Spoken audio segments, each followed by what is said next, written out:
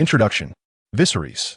When I first traversed into this world, I believe my most insidious foe was Varys. I eliminated Varys, yet I then thought my greatest adversary was Illyrio, whom I also disposed of. I vanquished the horse lords, only to find that the free cities became my most pressing concern.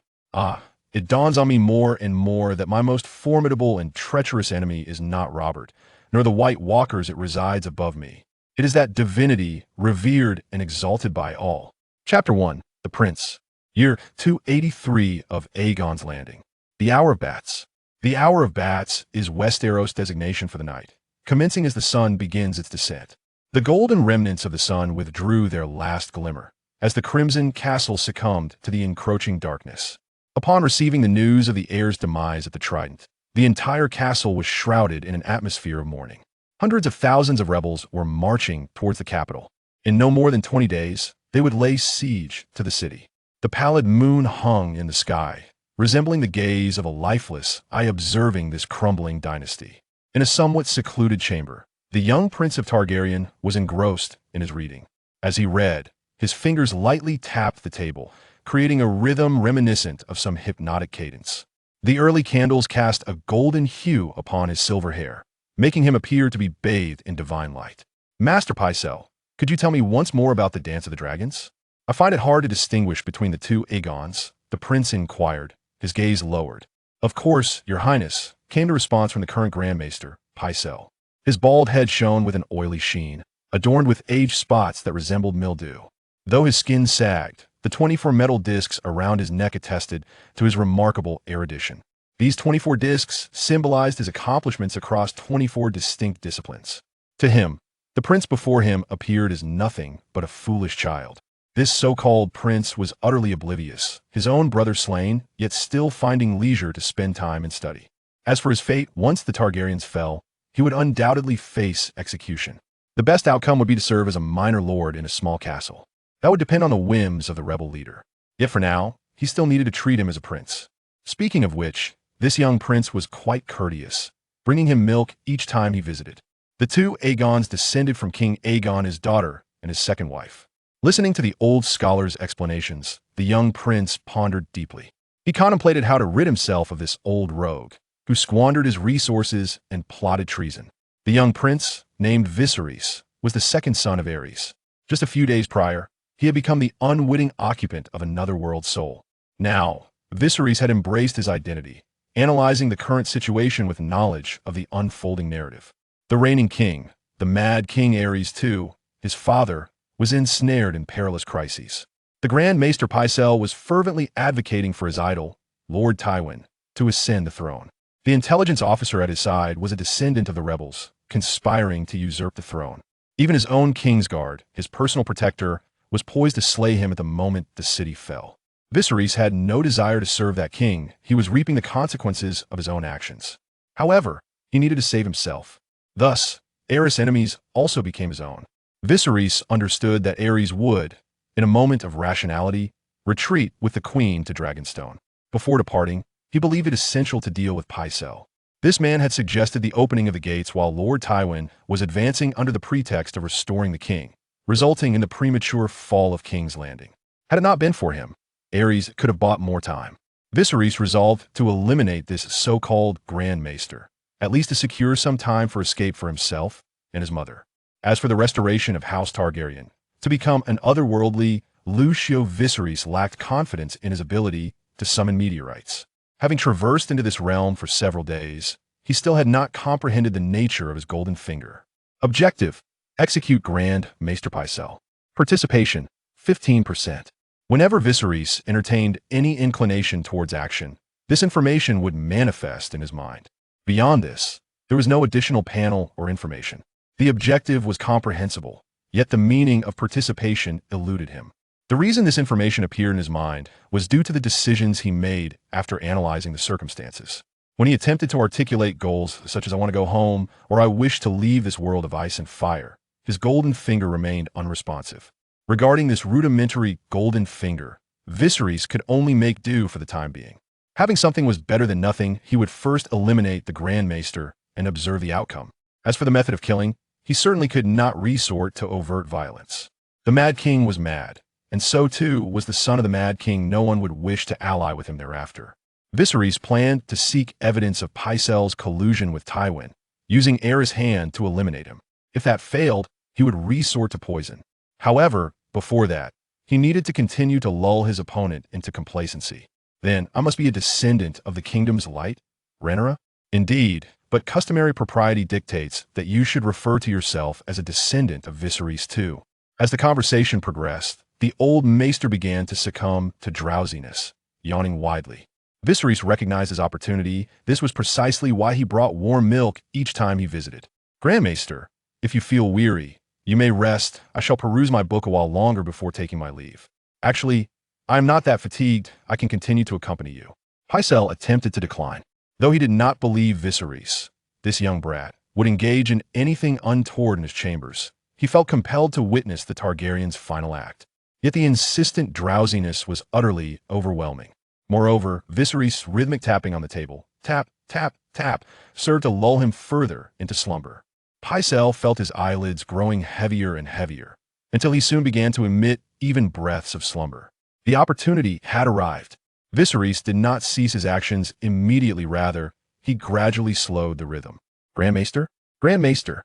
He called out twice, confirming his adversary was truly asleep before rising from the table, lamp in hand, and stealthily entering the maester's chamber. Viserys endeavored to steady his breathing and tread softly. In the room, the only sound was the steady thrum of his heartbeat. Pycelle's quarters were filled with numerous documents. The air was thick with the scent of ink mingled with the decay of age.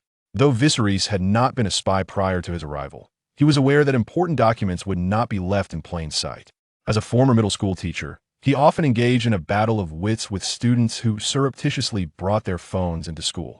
Thus, upon entering, he directed his gaze towards Pycelle's bed. He swiftly swept his hand across the bedding, ensuring nothing was amiss. Then, pressing his hand against the down pillow, he felt a rustling sound. It was unmistakably the sound of paper rubbing together. Old fool, you're still too naive. Viserys scoffed, tearing open the pillow, allowing several sheets of parchment to flutter down. He casually opened one letter, revealing it sealed with the red line insignia. Upon inspecting the contents, he found encouragement from Tywin to Pycelle, urging him to continue surveilling Aerys. That Pycelle's admiration for Tywin was truly profound, as he chose to conceal the letters instead of incinerating them. Once he acquired what he desired, Viserys prepared to depart.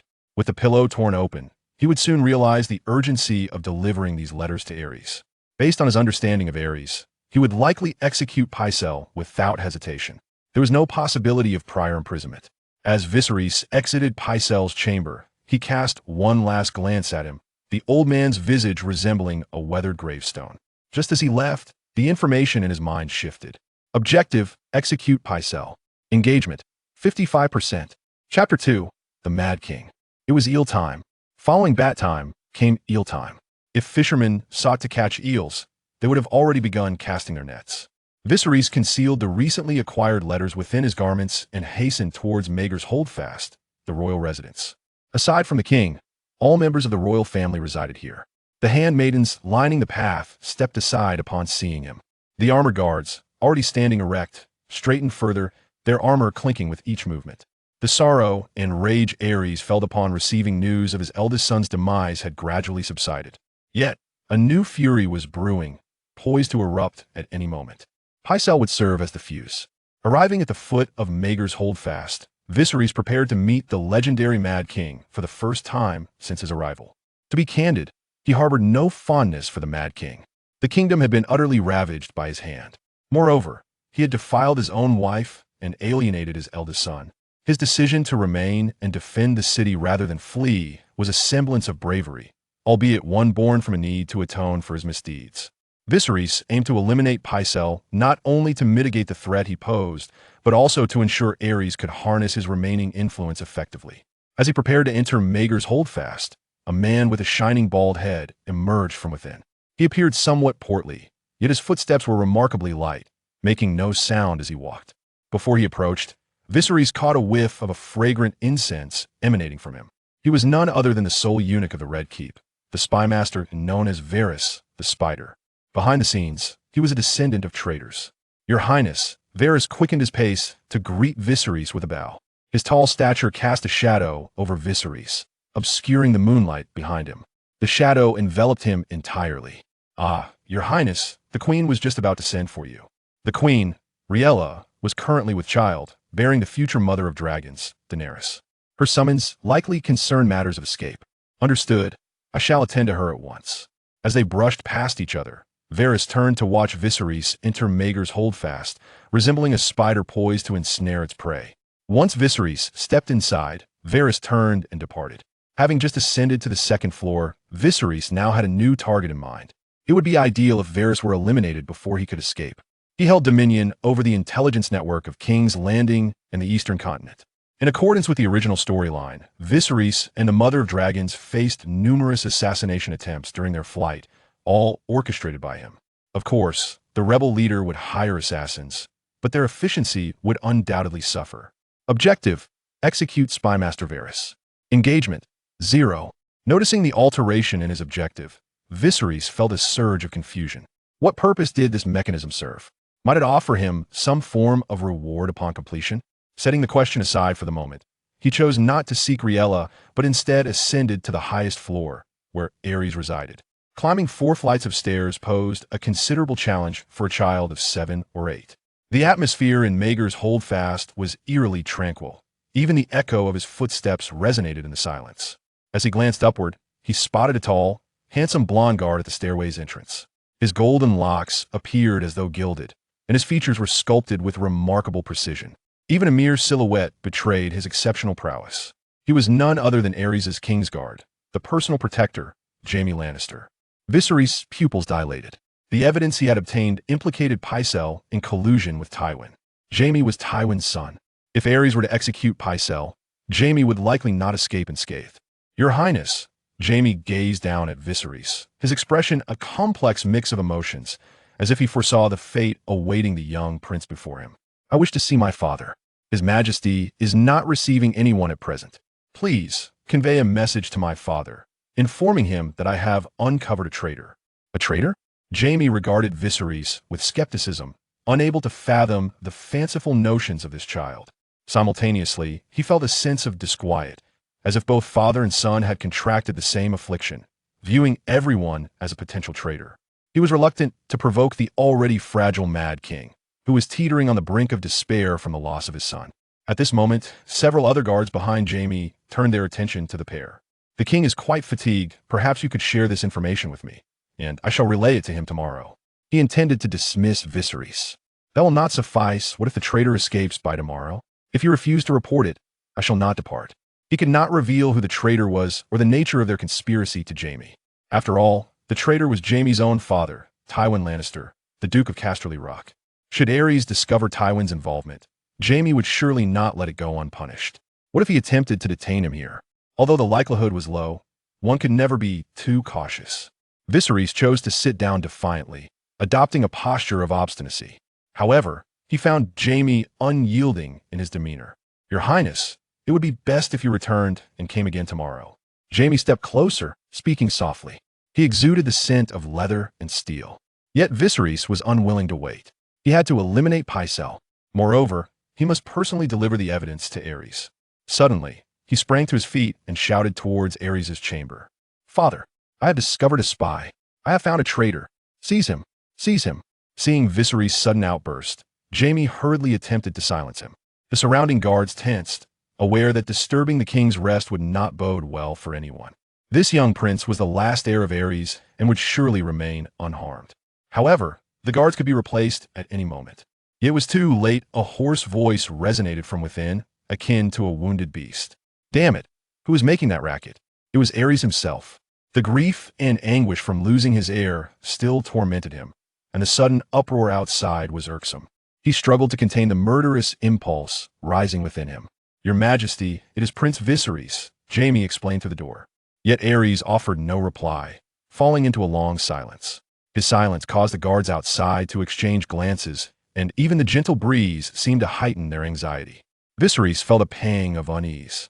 If he were to send him away, it would mean delivering the letters to Queen Rhaella promptly.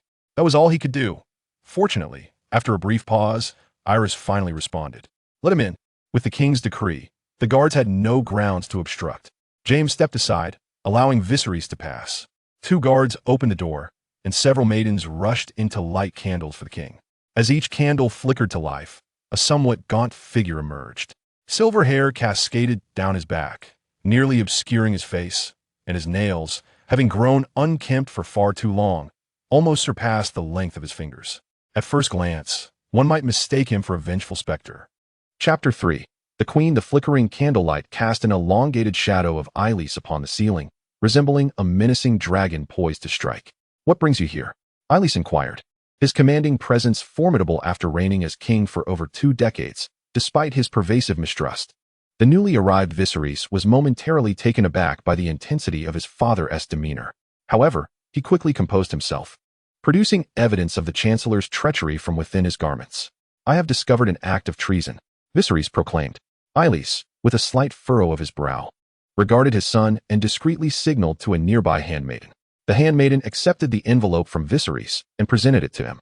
As the paper rustled, Illyrio's countenance grew increasingly ominous, his expression dark and frigid, as if frozen in ice. With over a decade of acquaintance with the Duke of Tywin, he recognized the handwriting instantly. "Send the Lannisters to escort the prince away. Tonight, let him attend to the Queen and summon Viserys to me." The Mad King, though deranged, was not devoid of cunning. He refrained from expressing his wrath, aware that the father of the kingsguard stationed outside had already joined the rebels.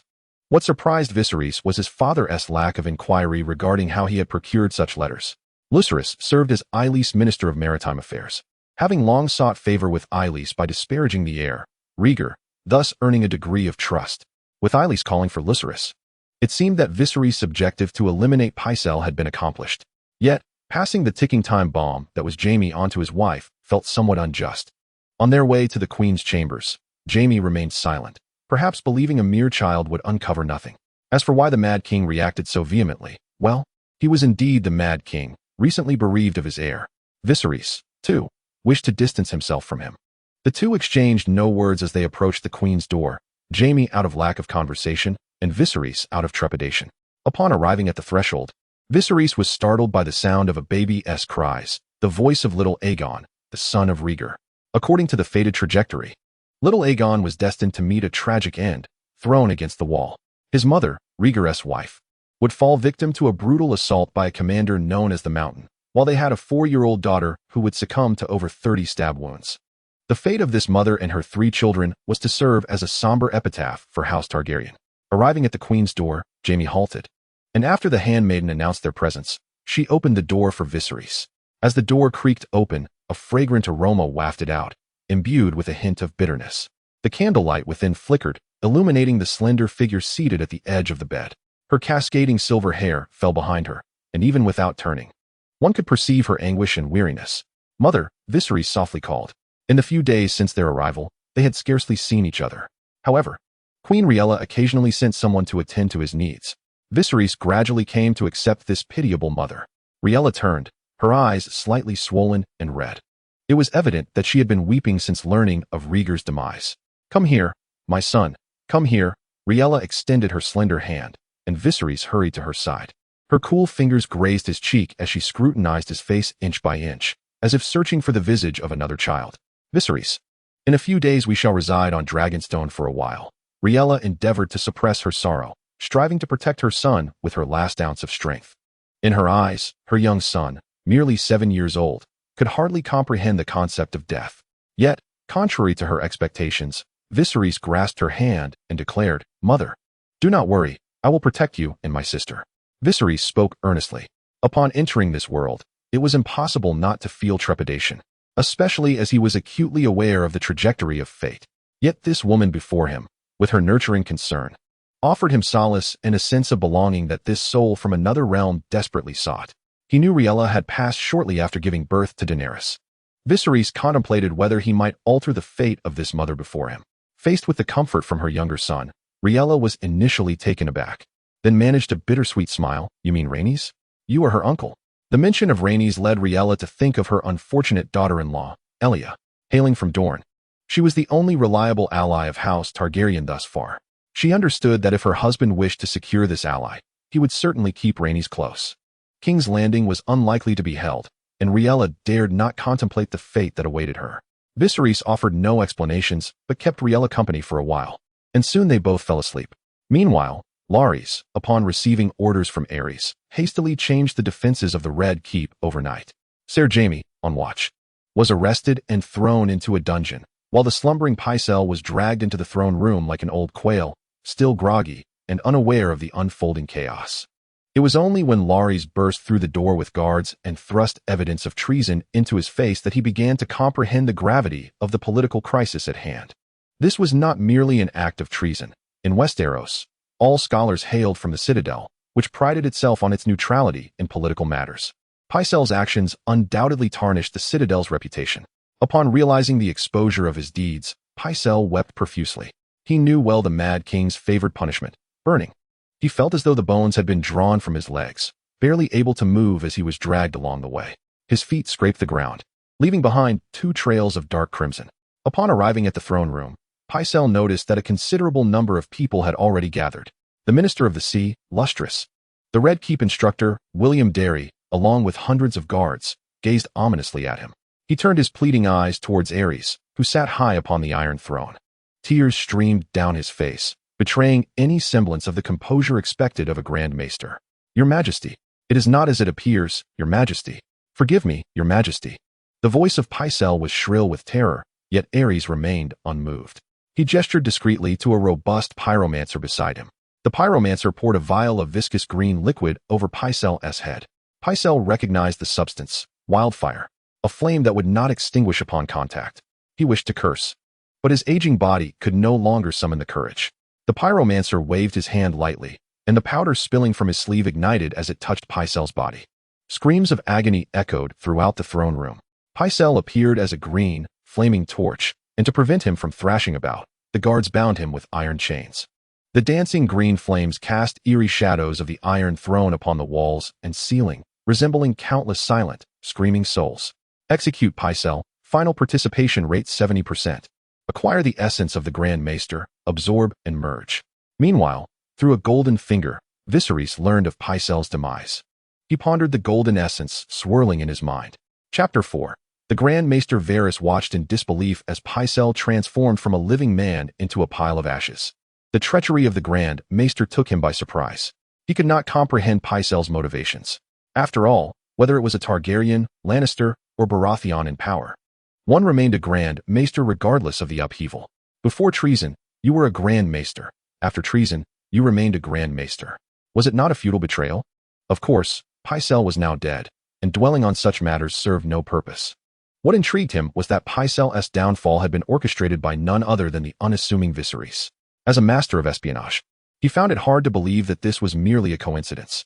Varys did not think a mere 7-year-old child could achieve such a feat after all. He had plenty of little birds of that age under his command. He knew better than anyone what a child of that age was capable of. Could it be Queen Rhaella? He pondered, dismissing the thought as unlikely. Rhaella was kind-hearted.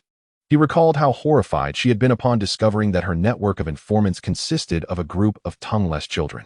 Not even her own son, let alone others' children, would be compelled to engage in such acts. So who could it be? Lustrous? Varys considered the ambitious Minister of the Sea and deemed it improbable. The only clue lay with Viserys, yet he was soon to be sent to Dragonstone alongside Rhaella. In that place, Varys, the spider, would have no eyes to spy for him. He had always believed himself to be the one who concealed the deepest secrets. However, the existence of someone who concealed even more than he did now aroused his vigilance. In Rhaella's bedroom, Viserys marveled at the efficiency of Aerys' killings while observing the options presented by his golden finger: absorb, transfer, merge. Among these, only absorb was illuminated, the other 2 remaining gray. What does absorption entail?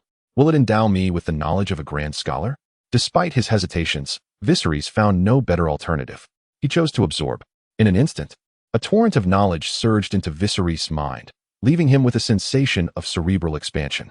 Architecture, medicine, mysticism, history, herbalism, political science, and the study of ravens. Viserys organized this influx and discovered that he had acquired a staggering 17 distinct fields of knowledge. Moreover, this knowledge seemed to intertwine and refine itself when juxtaposed with his previous life's memories, resulting in a sort of transcendence. Regrettably, Viserys had been a language teacher before his transmigration. Had he delved into practical subjects like mathematics or chemistry, he might have found them more beneficial. Simultaneously, He felt as though he had skimmed through the life of Pycelle. Hailing from a minor lord's family, Pycelle had journeyed to the citadel for his studies at the tender age of 15 and had commenced his service in King's Landing while still young. Thus far, he had served 3 kings, Aegon V, Jaehaerys II, and Aerys II. Upon reopening his eyes, his violet orbs revealed an undeniable wisdom. The golden finger indicated a participation rate of 70%, with Pycelle achieving accomplishments in 24 disciplines, of which he had acquired 17.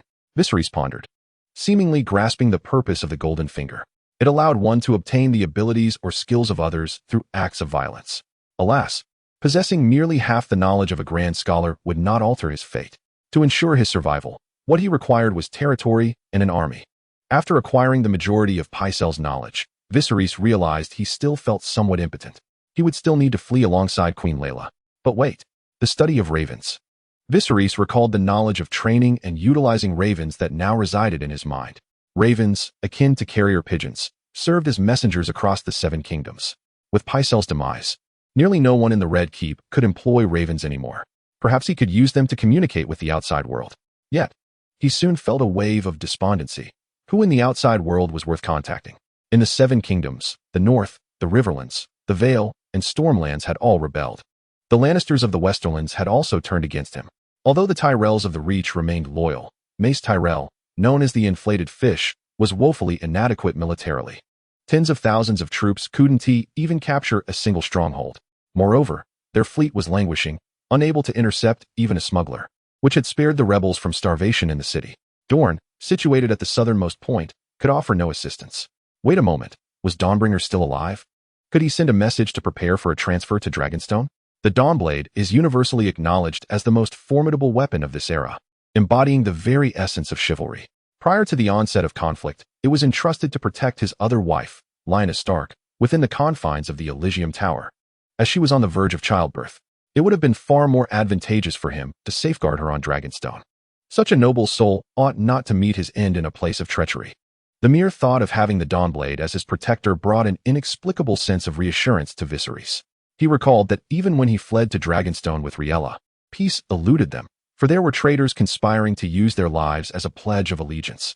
With the Dawnblade present, no one would dare harbor treacherous intentions. Contemplating this, Viserys found himself unable to sleep.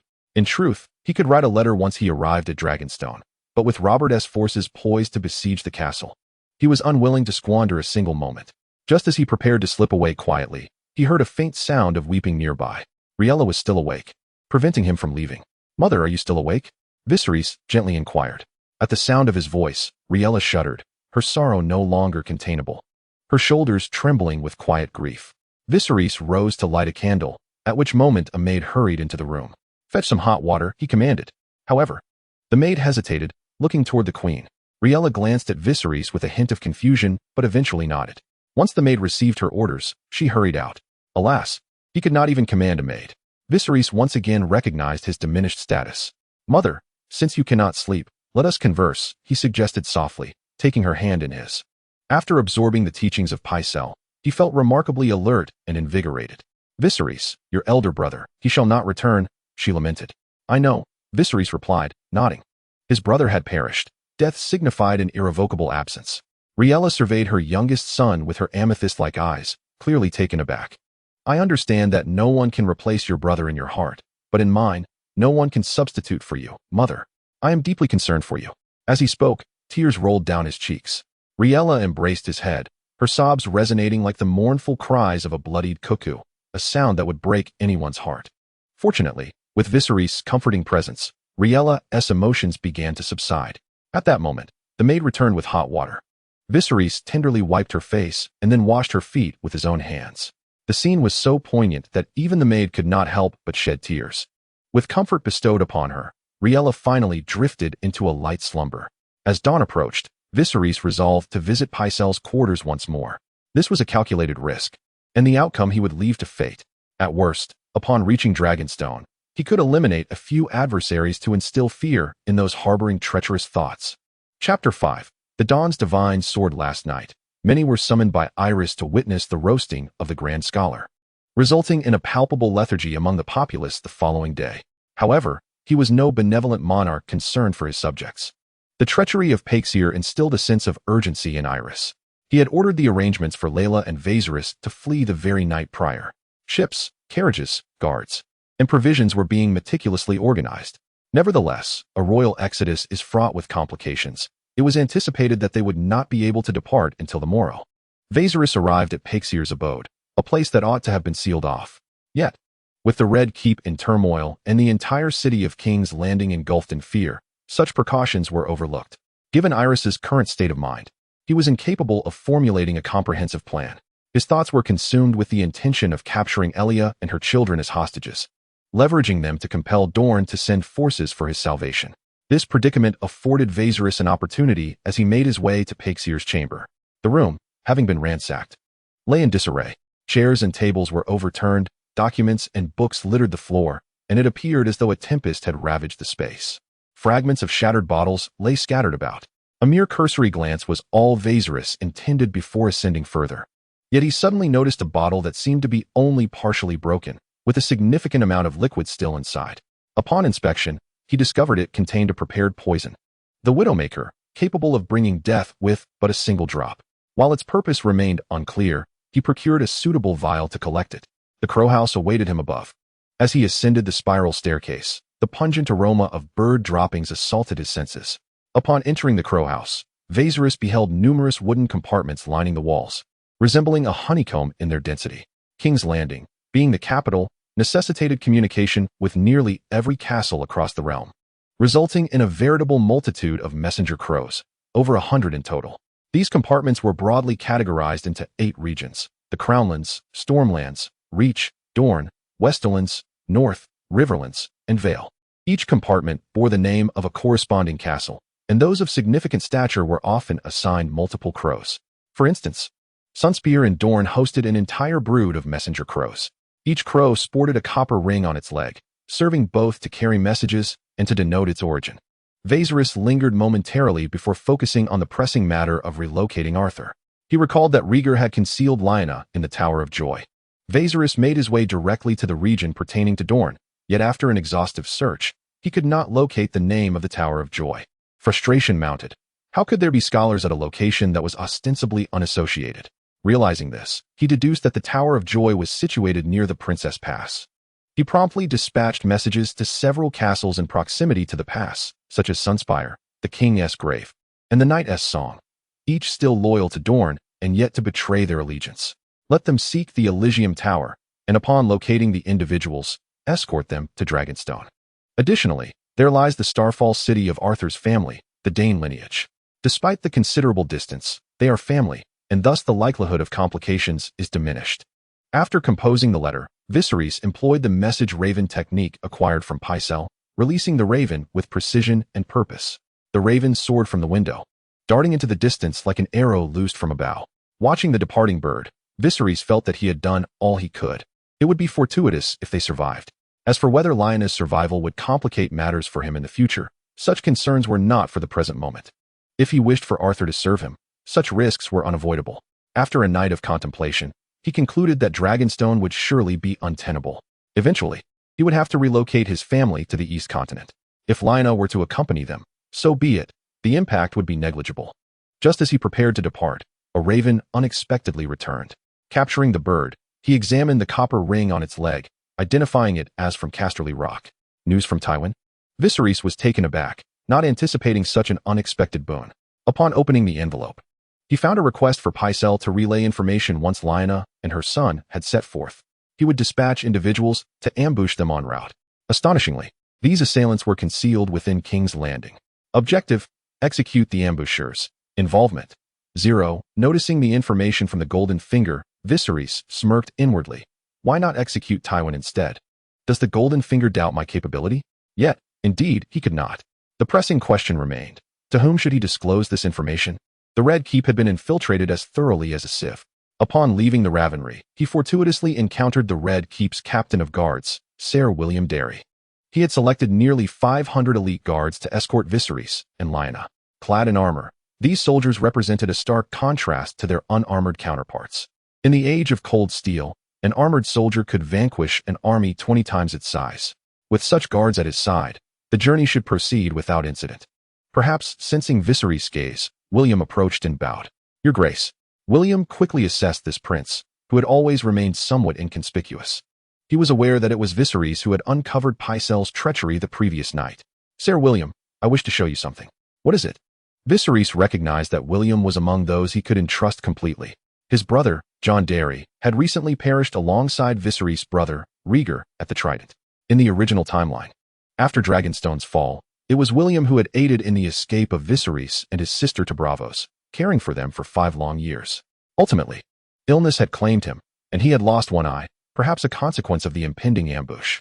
Viserys handed him the recent missive, and upon reading it, William's brow furrowed. "Your Grace, I shall inform His Majesty at once."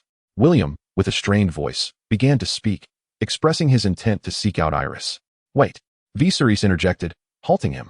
"Father wishes to focus his energies on military matters and fortifying the city. Moreover, there are too many people around. It would be more prudent for us to take this and seek my mother. You can present my mother's orders to apprehend these individuals."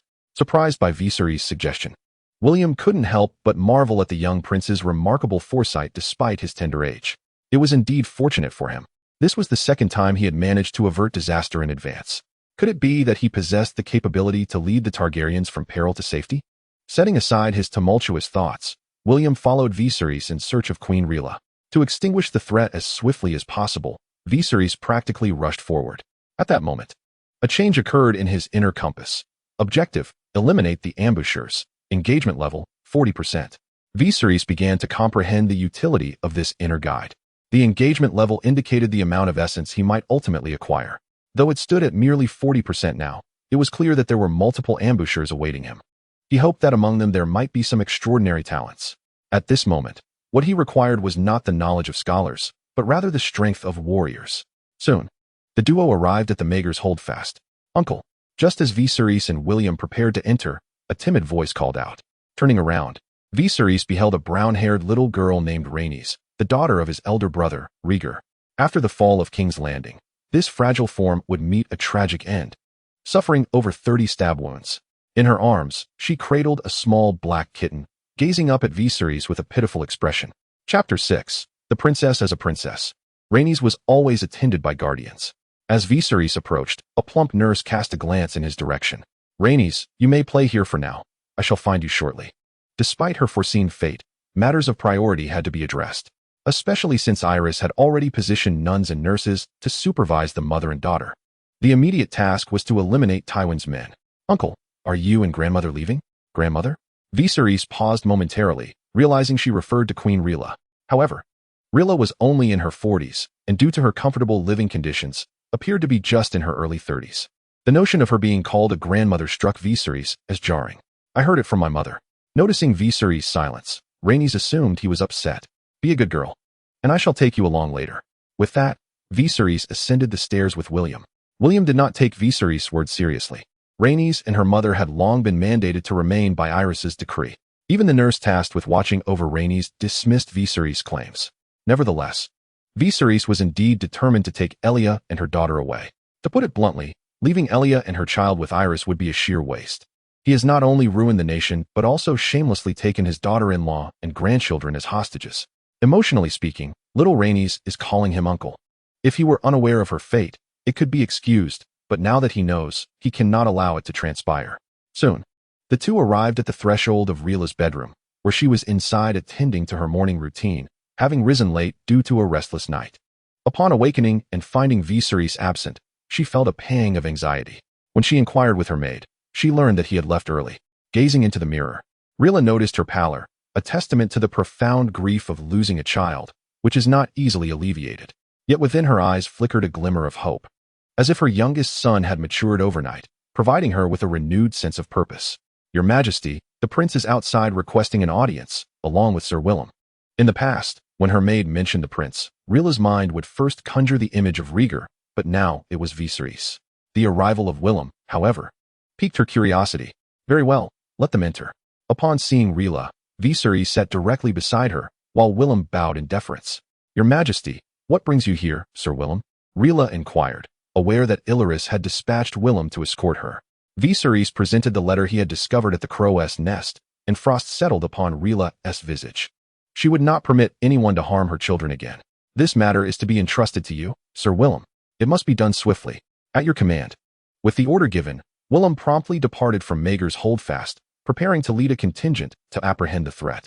Meanwhile, Viserys' involvement had surged to 65%. Mother, may I accompany you? He asked, eager to ascertain if joining Willem could further bolster his standing. Rhaella's response was predictably negative, though he merely sought to gauge her reaction. Is there a way to bring Rhaenys along as well? At the mention of Rhaenys, Rhaella shook her head in resignation. She initially wished to conceal her thoughts, but, reflecting on Viserys' remarkable intelligence and decisiveness in recent days, she ultimately relented. Illyrio regarded the two of them as his lifeline, and they were surrounded not only by a watching wet nurse and nun, but also by guards keeping vigilant watch. Illyrio was effectively under house arrest. Viserys had long understood that Rhaella was unlikely to possess a viable plan, primarily because time was exceedingly short. They were to depart the following day, leaving no room for strategizing. A straightforward extraction was impossible. He resolved to devise a plan of his own. To his knowledge, the Red Keep harbored numerous secret passages, known only to two individuals, the reigning king, Illyrio, and the master of whispers, Varys. Of course, Tywin, having served as hand of the king for over a decade, might also be aware, but that consideration was set aside for the moment. He intended to eliminate this spymaster before leaving King's Landing. This not only allows one's future self to evade a few assassination attempts, but also grants access to some of his skills. Although the precise definition of a spy's capabilities remains elusive, one might delve into his memories, potentially uncovering the secret passages of the Red Keep. This would enable the rescue of Illyrio and her child. However, how should one eliminate him? Informing Iris of his lineage as a descendant of Blackfyre? That would be utterly baseless. As it stands, it appears that physical means or poison may be the only viable options for his demise. Undoubtedly, one would not surpass him in combat. Perhaps a poison could be devised. Conveniently, half a vial of poison was recently found in the chamber of Pycelle. Yet, Varys is no ordinary man. He would not easily trust food provided by another. Furthermore, he possesses an all-encompassing intelligence network, meaning any slight movement on one's part would surely be detected by him. It is possible that he is already aware of today's use of the messenger crow. After an entire afternoon of contemplation, Viserys had not conceived any effective strategies. Time swiftly progressed to the afternoon, and the Golden Finger provided feedback. Objective: the execution of the ambushers has been completed, with a final participation rate of 65%. Acquired essence: veteran, infantry, 40. Veteran, archers, 96, elite, infantry, 88, elite, archers, 134, sailors 55. Sir William reported the apprehension of the ambushers to Iris, who ordered their immolation. Naturally, it would be unthinkable to burn hundreds of individuals in the throne room. Such an act would be utterly revolting. They were all transported to the Blackwater River, ignited, and then pushed into the water.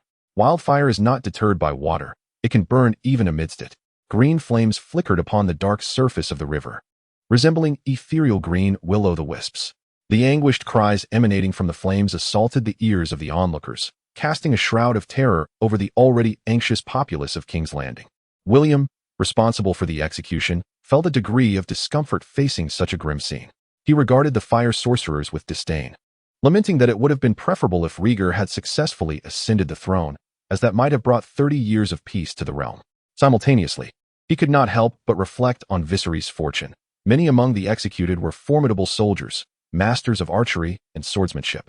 Had they successfully ambushed him, the outcome could have been dire. Meanwhile, Viserys was no saint either. He felt no pangs of guilt as he observed the string of numbers. If he did not eliminate them, they would certainly seek to eliminate him. In a time when concentration camps seemed to function as benevolent institutions, his shred of compassion felt entirely superfluous. He focused his attention on the feedback from the Golden Finger, discovering that in addition to absorption, there was an option for fusion. Chapter 7. Master of Information. As each day drew to a close, Varys would compile the messages delivered by his little birds. No one within the court, from the noble lords to the royal family members, was beyond his watchful gaze. The queen consumed more fruit today than usual. Viserys ventured to the rookery and released 3 ravens.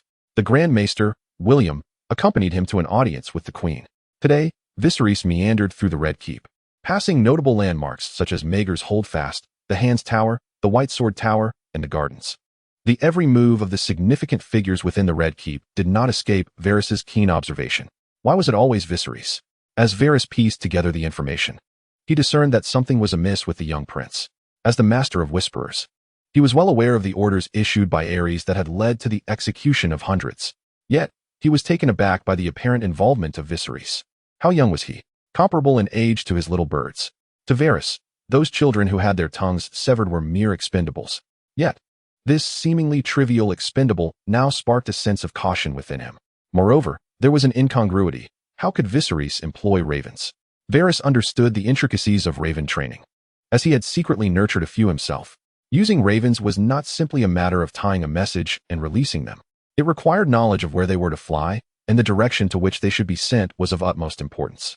Within the same castle, both individuals found themselves entangled in a web of concern for one another. Meanwhile, Viserys was engrossed in the study of the essence he had acquired. All of these essences were red, though varying in shades. The essence of the veterans was lighter, while that of the elite was the deepest hue. He chose to merge the essence of the archers, which was the most abundant among the veterans. 5 light red essences coalesced, transforming into a singular deep red essence. The feedback revealed the essence of elite archers. So 5 veterans equate to 1 elite. What then of 5 elites? With his newfound abilities further developed, Viserys felt a surge of excitement. He initiated another fusion of elite archers, resulting in a new essence, a brighter and more vibrant essence of warrior archers. However, this fusion consumed 30 of his elite essences. Although he could continue to merge, Viserys opted to refrain for the time being. It seemed that his gift was urging him to partake in warfare.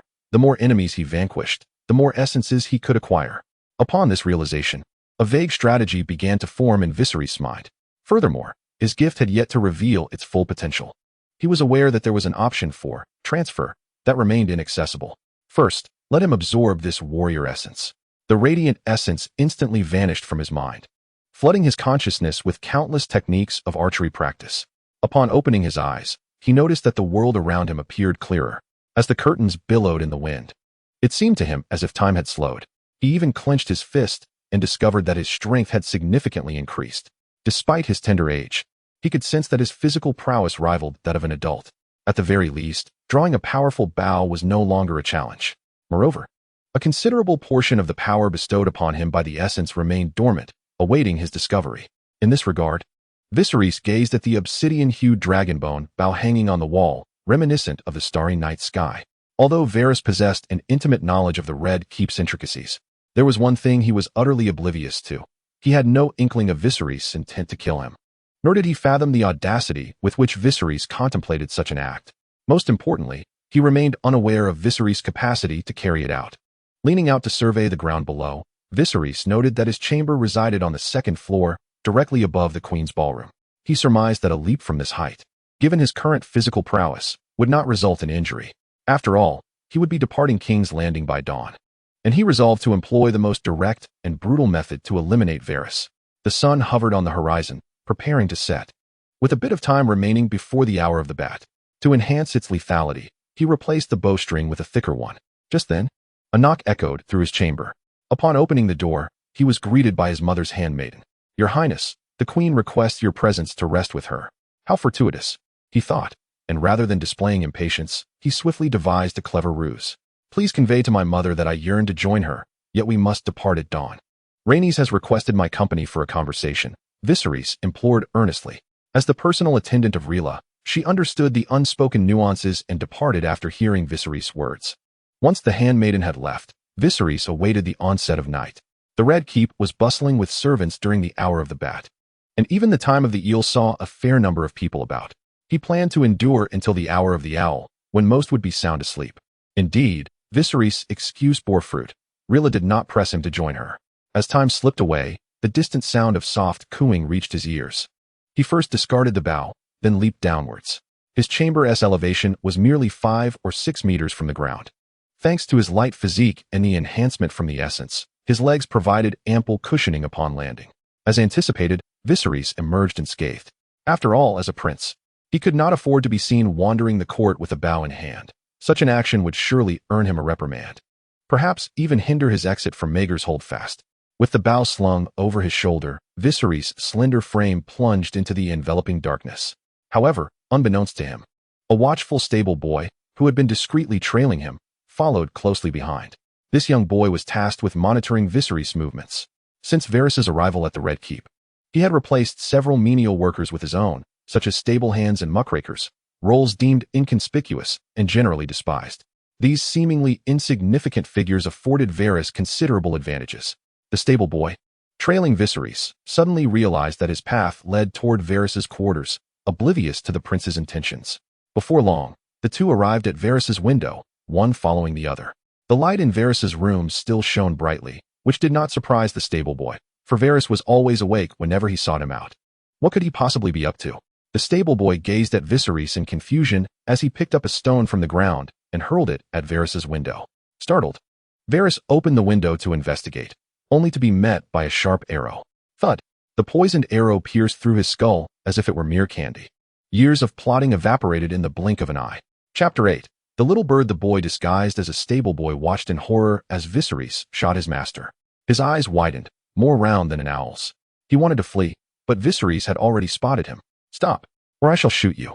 Having witnessed his marksmanship, the stable boy dared not move. He could hear Viserys' footsteps slowly approaching him. Thump, thump, thump. The stable boy felt his heart pounding heavily, and even his breath became erratic. Turn around, commanded Viserys. Terrified, the stable boy complied. Suddenly, he saw glimmers of gold arcing through the air, several coins rolling to rest at his feet. They were golden dragons. The mute stable boy recognized them instantly. Some coins lay face up, revealing the visage of Aegon the Conqueror, or perhaps Aegon the Unworthy. Others were face down, displaying the emblem of the three-headed dragon. I shall depart for Dragonstone tomorrow. You will continue to watch over this place for me, and I shall ensure your compensation, Viserys stated. Hearing this, the stable boy relaxed somewhat, pondering and weighing his options, yet still indecisive. He had come from the eastern continent. The first person he encountered upon arriving in King's Landing was Varys. Varys had trained him, provided him with an identity and sustenance. Now, witnessing his master being slain, it was impossible not to feel fear. Take your time to consider. I doubt anyone would believe your words. By the way, if I am not mistaken, it was a portly merchant who brought you from Essos. I must inform you, they are in league together, having cut out your tongue to sever your ties to your homeland. With that, Viserys cast aside his bow and arrow and departed. After all, he was leaving the next day. Being discovered now held little fear. Furthermore, no one would suspect a child could draw such a strong bow. The mute stable boy remained unsettled long after hearing those words. The one who had professed to care for him was, in fact, allied with the one who had sold him. Watching Viserys' retreating figure, he picked up the dragonbone bow from the ground. Objective: eliminate the master of whisperers, Varys, with an ultimate participation rate of 100%. Acquired essence, spy. Without hesitation, Viserys absorbed Varys' essence. Within this spy essence lay a wealth of knowledge that took him by surprise. For instance, intelligence, disguise, and even the art of metamorphosis. Naturally, these abilities are of little use to him at present. What weighs most heavily on his mind is the memory of Varys. Varys was born in a brothel and, at a tender age, was purchased by a circus ringmaster for his striking appearance. When he reached the age of 14 or 15, the ringmaster sold him to a sorcerer. After being mutilated by the sorcerer, he was cast aside. Left destitute and physically impaired, Varys resorted to thievery. His skills honed in the circus served him well, and he soon discovered that information and secrets were worth more than gold. Thus, he began training a group of children to procure secret messages and ledgers for him. During this time, he also uncovered the reason behind the sorcerer's hefty investment in him. He was a descendant of the Targaryens, possessing the blood of the dragon. The dragon's blood endowed him with magical powers. Though the true significance of this power eluded him, he realized his lineage was extraordinary.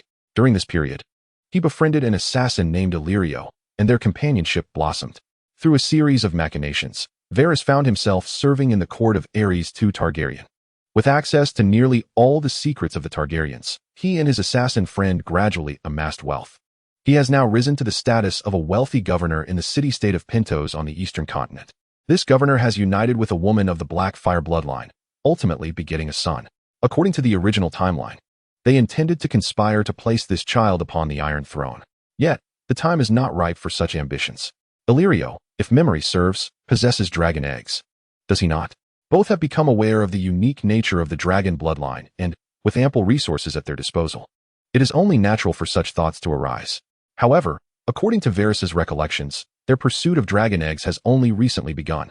Furthermore, they have received credible information that the Hightower family of the Reach and the Sea Lords of Bravos on the eastern continent each possess 3 dragon eggs. Varys temporarily files this information away, knowing it will prove significant in the future, though it is of no immediate use to him. He has gleaned the location of a secret passageway from Varys' memories, which astonishingly lies just behind Illyrio's chamber. This passage leads to the brothel of Tashaya, Iron Street, and a sewer near the river gate. Now, he must convey this news to Illyria. Ultimately, her survival hinges on her speed. In Varys' recollection, Illyria is a woman of frail body and gentle disposition. While the passage may offer an escape, it relies solely on her 2 legs. A delicate lady, already in poor health and lacking physical stamina, must traverse an entire city on foot while carrying her son and daughter. This, without a doubt, poses a formidable challenge. Perhaps he could enter the passage through the river gate to assist her, but Varys knows he cannot stray from Rhaella's sight that day. Viserys found himself once again troubled by the lack of manpower. He decided to relay the news to Rhaella first. When the guards stationed outside Maegor's holdfast caught sight of the silver-haired prince, they were momentarily convinced they had misseen, leaving them in a state of fluster. The gravity of the situation dawned on them. How could they fail to keep track of a mere child? Not only was their position at risk, but they feared for their very heads as well. It seemed this king had a predilection for burning at the stake, and a swift death was perhaps too much to hope for. The guards below felt an icy chill envelop them, as though they had plunged into a frozen abyss. To their surprise, Viserys was the first to speak. "I am leaving for Dragonstone tomorrow. You wouldn't want the king to discover that I slipped away, would you? So keep your mouth shut and pretend you saw nothing." With that, he strode past them and entered Maegor's holdfast. Viserys did not seek out Rhaella immediately. After all, visiting one's sister-in-law in the dead of night could appear suspicious and improper. Instead, he took a seat by the window, awaiting the break of dawn. As the first golden rays of sunlight pierced the night, he approached Rhaella's door. Rhaella's maid, who had accompanied her from Dorne when she wed Rhaegar, was petite with raven-black hair. Viserys was unaware of her name, yet he sensed the bond they shared was strong. What mattered most was the maid's unwavering resolve to sacrifice for Rhaella. He handed her a note he had prepared earlier. "Deliver this to Rhaella. If she wishes to escape from here, it may prove useful." Chapter 9. The maid. Early in the morning, Ares summoned the lords to convene. Leaving the Red Keep feeling somewhat desolate, Rhaella stood by the window, cradling her son, little Aegon, as she observed Queen Rhaella, cloaked in black, step into an unmarked carriage. Following closely behind her was Viserys, who was directed to another carriage. Just as Viserys was about to board, he looked up and caught Rhaella's gaze. Nodding slightly in acknowledgement, Rhaella understood his unspoken message, though a hint of hesitation lingered in her heart. She had heard whispers of recent events concerning Viserys. The shocking betrayal of a counselor who had served the crown for over 30 years and the revelation of assassins lurking in King's Landing, poised to ambush them. Despite Viserys' limited involvement in these matters, it struck Rhaella as remarkable. What astonished her further was that he was aware of the hidden passage's location and had divulged it to her, an act of open defiance against Ares' decrees. "My princess, I will remain outside for you. You must take little Aegon and the princess through the secret passage," Rhaella's maid whispered in her ear. "Nymeria, but if you..." Rhaella began, her voice trailing off. Nymeria, the maid, had grown up alongside Rhaella. Her name was quite common in Dorne, symbolizing bravery. Rhaella was acutely aware that once Ellis discovered her and the children were missing, she would not spare Nymeria. Beyond her concerns for her maid, she felt a palpable sense of dread. She feared Ellis. She feared becoming lost in the subterranean passages. She feared the prospect of never finding an exit. And she feared the unknown. In essence, she was enveloped in fear. "Princess, do you truly believe King's Landing can be defended? The prince is so far away, and Robert's army will soon reach the capital. Moreover, the old lion of the Westerlands has betrayed us. Do you think that once King's Landing falls, you and the children will be safe?" Nymeria furrowed her brow, but quickly smoothed it out to offer comfort. "Do not worry, I am swift of foot, and His Highness Viserys disclosed the route of the secret passage to me in the dead of night. He must have exerted considerable effort. Perhaps this is the Queen's intention? Let us depart." Just as Rhaella hesitated, William issued a command. Dozens of cavalrymen forged ahead, followed closely by hundreds of fully armed soldiers. The procession rumbled away from the Red Keep. "We must go, princess. We must go." Yet Rhaella remained uncertain. She was defying the king's orders. However, her maid was evidently more decisive, nearly dragging her to the bedroom. She summoned the young Rhaenys and instructed, "Little princess, stay close to your mother in the darkness below. All right, hurry, and you will join Viserys on Dragonstone, where there are dragons to ride. You must stay close to your mother." At just 4 years old, Rhaenys was exhilarated at the prospect of riding a dragon. She did not comprehend the meaning of dragons being extinct. She only knew that dragons had wings and could carry people aloft. This was also why she had named her little black cat Balerion, after the largest dragon in Targaryen history, which once aided Aegon the Conqueror in subjugating the continent of Westeros. Okay, I remember. Rhaenys' face gleamed with excitement, her eyes sparkling. Nymeria handed Elia a candle holder, almost pushing her into the dark passageway. Hurry, hurry, Nymeria urged, while Elia glanced back repeatedly until the passage was sealed, compelling her to venture forward with a steely resolve. The trio advanced slowly through the tunnel. One was a girl of merely 4 years. Another was a delicate noblewoman cradling a child. The darkness below was thick and suffocating, making it hard to breathe. Elia's arm, holding the candlestick, soon grew sore and numb. Yet, she was unaware of how far the path ahead extended, and the way back was already obscured. She could only grit her teeth and press onward. In the shadows, a young stable boy, bow and arrow slung over his back, stealthily followed Elia and her children. In the carriage, Viserys drew back the curtain, peering out into the world beyond. This was his first departure from the Red Keep.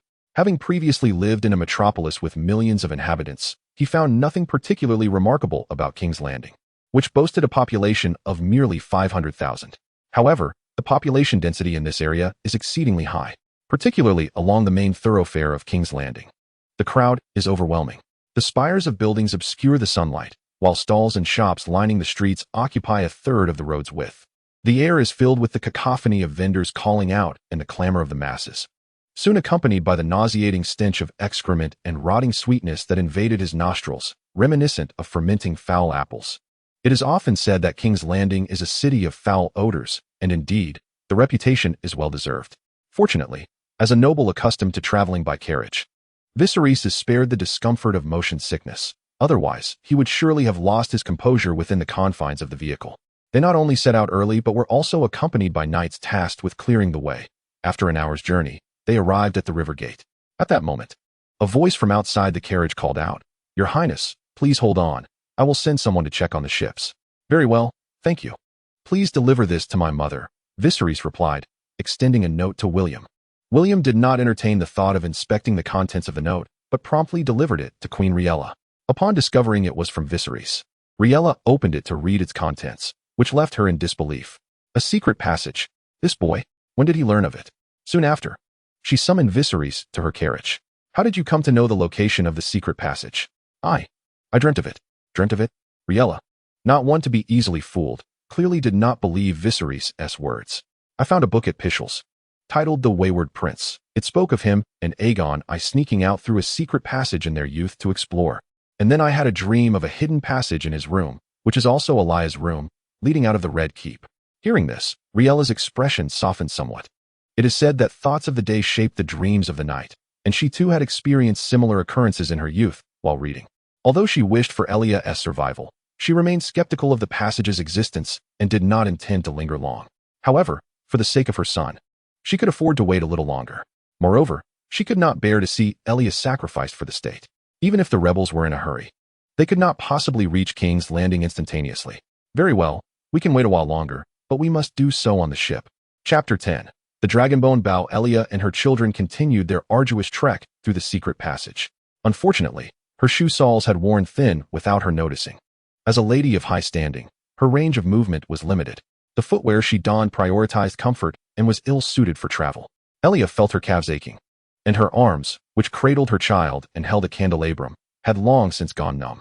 Just then, a sinister gust of wind extinguished her candle. "Mother, it's so dark. I'm so scared. Hold tight to my dress. There's no need to be afraid." Elia reassured her daughter, though in truth, her own strength was waning. With every step she took, she felt as if she were not only bearing the weight of her body, but also pushing through the oppressive darkness that enveloped them. Casting aside the candlestick in her hand, she continued onward. Suddenly, the wail of her son in Ilya's arms pierced the air. It dawned on her that it was time for his feeding.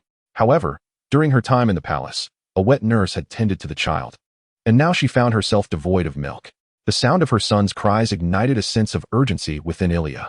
Suddenly, a brilliant thought struck her like a bolt of lightning. It was indeed the hour for the wet nurse to feed the child, and if she discovered that both mother and child were missing from the Mygel Tower at the entrance to Ilya's chamber, Nymeria spoke coldly. "The young prince is not hungry today, The princess has already gone to sleep. You may return this afternoon. That simply cannot be, my lady. The young prince is always punctual. How could he not be hungry today? The wet nurse insisted stubbornly, attempting to push her way inside. Meanwhile, a guard stationed at Illyria's door, sent by Iris, had also taken note of the unfolding situation. I have said the young prince is not hungry. Must you disturb the princess's rest? Naumelia's irritation was palpable as she noticed the guardess approach, eager to dismiss the wet nurse. She understood that her efforts to conceal the truth were futile and could only strive to buy Illyria as much time as possible. Let me enter and see the young prince. If he is truly asleep, I shall leave. No, the princess is in a light slumber. What if you wake her? Naumelia urged, hastily pushing the wet nurse away as the guard advanced. Let her in to see. The guard interjected with an authoritative tone. I have told you. The princess is sleeping. What is wrong with you northern folk?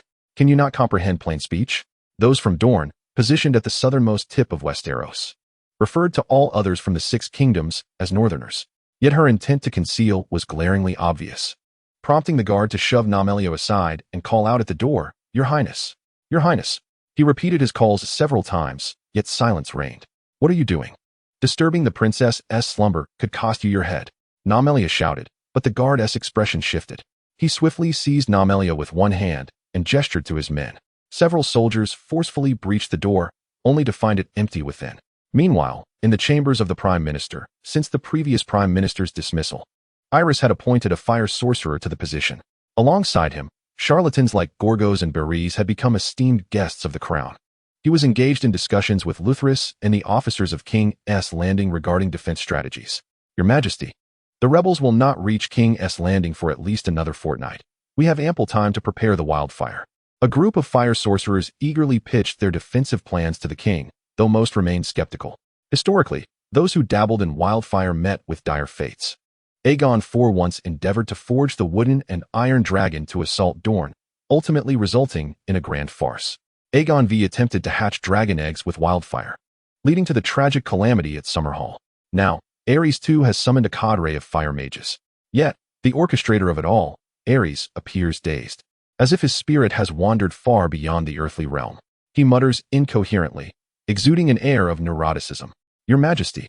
Suddenly, a newly donned fire mage, recently adorned in a white robe as a member of the kingsguard, rushed forth, panic etched across his face. Your Majesty, dire news. Lord Varys has been murdered. The revelation of Varys's demise sent shockwaves through the assembly, with Aerys taking a considerable time to process the calamity. Who has perished? Varys, the master of whisperers, has been slain by an arrow. Aerys' eyes widened in fury as he bellowed, Seize them. Arrest all those involved. His roar instilled terror in the hearts of all present. Yet soon, an even graver tidbit emerged. Illyria had fled, taking her children with her. Aerys was swiftly brought before the throne room, drenched from head to toe in wildfire. Akin to a martyr. Speak. Who divulged the secrets of the hidden passage? Aerys, seated upon the iron throne, thundered with rage. I discovered it myself, Aerys replied, her countenance unyielding.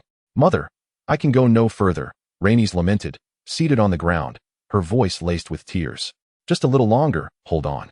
Once we reach Dragonstone, you shall ride a dragon, Illyria urged, her anxiety mounting. She was uncertain how long they had traveled or if pursuers were on their heels.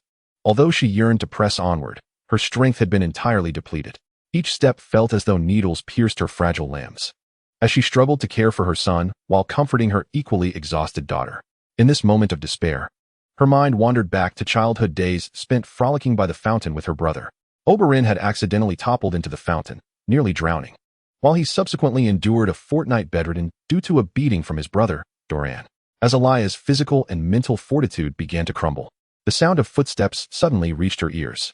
Turning around, she beheld a young man bearing a bow and torch. Viserys, we must depart. The visions from dreams are not reality. Rhaenys and the others in King's Landing are safe as well, Rhaegar began, attempting to console his son. He hesitated, wanting to assure him that all was well, yet the words stuck in his throat. He also wished to rescue Illyria, the unfortunate girl abandoned by his son. As Rhaegar, mother to Rhaegar, he felt a sense of guilt. Moreover, despite these factors, Rhaegar's inherent kindness compelled him to hope Illyria could escape with them to Dragonstone. However, the command had come from Aerys. None could defy him. Yet Viserys chose to wait a moment longer. His intention to rescue Illyria and her children stemmed not solely from compassion, but also from a desire to leverage a bargain with Dorne. Unlike the Mad King, he would opt for a more dignified approach. However, should Elia encounter any misfortune and be unable to arrive, he could not linger here for long. What if the Mad King were to lose his sanity and summon him back? Just then, William knocked on the cabin door, bringing in a black dragonbone bow. Chapter 11. The Dreamwalker Elia, after being brought aboard by Sir William, was too exhausted to utter a word. Yet, she managed to remain awake until she saw her child comfortably settled by Rhaella before succumbing to slumber. When Rhaella offered to give some money to the mute boy, William informed her that the boy had already departed. Viserys recognized that the so-called mute boy was the stable boy he had encountered previously. It was not unexpected for him to serve Varys and be aware of the secret passages, should he wish to communicate with him in the future. The hidden routes would suffice. With him in King's Landing, it was conceivable that he could gain access to Varys' intelligence network, even if only partially. As for assigning him any assassination tasks, Viserys held no illusions. After all, one cannot expect loyalty in exchange for a mere handful of gold dragons. The sails unfurled, cleaving through the waves. Rhaella's gaze towards Viserys shimmered with an ineffable brilliance. At that moment, a single term resonated in her mind: Dreamwalker. The Targaryens were not a native family of Westeros. Their ancestors hailed from the ancient and mighty Valyrian Empire. At its zenith, that formidable empire boasted thousands of dragons, with the entire eastern continent as its dominion. The Targaryens were among the 40 dragonlord families of Illyrio. Before the empire's collapse, a woman named Daenerys emerged among the Targaryen ancestors. She foresaw the impending doom of Valyria and, under her counsel, the Targaryens relocated to Dragonstone, thereby escaping disaster. This Daenerys was known as Daenerys the Dreamwalker. Compared to dragon riders, the ability to foresee fortunes and misfortunes rendered the Dreamwalker far more precious. Viserys, possessing the semblance of Dreamwalker abilities, rekindled in Rhaella the hope for a Targaryen resurgence. Unbeknownst to him, Rhaella's thoughts were far removed from his own concerns. He was preoccupied with contemplating their course of action upon reaching Dragonstone. The current state of the Targaryens had not yet reached a point of utter despair. At Dragonstone, a royal fleet of approximately 150 to 60 ships still remained. According to his recollections, a great storm would accompany the birth of Daenerys, who was still in her mother's womb at the time. This tempest would obliterate the fleet, leading to the Targaryens losing all their resources and resulting in the fall of Dragonstone. Now that he was aware of the impending disaster, he had the opportunity to prevent the fleet from being devastated by the storm. However, to unleash the full potential of the warships, they required personnel to operate them. While there were still around 20,000 defenders on Dragonstone, their willingness to endure isolation alongside the Targaryens was uncertain. Given enough time, sentiments could shift. Even disregarding the wavering of loyalties, the island's provisions could not sustain them indefinitely. Thus, the transition has become inevitable. Yet, where should one go? The habitable places in this world have long been divided and claimed. The wars among the free city-states of the eastern continent are alarmingly frequent. The countless mercenary bands serve as undeniable evidence of this turmoil. Is it that one must resort to piracy with over 100 warships?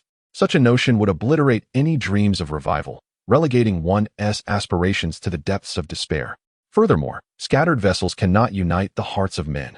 In truth, Viserys need not be bound to the pursuit of that wretched throne. The true peril lies in the potential emergence of the White Walkers and the Long Night in the years to come. If he wishes to survive, he must expand his dominion and restore the royal lineage. In other words, Viserys has no alternative. Nevertheless, the circumstances have improved significantly compared to the original timeline. At the very least, Viserys believes that his title as the Dreamwalker holds considerable promise, serving as a potent tool for unifying the people. In merely 2 or 3 days, young Rhaenys had fully recovered. The child, restless and unable to remain still, often scampered onto the deck to play. On one such day, as she wandered about, she caught sight of a colossal dragon poised to soar amidst the thick fog over the sea. A dragon!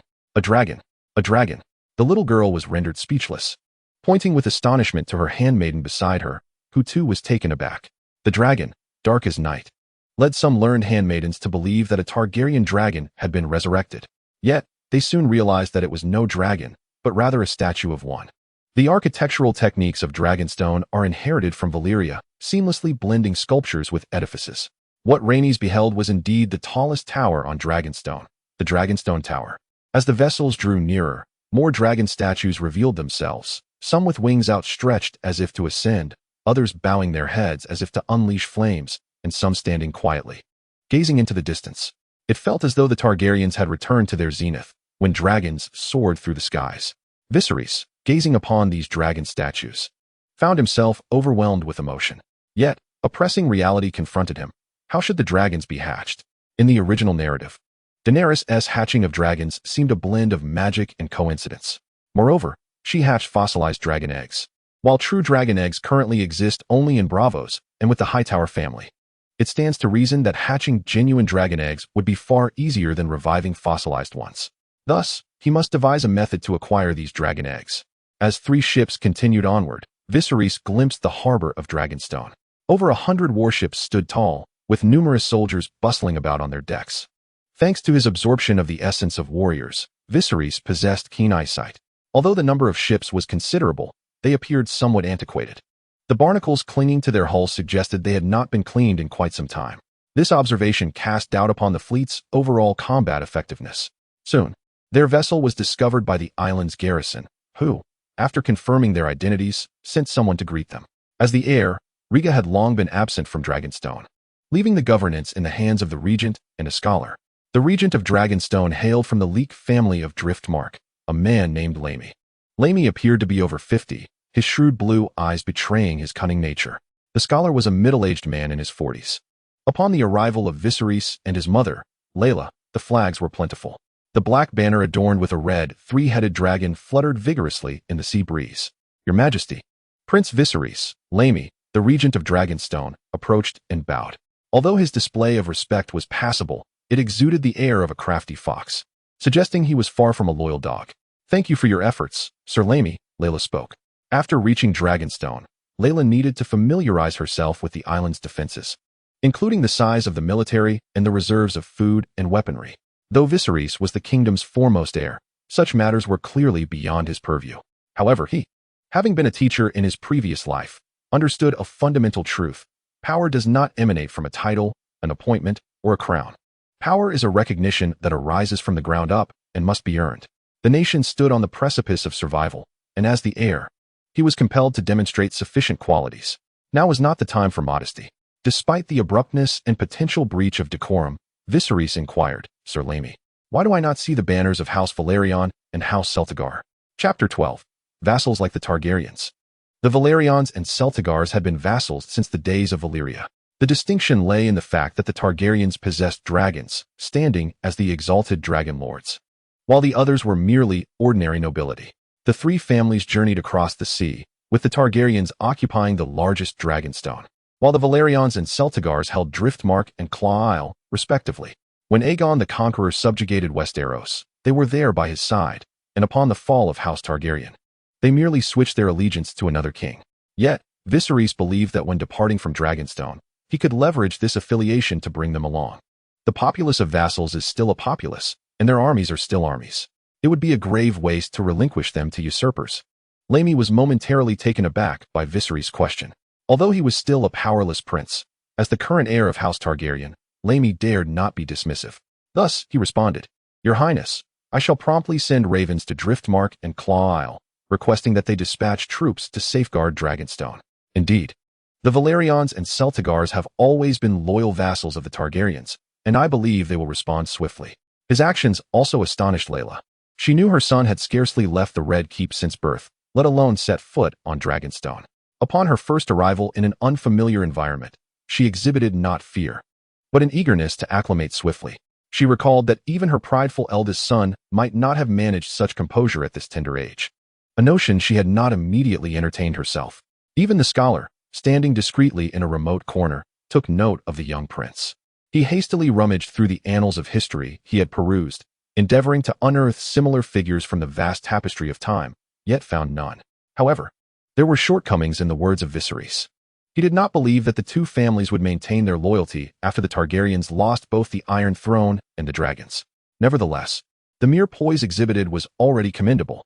Viserys did not entertain the notion of issuing orders to summon troops and provisions for support. He merely sought to make his presence known. On Driftmark, in high tide, the ancestral seat of House Velaryon, the stronghold had not regained its former grandeur since being ravaged by war over a century ago. Presently, the acting Lord of High Tide was a learned man who had served House Velaryon for over 20 years, named Xavier, now in his 50s. Despite his age, he remained robust, with a thick mane of hair, easily mistaken for a knight by the unacquainted. Xavier had received missives from both King's Landing and Dragonstone. The letter from King's Landing, naturally, was dispatched by Viserys, bearing a straightforward command to conserve strength. To preserve strength meant to disregard the summons from Dragonstone. As Viserys believed the fall of King's Landing was an inevitable fate, there was no need for his family to accompany the Targaryens to their demise. Conversely, the order from Dragonstone urged him to dispatch troops to safeguard the royal family. As a scholar, his primary duty lay in serving his lord rather than the king. Thus, he observed two youths practicing their swordsmanship with wooden blades, crumpling the missive from Dragonstone in his hand. A similar dilemma unfolded on Crab Isle, where Lord Adrian, a vigorous man in his 40s, had devoted all his energies to the art of commerce. When he received the summons from Dragonstone, he was in his wine cellar, meticulously reviewing accounts. Accepting the letter from the scholar, Adrian grimaced slightly and remarked, "Let us first send 5 ships of grain to Dragonstone. But which ships shall we use for this task?" Adrian's scholar, having served him for over a decade, understood well his lord's disposition. Use the warships, the scholar suggested. Warships were swift, while flat-bottomed vessels, though capable of carrying more cargo, were markedly slower. The parsimonious Lord Adrian was evidently reluctant to utilize flat-bottomed ships for transporting grain. After the scholar departed, Adrian gazed upon his wine cellar, a naturally formed cavern brimming with barrels of fine red wine. Yet, the cellar housed more than just wine. It also contained precious goods from the free cities. The island of crabs is adorned with Mills carpets, Volantis glassware, exquisite wines from Lys, jewels from Norvos, and a wealth of gold and silver that constitutes over 70% of its riches. This miserly fellow cannot even bring himself to refurbish the port. He merely settles for makeshift solutions. Even his own lifestyle is marked by frugality, seldom indulging in soft bread. Decades ago, Tidehead Island suffered significant losses in war, allowing Crab Island to seize its position and amass considerable wealth through trade with the eastern continent. Adrian, a man of avarice, is not preoccupied with the impending doom of the Targaryens, but rather with preserving his own safety amidst this tumultuous upheaval. Thus, he chooses to disregard the commands from Dragonstone. Naturally, neither party has opted for an open confrontation or betrayal. Both assert the need for preparation, though the duration of such preparation remains uncertain. Meanwhile, they secretly attempt to establish contact with the rebel leader, Robert. At this moment, Robert has just emerged victorious from the Battle of the Trident. The armies of Storm's End, the North, and the Vale have converged triumphantly at the town of Riverrun, their banners, representing countless noble families, fluttering proudly in the wind, their encampments stretching for miles. A testament to the might of the insurgents. The banner of the Targaryen family, featuring the black dragon on a red field, lies trampled beneath their feet. Much like the body of Prince Rhaegar, which Robert has mercilessly battered with his warhammer in a fit of rage. Amidst the colorful banners, the yellow stag of House Baratheon, the blue eagle of House Arryn, the gray direwolf of House Stark, and the silver sturgeon of House Tully stand out prominently as the backbone of the rebellion. At present, the leaders of the insurgents gather in the Hall of Riverrun, adorned with the banners of their respective houses. Robert, as the leader of the rebellion, occupies the high seat, raising a goblet larger than most heads in jubilant celebration, while the nobles rush to flatter him. "Hey, Ned, drink up. Why are you dazed?" Robert's voice booms, resonating as if shaking the very rafters. The Ned he addresses is the heir of Winterfell, known in full as Eddard Stark, though his friends affectionately call him Ned. Despite just securing a resounding victory, Eddard appears far from jubilant. One of the primary motivations for their uprising was the abduction of his sister Lyanna by Prince Rhaegar, who was also Robert's betrothed. He had intended to confront Rhaegar about his sister's whereabouts if they emerged victorious, but Robert had mercilessly slain him on the battlefield. Now, the only person who might know the fate of his sister likely resides in King's Landing. Eddard has no desire to revel in celebration. His sole focus is to march on King's Landing and locate his sister. "Robert, we must expedite our advance on King's Landing." Eddard's voice is firm, as unyielding as the cold winds of the north. Chapter 13. The foster son among the nobility of Westeros, a distinctive system of fostering sons flourishes, wherein lords exchange their offspring to nurture bonds and strengthen alliances. This practice, while fostering camaraderie, also carries an undertone of exchanging hostages.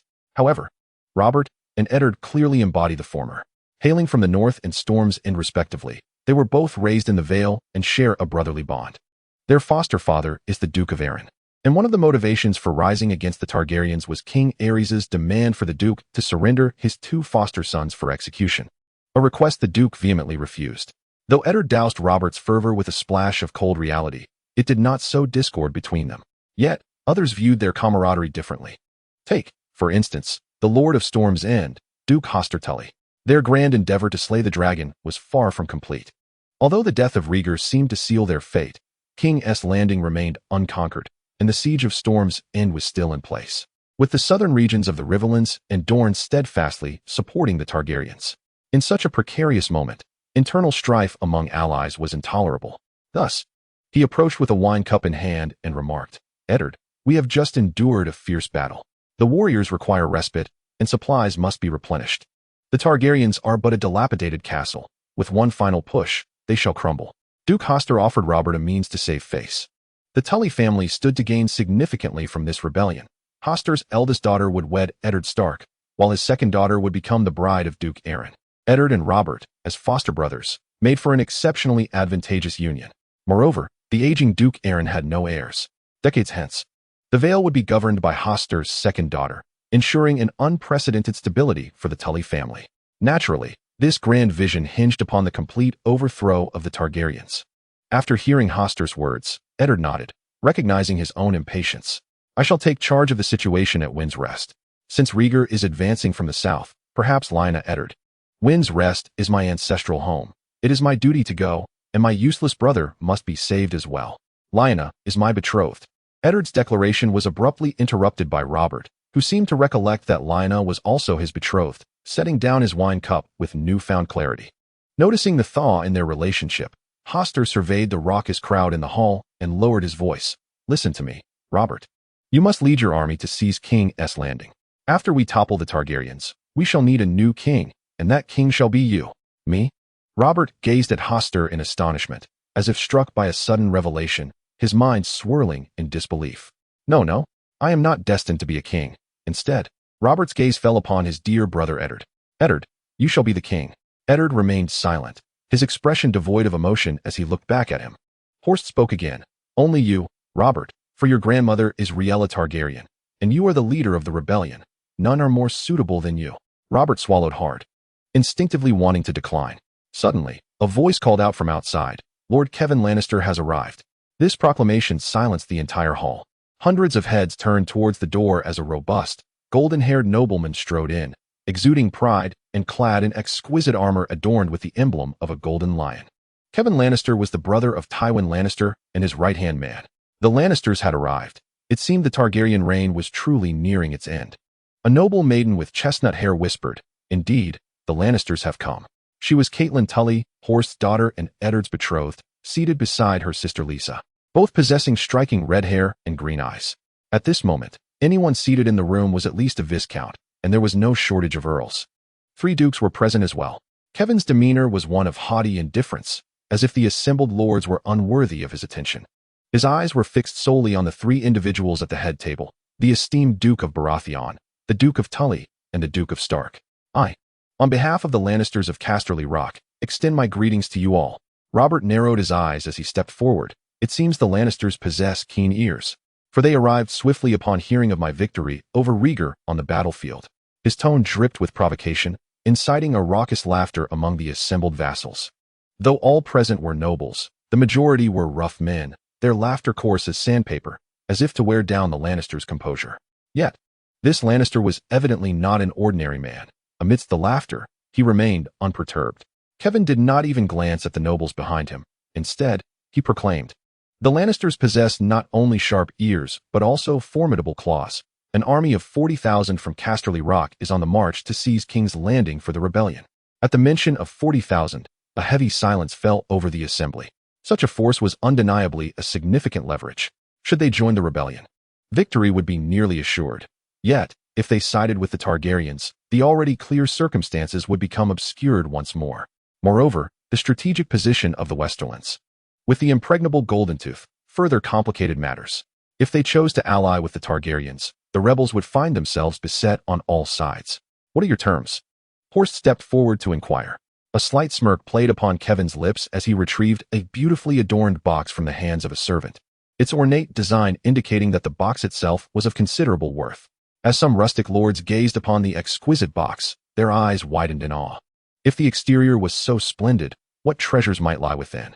Yet, upon opening the box, all that emerged was a solitary letter, adorned with a golden wax seal.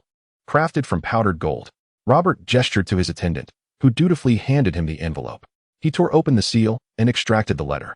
Although Horst yearned to glimpse its contents, he refrained from doing so alongside Robert, for it would be unbecoming. Nevertheless, he could surmise the letter's likely message. It was probably a proposal for Robert to wed Tywin's daughter. This thought stirred a pang of regret within Horst. His own second daughter, Lisa, was as worthy as any maiden in the Seven Kingdoms. Alas, she had lost her virtue to his adopted son in her youth, depriving him of the chance to vie for a queenly position for her. As Robert continued to peruse the letter, a voice resonated from outside, announcing, "The Marquis of Will is here." Chapter 14, The Alliance. Will appeared far less formidable than Kevin Lannister. The latter donned polished armor and exuded vigor, while the former was frail with age, struggling to don his own armor. "Look at this old fellow. He might as well shatter into pieces with a mere flatulence," quipped a young nobleman with red hair, eliciting laughter from those nearby. He was Edmure, the son of Duke Horst. Old Will's ears twitched, uncertain if he had heard the jest. "I come bearing an army of 2,000 men to aid the rebels," he announced. Yet, the staggering difference of 20-fold in numbers rendered Will unable to command the same respect as Kevin. He certainly would not dare approach King's Landing with merely 2,000 men. "Ah, Marquis Will, I believe you have arrived late. Rhaegar's corpse lies in the stables. If you have a moment, perhaps you might find some rubies I pried from him by the riverside." Robert began with his customary mockery. Had old Will come to assist him in vanquishing Rhaegar prior to the Battle of the Trident, Robert would have spoken differently. However, having not only defeated Rhaegar but also secured the Lannisters as allies, he felt no need for civility. "Ah, the tardy Marquis. He is quite amusing, isn't he?" Catelyn teased, covering her mouth as she exchanged glances with her sister. She had a premonition that the title of tardy Marquis would soon accompany old Will to his grave. Yet, the old Marquis displayed a demeanor of dignified resilience, seemingly unfazed by Robert's jibes, perhaps having steeled himself for such treatment beforehand. "Better late than never. I not only bring an army, but also provisions, seeking only to join the rebellion and vanquish the dragon," he declared, though beneath his words lay the hope of securing 2 sons-in-law, as he had far too many children, over 30 legitimate heirs alone. Ultimately, Robert accepted old Will into their ranks. After all, the outcome remained uncertain, and every additional ally bolstered their strength. Moreover, this could convey a cordial signal to the loyalists of the Reach and Dorne, indicating that my intentions lie solely in the overthrow of the Targaryens and not in engaging you in conflict. After all, the combined forces of the Reach and Dorne could muster tens of thousands of troops. Should we rely on warfare, it would undoubtedly entail arduous battles. Robert's personal valor is beyond question, yet his strategic acumen is rather ordinary. He has not forgotten the humiliation of being driven into hiding by Jon Connington, the former, or rather, the one before the last, king. Had Jon Connington not possessed such lofty moral standards, he would have met his demise at the headsman's block in King's Landing a year prior. Where would he be today otherwise? Even Tywin has offered his daughter's hand to him. Thus, Robert and his companions departed the hall, escorting Kevin to a secluded location to deliberate the terms of their collaboration.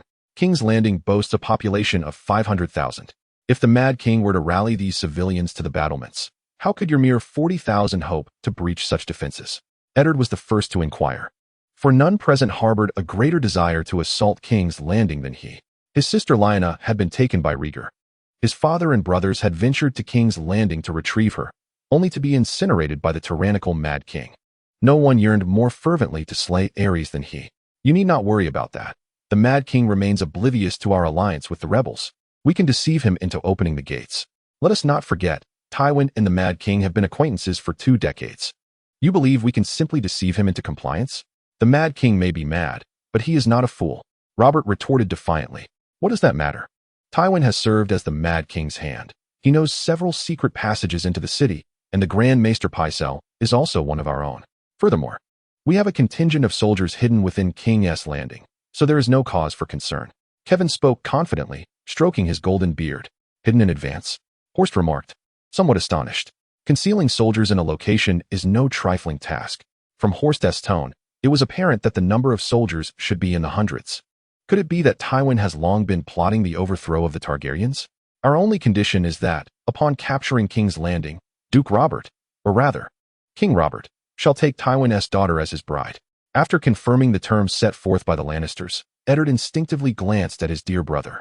His expression revealed no hesitation, but rather a sense of longing. Ultimately, they established the specifics of the assault. The forces from the Westerlands would depart a day in advance, followed closely by the main body of the rebel army. Once King's Landing is taken and the Mad King slain, the remaining forces of the Reach and Dorne would have no further reason to continue the fight. Peace would once again descend upon the Seven Kingdoms. Dragonstone. At this moment, Rhaella was also pondering whether to seek a matrimonial alliance for Viserys. The choices within Westeros are rather limited. To secure a union with the heir to the throne, one must at least be of ducal lineage. Given the Targaryens' precarious existence, only the daughters of dukes remain viable options. Presently, the only candidates are the Martells of Sunspear and the Tyrells of Highgarden.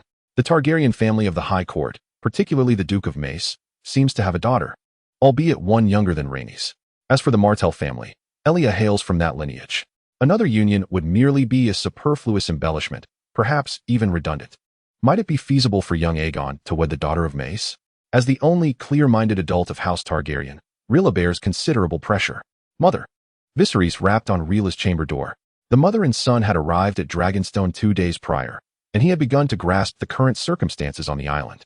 Firstly, the garrison currently numbers 17,000 men, with 166 ships in the fleet. The provisions can sustain them for approximately 5 years. A fortunate outcome attributed to Dragonstone's unique status within House Targaryen. Absent the prior tempest, Viserys surmised they could have managed 2 or 3 years without issue, provided the fleet remained intact. Viserys had initially intended to broach the subject of the Dreamwalker with Rhaella, laying the groundwork to ensure the fleet could depart Dragonstone ahead of the impending storm. However, observing her troubled countenance, he decided to postpone the matter. After all, having occupied the body of her son, it was natural for her to develop some attachment. Emotionally, Viserys did not wish for this mature mother to perish after bringing forth the mother of dragons. Rationally, House Targaryen required an adult to lead and unify the others. Have you settled in well during your stay on Dragonstone these past 2 days? Rhaella inquired, forcing a smile upon seeing her son. I am well, mother. I had a dream. Oh, what was it about? I dreamt that you bore me a sister, and you taught her to ride. The grass was lush and green, like rippling waters, and the sky was blue, akin to the sea. The imagery painted by Viserys elicited a natural smile from Rhaella, lifting her spirits somewhat. Did you dream of what we should name her? Yes, Dany. In my dream, you named her Dany. Dany? Rhaella raised an eyebrow, repeating the name, finding it increasingly endearing. Excellent. We shall call her Dany, Daenerys. What do you think? Sounds lovely. Viserys replied with a smile. Chapter 15. The siege approaches the Iron Throne. Towering within the throne room is a grotesque and twisted sight. At this moment, Aerys sits upon it, surrounded by a cadre of fire sorcerers clad in gray robes. Their hoods add an eerie quality to the already foreboding atmosphere of the hall. The death of Varys and the betrayal of Pycelle have rendered Aerys increasingly reliant on these sorcerers, who have gained mastery over the vital secrets of King's Landing. In the throne room, a self-identified Lannister envoy implores Aerys to open the city gates and join forces against the rebels. Your Grace, Lord Tywin himself has led the loyalist army here, and they shall arrive before sunset. The envoy, clad in armor emblazoned with a scorpion, is named Amory Lorch. He appeared diminutive and corpulent, possessing an unflattering visage. His pallid, plump face resembled that of a pig, and particularly his eyes conveyed a sense of dullness and lack of brilliance. Aerys, peering through his own hair, gazed at the approaching messenger and spoke in a sinister tone. Very well, I shall dispatch someone to inform Tywin that a feast awaits him here. Upon hearing this, the corners of Amory's mouth nearly betrayed him with a grin. Excellent. Your Majesty, I shall return to inform Duke Tywin at once. No need, you shall remain here. Stay? Amory's well-honed intellect, honed over decades, was suddenly struck with an acute intuition. Just as he understood that eliminating young Rhaenys with a cruel method would please Tywin in the original narrative, he sensed that the Mad King was behaving unusually. Suddenly, several knights approached him, wielding iron chains. What are you doing? What is your intention? Amory shouted, his voice rising in panic as he was securely bound. However, a canister of wildfire was abruptly poured over him. Your Majesty, have mercy. It is Tywin. Tywin is plotting to deceive you, to open the gates and slay you, Your Majesty. Amory, aware of the Mad King's penchant for fiery executions, found himself divulging everything in his fear. Yet, Ares had lost interest in listening. The fire mage raised his sleeve, and in an instant, Amory's body ignited. The green flames, resembling rodents, scurried into his armor, swiftly enveloping his features. Ares found the sight of Amory, writhing in agony amidst the flames, far more palatable than before. In this timeline, he could no longer inflict 50 stabs upon young Rhaenys, nor bask in years of glory. From the west, an army marched under banners of red and golden lions. Their ranks stretched long, akin to a crimson serpent inching closer to its prey. At this moment, Tywin was less than 20 miles from King's Landing. Though this nobleman, nearing 50, lacked the looks of his son Jaime, his presence and demeanor were unparalleled. A few hooded fire mages approached his side, an invisible pressure enveloping them, as if they stood before a true lion, ready to devour them whole. Clad in a crimson cloak, Tywin sat astride his horse, the golden sunset illuminating his face and beard. His already golden beard shimmered with an even greater brilliance. His bare head, devoid of a helmet, exuded an aura of authority and menace. Observing the distinguished Tywin, the leading fire mage respectfully inquired, "My lord Tywin, His Majesty Ares has arranged a welcoming feast, and we have prepared a carriage for you. Please accompany us to King's Landing." In response to the fire mage's request, Tywin neither declined nor acquiesced. Instead, he posed a question: "What of Sir Amory, whom I dispatched?" "He is awaiting you with His Majesty the King," the fire mage replied, his demeanor increasingly deferential. Tywin cast a disdainful glance at the distant carriage adorned with the black and red dragon and the red and gold lion banners, as if he had been personally insulted. Simultaneously, a flicker of doubt ignited within him. It was illogical to be unarmored while seated in a carriage. One ought to ride a horse when donning armor, and they were not far from King's Landing, so they should proceed together. Upon hearing Tywin's words, a hint of panic flickered across the faces of several pyromancers. "My lord Tywin, we must return to report. We dare not keep the king waiting for such lowly beings as ourselves."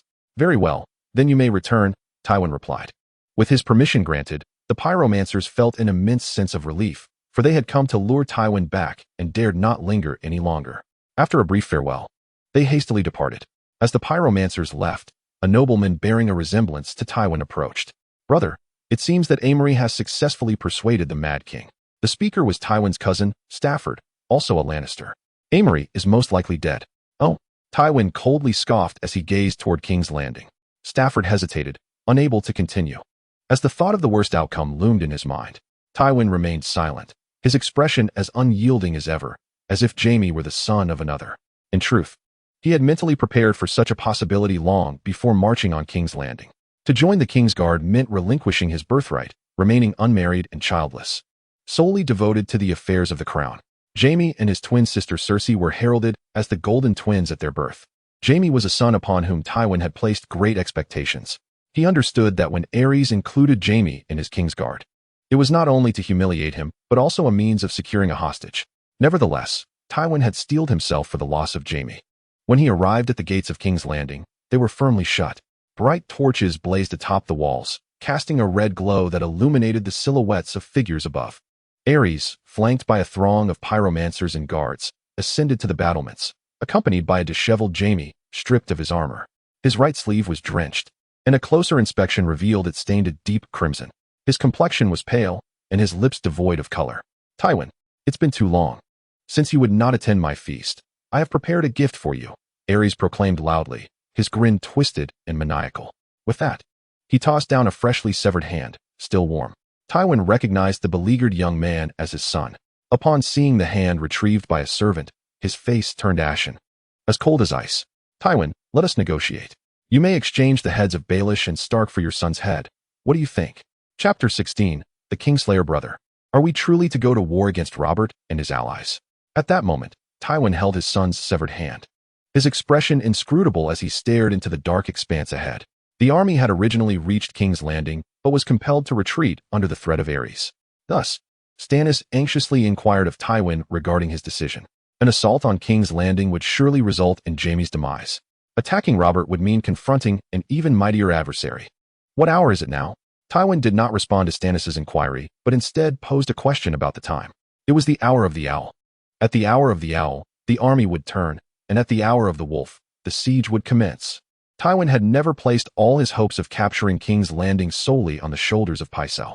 Having served as Hand of the King for over a decade, He was well acquainted with every secret passage leading to King's Landing. It was these passages that constituted his assurance of success. The hour of the owl marked a time when most were fast asleep, while the hour of the wolf represented the darkest moment of night. Tywin's forces seeped into King's Landing like water through the secret passages. The Dragon Gate, the Lion Gate, and the God's Gate fell in swift succession. When the Mad King was roused from his slumber, he made no military arrangements. Instead, he commanded the pyromancers to ignite the wildfire hidden throughout the city while preparing to flee through the secret passages. Simultaneously, he dispatched Lysa to execute Jaime. Upon receiving the order, Lysa understood that the Targaryens had lost their strength.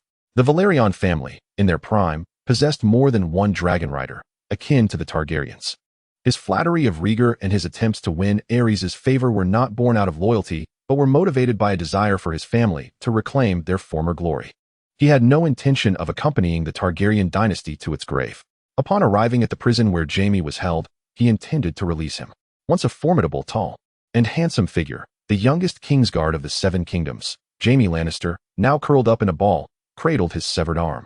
Whether he had fallen asleep or succumbed to pain was unclear, but when Lysa roused him, his immediate thought was of the pyromancers and their wildfire conspiracy. "You handle those pyromancers, and I will plead with my father to spare your family." Jaime's voice, though frail, resonated with unwavering determination. For the sake of his family, Lysa could betray Rhaegar, let alone a group of pyromancers he already despised. Without the slightest hesitation, Lysa readily acquiesced. "And you? Give me a sword." Jaime's eyes were bloodshot, and hatred and fury enveloped his heart. Since his youth, he had aspired to be a knight like Dawn, and the sword in his hand represented everything to him. A Lannister's debts must be repaid, and now it was time to collect. After Lysa dispatched the last pyromancer, he also opened the gates of the Red Keep. As the forces from the Westerlands surged in, Jaime, sword in hand, made his way to the throne room. At that moment, Aerys sat upon the towering iron throne, muttering to himself. Clad in a white nightgown, with silver hair cascading over his shoulders, he appeared as a specter upon the iron throne. At first, Jaime could scarcely discern Aerys' words.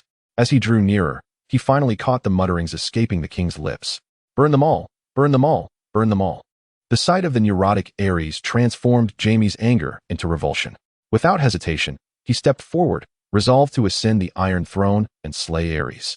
To him, even with just a left hand remaining, the Mad King was no more significant than a mere chicken. "Burn them all, haha, yes. Burn them all, burn them all." Aerys chanted incessantly, seemingly oblivious to Jaime's gradual approach. This bewildered Jaime, who sensed that Aerys appeared to be possessed by some malevolent force. This realization shifted his attitude towards Aerys, intertwining disgust with fear, akin to discovering a multitude of ants within one's clothing. Soon, he stood before Aerys. The distance between them scarcely 5 paces. Jaime could even discern Aerys' long, twisted nails and greasy hair. Suddenly, Aerys noticed him and exclaimed with excitement, "Quick, Jaime! Burn them all! Burn them all!" With a swift thrust, the gleaming sword pierced Aerys' chest, crimson spreading rapidly from the wound. The Mad King looked up at Jaime, and in his dark purple eyes, an expression of relief and clarity emerged. The vitality in Aerys' face dissipated swiftly, and soon, he drew his last breath.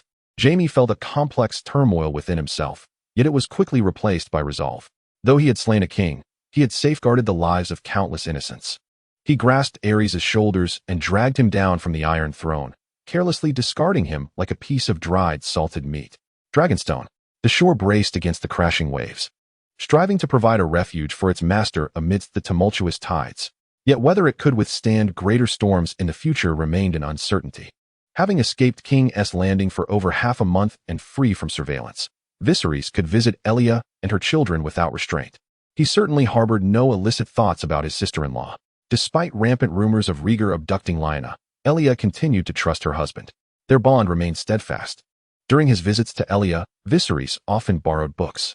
Rhaegar was an avid reader, and his chamber was filled with volumes, particularly on mysticism and prophecy, which comprised nearly a third of his collection. "Elia, I've noticed that many rooms in Dragonstone contain glass candles. Has my brother mentioned their significance to you?" Elia, cradling little Aegon, smiled as she replied, "Rhaegar told me that in the Age of Dragons, glass candles would often ignite, but they have remained extinguished since the dragon's extinction.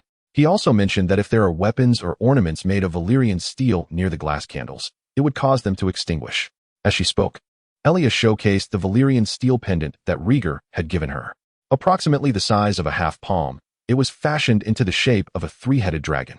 Thus, one might ponder whether glass candles, Valyrian steel, and magic are intertwined. Magic? It appears to be of little consequence. From the information provided by Ilya, it seems that the glass candle is indeed influenced by magical elements, considering that dragons are magical beings. One might perceive the glass candle as a magical detector. As for Valyrian steel, Viserys knew little beyond its formidable prowess. While the two engaged in casual conversation, a sudden knock interrupted them. Sir William entered, first bowing to both Ilya and Viserys before speaking. "Your Highness, the Queen requests your presence." After a moment of contemplation, Viserys inquired, "Has King's Landing fallen?" A flicker of surprise crossed William's face. He had not anticipated such acuity and composure from the young prince. Indeed, Tywin has sacked King's Landing. Chapter 17. Lyanna. The round hall served as the council chamber on Dragonstone Island, featuring an 18-foot-long table intricately carved with a topographical map of Westeros. It was here that the conqueror Aegon devised his plans for the subjugation of Westeros. Scattered throughout the hall were several glass candles, placed in the corners merely as decorative elements. Now, with King's Landing fallen and the king deceased, Lyra stood as the only one capable of making decisions for House Targaryen. She needed to deliberate with her council on a strategy moving forward.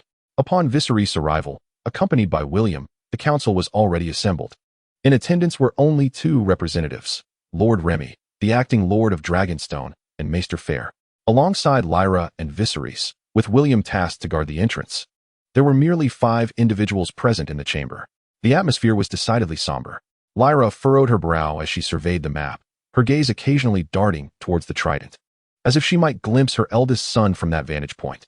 "Your Majesty, with King's Landing now fallen, Dorne lies far to the south, and the Rivellins are unlikely to continue supporting the crown. I propose we consider negotiations with Robert," spoke Lord Remy, the acting Lord of Dragonstone. Though he spoke of negotiations, he essentially advocated for capitulation. His family's stronghold, the Vale, was not far from King's Landing, and if he could facilitate the Targaryen submission while averting war, preserving his lands would be assured. Lyra remained silent. She knew Robert would never accept negotiations. Aerys had executed Eddard's father and brother, and Rhaegar had stolen Robert's betrothed. The two had grown up together in the Vale, and the enmity between Targaryens and Baratheons was irreconcilable. Yet, Lyra found herself at a loss as to whom she might consult. The only sentiment she could grasp was a profound sense of helplessness. Ever since her marriage to Aerys, she had wielded no power, having even been confined for a time. Suddenly thrust into such a calamitous predicament, anyone would be overwhelmed. As for Maester Fair, he held a considerable admiration for Rhaegar. Regret is felt for the demise of Rhaegar. Yet, as a mere bachelor, what recourse could one possibly have in such circumstances? Thus, he chose to remain silent. Just as Rhaella found herself in a state of indecision, Viserys spoke up. "Ser Laemi, your Highness." Laemi turned to face Viserys.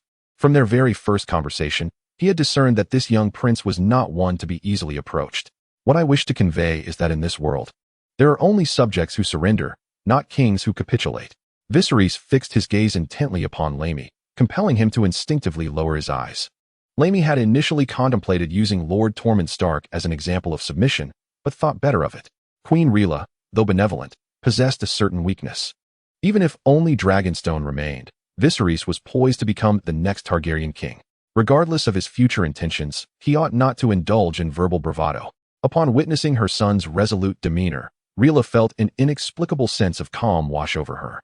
Naturally, she would not opt for parley. Yet she was at a loss for words to respond. At that moment, William entered from outside, reporting to her, "Your Majesty, Ser Jorah Mormont has arrived." Along with Ser Arthur Dayne and Ser Oswell went.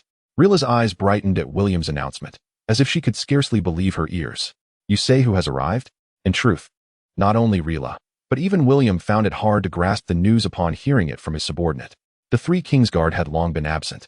What could have prompted their sudden return to Dragonstone? "Your Majesty, it is Ser Jorah Mormont, the captain of the kingsguard," along with Ser Arthur Dayne and Ser Oswell went. 3 of the king's 7 kingsguard have suddenly appeared. Jorah Mormont, the captain of the kingsguard, and the renowned Arthur Dayne needed no further introduction. Rhaella had always trusted the character of these men, especially Arthur Dayne. "Quickly, summon them," Rhaella exclaimed with excitement, for 3 of the kingsguard's 7 had arrived at Dragonstone, alleviating her concerns. However, once the initial thrill subsided, she was left pondering. Why had Rhaegar not brought them along to intercept the rebels at the Trident? Noticing Rhaella's joy, William continued, "Your Majesty, they have also brought back a woman." "Who?" "Lyanna Stark." At the port of Dragonstone, the masts of warships rose like a dense forest. The three knights, clad in white cloaks and exuding an air of grandeur, approached the harbor in a small boat. The officer on guard, upon learning that the three kingsguard had arrived, was filled with excitement. At the bow of the boat stood none other than the legendary Sword of the Morning, Arthur Dayne. Members of House Dayne bore a resemblance to the Targaryens in appearance, with their light golden hair and violet eyes. Arthur Dayne was always seen with a massive two-handed sword, his stature towering like the island of a battleship. Every soldier who laid eyes upon him could not help but cast admiring glances. The demeanor of the younger soldiers is increasingly pronounced. "Is that the Dawnblade?" "Indeed. Did you not hear what the captain said? Look at his white robe and the colossal sword he carries." "Mother, I have beheld the Dawnblade." It can be said that the arrival of the Dawnblade has invigorated the somewhat dispirited morale on Dragonstone Island. As for Osfiel, standing at the stern, he is evidently less renowned than Arthur. In terms of prestige, Arthur even eclipses Gerald Hightower, the captain of the Kingsguard. At this moment, within the cabin, Gerald Hightower, known as the White Bull, is reporting through a curtain, "Miss Stark, we have arrived at Dragonstone." True to his name, the White Bull is a towering figure, exceeding 6 feet in height, clad in gleaming silver armor. Standing there, he resembles a white tower, instilling a sense of reassurance merely by his presence. Throughout the journey, Gerald has referred to Lyanna as Miss Stark, despite Rhaegar informing him of their marriage. He still hesitates to address her as he does Elia.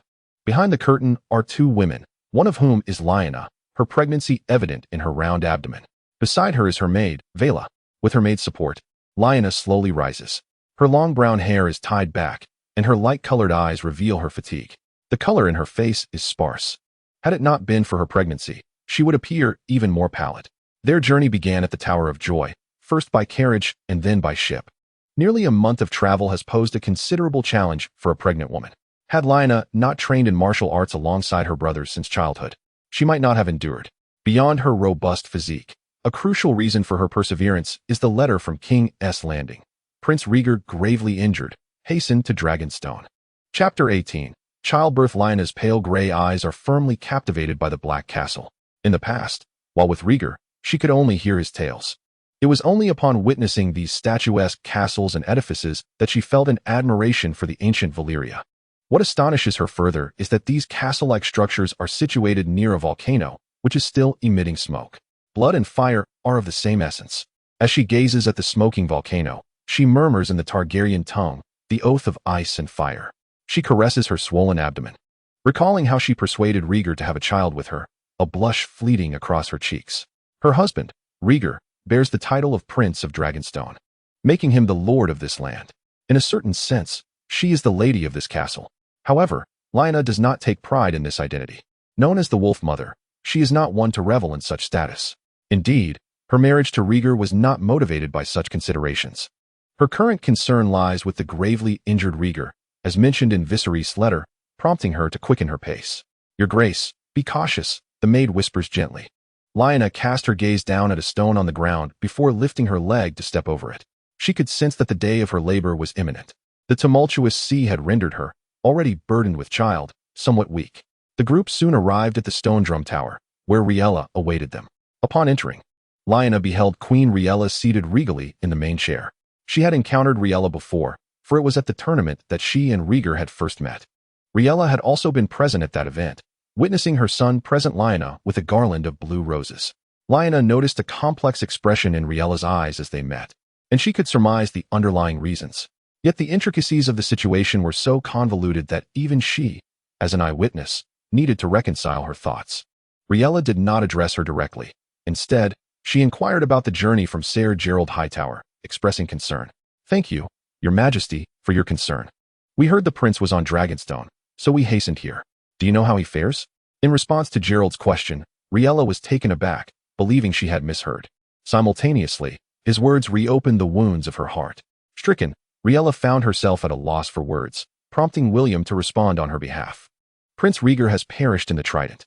"What?" "He has died in battle." The three Kingsguard were utterly bewildered.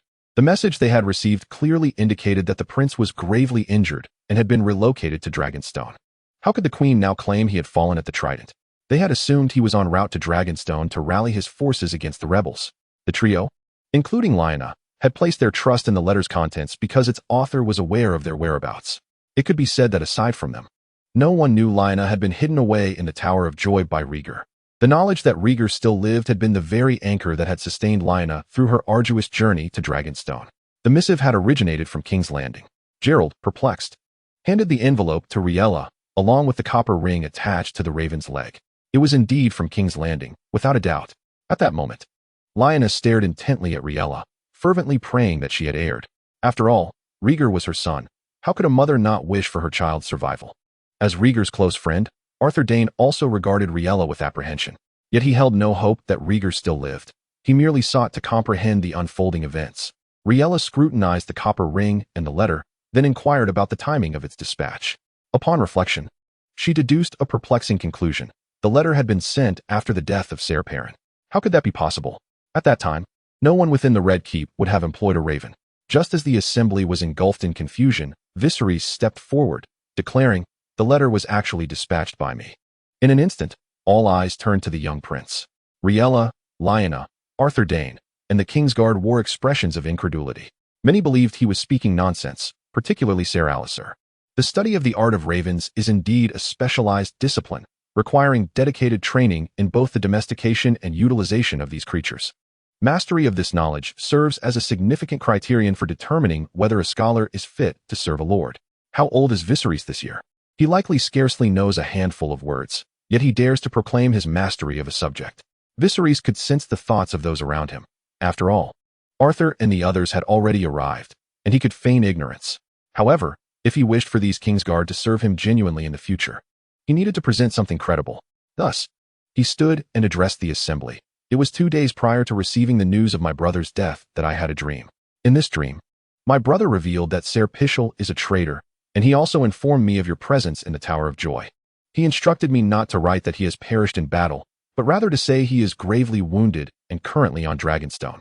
Otherwise, you would not have come." This statement had been rehearsed countless times in his mind, allowing him to deliver it with remarkable fluency, as though it were indeed true. Arthur and the others were, at their core, reluctant to believe such a tale. Despite Rhaegar's hints that Rhaella bore the potential savior of the realm, their faith was not absolute. Their choice to remain in the Tower of Joy to protect Rhaella stemmed from another reason altogether. Among them, Ser Pycelle was the most astonished, likely due to the isolation of Dragonstone, which had delayed his awareness of the betrayal. This revelation could signify a substantial blow to the citadel. However, could Rhaegar's dream of Pycelle's treachery be considered valid evidence? He resolved to inquire with Ser William later. Just as the group remained silent, grappling with this astounding revelation, Rhaella suddenly collapsed. With each discussion of Rhaegar's demise, she felt as though a dagger had pierced her heart. Now, she had confirmed that her husband was truly no longer among the living. The faith that had sustained her through this ordeal shattered entirely, leaving her feeling as if a gaping void had opened within her. Perhaps it was exhaustion, or perhaps an unwillingness to confront this harsh reality, but Rhaella fell. My lady, my lady." The call of her maid, Rhaella, roused everyone. Rhaella suddenly noticed a large wet patch beneath her. "The waters have broken. The lady's waters have broken." Rhaella immediately commanded the maidens to prepare hot water and to send for the midwife. Since Rhaella herself was with child, preparations for the birthing chamber had already commenced upon their arrival at Dragonstone. With the Targaryens now so few in number, even a bastardy would be considered precious. Rhaella's benevolent nature would not permit her to witness Rhaella perish before her eyes. At times, she chastised Rhaella in her heart for lacking self-respect. Yet, she recognized that attributing the downfall of a kingdom to a single woman was unjust. Thus, she did not begrudge Rhaella her choices. Arthur swiftly lifted Rhaella into his arms, transporting her to the birthing chamber originally prepared for Rhaella. Viserys calculated the time. It was indeed around the moment Rhaella was expected to give birth. However, in the original timeline, she had perished due to complications during childbirth. He wondered if, in this new setting, with a more favorable environment for delivery, she might prevail. "I must inform Illyrio of this," Viserys mused internally. In truth, his relationship with Illyrio was quite amiable. Within House Martell, Illyrio was cherished. Her brother, Prince Doran, was notably protective, while her younger sibling, Oberyn, famously known as the Red Viper, held a similar admiration for his sister. The bounties of Dorne flowed continuously to King's Landing, often shared with him. Now, having deceived Rhaella and the others into coming to Dragonstone, He recognized that, in a sense, it was a disservice to Elia. He resolved to tell her about Lyanna's arrival at Dragonstone, to prepare her mentally and offer her some comfort. Just as Viserys was about to depart, he suddenly noticed that the glass candle in the corner had ignited. The translucent glass candle, devoid of a wick, flickered to life with a violet flame. In the days when dragons still roamed, such glass candles often lit up. A recent conversation with Elia echoed in his mind. Could it be that Lyanna's childbirth was intertwined with magical elements? Contemplating the prophecy of the three-headed dragon, Viserys realized it was not beyond the realm of possibility. Yet, his knowledge of prophecies and magic was woefully limited. Much of the mysticism he had gleaned from Pycelle was merely anecdotal. He could only regard the candle's glow as a portent of a savior's birth. Just as he prepared to share the occurrence with others, he found the hall had emptied. Upon turning back, the glass candle had extinguished. With no way to assist Lyanna in childbirth, he decided to make an impression on the few kingsguards still present. After all, with Iris now deceased, he was on the cusp of being crowned king. Familiarizing himself with them would help establish his worthiness as a leader. Moreover, Viserys had been contemplating his latent abilities. Now, he was left with only the option of transference. Literally interpreted, it suggested the transfer of essence to those loyal to him, akin to divine blessing. If so, this ability was indeed remarkable. By eliminating his foes, their skills would become his own. He could instantly transform the still training recruits into seasoned warriors. Provided resources were sufficient, he could wage war indefinitely. As Viserys exited the hall, a sudden thunderous roar echoed in the distance, as if the very earth trembled. Following the sound, he beheld the eruption of smoke from a distant volcano, known as Dragonmount. In the Age of Dragons, this mountain often hosted their formidable presence. The long mountain frequently emits smoke. Yet it is a rare occurrence for such dense clouds to billow forth as they did today. The Savior is born in the land of smoke and salt. Suddenly, Viserys recalled that renowned prophecy from the realm of ice and fire. Had it not been for his own words, Lyanna's child, Jon, would have been born in the Tower of Joy. However, it remains uncertain whether the Tower of Joy qualifies as the land of smoke and salt. He intended to inquire with Ser Jorah and the others. At that moment, Arthur and his companions were deliberating the current situation and the choices they ought to make. Naturally, their options did not include betraying the Targaryens. Even in the wake of Rhaegar's demise and the fall of King's Landing, they fought valiantly alongside Eddard until the very last moment. Now, they would not turn their backs. It was evident that Viserys would soon be crowned the new king of House Targaryen. If he were merely an ordinary young prince, it would not have caused such inner turmoil among the three. The matter of Rhaegar's prophetic dreams was peculiar, raising the question, could someone have influenced him to speak thus? The typically taciturn Oswell ventured to ask. No, the queen is not that sort of person, Arthur declared unequivocally. And Aerys, the former king? That too is implausible. All present had served within the Red Keep and were aware that Queen Rhaella had gone to great lengths to shield Viserys from the madness of Aerys. Although they resided in Maegor's Holdfast, the father and son rarely crossed paths. After dismissing all conceivable explanations, they seemed compelled to accept the somewhat absurd truth. Thus, the prophecy must be genuine. We ought to protect Lyanna's child. As the captain of the kingsguard, Ser Jorah finally spoke. His life's creed was to protect the king, not to judge him. As long as he drew breath, he would uphold Rhaegar's last wishes until the Savior fulfilled his destiny. According to Rhaegar's prophecy, which spoke of a dragon with 3 heads, they would also safeguard Rhaegar's other 2 children with unwavering dedication. Protecting Viserys was a matter of course. Moreover, the trio's attitude towards Viserys was somewhat nuanced. His behavior could not simply be described as normal, it was rather bizarre. In any case, their allegiance was not given willingly. At least compared to Rhaegar, this young prince lacked the qualifications. Even if they swore fealty, it was merely a matter of fulfilling their duty. Then let us continue to shoulder our responsibilities. Arthur, you shall soothe the troops. Oswell, you will oversee the port. As for the royal residence, that task falls to me.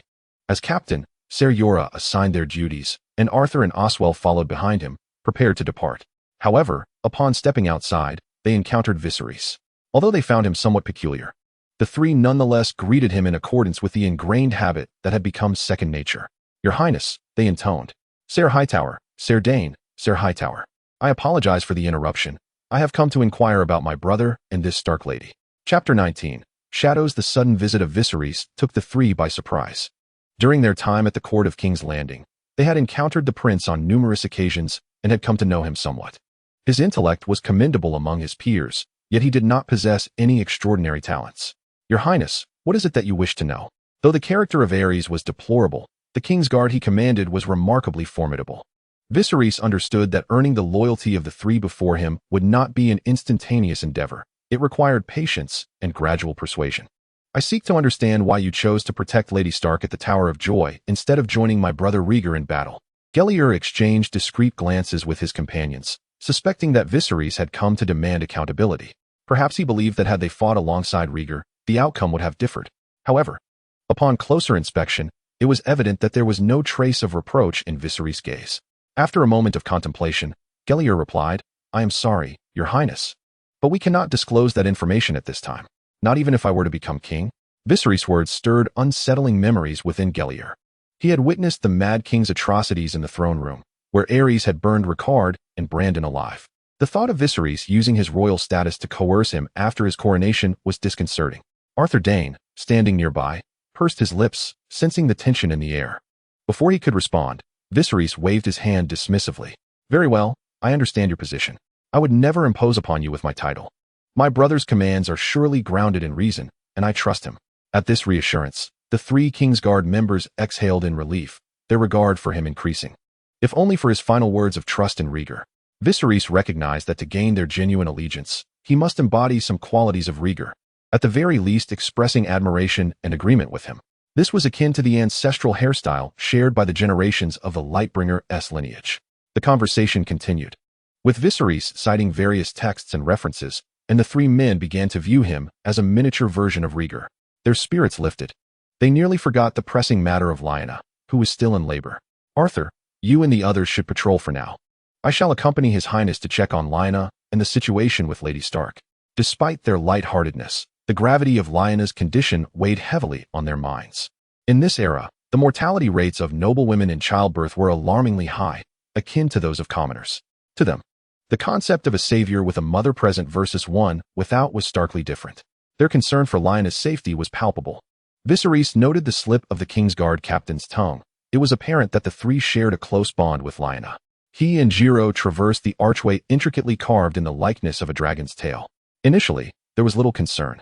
Yet upon hearing Lyanna's anguished cries from above and the incessant movement of maidens below, both felt a pang of anxiety. When Viserys spotted a handmaiden emerging with a basin of blood, he approached her and inquired, "What is the situation upstairs? Is Miss Stark's labor progressing poorly?" The handmaiden cast a glance at Jiro behind him before bowing her head and replying, "Miss Stark appears to be experiencing significant hemorrhaging, and she keeps speaking of seeing Prince Rhaegar and wanting to leave this place." After delivering her message, she departed. Seeing Rhaegar? Wanting to leave? A sense of confusion enveloped Viserys, and suddenly an idea struck him, prompting him to dash away. "Your Highness, where are you going?" Jiro called after him. But receiving no answer, he hurried to follow, only to discover that Viserys moved with an astonishing swiftness. He trailed behind. Witnessing Viserys enter a chamber only to emerge shortly thereafter, a glass candle in hand. "Your Highness?" "To the birthing chamber." Jiro was uncertain of Viserys' intentions. But after their recent conversation, he was utterly convinced that this young prince was not a man of aimless actions. The pair retraced their steps, with Jiro closely shadowing Viserys. Just as they approached within 10 paces of the tower housing the birthing chamber, Viserys abruptly halted. "What is it?" Jiro inquired. Viserys slowly turned, the glass candle in his grasp igniting with violet flames. "This," Jiro exclaimed, momentarily at a loss for words. "Ser Hightower, you run swiftly. Please locate Princess Elia and inform her that I require the Valyrian pendant left to her by my brother. Be quick." Jiro was entirely swayed by Viserys' fervent demeanor, harboring no doubts about his command. While this could be attributed to his own disposition, it was evident that without their prior interactions, Viserys would not have achieved such influence. Just as Jiro was about to depart, the midwife from the tower suddenly shouted, "Quick! I need more hot water." It was evident that Lyanna's condition was deteriorating rapidly. Jiro steadied his sword and sprinted towards Elia's quarters.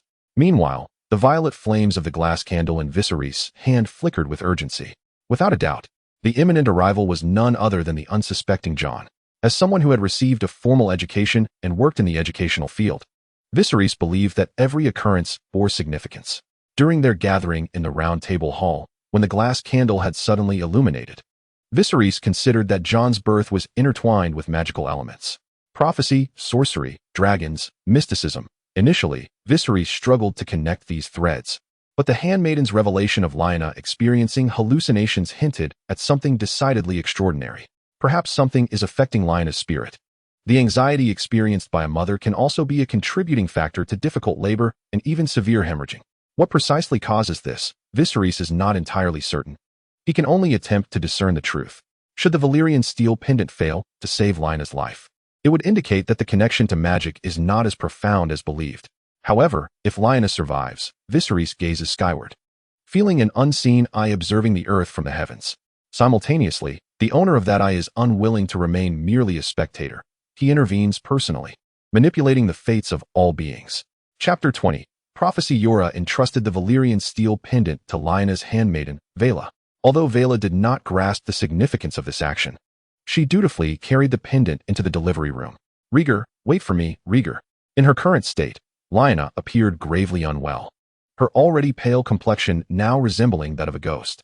Where are you going? Where are you going? Wait for me. Wait for me. Sweat drenched Lhaena's forehead, her chestnut hair clinging to her face and neck. Her anxious demeanor suggested she was genuinely pursuing Rhaegar. Her breathing grew increasingly erratic, her chest heaving as if it were a bellows, accompanied by audible sounds escaping her mouth and nose. Her eyes were fixed, staring at the ceiling as though she wished to pierce it with her gaze. This peculiar sight even drew the attention of someone as grounded as Rhaegar. Lady Stark. Lady Stark. Rhaella pressed the pendant into Lhaena's hand, clasping it together with her. A miraculous occurrence unfolded. Upon contact with the Valyrian steel pendant, Lhaena's expression gradually softened. Moments later, the bleeding subsided rapidly. Although her breathing remained labored, it began to find a rhythm. With a resounding wail, both Viserys and Jorah, standing outside the door, exhaled a sigh of relief. When the midwife announced that both mother and child were safe, the two exchanged a smile. Long before Jorah borrowed the Valyrian steel pendant from Illyrio, the glass candle in Viserys' hand had already extinguished. Fortunately, they had managed to arrive in time. Although Jorah was unaware of how the pendant functioned at Viserys' behest, it was undoubtedly effective. Moreover, it was fortunate that Viserys had instructed him to seek out Illyrio. To Jorah's surprise, Illyrio was not in her chamber. Instead, she was praying in the sanctum alongside Rhaegar. This added some distance to his journey. Considering the bond between Illyrio and Lhaena, it is truly admirable that Illyrio would pray for both her and her child. In the case of an ordinary person, one might even harbor thoughts of harm against her child. Your Highness, call me Viserys. Very well, Prince Viserys. May I inquire as to why? Regarding the glass candle and the pendant. Initially, Jorah referred to him as Your Highness, but after their conversation, it transformed into Prince Viserys, only to revert back out of respect. He has a fondness for inverted speech. Viserys pondered, shaking his head. It is not that I am unwilling to divulge the matter, but rather, I find myself perplexed by its intricacies and cannot articulate it clearly. Let us inform Mother and Sir Arthur of this development. Upon learning of Lhaena's successful delivery, both Arthur Dayne and Oswell felt an overwhelming sense of relief, as it signified the fulfillment of the prophecy. Simultaneously, Gerald revealed the matter of the pendant, leaving them equally bewildered. Perhaps it is a talisman left by His Highness Rhaegar? Oswell speculated. Yet, how could one explain it? The glass candle? Gerald recounted his inverted phrase. Our prince is remarkable, Arthur Dayne interjected. Both men understood he was not referring to Rhaegar. Meanwhile, Viserys recognized Jon as the firstborn prince of the prophecy, and thus the unborn Daenerys must be the second. It seemed likely that Lhaena would encounter similar predicaments. He felt an unseen force attempting to wrest away the mother of the prophesied child. Lhaena, Rhaegar, and that woman who bore false Aegon. His deepest concern resided with Lhaena. If he had in some way thwarted the divine plan, what might happen next? Would he face retribution? However, Viserys quickly regained his composure, his expression hardening as he gazed skyward. His objective was survival. If all was orchestrated by a higher power, he must confront it to avoid donning the molten gold crown. Preparing thoroughly was the rational course. To frighten oneself was sheer folly. With this clarity, Viserys grew resolute. After Lhaena successfully gave birth to a boy, Rhaella announced the continuation of the previous meeting. The number of attendees increased significantly. All three kingsguard were present, distinguished in both virtue and ability. As everyone took their seats, one individual appeared particularly elated, the acting lord of Dragonstone, Remy, who had been in place prior to Rhaella's arrival. Now, Lhaena and her child resided on Dragonstone, and one of the reasons for Robert's rebellion was Rhaegar's abduction of his betrothed. With the truth laid bare, Lhaena and Rhaegar were genuinely in love. Even calling out Rhaegar's name during childbirth, Robert's sentiments were rendered irrelevant. Moreover, Lhaena could be regarded as a hostage, potentially prompting the North to withdraw its forces. Without a cause for rebellion, the Riverlands and Vale would cease their conflicts. In the eyes of the acting lord, the situation appeared exceedingly favorable. Your Majesty, I believe we can now issue a command to inform the lords of Lhaena's circumstances and then grant Robert clemency. Yet, before he could finish his statement, Viserys coldly scoffed without hesitation. His expression and actions were unmistakable to all present. Grant Robert clemency? Sir Remy, pray tell, what do we possess to offer such mercy? He commands the Iron Throne and a vast army. What do we have? Merely Lhaena? If I were not a prince, and I had slain your brother, would you truly forgive me? Do you believe I would trust that? Jon Arryn openly defied the king's command. And the Lannisters were responsible for the murder of the late king. Peter Baelish, ever the opportunist, surely would not allow Robert to withdraw his forces. I find it utterly perplexing why my brother would choose you as the acting lord of Dragonstone. Viserys, with no small measure of disdain, scrutinized Remy with a look of condescension. His tone was laced with derision, a reflection of Remy's initial inclination to surrender. Furthermore, it was a declaration of his resolve, intended to dispel any naive fantasies harbored by those present. Would a leader cease rebellion midway? If so, another would simply take their place. Even without Robert, there are still his two brothers to contend with. The rebels could scarcely fathom the dire consequences should the Targaryens regain their strength. Moreover, the Iron Throne had, at this juncture, become theirs for the taking. Surrender it? Do you truly believe your Targaryen lineage affords you such privilege? Do you possess dragons still? The paramount issue confronting the rebels is their claim to the Iron Throne. Robert, believing himself the rightful heir due to his grandmother, Rhaella Targaryen, asserted his claim. A realm cannot accommodate two kings. The immediate concern is to crown Viserys. After several days of recuperation, Lhaena finally emerged from the trials of childbirth. Once assured of her stable condition, Rhaella sought her out. Lhaena's child, with dark hair and eyes, bore no semblance to Targaryen traits, which left Rhaella somewhat disheartened. Yet, as he was merely a bastard, she did not dwell on it. Lhaena, cradling her son, who was still unable to open his eyes, straightened up upon Rhaella's arrival. Your Majesty, they both curtsied in unison. This is not your affair. I wish to speak privately with Lady Stark, Rhaella asserted. Regarding Lhaena and her child as lacking the formalities of a legitimate marriage, hence her continued reference to her as Lady Stark. Understanding Rhaella's disapproval, Lhaena refrained from gazing into those violet eyes, instead focusing on her own gown.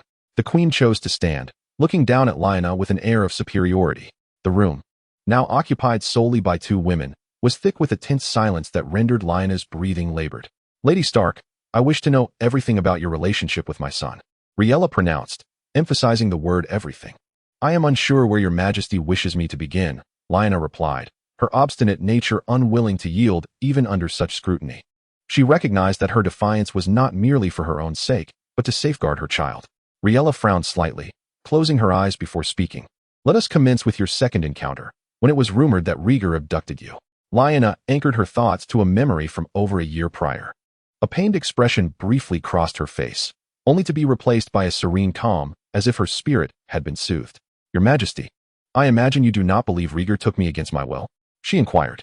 Of course not, Rhaella replied, her expression taut. I shall now utter some irreverent words. Rhaegar did not abduct me. Rather, he saved me. Is this how you repay him? Layla's tone was somewhat agitated as she tugged at the cloth in her hands, her shoulders trembling slightly. That day, I too had forgotten the events that transpired. When I awakened once more, King Aerys was. At this point, Lhaena paused, as if the recollection had stirred her deeply. King Aerys was in the process of unfastening my garments. A sudden jolt coursed through Layla's mind as if it had been bombarded, and she swallowed hard before asking. And then, at that moment, Rhaegar pushed him aside and took me away, but we were pursued, forcing us to flee. Lhaena's voice brightened considerably, as if recalling the scene of their escape on horseback that night. Rhaegar intended to return me to the Riverlands. Yet suddenly the world outside proclaimed that Rhaegar had kidnapped me. It was then that Layla began to piece together the situation, though uncertainties lingered.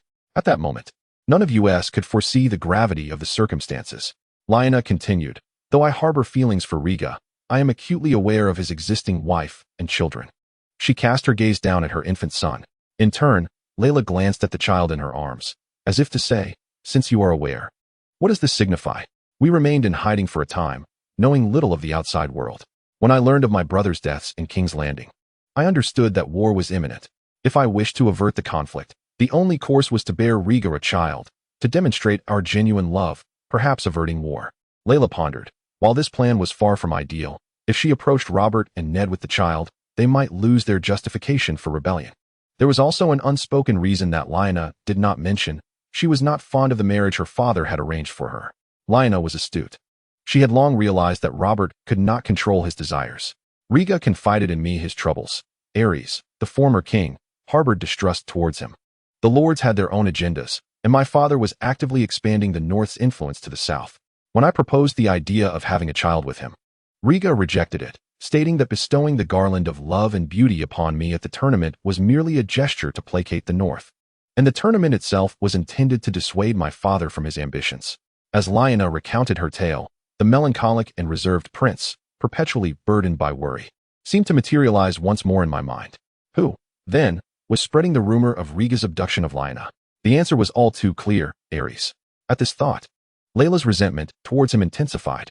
As she spoke, a smile unexpectedly graced Lyanna's lips, and she finally mustered the courage to meet Layla's gaze. Do you know how I persuaded him? Layla shook her head. Did Rhaega ever mention to you the prophecy of the three-headed dragon? Layla nodded. I said, Rhaega, do you remember? Your Targaryens owe us, Starks, a princess. Let this be your repayment. As she spoke, Lyanna's smile broadened, tinged with a hint of pride. Layla understood that she was referring to the pact of ice and fire established during the Dance of Dragons, wherein House Stark pledged support to the Black faction during the war in exchange for a Targaryen princess in marriage. Initially, Rhaegar was reluctant, but he could not withstand her persistent entreaties. The thought of pestering him brought a playful glimmer to Lyanna's face as she reminisced about her moments with Rhaegar. Her fondness for his harp playing and the way he imparted knowledge from books was palpable, evoking a sense of camaraderie that even Layla found moving. A flicker of jealousy stirred within her, aware of her own son's remarkable qualities. Layla sensed that further inquiries were unnecessary, having pieced together information from Yora and others. She believed she had grasped the complete narrative. Her demeanor softened as she settled beside Lyanna's bed, gently stroking the head of Lyanna's son. Have you decided on a name for him? She inquired. Lyanna replied, Rhaegar has chosen one. Oh, what is it? Aegon. Layla paused, realizing that Rhaegar was unaware that Elia had borne him another son. Rhaegar vanished with Lyanna at the end of 280, while young Aegon was born the following year. Upon learning this, Lyanna recognized that naming her son Aegon would be inappropriate, given that the direct events leading to the downfall of House Targaryen coincided with two Aegons emerging at the same time. In truth, Lyanna harbored reservations about the name, as both recent Aegons had garnered unfavorable reputations, one instigating the Blackfyre Rebellion, and the other being associated with the tragedy of Summerhall. Consequently, she swiftly contemplated an alternative: Aemon. Aemon Targaryen. Chapter 21. The Coronation. If the Battle of the Trident represented Robert severing the dragon's wings and claws, then his conquest of King's Landing, aided by Tywin, was akin to beheading the dragon itself. A mere month after taking King's Landing, Eddard Stark descended south to lift the siege of Storm's End. The Redwyne fleet, which had been blockading Storm's End, had already departed, and even Lord Redwyne himself was preparing to send his two sons to King's Landing as cupbearers, essentially hostages in this context. Following this, intense negotiations with the Riverlands commenced, while envoys to Dorne were already en route. It could be said that Robert's rebellion, which had unfolded over less than 2 years, was nearing its conclusion. The dragon that had loomed over Westeros for 3 centuries was now left with only a few dragon eggs in its lair. Robert believed that with a mere flick of his finger, he could obliterate Dragonstone, leaving no scales behind. The major battles had largely been fought. Now, it was time to fulfill his claim. Robert was poised to hold his coronation in King's Landing, to be proclaimed Robert Baratheon I as the Duke of Storm's End. Mace Tyrell arrived in King's Landing with his son. The banners of the Golden Stag crowned the city walls, while the once mighty red, 3-headed dragon banner lay discarded like a tattered rag upon the ground. Even the gaudy emblems of lesser houses fluttered triumphantly in the breeze, as if mocking the Targaryen sigil now sullied in the mud. It appeared that the Targaryens had truly met their demise. Returning to the capital, Mace Tyrell, stout of figure, felt a pang of melancholy. 3 centuries prior, Storm's End had belonged to House Gardner. The Tyrells had merely served as stewards. It was only through the support of Aegon the Conqueror that they had risen to lordship over the Reach, which explained their allegiance to the Targaryens. Though they had withdrawn their forces after the fall of King's Landing, they could not escape Robert's wrath. Stannis had already sought the hand of the ever-discontented Florent family, and Mace's youngest son, Loras, would soon be dispatched to Storm's End as a squire. With a heavy heart, Mace's carriage rolled into King's Landing. Upon entering the Red Keep, he was met with the sight of the golden stag banner once more. However, the scene within the court took him aback. Golden-haired Lannisters had infiltrated the Red Keep in droves. Indeed, Lord Tywin had placed his bets at a pivotal moment, reaping substantial political rewards for the Westerlands. His daughter, Cersei, was poised to become queen. As Mace dismounted from his carriage, a young man with golden locks approached him. From a distance, Mace discerned the green and gold rose of House Tyrell. "My Lord Mace, King Robert's coronation will take place in the Great September," he announced. Mace furrowed his brow. He was well aware that the ceremony was to occur before the statues of the Seven in the September. Yet, the news he had received indicated it was to be held the following day. "Is it not tomorrow that the coronation is to take place?" he inquired. "It is today, my Lord Tyrell. You must have misremembered," the golden-haired youth replied with a smile. Frustrated, Mace climbed back into his carriage. As of now, the only place in Westeros still flying the three-headed dragon banner was Dragonstone, where the same banner remained unfurled. In the original timeline, Rhaella had hastily crowned Viserys upon learning of King's Landing's fall and Aerys' death. However, in this altered timeline, the unexpected arrival of 3 kingsguard from Dorne, seemingly grown overnight and gifted with the talents of a dreamwalker, had bestowed an air of tranquility upon the grieving woman who had lost both son and husband within the span of a month. She now had ample time to arrange a coronation for her son that would be as grand as possible. At that moment, Viserys resided within the September of Dragonstone. The statues of the Seven, it was said, were carved from the masts of the ships used by the Targaryen ancestors when they crossed the sea. The eyes of the crone were adorned with pearls, exuding an extraordinary compassion, while the beard of the father was gilded, presenting an imposing figure. The layers of paint, gold leaf, and silver plating rendered the statues of the Seven strikingly opulent. Rhaella cradled a golden crown in her hands. In the original timeline, due to the constraints of time, she opted to use her own lesser crown as a substitute. However, with a month now available for preparations, she crafted a golden diadem for Viserys. The crown, though modest in size, was adorned with 7 precious gems. Under the watchful gaze of Elia and numerous family members, as well as 3 kingsguard and several minor lords of Dragonstone, Viserys approached Rhaella. Robb gazed at the statue within the sept. Although he had long anticipated ascending to the Iron Throne, the moment of coronation felt surreal. He cast a glance over his shoulder. Seated in the front was his adoptive father, Duke Alan. Beside him, his steadfast brother Eddard sat clad in black, his demeanor perpetually as frigid as ice. The blue-robed individuals belonged to House Tully, the reds to House Lannister, and the greens to House Tyrell.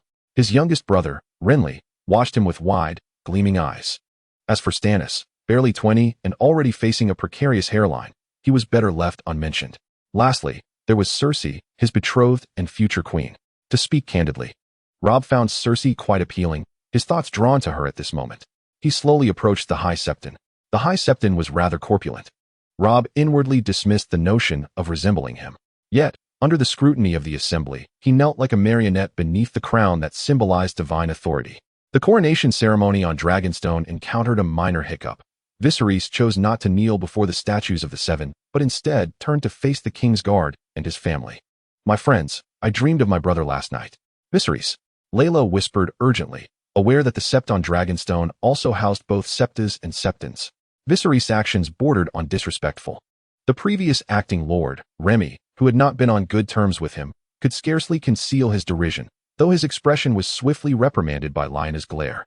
The Kingsguard, including Ser Jorah, similarly disapproved of Viserys' demeanor. In Westeros, rituals held great significance. Viserys' lackadaisical attitude could only lead to his own detriment. Even the favorable impression he had previously cultivated in the hearts of the Kingsguard seemed to waver. Elia regarded Viserys with concern, while Lyanna expressed curiosity about his motivations. "My friends, I had a dream last night. I dreamed of Rhaegar." "Viserys," Rhaella admonished once more, for no one yearned for Rhaegar more than she. Although she too was eager to learn what this younger son had dreamt, the occasion was decidedly inappropriate. Even if he truly dreamt of Rhaegar, few would likely believe him. The faith in the Seven was deeply entrenched in Westeros. Even Aegon the Conqueror had humbly been crowned before the Seven. Rhaella's primary concern was that Viserys' behavior might provoke ill feelings among the Kingsguard. Indeed, after a month of companionship, several of the Kingsguard had come to hold a certain regard for Viserys.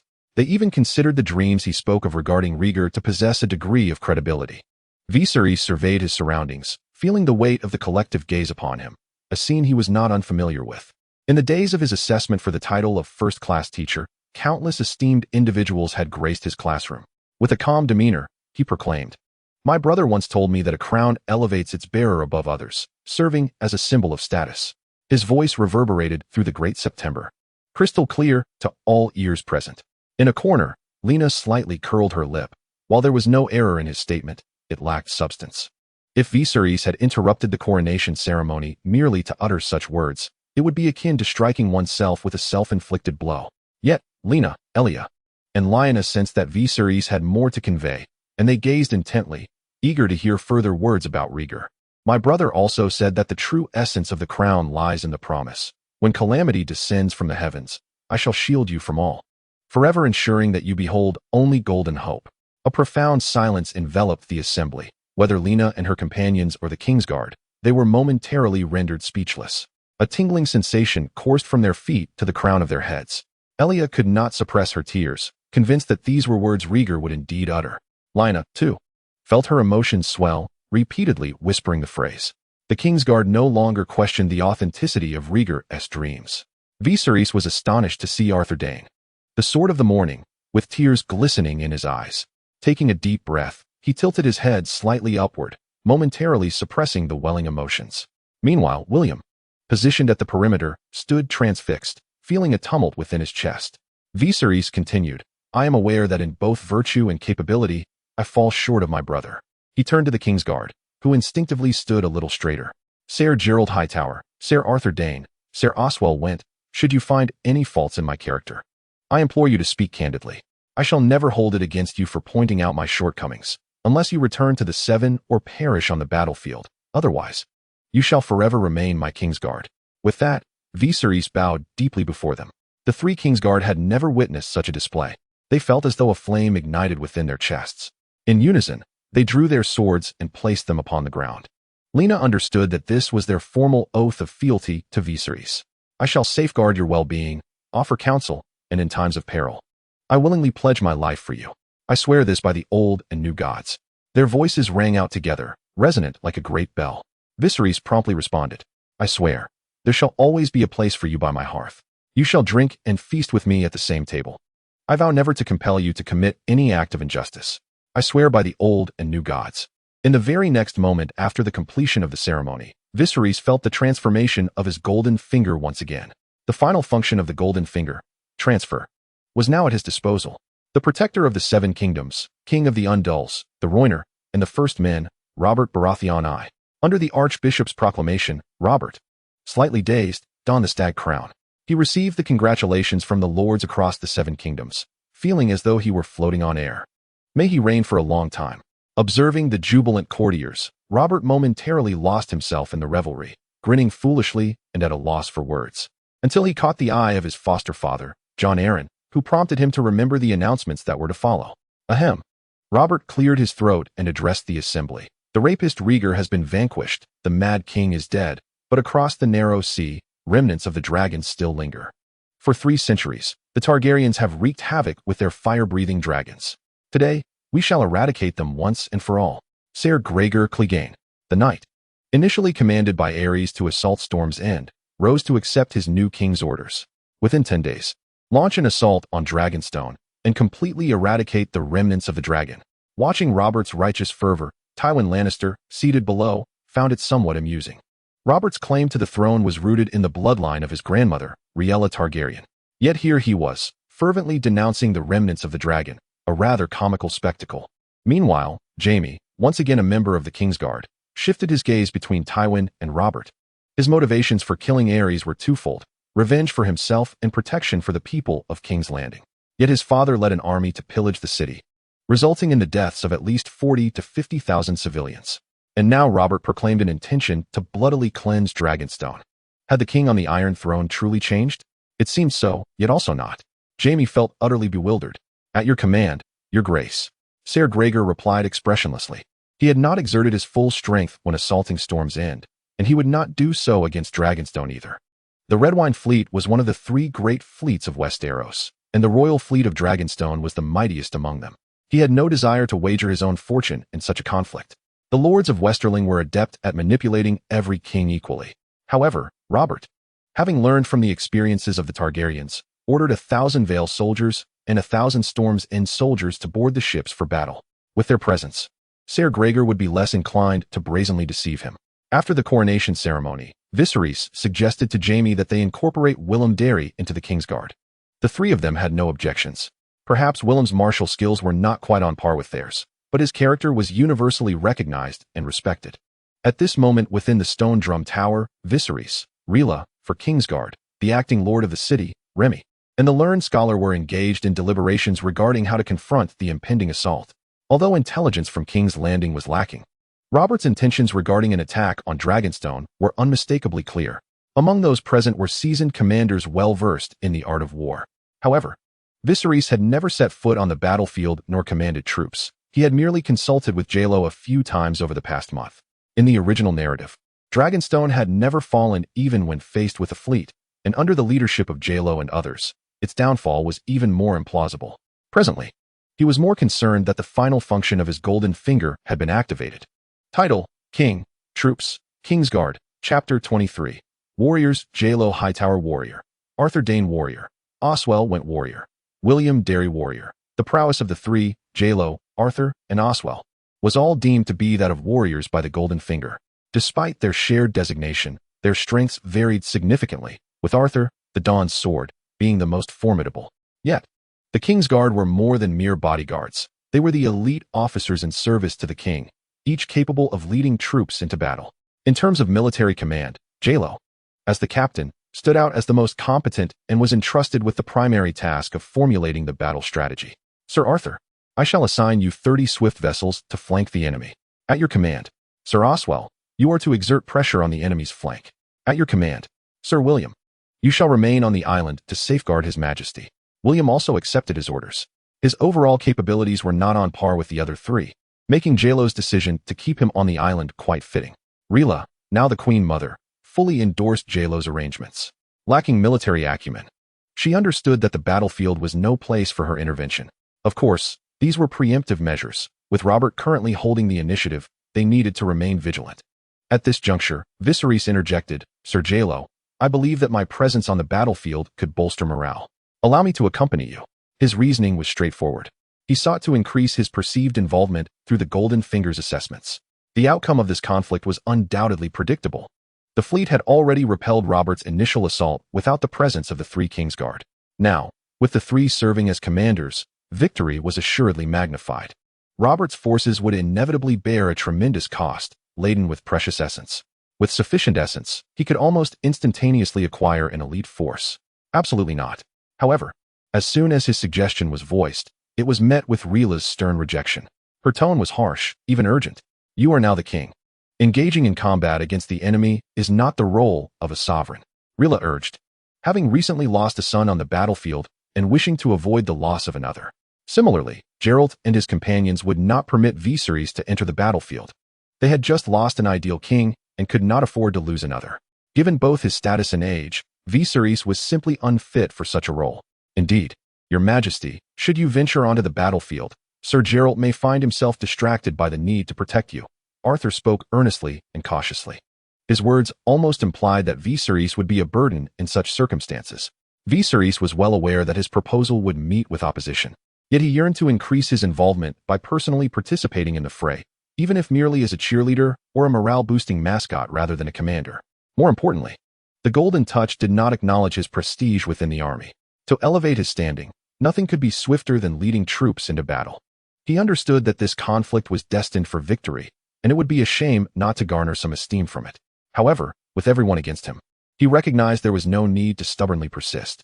He would devise a plan in due course. Indeed, you make a valid point. Observing Viserys relent, Rhaella and the others breathed a sigh of relief. Rhaella, perceptive and thoughtful, believed she could empathize with her son's sentiments. Based on Viserys' prior behavior, he seemed to hold Rhaegar in high regard, which likely fostered this desire to emulate him. Viserys, if you wish to join the battlefield, practice your martial skills with Sir William and learn command from Sir Geralt.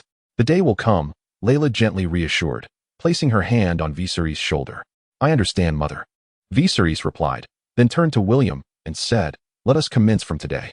Very well, Your Majesty, William nodded solemnly. After all, few in this world had the opportunity to teach a king the art of combat. He began to assess Viserys' physique. Standing at around 1 meter 50, he was quite respectable among his peers. Moreover, like Rhaegar, his arms were notably long. Although he appeared somewhat slender, it mattered little. With increased training, his appetite would naturally grow, and so would his weight. Rhaegar had been nearly 20 when he began his martial training. William reminded himself to exercise utmost caution, ensuring he did not injure Viserys. When Viserys' blade clashed with William's, the latter displayed a look of incredulity. Despite his youth, Viserys possessed remarkable strength, rivaling that of an adult. Sir William, let us continue. Yes, indeed. Not only was he strong, but his stamina was also impressive. As William fed Viserys' tactics, he evaluated his performance. Anticipating that Viserys might struggle to wield a real sword at his age, he initially suggested a wooden one. However, Viserys insisted on using the genuine blade. William did not object. After all, young people often possess a competitive spirit. He thought that once Viserys exhausted himself, he would become more compliant. Yet, he was taken aback when Viserys persistently trained with him for nearly 2 hours using the real sword, and his progress was astonishingly swift. The fundamentals of swordsmanship have been mastered to such an extent that it rivals the prowess of seasoned veterans. Your Majesty, have you truly never practiced on your own before? William inquired during a moment of respite. I used to secretly observe when you taught my elder brother the art of combat. Viserys replied after taking a sip of water. After all, explaining the nuances of my unique advantages proves too complex. One can only resort to fanciful tales. His reasoning astonished William even further. To attain such a level merely through observation is indeed remarkable. Rhaegar learned the art of combat swiftly as well. But he was nowhere near this extraordinary. He mused that if Viserys continued at this pace, he would have little left to teach him within 6 months. Wiping his brow, the two decided to take a break and made their way to the Ravenry on Dragonstone. Due to the situation with Pycelle, Viserys now oversees the Ravenry. Sir William, if you were on the battlefield, how many foes could you simultaneously vanquish? William understood that Viserys was likely still fixated on the idea of combat. However, it would be beneficial for him to grasp the harsh realities of war. That depends, of course, on the caliber of the opponents. If they are unseasoned recruits who have never seen battle, I believe taking down 20 or 30 would pose no challenge. But if they are seasoned warriors, they possess a sense of teamwork, and I might only manage to confront 17 or 18, perhaps even fewer. And what of elite fighters? Like the guards we brought from King's Landing? Viserys asked earnestly. Chapter 24. Intelligence. Currently, Viserys understands that the fusion ratio of his unique advantage is as follows. 5 veteran essences can be combined to create 1 elite essence. 30 elite essences can be fused to yield 1 warrior essence. Given that William indicated he might struggle even against 30 veterans, it suggests that absorbing all essences is an unwise endeavor. Personal martial prowess has its limits. Viserys must transfer these essences to a trusted army to maximize their effectiveness. Against elite opponents, I could only contend with 5 at a time, William replied, then added dreamily, if it were Arthur and the others, I'd wager I could manage 20 simultaneously. Viserys nodded, concluding that temporarily absorbing 2 warrior essences would suffice. The most prudent approach remains to establish a formidable elite guard for himself. As they conversed, they soon arrived at the Ravenry. When Bachelor Fail of Dragonstone saw the two, he awkwardly bowed. If he were to voice his true sentiments, he would lament that Pycelle had brought disgrace upon the Citadel. Pycelle's treachery harmed not only himself, but also jeopardized the interests of the Citadel. Serving as a bachelor for the Lords is the primary career path for apprentices within the Citadel. Pycelle was, indeed, a single rotten apple spoiling the entire barrel. This incident would inevitably lead to a growing distrust of bachelors among the Lords. He had already petitioned Viserys to write to the Citadel regarding this matter, requesting the revocation of all titles held by Pycelle. As a bachelor unable to manage the Ravens, he felt as though a part of his dignity had been stripped away. Viserys and William arrived at the Rookery, which, when compared to the one at the Red Keep, was considerably more modest. The lands and castles beneath the Earl possessed no means of communicating via ravens. However, this was of little consequence at present, as the families under the Earl had not aligned themselves with House Targaryen. Even Dorne, which had yet to make a definitive stance, likely shared the same sentiment. The reason Viserys visited intermittently was his hope that the young stable boy at the Red Keep might furnish him with some valuable intelligence. After all, he had assisted Elia in her escape through the secret passages and might also manage to procure a raven to relay messages.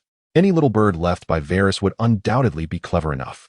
Upon entering, the 2 men beheld 2 ravens, from the bronze rings on their legs.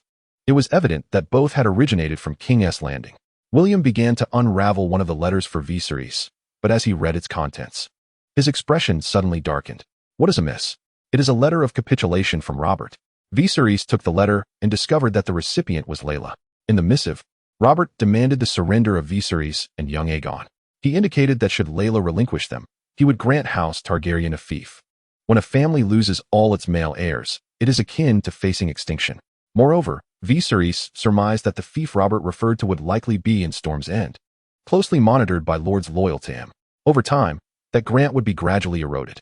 In other words, he had no intention of allowing House Targaryen a path to survival. Viserys did not feel particularly outraged by this letter. Let us refrain from showing this to Mother. As the days passed, Rhaella's condition became increasingly pronounced. Even without the magical intervention akin to that which had aided Lyanna, being an elder mother posed significant risks. Viserys wished for her to remain emotionally stable. The two continued to peruse the next letter, which Viserys immediately recognized as having been delivered by the stable boy, as he had drawn a black bow at the top of the page. The letter indicated that in 10 days, the Redwyne fleet would attack Dragonstone, with Robert intending to pack 2,000 men into the vessels. This is my informant in King's Landing. Noticing William's peculiar expression, Viserys elucidated. The young man who escorted Princess Elia that day? Indeed, he was originally one of Varys's little birds. Given the gravity of the situation, Viserys refrained from elaborating further, merely confirming the authenticity of the letter. Your Majesty, it appears that Robert's men will likely form the main assault of the fleet. We must immediately inform Queen Rhaella and Ser Jairon. You are quite right. Objective: repel the Redwyne fleet. Participation: 10%. Before Viserys could finish his thought, he felt the feedback from the Golden Hand. In a battle of such magnitude, casualties would surely number in the thousands. He would undoubtedly gain a substantial amount of essence. However, that 10% participation was decidedly insufficient. It was imperative to find ways to enhance it as much as possible. The only way to enhance one's skills seems to be by personally stepping onto the battlefield. This confrontation is guaranteed to be victorious. And if I do not seize a bit more of the essence, it feels as though I have lost something invaluable. Even from Robert's provocative letter, it is evident that he is unaware that Jiro and his companions have already arrived at Dragonstone. This fleet from Dragonstone is not only capable of repelling the Redwyne fleet, but is also highly likely to expand our triumph, sending them fleeing in utter disarray. When Jiro learned of the impending assault by the Redwyne fleet, he immediately convened a meeting to discuss the operational details. If we can annihilate this contingent sent by the usurper, the Redwyne ships will inevitably retreat. As the captain of the kingsguard, Jiro succinctly articulated the crux of this battle. Leave these adversaries to me. They are most likely positioned on either the left or right flank. Provide me with the swiftest vessel, and I shall drive them back. Arthur confidently declared. As the Sword of Dawn, his mere presence is enough to exert considerable pressure on the opposing forces. His words also instilled great confidence in Rhaella, who stood nearby. Aside from Remy, Oswell and William remained remarkably composed. So, you are confident that we will undoubtedly defeat them this time? Viserys seized the opportunity to inquire. Indeed, Your Majesty. Our warships surpass those of the Redwyne fleet in both quality and quantity. A significant portion of their vessels are merely cargo ships. And we are well informed of the usurper's army movements. Thus, I am certain of our victory. Jiro, believing Viserys was concerned about the battle's outcome, endeavored to reassure both Viserys and Rhaella. Yet, he misjudged Viserys' true intent. Since this battle is assuredly winnable, then take me along. Did you not previously mention that nothing accelerates growth quite like being present on the battlefield? Jiro glanced towards Rhaella, seeking her support as he observed the earnestness reflected in Viserys' violet eyes. Chapter 25. The marksman Rhaella had not anticipated that Viserys remained so fixated on the notion of combat. Moreover, this time he seemed prepared, cleverly echoing Jiro's sentiments. Viserys, I understand your eagerness to engage in battle, but you have only recently begun your training. As we discussed earlier, to protect you, Ser Jiro and the others would need to divert their focus. Rhaella attempted to console her son. So, once my martial skills are recognized by everyone, I will be permitted to join the battlefield, correct? Viserys asked, gazing up at Rhaella. Yes, once your skills reach a certain level, you will certainly be expected to fight. Rhaella replied with a smile, pleased to see her counsel had taken effect. After all, the acknowledgement of one's martial prowess is inherently subjective. As long as she and the Kingsguard reached a consensus, Viserys would never be permitted on the battlefield unnecessarily. However, William sensed that something was amiss. Viserys pointed to a longbow hanging on the wall and said, if I can shoot that lemon in the courtyard from this room with that bow, then I must be allowed to accompany Ser Jiro. A lemon? Rhaella peered out at the lemon tree, which stood at least 200 meters away. Moreover, the longbow not only possessed a stiff string, but with Viserys' arm length, it was utterly impossible for him to draw it fully. This implied that if he wished to wield that bow, he would have to wait several years until his body had matured adequately. With an almost questioning demeanor, she glanced at Jiro, who nodded in agreement, believing it prudent to set an unattainable short-term goal for Viserys. This would not only foster his rapid growth, but also divert his incessant thoughts of the battlefield. Very well, I shall grant you this. As long as you can hit the lemon outside from this room, you may go to war. Rhaella's tone was laced with a hint of coaxing. Then I shall attempt it now, Viserys exclaimed, elated at the prospect. Possessing the marksmanship of a warrior, he was confident he could strike that lemon even with his eyes closed. Alas, he had traversed into this world far too early. Had he been around 15 or 16, the obstacles to reaching the battlefield would have been significantly less daunting. To dissuade him from his aspirations, Rhaella and the others cleared some space. Sir William even personally handed him an arrow, which, when upright, nearly reached Viserys' chest, a size akin to that of a short spear. As for the longbow, it towered over him. Viserys positioned himself at the window, mimicking the stance of drawing the bow and arrow. To the onlookers, it seemed implausible that he could even knock an arrow, let alone shoot one. Despite the realization that their king might embarrass himself, they felt this was beneficial. At least it provided him with a direction to strive towards. Sir William, I believe we should incorporate archery training into His Majesty's schedule. This will also aid in enhancing his arm strength, suggested Sir Arthur. Indeed, I shall do so, replied William. Observing Viserys' physique and contemplating the necessity of crafting a smaller bow tailored for him. Viserys, it matters not if you cannot draw the bow yet. Simply wait until you grow taller, Rhaella said as she settled down with the help of her maid. She harbored no expectations of Viserys successfully shooting the arrow, merely hoping he would not injure himself.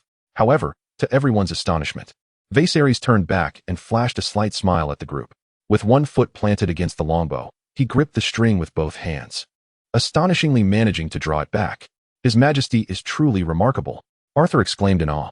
Although Viserys stood on one leg, he maintained a surprising stability, showing no signs of wavering.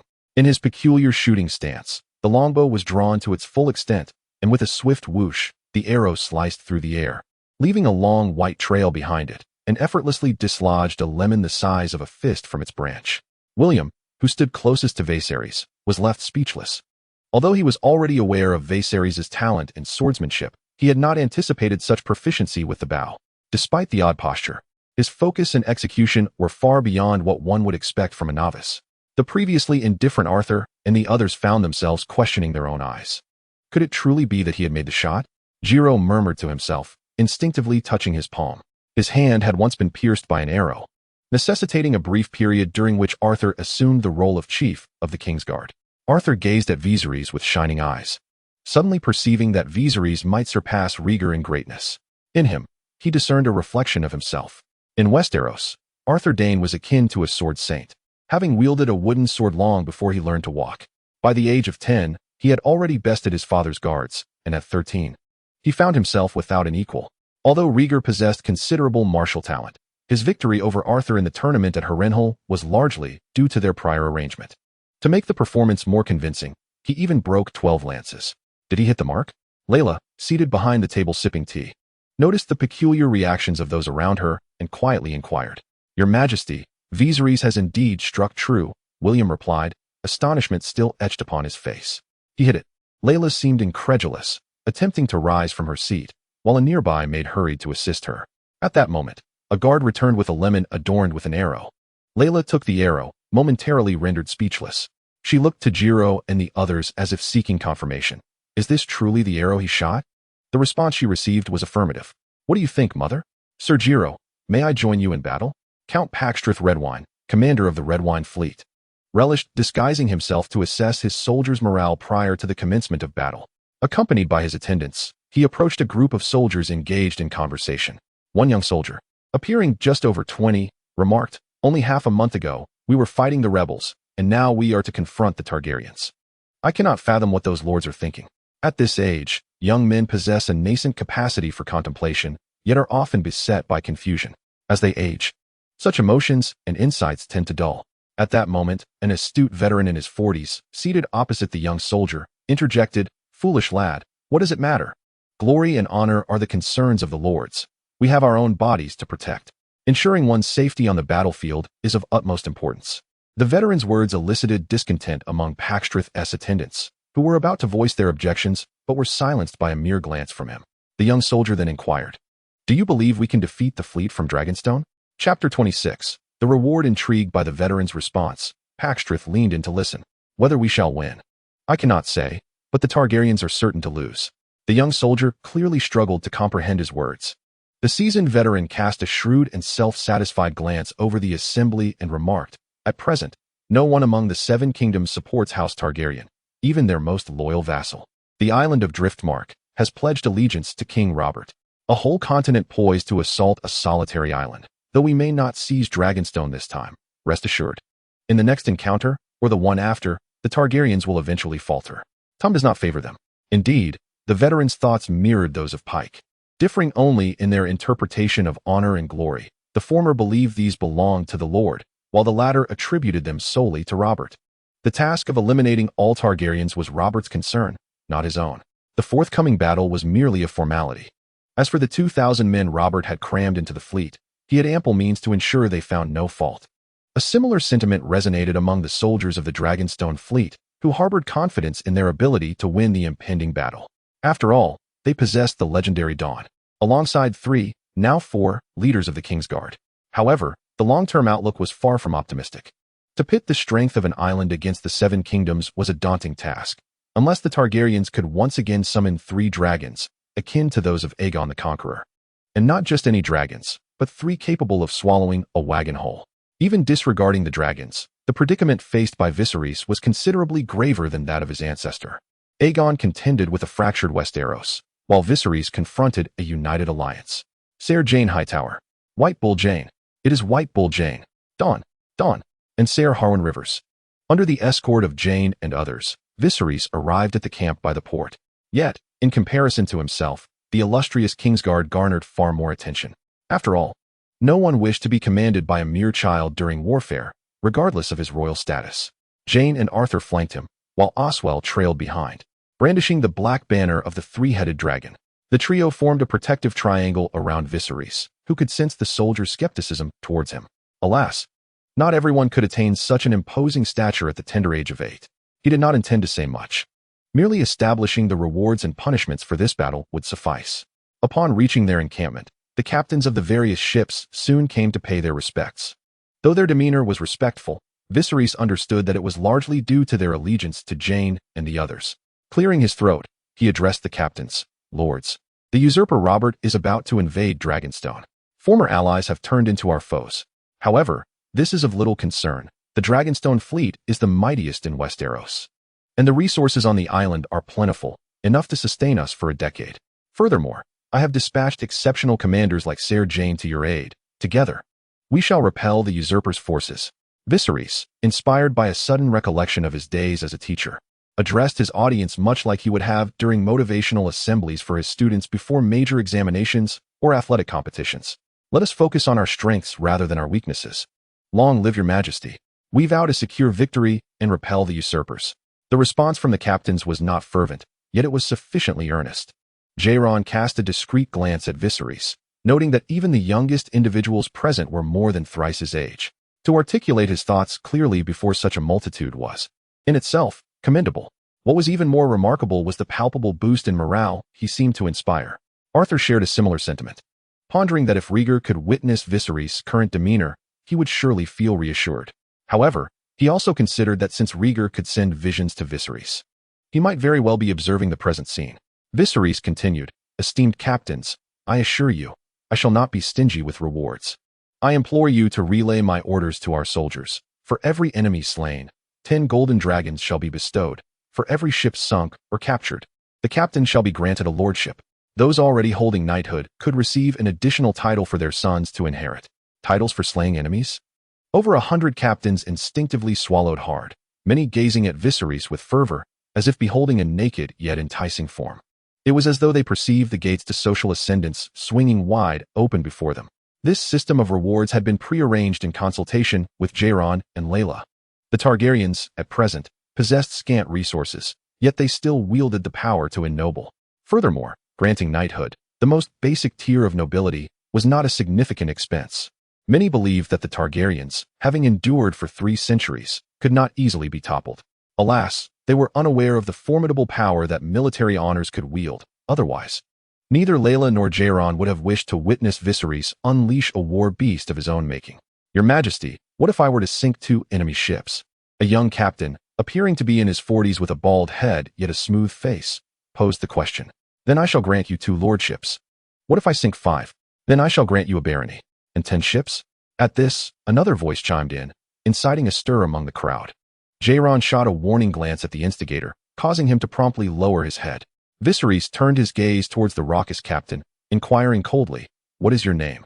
The captain, who had just been jesting, suddenly felt a chill run down his spine, his heart racing with trepidation. Those nearby realized that he had just offended the king and instinctively distanced themselves from him, leaving him feeling as isolated as withered grass in a winter wind. "What is your name?" Viserys repeated, his tone devoid of discernible emotion. Jiro glanced at Viserys, contemplating that punishing a captain as a means of setting an example was indeed a commendable choice. The captain, a brown-haired man who appeared to be no older than 30, responded with evident trepidation, "Your Majesty, my name is Oak Weiss." The surname Weiss indicated he was a bastard born in the royal lands. "Oak, is it? If so, I would have that self-proclaimed conqueror of 10 warships take his leave post-haste. I can hardly tolerate braggarts." The assembly was taken aback by the unexpected expletive from King Viserys. A moment of stunned silence was followed by uproarious laughter. At that instant, Jiro and the others gazed at Viserys with sheer astonishment. Objective: repel the Red Wind fleet. Engagement: 65%. Chapter 27. Cloaks and banners. As Jiro, Arthur, and the others spent more time with Viserys, they began to perceive the multitude of his virtues. As the hour of Robert's mobilization drew nearer, preparations on Dragonstone intensified. The pressure weighed most heavily on Rhaella, whose appetite visibly diminished. Even the captain of the kingsguard found himself increasingly reticent as the impending battle loomed. Only Viserys consistently sought to engage with everyone in heartfelt conversation, even taking moments to comfort Rhaella and her 2 sisters-in-law. Occasionally, he would join Jiro in uplifting the spirits of the soldiers at the fleet camp. Such mental fortitude garnered their admiration. On this particular day, within Elia's chamber, Viserys presented young Rhaenys with a series of intriguing puzzles. "Rhaenys, tell me, if you have 5 apples, but with little Aegon and Aemon, there are only 3 of you, how should you divide the 5 apples?" Although Viserys had been a language teacher in his former life, he believed that arithmetic was a profound means of nurturing a child's intellect. Little Rhaenys, counting on her fingers, was visibly flustered, glancing between her mother and Lyanna for assistance. Yet neither her mother nor Lyanna offered her any help. Suddenly, a light sparked in Rhaenys' eyes as she exclaimed to Viserys, "We can give one to Mother and one to Lady Lyanna." Her answer left the others momentarily speechless. Elia's gaze softened toward her daughter, while Lyanna affectionately rubbed her cheek against her son's head. This response, though not what Viserys had anticipated, was undoubtedly a far more profound answer than the correct one. Even the maids standing behind them exchanged knowing smiles. Viserys, taken aback by Rhaenys' reply, mischievously inquired, "And what about me?" To his surprise, the additional question caused little Rhaenys to fret and scratch her head in distress, a charming sight that elicited laughter from all. At that moment, Elia came to her daughter's aid, saying, "Viserys, is a war imminent?" As Elia appeared poised to discuss significant matters, the maids discreetly escorted Rhaenys away. Viserys nodded in acknowledgement, responding, "Indeed, we initially intended to sail our fleet to Blackwater Bay, ideally to vanquish Redwyne's forces at the mouth of the Blackwater River. However, with the addition of Driftmark to the usurpers' camp, I suspect the Velaryons have also aligned with them. Consequently, the battlefield may very well be set in the narrow sea." Upon hearing that the naval confrontation would take place in the Straits, the 2 women understood that this battle was one the Targaryens simply could not afford to lose. They could even observe the unfolding events of the battlefield from their windows. "Viserys, we have prepared something for you," announced Lena's handmaiden, Rhaella, as she emerged, cradling a cloak. Traditionally, when the men of House Stark departed for battle, the women of the household would craft a cloak for them. "Since you are heading to the battlefield, I have made you one as well." Lena rose, entrusting little Aemon to Rhaella, and presented the cloak she had sewn by hand. The cloak was predominantly black, adorned with the red, 3-headed dragon sigil, while the lining was crimson. Lena draped the cloak over Viserys, studying him as if searching for a trace of rigor. Then there was Elia, who had crafted a banner for Viserys. It was a sizable standard, a collaborative effort with her handmaidens. Receiving the battle flag, Viserys solemnly declared to the two women, "I shall personally take Robert's head and present it to you." Meanwhile, Rhaella still wished to persuade Viserys against engaging in battle. However, he had arrived late that day, waiting in vain. "Where is his majesty?" she inquired. "Phelan, go and inquire." "As you command, your grace." Phelan departed, but soon rushed back. Breathless, "Your grace, his majesty has already set sail." "What? Was it not scheduled for tomorrow?" Over 100 ships, their black sails unfurled, advanced like a massive wave. At that moment, Viserys had already joined Jane aboard the flagship. "Your majesty, is this truly wise?" he questioned. "Do not worry," Viserys reassured him. "At worst, I shall return to receive a scolding." He silently added a thought. Thankfully, Rhaella was not a woman driven by ambition. Had it been another, she would surely have been beside herself. Now, the soldiers of the entire fleet were aware that their king was on the flagship, bolstered further by the presence of 3 kingsguard warriors fighting alongside them, which significantly lifted morale. Consequently, Viserys' participation in the battle rose to 65%, indicating that he would receive more than half of the spoils sent by Robert. In fact, for the ensuing conflict, he would need to concern himself with little more than allowing Jane to issue commands in his name. He could simply savor the experience of the battlefield. Soon, a wall of blue sails began to approach the fleet from Dragonstone, the blue canvas emblazoned with a string of purple grapes. That was indeed the Red Wine fleet hailing from the Arbor. Just 2 months prior, the Red Wine fleet had besieged Summerhall as part of the Loyalist forces. 2 months later, they turned their allegiance and waged war against Dragonstone. In the eyes of Lord Redwine, this battle was not unwinnable. After all, the current fleet of Dragonstone lacked any distinguished commanders. The island could be likened to a mere congregation of orphans and widows. If they were to launch a full-scale assault, victory would undoubtedly be within reach, albeit at the cost of significant losses. Essentially, he and the old rogue in his fleet were not so different. His alignment with Robert's faction was merely a matter of circumstance, offering him little in the way of personal gain. To put it differently, what did Robert truly offer? What worth was a life sold for mere coins? Currently, there existed a consensus throughout the halls of King's Landing. For Dragonstone to be captured, it would require at least 2 to 3 years of siege and maneuvering. This offensive was more akin to a show of intimidation. Robert's decision to send observers to monitor Lord Redwine's fleet was primarily to ensure the effectiveness of this intimidation. Thus, for Lord Redwine, the battle itself was secondary. The paramount concern was evading the notice of Robert's appointed watchers. However, Robert, or rather Stannis, had chosen a rather intriguing individual for this task. It was none other than a maritime smuggler. This man was intimately acquainted with the conditions at sea, making it no simple feat to elude his scrutiny. This so-called smuggler was Davos Seaworth. During the siege of Storm's End, Davos had clandestinely supplied Stannis with onions and salted fish, preventing the townsfolk from starving and ensuring the fort's defense remained intact. His actions further solidified Robert's advantage over the Loyalist forces. It could be said that this seemingly insignificant figure became the last straw that broke the dynasty's back. Davos was humorously dubbed the Onion Knight. Learning of this situation, it was only natural that Lord Redwine would not be particularly pleased. At that moment, the Onion Knight was peering through a telescope he had procured from a merchant in Mill, observing the battlefield. Despite having lost 4 fingers to Stannis' sword, he resolved to repay this young man as kindness. He was determined to meticulously document every movement of Lord Redwine's fleet. Chapter 28. The dawn blazed suddenly. As Davos held the telescope to his eyes, he felt a faint ache in his left hand. Over a month prior, Stannis had severed 4 of his fingers, leaving only the thumb intact, as punishment for his smuggling activities. However, it also acknowledged his role in delivering much-needed supplies during the siege of Storm's End. Hailing from humble beginnings and born in the squalor of King's Landing, Davos had acquired a domain of his own. In comparison to his territory, he deemed Stannis' punishment trivial. He had resolved to dedicate his life to repaying this just lord. Yet, he found it peculiar that despite the amputation, his fingers continued to throb with discomfort. On occasion, he would remove his glove, checking to see if the severed digits had miraculously grown back. This time, as he prepared to do so once more, his eldest son suddenly interjected. "Father, look, it is the Targaryen fleet." Davos hastily seized the telescope and beheld a fleet adorned with black sails swiftly approaching. In truth, he was not surprised by the emergence of the Dragonstone fleet. However, he had assumed that news of Dragonstone would have been thoroughly suppressed.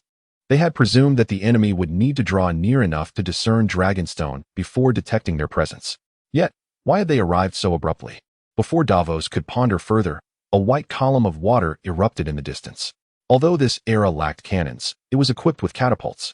Soon, the frequency of the exploding columns of water intensified around him. The Red Wine fleet still harbored a considerable number of merchant vessels, while the Dragonstone fleet was a royal armada, meticulously crafted for naval warfare. Each warship was outfitted with exceptional precision. However, it was not long before the Red Wine fleet initiated a counterattack. From a vantage point above, one could observe a striking contrast between the black and blue waves, adorned with blooming white blossoms of water. The flagship, where Viserys resided, towered high, affording a sweeping view of the battlefield. The numbers of both fleets were relatively equal, yet the Dragonstone fleet possessed a distinct superiority in quality, especially with the promise of military honors and execution bounties that Viserys had previously bestowed upon the captains and soldiers. They were eager to leap onto the enemy vessels and engage in close combat. Rapidly, after several exchanges of catapult fire, the distance between the two fleets dwindled to less than 100 meters. It was now the moment for archery to demonstrate its prowess. A torrential rain of arrows danced between the fleets like swarming locusts. Soldiers stood upon the decks, unleashing volleys upon one another. Initially, due to the considerable distance and the tumultuous sea, the casualties inflicted were minimal. However, as the distance continued to close, the soldiers at the forefront began to recognize each other's faces, and some skilled marksmen among them started to score hits. Viserys' flagship was positioned further back, otherwise, he too would have aspired to fell several foes.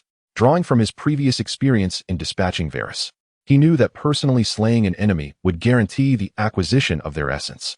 Noticing his restless anticipation, Jane could not help but remind him, "Your Grace, we had an agreement. Rest assured, I shall not depart from the flagship." The two had previously concurred that Viserys could venture into battle, but he must remain closely tethered to Jane. Acknowledging that he had not forgotten their earlier pact, Jane nodded. "We are about to commence the boarding action, Your Grace. Please ensure your safety." "Understood," Viserys replied, gripping the ship's command platform with increasing intensity.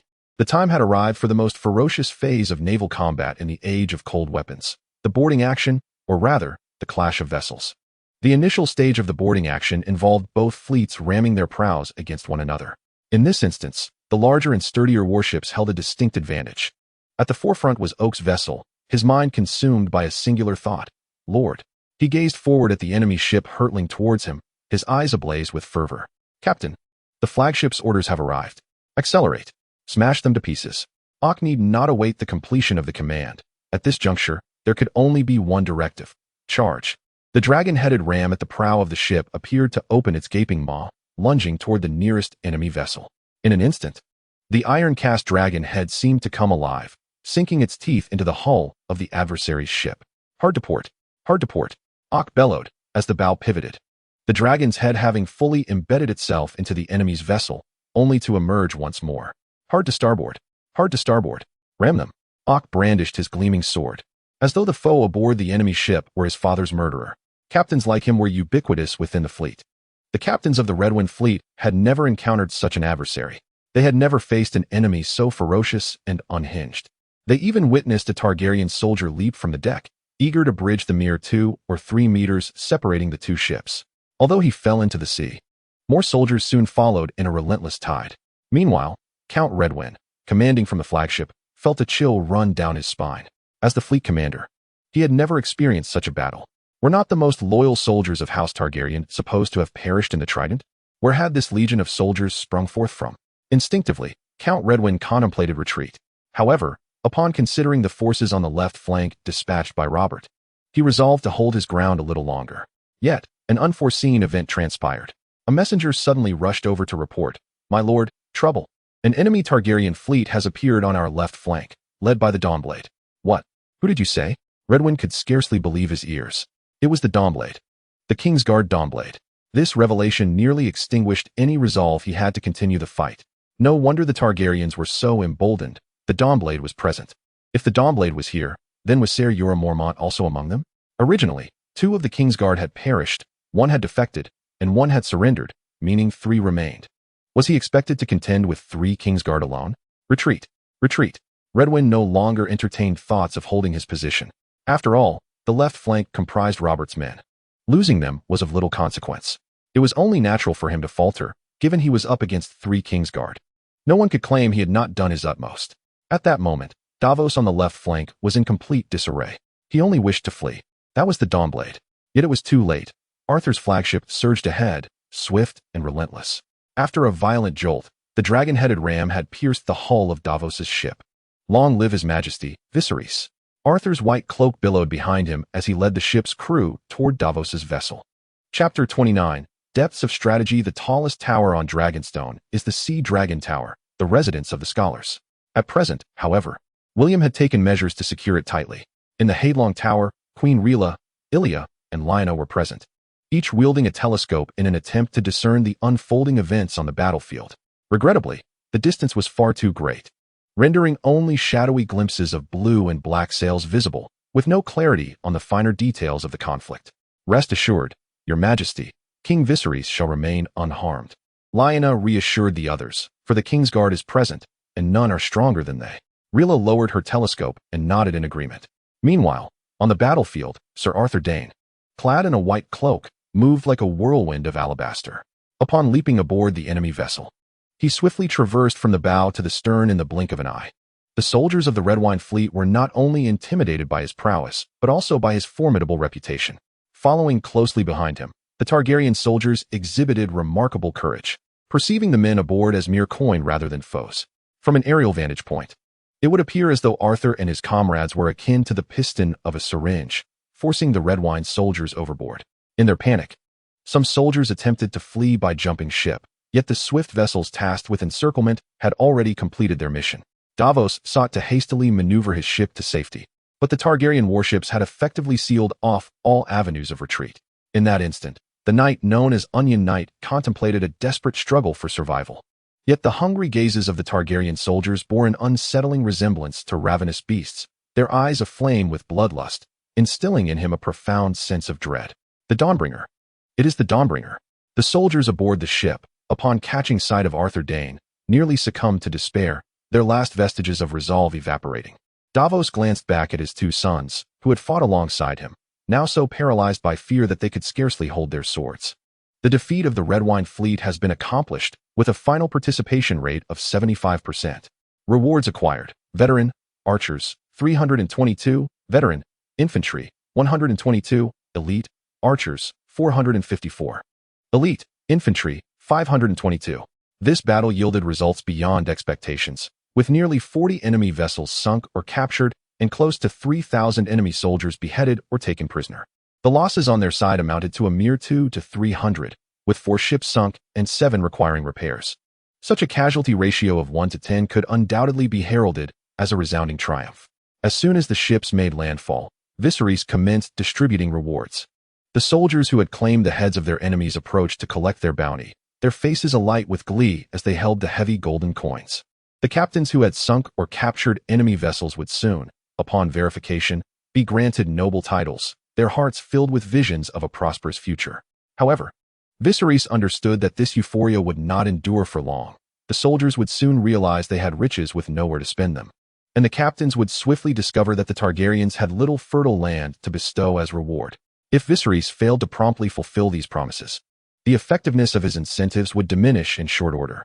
To earn the loyalty of those like Jiro, who have freed themselves from base pleasures, one must employ ideals and respect. However, in dealing with ordinary soldiers, if one desires them to fight like ferocious beasts, one must feed them flesh. Thus, despite the victory in battle, Viserys remained unable to breathe easily. He realized he needed to devise a swift escape from Dragonstone and seek a more suitable location to gather strength. Your Majesty, let us return to report to Queen Rhaella. Indeed, Arthur and Oswell were to remain with the army, while Viserys and Jiro returned to the castle. He felt a twinge of anxiety, pondering that he had not visited Rhaella before the battle. Her mood was likely far from pleasant. Upon their arrival at the Stone Drum Tower, they found Remy and Scholar Fair in attendance beside Rhaella. The violet hues of her eyes betrayed no joy. Your Majesty, the enemy has been repelled. We have annihilated over 3,400 foes, sinking and capturing their ships. Even if Rhaella lacked military knowledge, she could discern from Jiro's words that this was a genuine victory. Excellent work, Sir Jiro. Please convey the royal gratitude to Sir Arthur and Sir Oswell. This evening, I shall host a banquet in your honor and additionally draw 2,000 barrels of wine from the cellar to reward our soldiers. As you command, Your Majesty. I extend the soldiers' gratitude for your generosity. Knowing it was time to take his leave, Jiro respectfully bid farewell to Rhaella.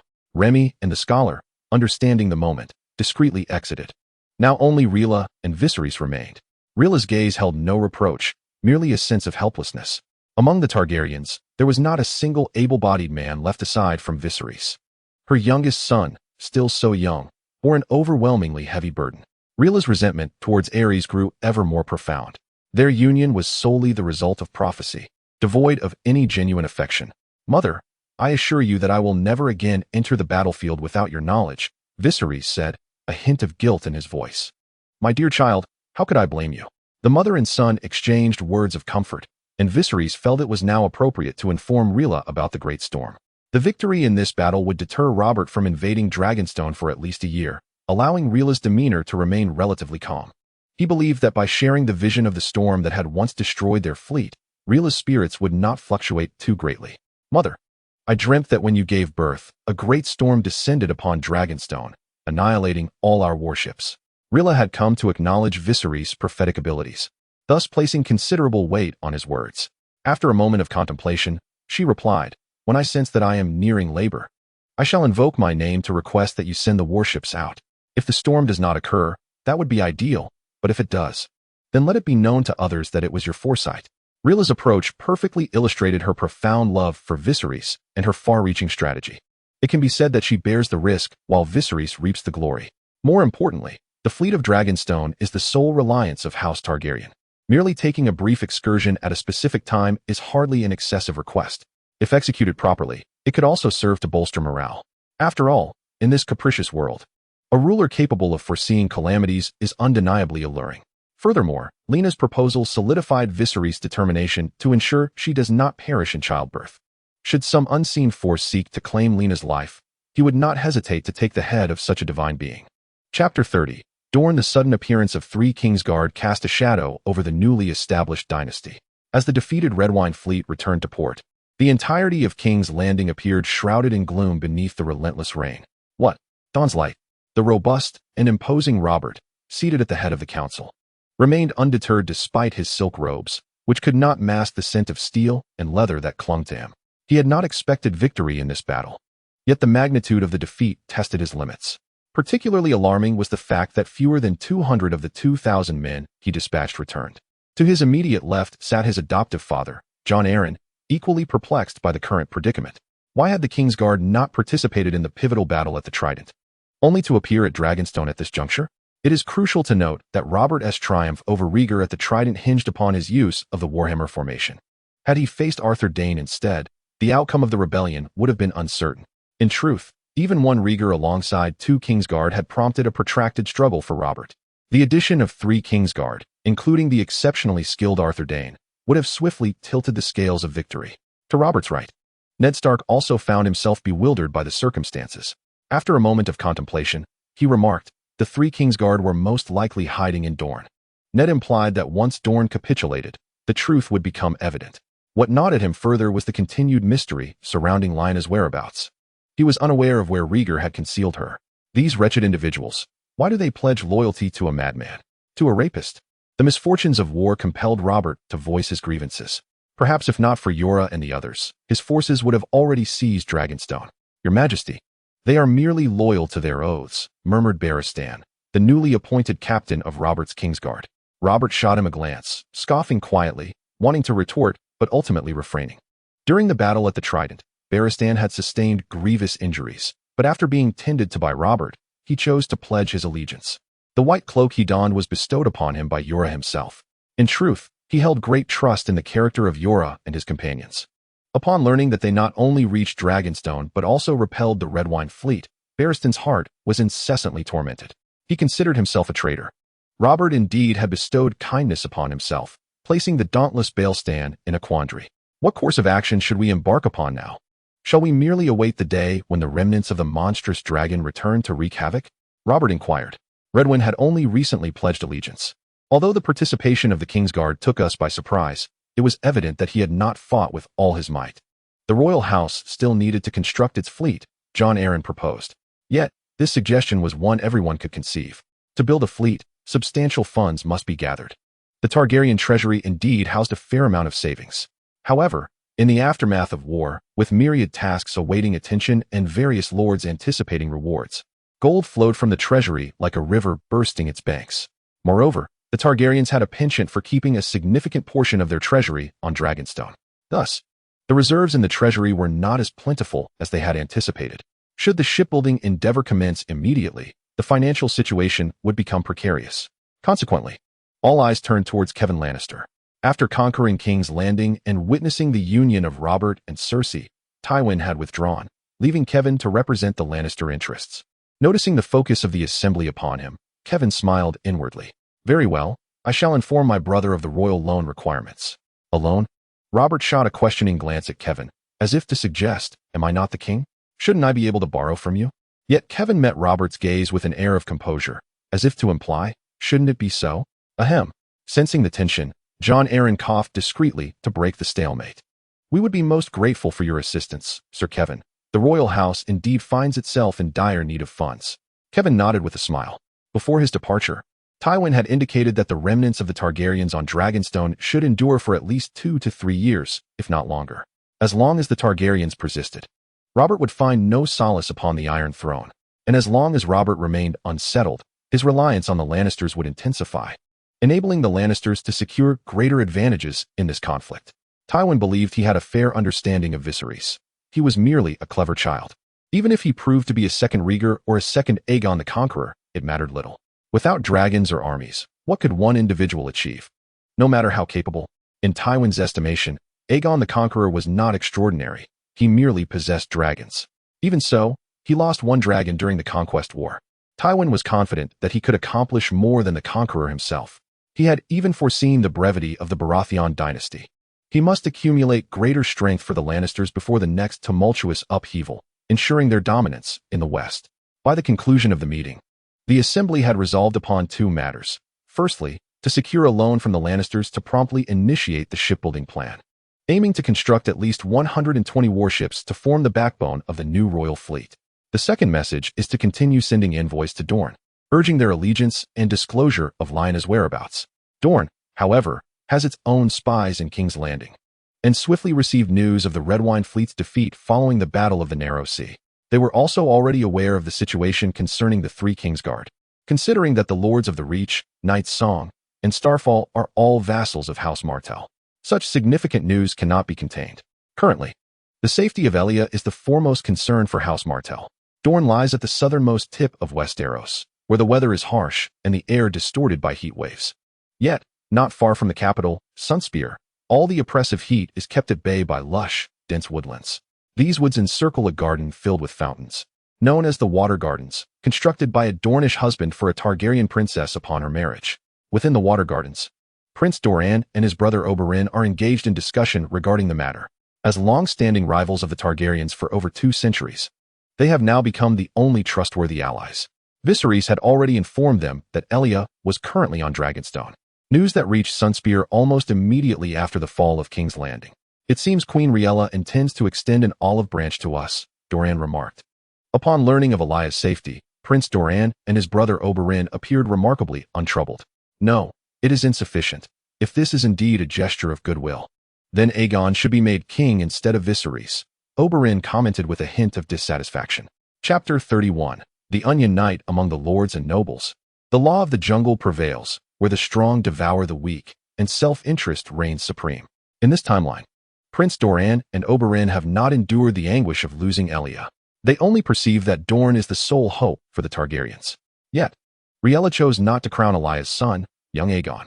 According to the succession order established by the Targaryens themselves, young Aegon's claim precedes that of Viserys.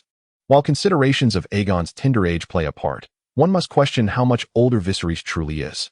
Thus, the brothers remain convinced that Rhaella fails to accord them the respect they deserve, and the same goes for House Martell. I shall devise a way to bring my sister back. As for the Targaryens, let them live or die as they wish, Oberyn proposed. Of course, Elia must have been secretly taken by Rhaella from King's Landing. Thus, a modest provision of supplies could be arranged as a gesture. As for young Aegon and young Rhaenys, they could simply be raised under a different name in Dorne. As long as they relinquish their claim to the Iron Throne, the 2 children would be safe. After all, they had seen the children, and young Rhaenys bore an almost unmistakable resemblance to a Dornish girl. With the enmity between the Baratheons and Lannisters diminished, Dorne's motivation to support the Targaryens has significantly weakened. In response to Oberyn's proposal, Doran nodded solemnly, stating, "Indeed, we must ensure Elia and the two children are brought back." Dragonstone. The atmosphere on Dragonstone, following a victorious battle, has markedly improved. The waves, once crashing violently against the shore, have transformed into a gentle caress, exuding an unexpected tenderness. The sea level appears to have receded considerably, revealing the shore's surface, densely scattered with clams and shells. Ser Harwin, the learned scholar, merely noted that the storm season is approaching. However, he could not ascertain the magnitude of the impending tempests. Beyond the anxiety induced by the storms, Prince Viserys finds himself troubled by the continued lack of a suitable target for the essence transfer. The army stationed on Dragonstone has yet to receive the coveted endorsement of the Golden Hand. Viserys has undertaken some purification measures within the ranks, such as the dismissal of the aged and infirm.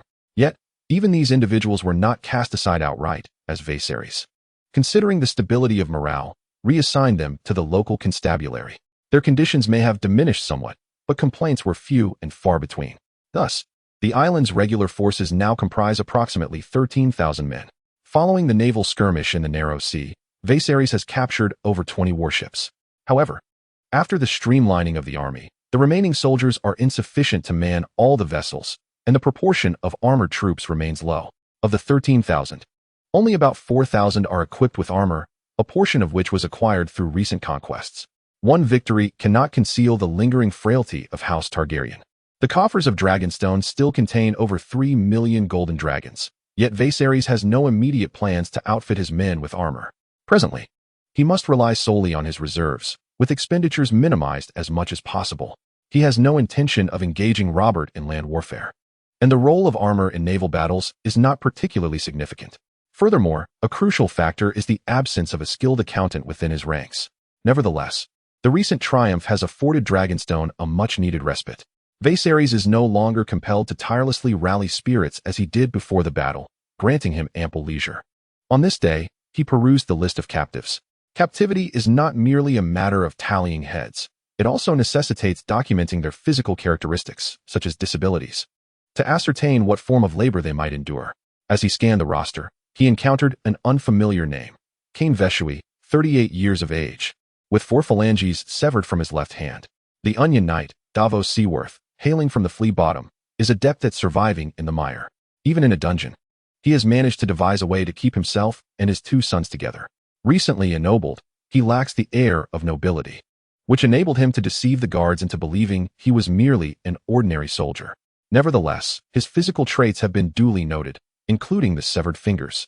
Yet, Davos harbors no fears, for it is improbable that anyone on Dragonstone would recognize him. Suddenly, the creaking of the dungeon door echoed, causing the captives to cower in trepidation. Who could have anticipated that they would encounter the fabled Sword of the Dawn? Moreover, this very Sword of the Dawn had been ambushed. Why? Having already crossed swords with the illustrious God of Dawn, must one resort to ambush? Despite the myriad thoughts swirling in the minds of the captives, it was evidently not the time for grievances. The knightly nobles, selected for their status, were escorted one by one from their confines. Davos exhaled a sigh of relief. The ransom for these gentlemen would undoubtedly be substantial. He turned his gaze towards his 2 sons, who were playfully engaged in a game of flea-catching on one another. Indeed, there was no cause for concern that these 2 lads would be mistaken for nobles. Based on Davos's experience, when noble lords suffered defeat, most were redeemed through ransom, while common soldiers were often left behind as laborers. The prospect of labor did not daunt Davos. He was confident in his ability to escape Dragonstone with his sons. To allay any suspicions regarding his noble lineage, Davos had discarded his gloves early on. Relaxing, he began to clean the dirt from beneath his fingernails. After what felt like an eternity, the dungeon door creaked open once more. A cadre of well-armored guards accompanied a diminutive figure clad in white. The dim light of the dungeon obscured the features of the small figure, yet Davos discerned a shock of silver hair. This was no mere child. He appeared to be of an age comparable to Davos's youngest son. "Your Majesty, it is he," one of the guards announced, pointing at Davos. "Wait, Your Majesty? Is this individual a Targaryen?" Davos' mind reeled. How could a Targaryen possibly know him? After all, he had spent the majority of his life under the Targaryen reign, and a sense of panic enveloped him. The silver-haired Targaryen nodded, prompting the guard to unlock the cell and approach Davos. As the guard seized his hand, which bore the scars of many battles, Davos felt as though he were plunging into icy waters. "Take him away," the Targaryen commanded, leaving the dungeon with that singular remark. "Father, father." Davos' sons rushed forward in an attempt to intervene, only to be knocked aside by a guard's boot. "Do not fret, you shall soon accompany your father," the young Targaryen remarked coldly, his words striking like a dagger thrown to the ground, an invitation to despair. Chapter 32. The choice. Davos was at a loss to comprehend how Viserys could possibly be aware of his identity. Upon realizing that the silver-haired youth before him was the newly crowned King Targaryen, the Onion Knight felt his heart race uncontrollably. "Onion Knight, come, introduce yourself," Viserys commanded. "He even knew my moniker." Davos regarded Viserys with the astonishment one might reserve for a creature of myth. Despite the shock, he remained silent for an extended period. He had sworn fealty to Stannis and was resolute that Viserys would extract no information from him. His reticence only confirmed to Viserys the truth of his identity. "What? Has Stannis bestowed upon you a title, and thus you pledge unwavering loyalty to him? Have you not considered that not long ago you were a subject of King Aerys?" Viserys regarded the Onion Knight before him with a hint of derision. When he glimpsed the characteristic of a captive, 4 fingers severed at the knuckles of the left hand, he momentarily froze in astonishment. He had not anticipated encountering this renowned figure from the original tale here. Realizing that his true identity had been entirely unveiled, Davos felt there was no longer anything left to conceal. He simply turned his head away. "His Majesty is addressing you. Are you mute?" One of the guards, unable to contain himself, exclaimed in anger. "Davos Seaworth, I hold you in high esteem. Remain in my service, and I shall arrange for your family to join you." Viserys interjected, halting his guard. "Your Majesty, why?" "Why indeed? You are my captive now. Pledge your loyalty to me, and I shall provide you with sustenance, gold, and even a title. Should you refuse, I will have your entire family slain. There is no need for further explanation. Let us not forget that you remain a smuggler in my domain, a most notorious one at that." With that, Viserys rose and departed. He had prepared a myriad of words, but upon reflection, he realized that Davos was merely an inconspicuous pawn. Engaging in lengthy discourse with him would be beneath his dignity. Viserys sought out Davos precisely because he valued the man's identity as a smuggler and his extensive knowledge of the eastern continent. Though Dragonstone possessed a wealth of gold, it lacked the fertile lands and industries necessary for sustenance. The diminutive isle could not support such a vast fleet. Food, weapons, and clothing had to be procured from the free cities. He could not afford to squander his resources, yet presently, he was reliant on his dwindling reserves. If Davos could serve him loyally, it would save him a considerable sum. If Robert could persuade Balon Greyjoy to serve him, then Viserys ought to be able to manage a mere Onion Knight. He needed to set sail as far and as quickly as possible. Following the naval battle at the Narrow Sea, Dragonstone's fleet emerged as one of the preeminent forces in the region. After capturing several of Redwyne's warships, the fleet now boasted a formidable 200 vessels. They effortlessly brought Davos's family to the island. This conflict also afforded Viserys a significant strategic development period. The captured nobles were negotiated with under Oswell's guidance, yielding a ransom of 150,000 golden dragons. However, he faced a dilemma regarding the treatment of the ordinary captives, totaling around 1,500. Accepting ransom for them seemed imprudent. Both parties remained in a state of war, and these men were seasoned soldiers dispatched by Robert. Releasing them after receiving ransom could result in their return to assault Dragonstone once more. Viserys contemplated executing them all, but was met with resistance from Arthur and the others, who deemed such an act excessively brutal. Thus, Viserys, after some deliberation, proposed to amputate their thumbs and big toes, rendering them incapable of wielding weapons or running swiftly. However, he was dissuaded from this course of action, deemed excessively cruel. After expressing his frustration, Viserys once again relented, choosing instead to organize these individuals into laborers. He instructed Davos to lead them to Pentos to negotiate a 20-year contract, allowing them to earn foreign currency for themselves. This arrangement yielded a total of 150,000 golden dragons. Consequently, the kingsguard perceived Viserys as merciful and receptive to counsel, considering him a good king. In truth, Viserys had no intention of executing the captives. He understood that the loyalty of the kingsguard stemmed from their respect for him. Aware of his youth and the necessity to rely on them to command the army, he recognized the importance of their support. Once the matter of the captives was resolved, the naval battle at the Narrow Sea truly came to an end. Presently, aside from the indecision of Elia, Viserys, Rhaella, and Lyanna were largely united in a singular conviction: Dragonstone could not be held, and the family's future lay in the east. Gazing at the map of the continent, Viserys noted the scarcity of unclaimed and valuable territories. One such area was the disputed land among the free cities, Tyrosh, Lys, and Myr, where conflict had persisted for centuries. This region was rife with mercenaries and bandits, and even if conquered, it would require constant vigilance against the ambitions of these three city-states. Another significant area was the ancestral homeland of the Undals, Andalar. This land, while less frequently embroiled in warfare, was bordered naturally by the upper Lorne River to the north and the Featherdown Mountains to the south. Its expanse rivaled that of any region in the Seven Kingdoms, save for the north.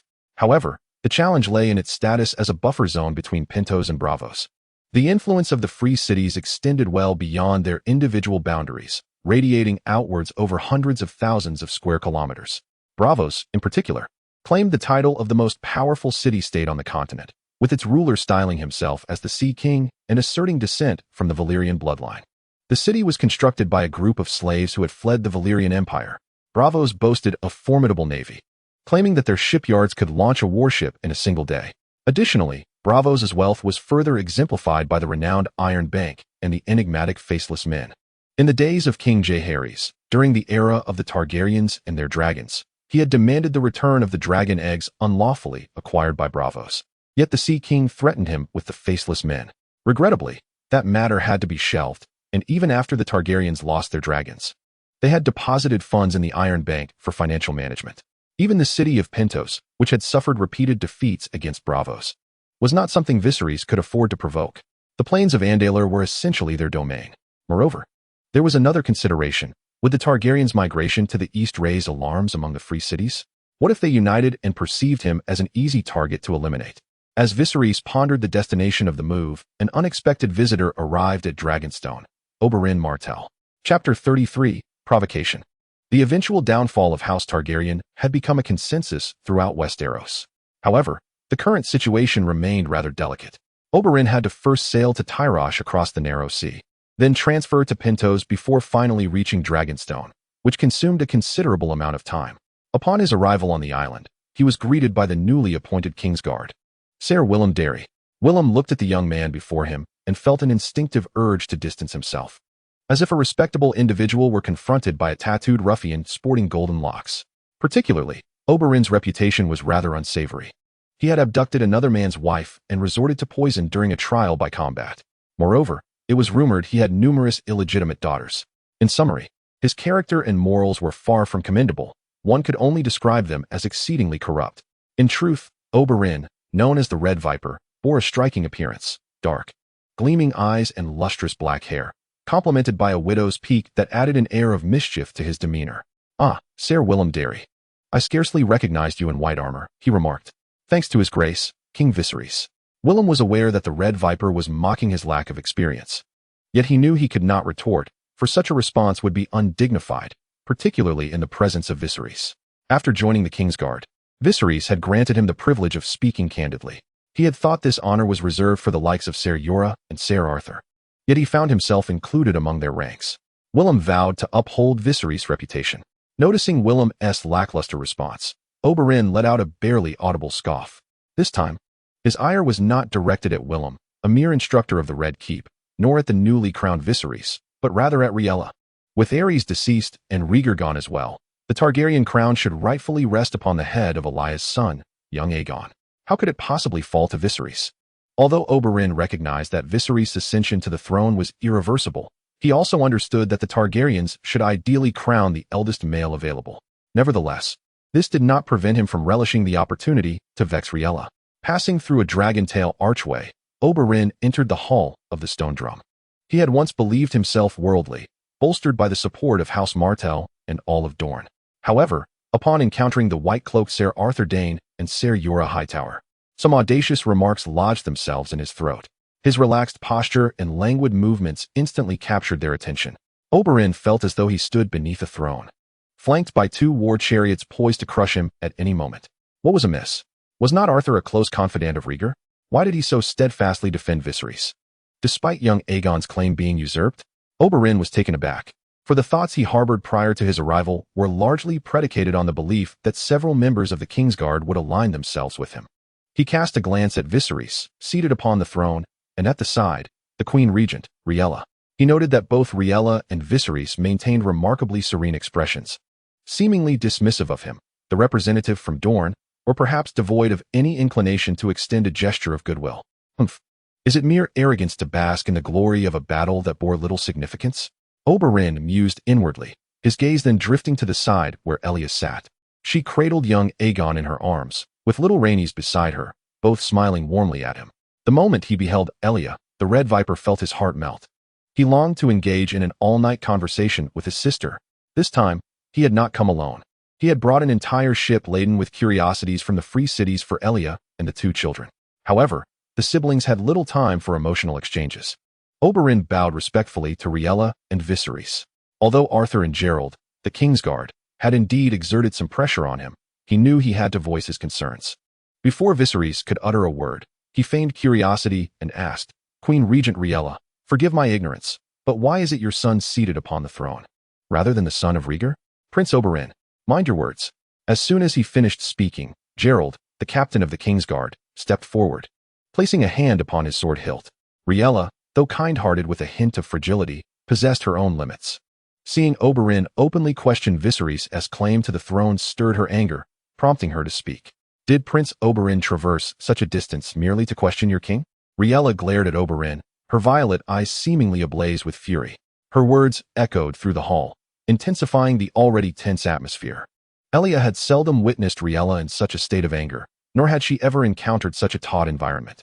She only knew that her brother had spoken out of turn. Little Rhaenys sensed the discomfort in the air, clutching her mother-esque skirt and retreating slightly. Just then, a clear peal of laughter rang out. "Ha ha ha, Prince Oberyn, my brother has always told me you are a man of keen intellect. How could you pose such a foolish question?" Oberyn turned to Viserys, his reaction unexpectedly contrary to his anticipation. "What is foolish about my inquiry?"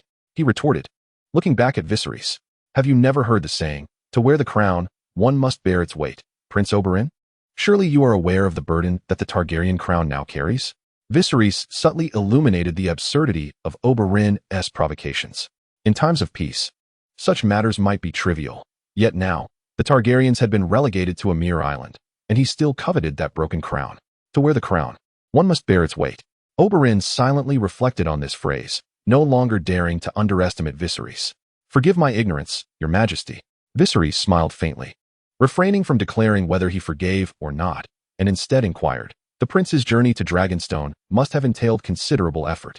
It appears there are matters of greater significance than merely supporting a new king." He was aware that Dorne also owed fealty to Robert, even if only in a superficial manner, yet this did not prevent him from taking a jab at the Red Viper. Oberyn's countenance shifted between hues of red and green. As long as Elia and young Aegon were alive, they could never truly sever ties with House Targaryen. However, he could not boldly assert that Dorne would never capitulate to Robert. The Martell family, as the leaders of Dorne, bore the responsibility for the entire region. Thus, he had no choice but to swallow this bitter pill. Supporting a new king was not an urgent matter. "My primary intention in coming here is to take Elia and her children away. If their legitimate rights cannot be safeguarded, at the very least, they should have a warm home in Dorne." With this, Oberyn cast a glance at his sister. Chapter 34. The future. A person who has never experienced loss can never truly comprehend the value of what they have lost. In the original narrative, Dorne's decision to ally with Viserys, who wandered in Bravos, was primarily motivated by revenge. Had Tywin's forces invaded King's Landing without harm to Elia, the Martell's reaction would not have been so pronounced, nor would there have been subsequent alliances and betrothals. Of course, Viserys' relentless efforts to rescue Elia and her children were not driven by the expectation of gain, but stemmed from a personal desire to save them. If one's own strength is insufficient, any alliance is futile. Oberyn's intention to take Elia and her children was undoubtedly a provocation, and Viserys had to retaliate. Oberyn, such a principle does not exist throughout the Seven Kingdoms. The Targaryens are far from extinction, and we are not at a point where we must exchange dignity for survival. If you believe you can continue to provoke me with impunity, you are sorely mistaken. Despite his age, Viserys' voice, though not deep, was remarkably resolute, akin to a sword drawn from its sheath. Rhaella gazed at her son with a mixture of pride and nostalgia. A great king had once again emerged from House Targaryen. Yet, the gods seemed somewhat unfair to this monarch. In Rhaella's view, either of her two sons would have sufficed to replace Aerys, preventing the realm from reaching such dire straits. The violet eyes locked onto the dark ones, and gradually, the brilliance of the latter began to wane. Observing that the red viper had finally ceased his flamboyance, Viserys softened his tone. Of course, whether in Dorne or Dragonstone, Elia is free to come and go as she pleases. However, it appears that Prince Oberyn is somewhat anxious. Returning with you now would not bode well for Dorne, Elia, or her children. I assure you, in the future, I shall provide the sturdiest and most reliable vessel to allow Elia to visit her kin in Dorne. With this declaration, the Red Viper understood that Elia could not be taken back immediately, and thus he relaxed considerably.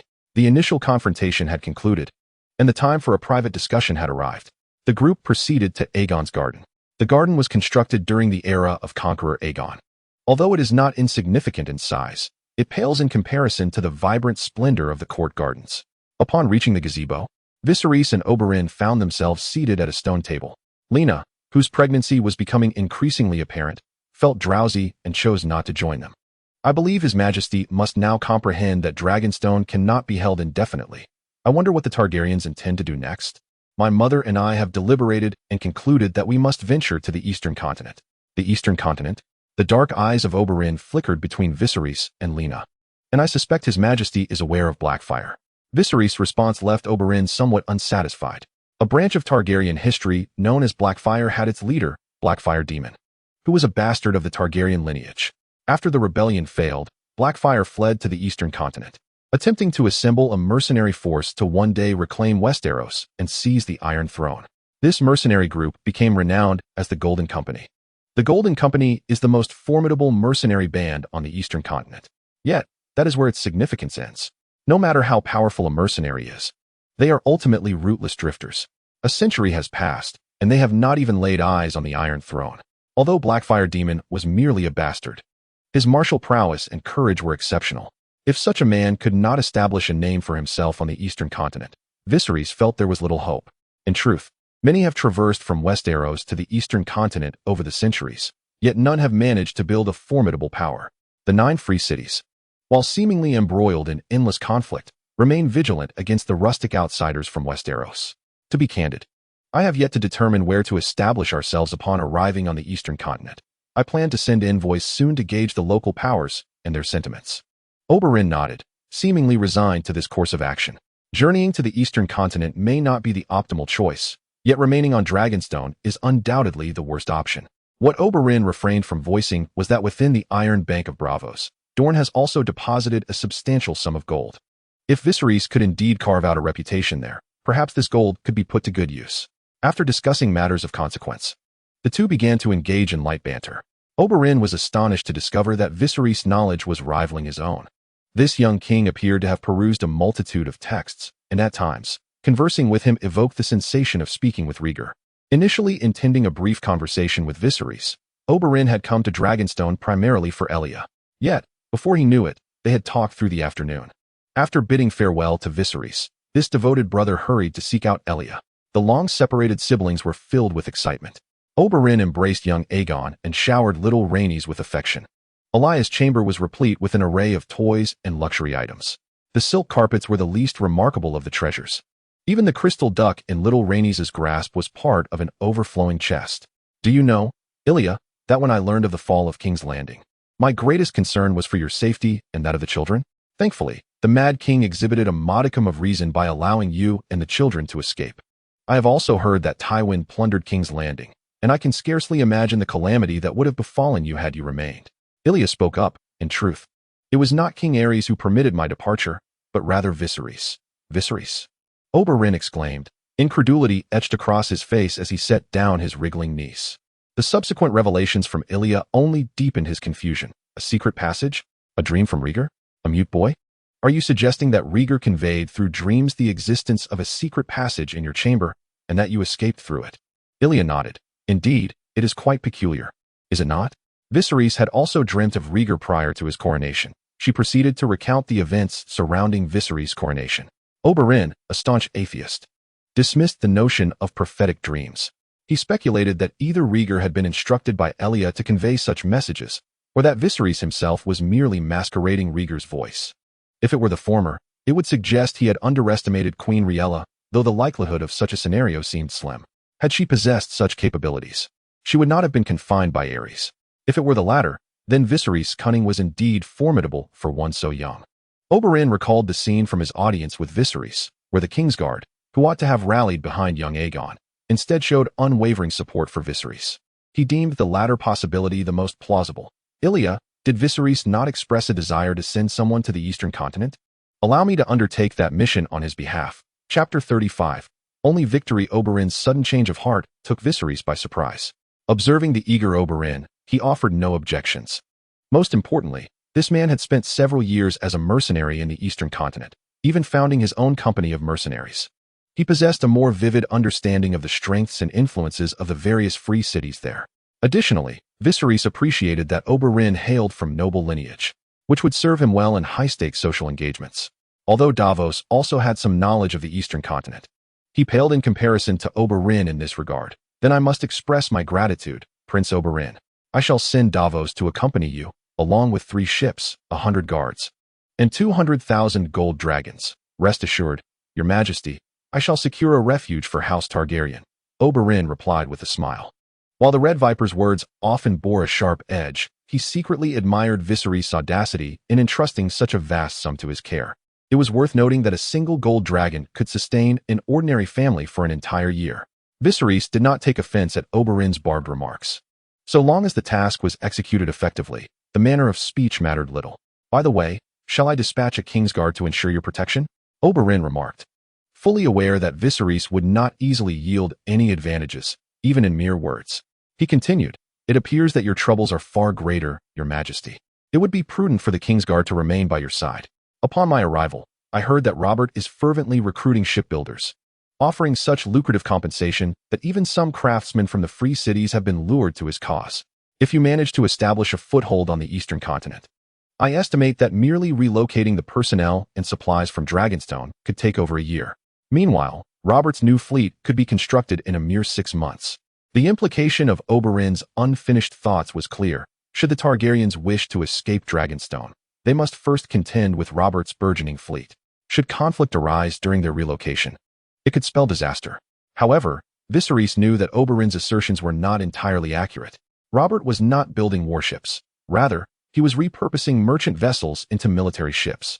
After all, constructing a ship from scratch requires at least a year or 2 just to procure and season the necessary timber. If Viserys could destroy the merchant vessels before they were converted, Robert would be incapable of launching an offensive against Dragonstone for at least 5 or 6 years, providing ample time for a careful relocation. Their window for attack would naturally coincide with Daenerys' birth. In the original narrative, a devastating storm had obliterated the fleet at Dragonstone, affecting even Driftmark and Crab Isle. Fortuitously, Robert seized Dragonstone with a half-finished fleet. Having foreseen the events to unfold, Viserys was determined to devise a meticulous plan to dismantle Robert's incomplete fleet and potentially, with the last intact fleet in Westeros, compel Driftmark and Crab Isle to submit once more. Of course, there was no need to disclose any of this to the Red Viper. 3 days later, Viserys prepared ships, a retinue, and a substantial sum of golden dragons to personally see Oberyn and Davos off.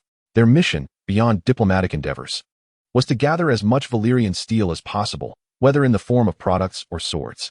Viserys longed for Lena to survive, wishing fervently that she could give birth to Daenerys upon a bed of Valyrian steel. After Oberyn's departure, Lena convened a council in her own name. In attendance were not only the kingsguard but also the captains who had distinguished themselves in the Battle of the Narrow Sea, such as Oakwife. Although they could only listen and not speak, the honor of sitting alongside the Queen Regent was considerable for a bastion. My lords, she began, based on our latest intelligence, Robert is constructing a new fleet at Storm's End, poised to invade Dragonstone. I now seek to eliminate this fleet and welcome any sound suggestions you may have. As Oak listened to Layla's words, he felt an overwhelming urge to propel his warship towards Wind's Rest. Yet, he restrained himself from voicing his thoughts. At that moment, Jiro, the chief of the Kingsguard, took the initiative to speak. Your Majesty, under the leadership of His Grace, King Viserys, we previously repelled the Red Wine fleet.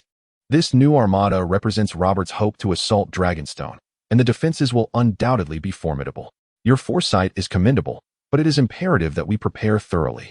Sir Hightower's words resonated with Layla, who nodded in appreciation. The Targaryens could ill afford a failure in defense, let alone in offense. Ultimately, there was but one path forward, to transition from victory to victory. Only through this could there be hope for restoration. At that moment, Viserys inquired, Sir Giro, if you were to defend Wind's Rest, how would you ensure the safety of the shipbuilding fleet? Giro and the others exchanged surprised glances at Viserys' line of questioning, a method of perspective-taking they had never encountered before. Upon reflection, it was indeed a commendable approach.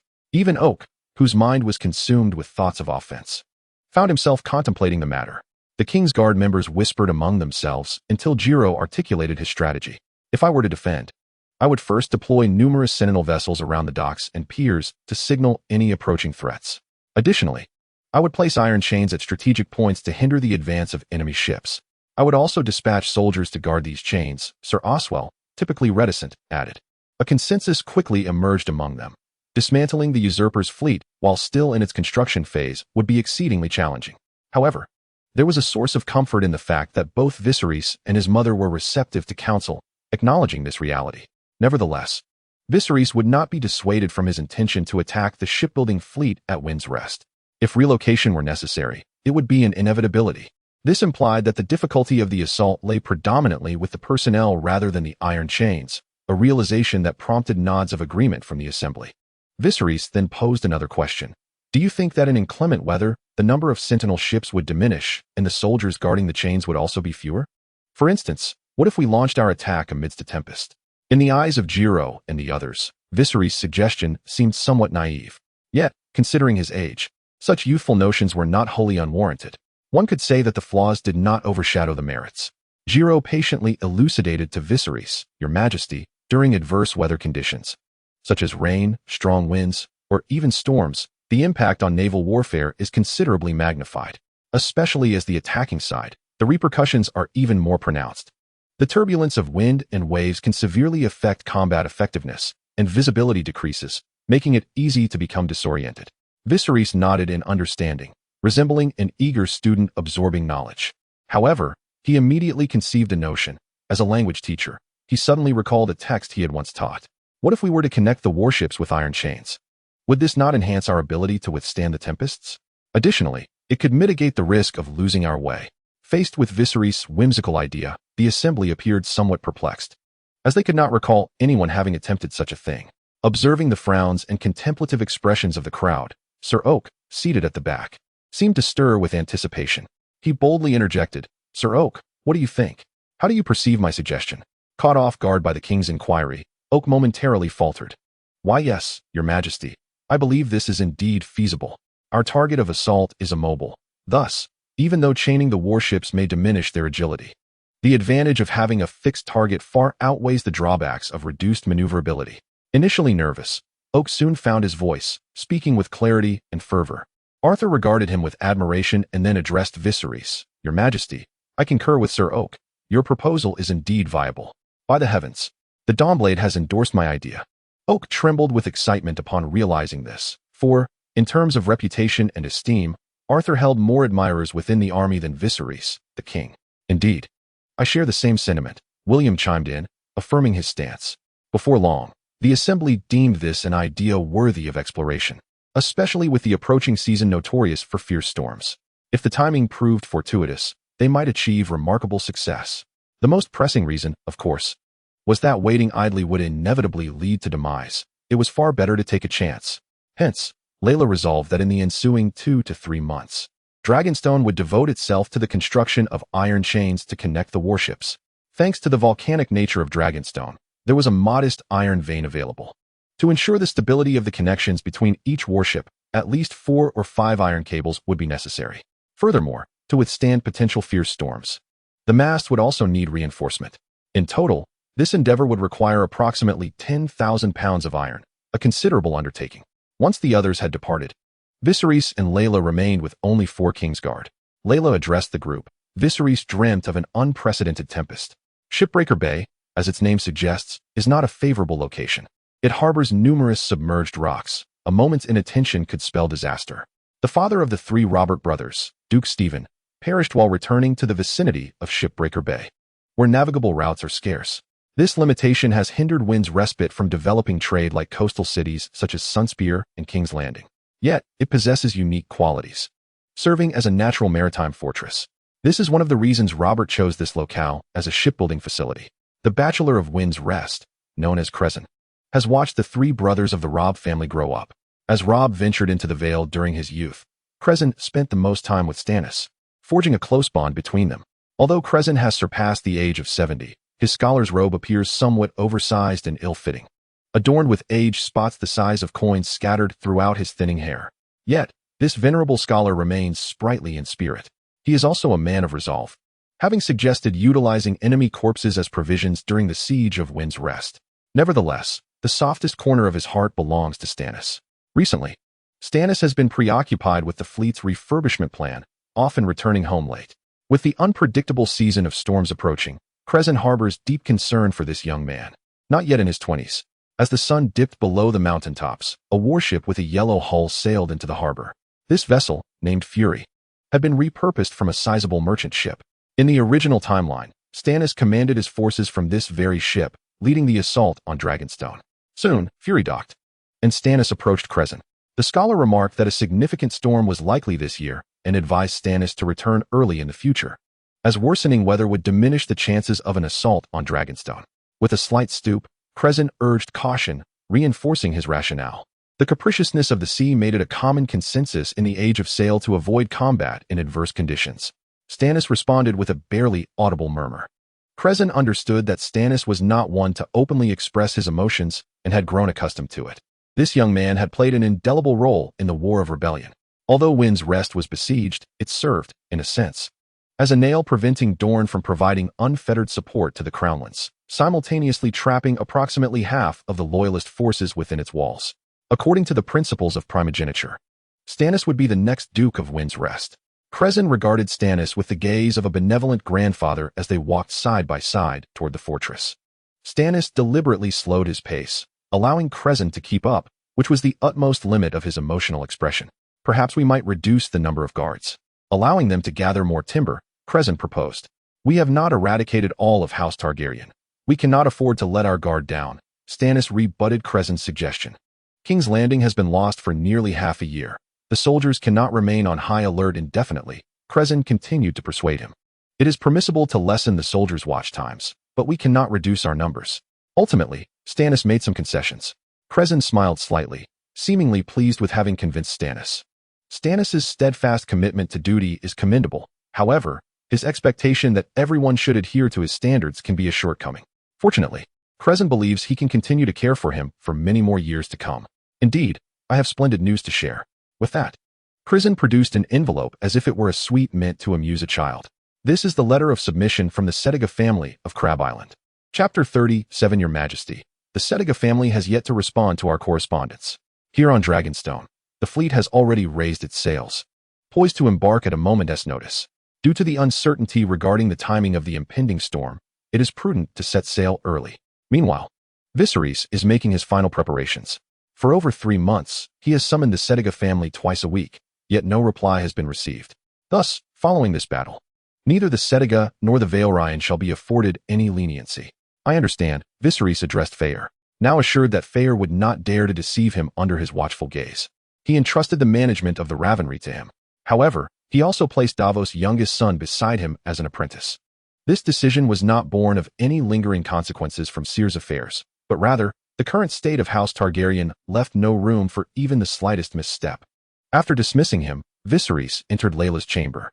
Illyrio and Rhaena were present, attending to Rhaella while awaiting Viserys' arrival. A fortnight prior, the spoils of Valyrian steel, scavenged by the Red Viper and Davos in the Free Cities, had been delivered ahead of schedule. A Valyrian steel bracelet, 2 rings, and various adornments filled the room, costing more than 20,000 gold dragons. Upon Viserys' arrival, Illyrio and Rhaena stepped aside, allowing him to take a seat at Rhaella's bedside. Viserys, my child, Rhaella said, her voice tinged with sorrow as she caressed his hair. This child of hers was truly pitiable. After all, in all of the 7 kingdoms, she had never encountered a child under 10 years old destined for the battlefield. This was, regrettably, the 2nd time. Viserys gently wiped away the tears from his mother's eyes, reassuring her, do not worry, mother, I shall be fine. It is a pity you cannot witness the Iron Chain vessel. By the gods, it is akin to a floating castle. If we were to lay planks across those iron chains, I dare say even warhorses could gallop upon them, and no storm could terrify us. Rhaena patted Ilya's shoulder. her own eyes glistening with unshed tears. Previously, under the protection of William, the two had disguised themselves and boarded the iron chain vessel, and it must be said, it was remarkably steady, almost as if they were on land. To Rhaella, such a fleet seemed unbreakable. Moreover, the warships of the iron chain vessel formed a singular line, with Viserys' flagship positioned at the center. Even if the battle were to turn unfavorable, an escape would remain a possibility.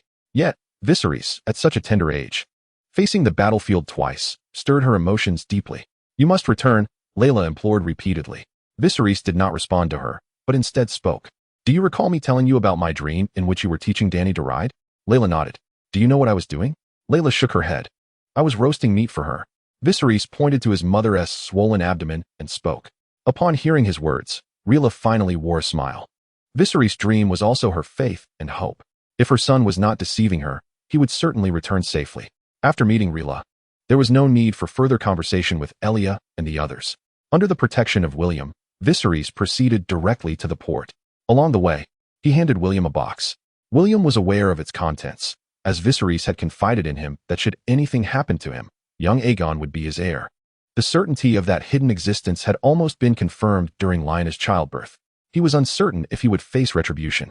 Human emotions are complex. After such a long time, Viserys had felt Rhaella's concern for him. The reason he had not left a will for Rhaella was primarily due to his worry about her emotional turmoil during childbirth. "If I do not return, I entrust the Targaryens to you, Sir William." "Your Majesty, rest assured," William replied, trying to maintain his composure in the face of Viserys' trust. He himself could not fathom why Viserys placed such confidence in him, which instilled in him a profound sense of responsibility. He watched as Viserys boarded the ship. The warship with its black sails slowly departing the port, resembling clouds pregnant with a storm. The black flag flapped ominously beside him, and when he turned to look, he noticed a distant dark cloud forming on the horizon. To ensure the fleet could evade the storm, Viserys directed them to a location 100 miles southeast of Dragonstone. This was nearly the farthest point observable from the island. Should a storm arise, they would immediately head for Storm's End. Yet, a week had passed since the fleet left port, and the sea remained calm.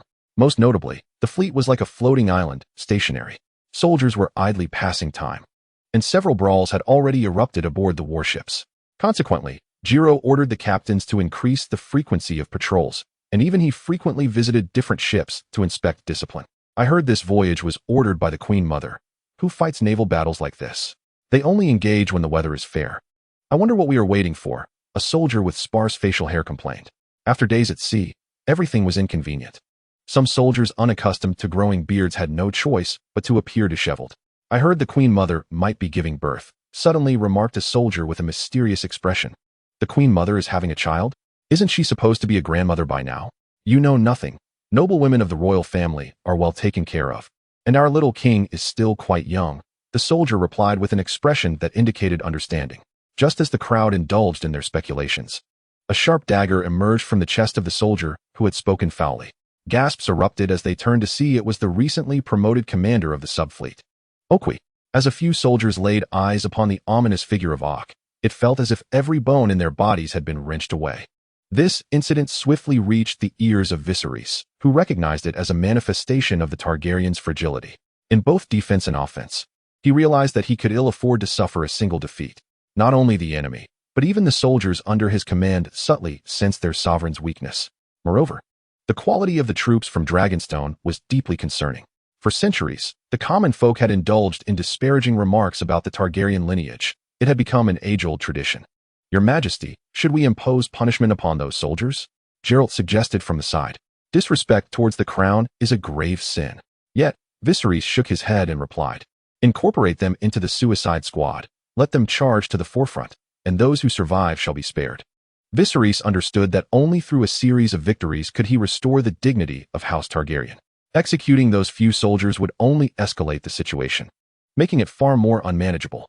Now, he could only hope for the tempest to arrive swiftly. Suddenly, a knock resounded on the cabin door. It was Arthur who announced, "Your Majesty, the storm is upon us." Through the lens of a telescope, Viserys beheld a thick mass of dark clouds gathering towards Dragonstone. The density and scale of the clouds were ever increasing, swelling as if they were being inflated. Several members of the kingsguard, armed with telescopes, were present, though older than Viserys. They had never witnessed such a terrifying portent of a storm. They could hardly fathom the magnitude of the tempest that would emerge beneath such a cloud formation. Their gazes towards Viserys shifted, as the earlier whispers from Rhaella regarding his prophetic dream of an unprecedented storm echoed in their minds.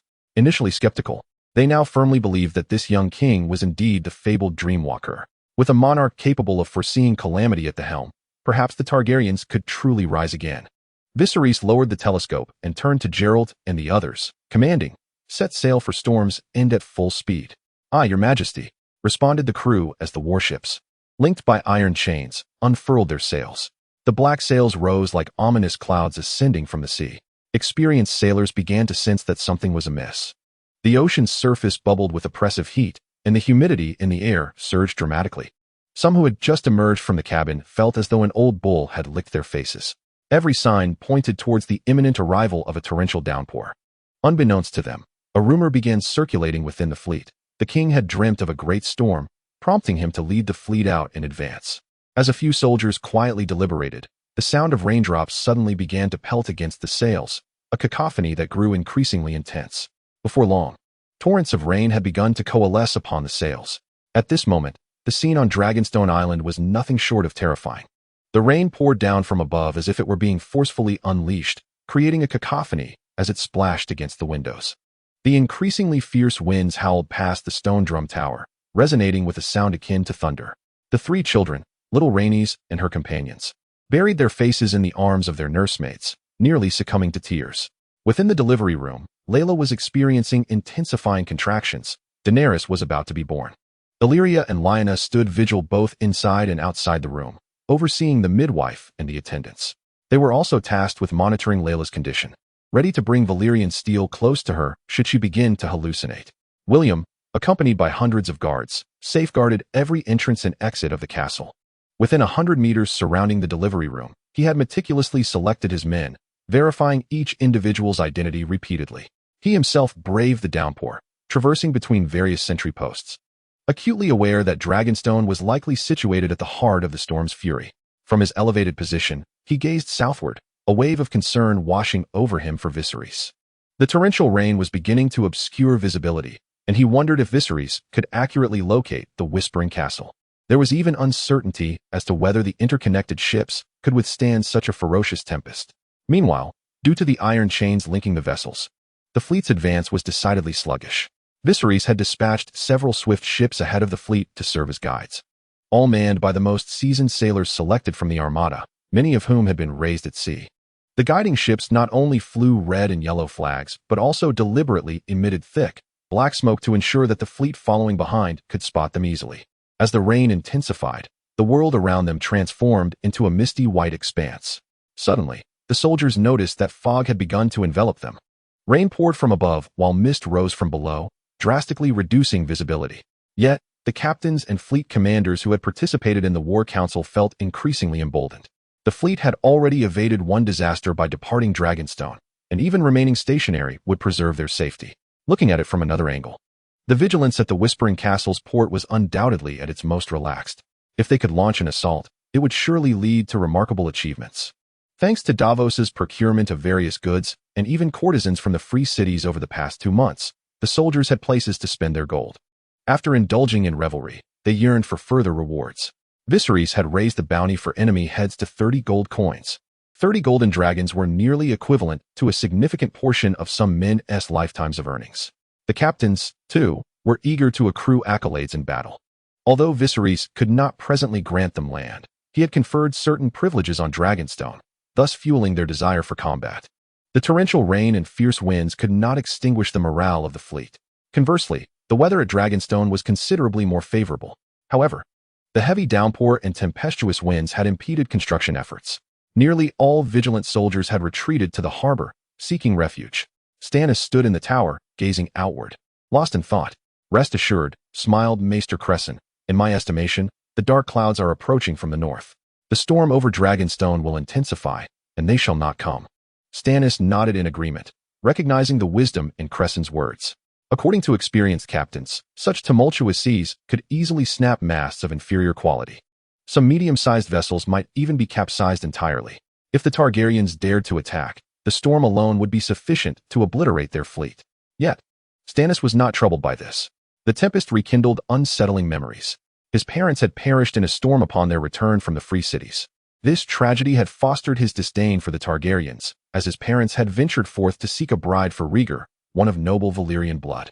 Stannis could not fathom why Rhaegar could not find a suitable bride among the multitude of maidens in Westeros. The Targaryens no longer possessed dragons. What significance did pure bloodline hold? He contemplated that once he ascended as the Duke of Wind's Breath, he would ensure markers were placed upon the treacherous reefs. Perhaps flags to avert future shipwrecks. As Stannis stood at the tower's edge, his thoughts soared. The relentless rain rendered the world hushed, as if only the sound of falling droplets remained. Suddenly, a noise disrupted the tranquility behind him. Upon closer inspection, he discerned it was the sound of knocking. "Enter," Crescent called, turning his head. At that moment, a drenched nobleman, appearing as if he had just emerged from the depths, approached with an anxious expression. "My lord, a fleet has appeared in Shipwreck Bay." Chapter 39.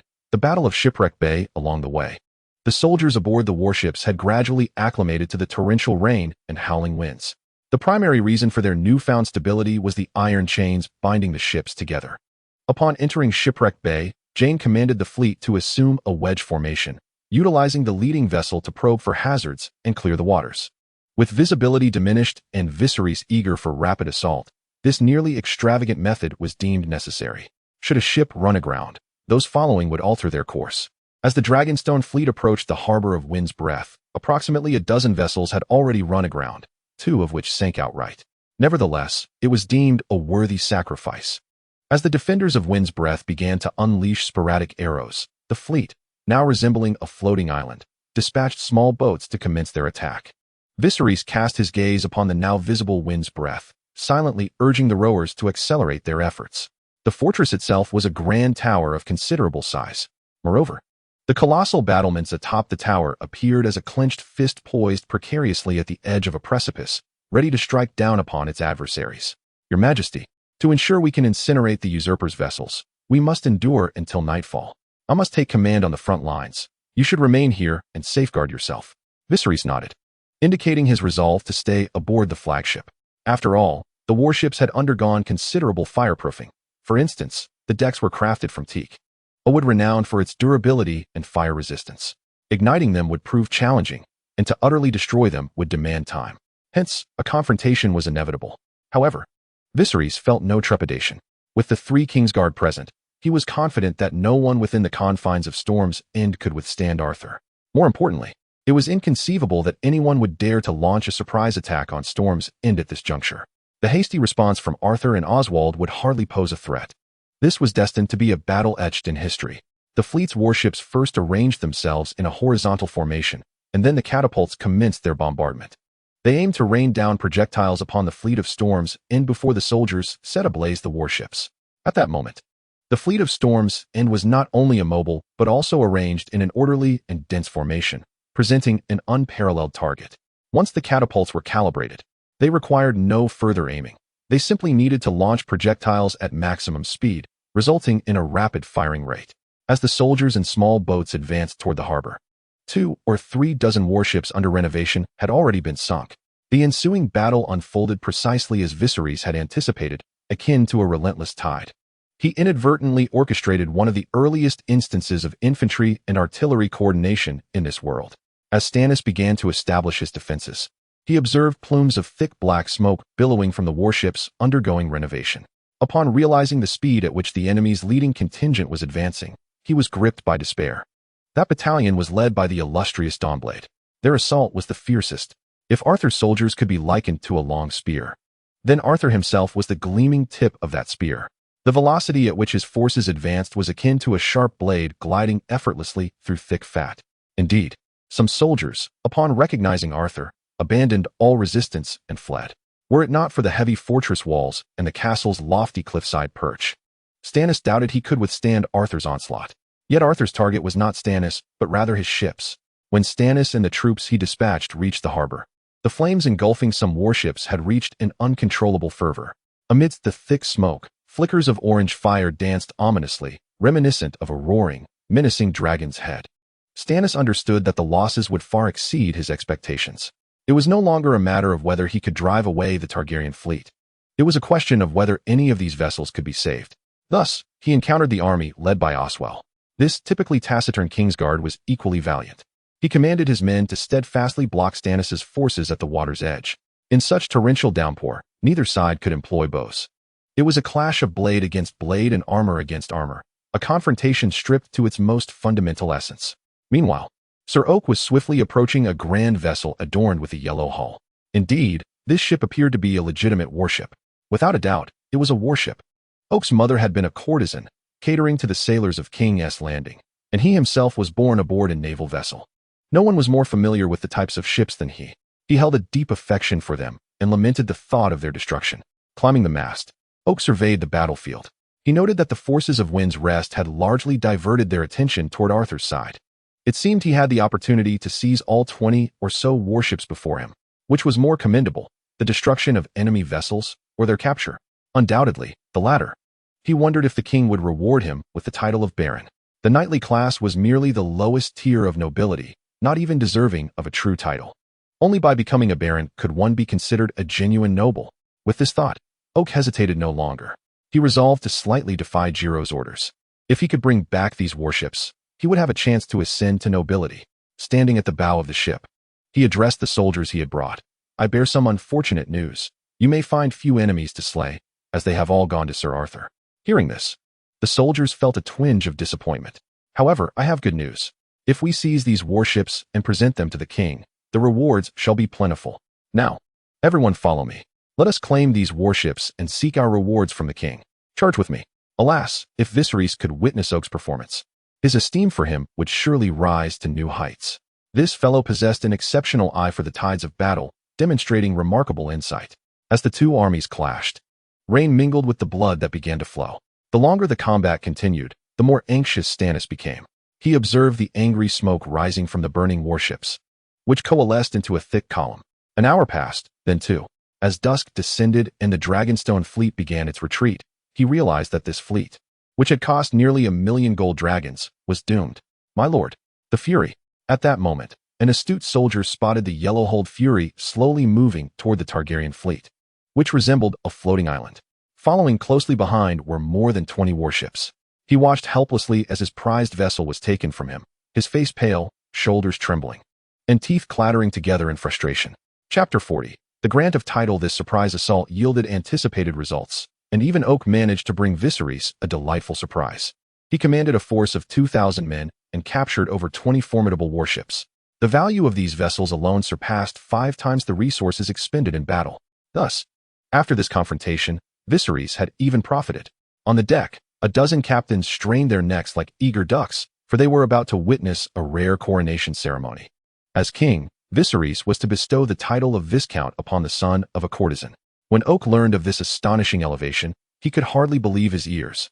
Now, he knelt before Viserys, dizzy with disbelief, his face and neck flushed as if they could scorch a pair of flatbreads. Half kneeling, he laid his sword horizontally at the king's feet. When Viserys' blade touched Oak's shoulder, a tingling sensation coursed through him. Out of the corner of his eye, he glanced at his peers, each one visibly envious. Not long ago, they would have shared drinks, gambled, and summoned whores from the free cities to cater to their whims. Yet now, he was on the verge of becoming a true nobleman. Before this battle, they might have called him Oak, or even a son of a whore, and he would have taken no offense. But after this battle, they would have to address him as Lord Oak. Such was the power of military merit in bestowing titles. As Viserys' voice resonated, all fell silent, ears pricked in anticipation.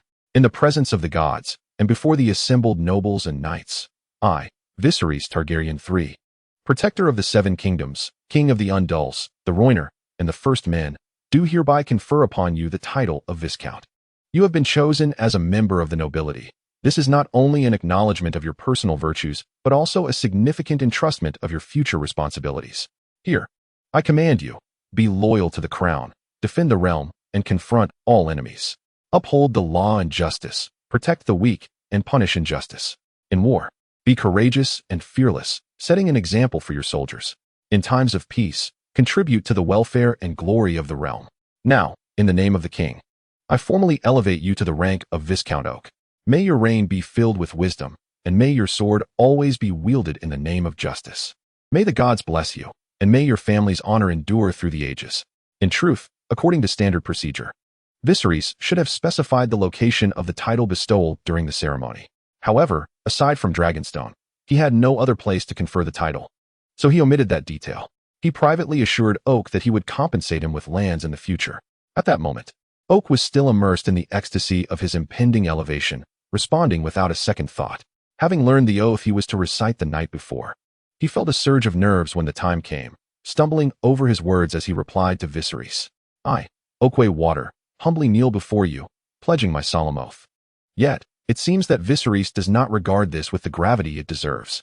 His haste to conduct the knighting ceremony is intended to inspire the captains and soldiers, for another battle looms on the horizon.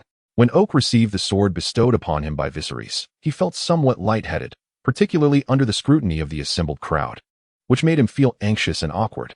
In such moments of tension, one tends to appear busily flustered. Oak fidgeted with the hilt of the sword, adjusted his sleeves and collar, and shifted his stance, performing a multitude of gestures in the span of a single second. However, the captains of the fleet were rough and unrefined. They merely recognized that a former comrade, once a fellow boaster, had now ascended to nobility. None wished to be the one standing there, floundering in uncertainty, and this was precisely Viserys' intention. Addressing the captains, he expressed his gratitude for their valor in battle, promising that rewards would be granted upon their return to Dragonstone. However, he reminded them that another battle awaited, or rather, a barony was at stake. News from Dragonstone revealed that a fierce storm had obliterated all vessels anchored in the ports, including those at Crab Island and Tides Head Island. The Velaryon family of Tides Head Island had betrayed the Targaryens, aligning with the Pretender King. Should they succeed in breaching the castle, the one who contributes most significantly would be elevated to the rank of Baron. Viserys' promise ignited a fervor among the captains, who were eager to equip their ships with wings and soar towards Tides Head Island and Crab Island. Once the captains returned to their posts, Viserys convened with 3 members of the kingsguard to discuss their next steps. Sir Arthur, Sir Oswell, Tides Head Island is entrusted to you. It would be ideal if we could persuade Viserys to surrender, as the island's populace and wealth are invaluable to us at this juncture. Rest assured, Your Majesty, Sir Arthur assured Viserys. With the fleets lost, Tides Head Island was akin to a fortress stripped of its armor. He was confident in his ability to seize Tides Head Island. Viserys then cautioned him to prioritize his safety. As for Crab Island, Viserys would accompany Ser Jane there. Though diminutive, Crab Island was not his sole objective. He also aimed to visit the Crabclaw Peninsula. The inhabitants of Crabclaw Peninsula were far more loyal than the Velaryons and Celtigars, with many families having produced members of the Kingsguard. Additionally, numerous households had sent soldiers to fight alongside Rhaegar during the Battle of the Trident, with each family suffering losses on the battlefield. Although he would soon depart Westeros for the eastern continent, he resolved to return one day. He intended to reach out to the families of Crabclaw Peninsula before his departure, offering them some recompense, thereby laying the groundwork for his eventual return to Westeros. Certainly, they were quite close to Wong Ling, and it would be delightful to cause some trouble for Robert. For too long, it has been Robert who has created tasks for himself. Now it was time for him to experience some vexation. After making these arrangements, Viserys sent a swift boat back to Dragonstone to inform Rhaella of their triumphant news. He knew that Daenerys had likely been born by now, and he was deeply concerned for Rhaella's safety. However, he could not return just yet. He must seize the opportunity amidst the storm that had left everyone disoriented to expand their gains. No one would anticipate that he would engage in consecutive battles. This was a fleeting opportunity, and he absolutely could not afford to miss it. Chapter 41. The Old Crab. In order to circumvent the blockade set by the Dragonstone fleet, the Velaryon family had entrusted their business partners in the Free Cities to deliver a letter of surrender to Stannis from Tyrosh. This journey required crossing the narrow sea twice and lasted an arduous 5 months. Given the lengthy response time, Count Adrian of the Velaryon family exhibited considerable patience. Yet, the sudden and terrifying storm from a few days prior had instilled a sense of uncertainty within him. This tempest had obliterated his makeshift port, and the merchant vessels that conducted trade on the island had been reduced to debris. At this moment, the old crab Adrian gazed upon the ravaged port, his heart heavy with sorrow. Apart from a handful of merchant ships still in the Free Cities, nearly 20 of his vessels were lost to the storm. It felt as though he was being cruelly deprived of his very lifeblood. "Oh, my ships! Cursed storm, return my vessels to me," the grief-stricken old crab lamented, shaking his fists at the sky in despair. "Uncle, do not be disheartened. Though the ships are lost, we can always build new ones or purchase replacements. I have heard that Bravos has introduced several new ship designs. My father often said that the new is always superior to the old, consoled his nephew Crispy. "You foolish boy, what do you know? You and your spendthrift father have never understood the value of frugality. Is it easy for me to amass this wealth?" Adrian did not expect that his attempt at comfort would be met with such a tirade. Resigned, he glanced at his brother Clement. "Do not be sad, uncle. Look on the bright side. Perhaps the Targaryen fleet has also been decimated," Clement suggested. The old crab had lost a son in his old age, while Crispy and Clement had lost their father in their youth. Though they shared a bond of affection, the brothers were growing weary of their uncle's stinginess. Nevertheless, Clement had indeed reminded the old crab of a crucial point. Indeed, Crab Island is not far from Dragonstone. If Crab Island has suffered such severe damage, what of Dragonstone? Their fleet must be nearing its end as well. Yet, the old crab seemed dissatisfied, continuing to wail, "Oh, you foolish storm. Why did you not blow the Targaryen ships into my port? That would have been over 100 vessels." The Crispy brothers could only shake their heads in disbelief at their uncle's lamentations. The sorrow of losing one's possessions is bearable. Yet why must one also interfere with the belongings of others? Just as old crab was about to offer comfort, Clement caught sight of a dark mass out of the corner of his eye. Turning to gaze fully, he found himself frozen in place. "Amon, shall we return our uncle?" he asked. Crispy noticed that his brother seemed transfixed by something, and as he followed his gaze, he too was rendered immobile. Meanwhile, the old crab, still engulfed in grief, noticed his two nephews were no longer supportive, and his wails grew louder. "Do not weep, dear uncle. Look over there." Upon focusing, old crab was so startled that he plopped down onto the ground. The damp earth soaked through his garments, prompting him to rise hastily. By the gods, the Targaryen fleet. The trio was enveloped in shock. What did my uncle just say? Amon recalled. Oh, why didn't the storm blow the Targaryen ships to Crab Island's harbor? And now, it had indeed arrived, though this did not bring joy. Amon, quickly, take our uncle back. Right. The brothers began to drag the old crab away in a frantic scramble, yet he resisted their plea. Enough. Do not fight it. There may be kingsguard among the fleet, and you two foolish boys cannot withstand them. It then dawned on the Crispy brothers that during the previous naval battle in the shallows, 3 kingsguard who had vanished for quite some time had suddenly reappeared. A small crab island could hardly withstand their assault. The number of vessels was staggering, at least 70 or 80. With merely 1,000 defenders, whose armor was decrepit and barely serviceable, they stood no chance. In the castle of House Valerion, Viserys sat upon the dais. He absent-mindedly stroked the pilling blanket beneath him, pondering the peculiar state of affairs. Was not House Valerion affluent? This situation seemed amiss. Casting his gaze upon the trio of uncle and nephews kneeling below, Viserys inquired, Count Adrian, I must have sent you at least 10 letters these past months. Yet none have reached their destination? Confronted with Viserys' inquiry, Old Crab recognized that the king was here to demand answers. What could he possibly say? Those who are greedy seldom value their lives.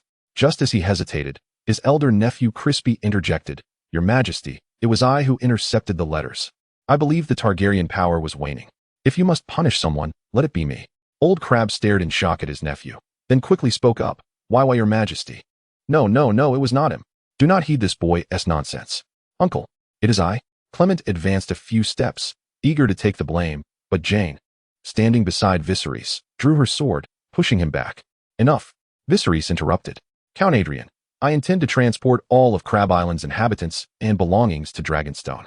Your ancestors accompanied mine, Aegon, to Westeros and aided in the conquest of this land. Now, usurpers have seized the Iron Throne, and I plan to gather strength on the eastern continent to reclaim it. Will you aid me? In the families of Valerion and Sediga, Viserys intended to punish the former with blood. After all, the head of House Valerion, Viserys, had long played the role of a sycophant during Rhaegar's time. Following the fall of King's Landing, he had directly switched sides, making it impossible for Viserys to overlook him. As for the old crab, it was evident he was also contemplating treachery, albeit currently in a state of thwarted rebellion. Viserys found himself in dire need of allies, and this old fellow had managed to amass a considerable fortune through commerce, indicating he possessed some merit. Appointing him as a trade minister seemed a reasonable course of action. In these extraordinary times, one ought to turn a blind eye when possible.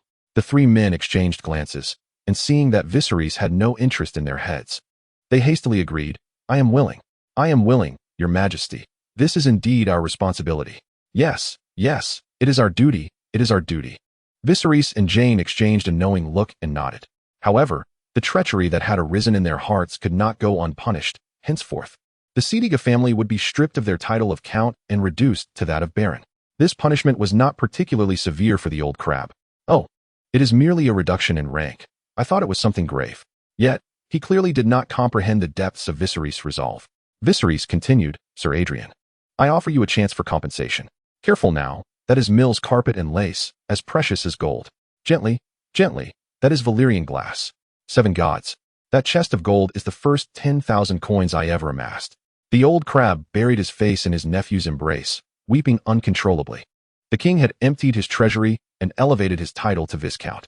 Watching the flow of wine, cloth, and gold being carried away, the old crab felt a sharp pain in his heart. Chapter 42. The Orphan, a structure built partly into the mountainside, or rather a castle half embedded in the rock, bore the white bear paw banner aloft. This was the stronghold of House Brune. Sharp cries echoed from within the castle. Do not go. Do not go. Do not go. Whoever dares to venture forth, I shall break their legs. A robust woman, her fingers resembling radishes, stood with one hand on her hip and the other wielding a fire poker, angrily shouting at 2 adolescent boys. Known as the She-Bear. Lys's first reaction upon hearing of the Targaryens' arrival on Dragonstone was to block her 2 young charges. One was her son, Benard, and the other her nephew, Eustace.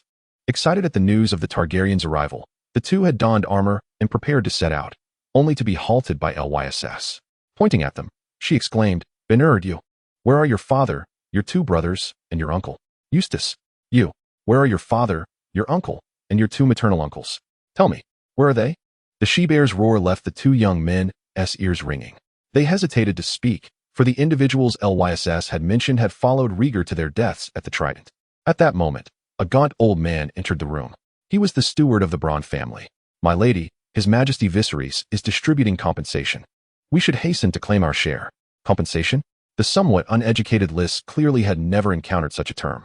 It is for the lords who perished alongside Prince Rhaegar at the Trident, Viserys explained. This sum was meant to provide solace to the families of the fallen warriors. The word solace resonated with Lys. The journey from Crab Isle to the Crab's Claw Peninsula was merely a matter of a tea break.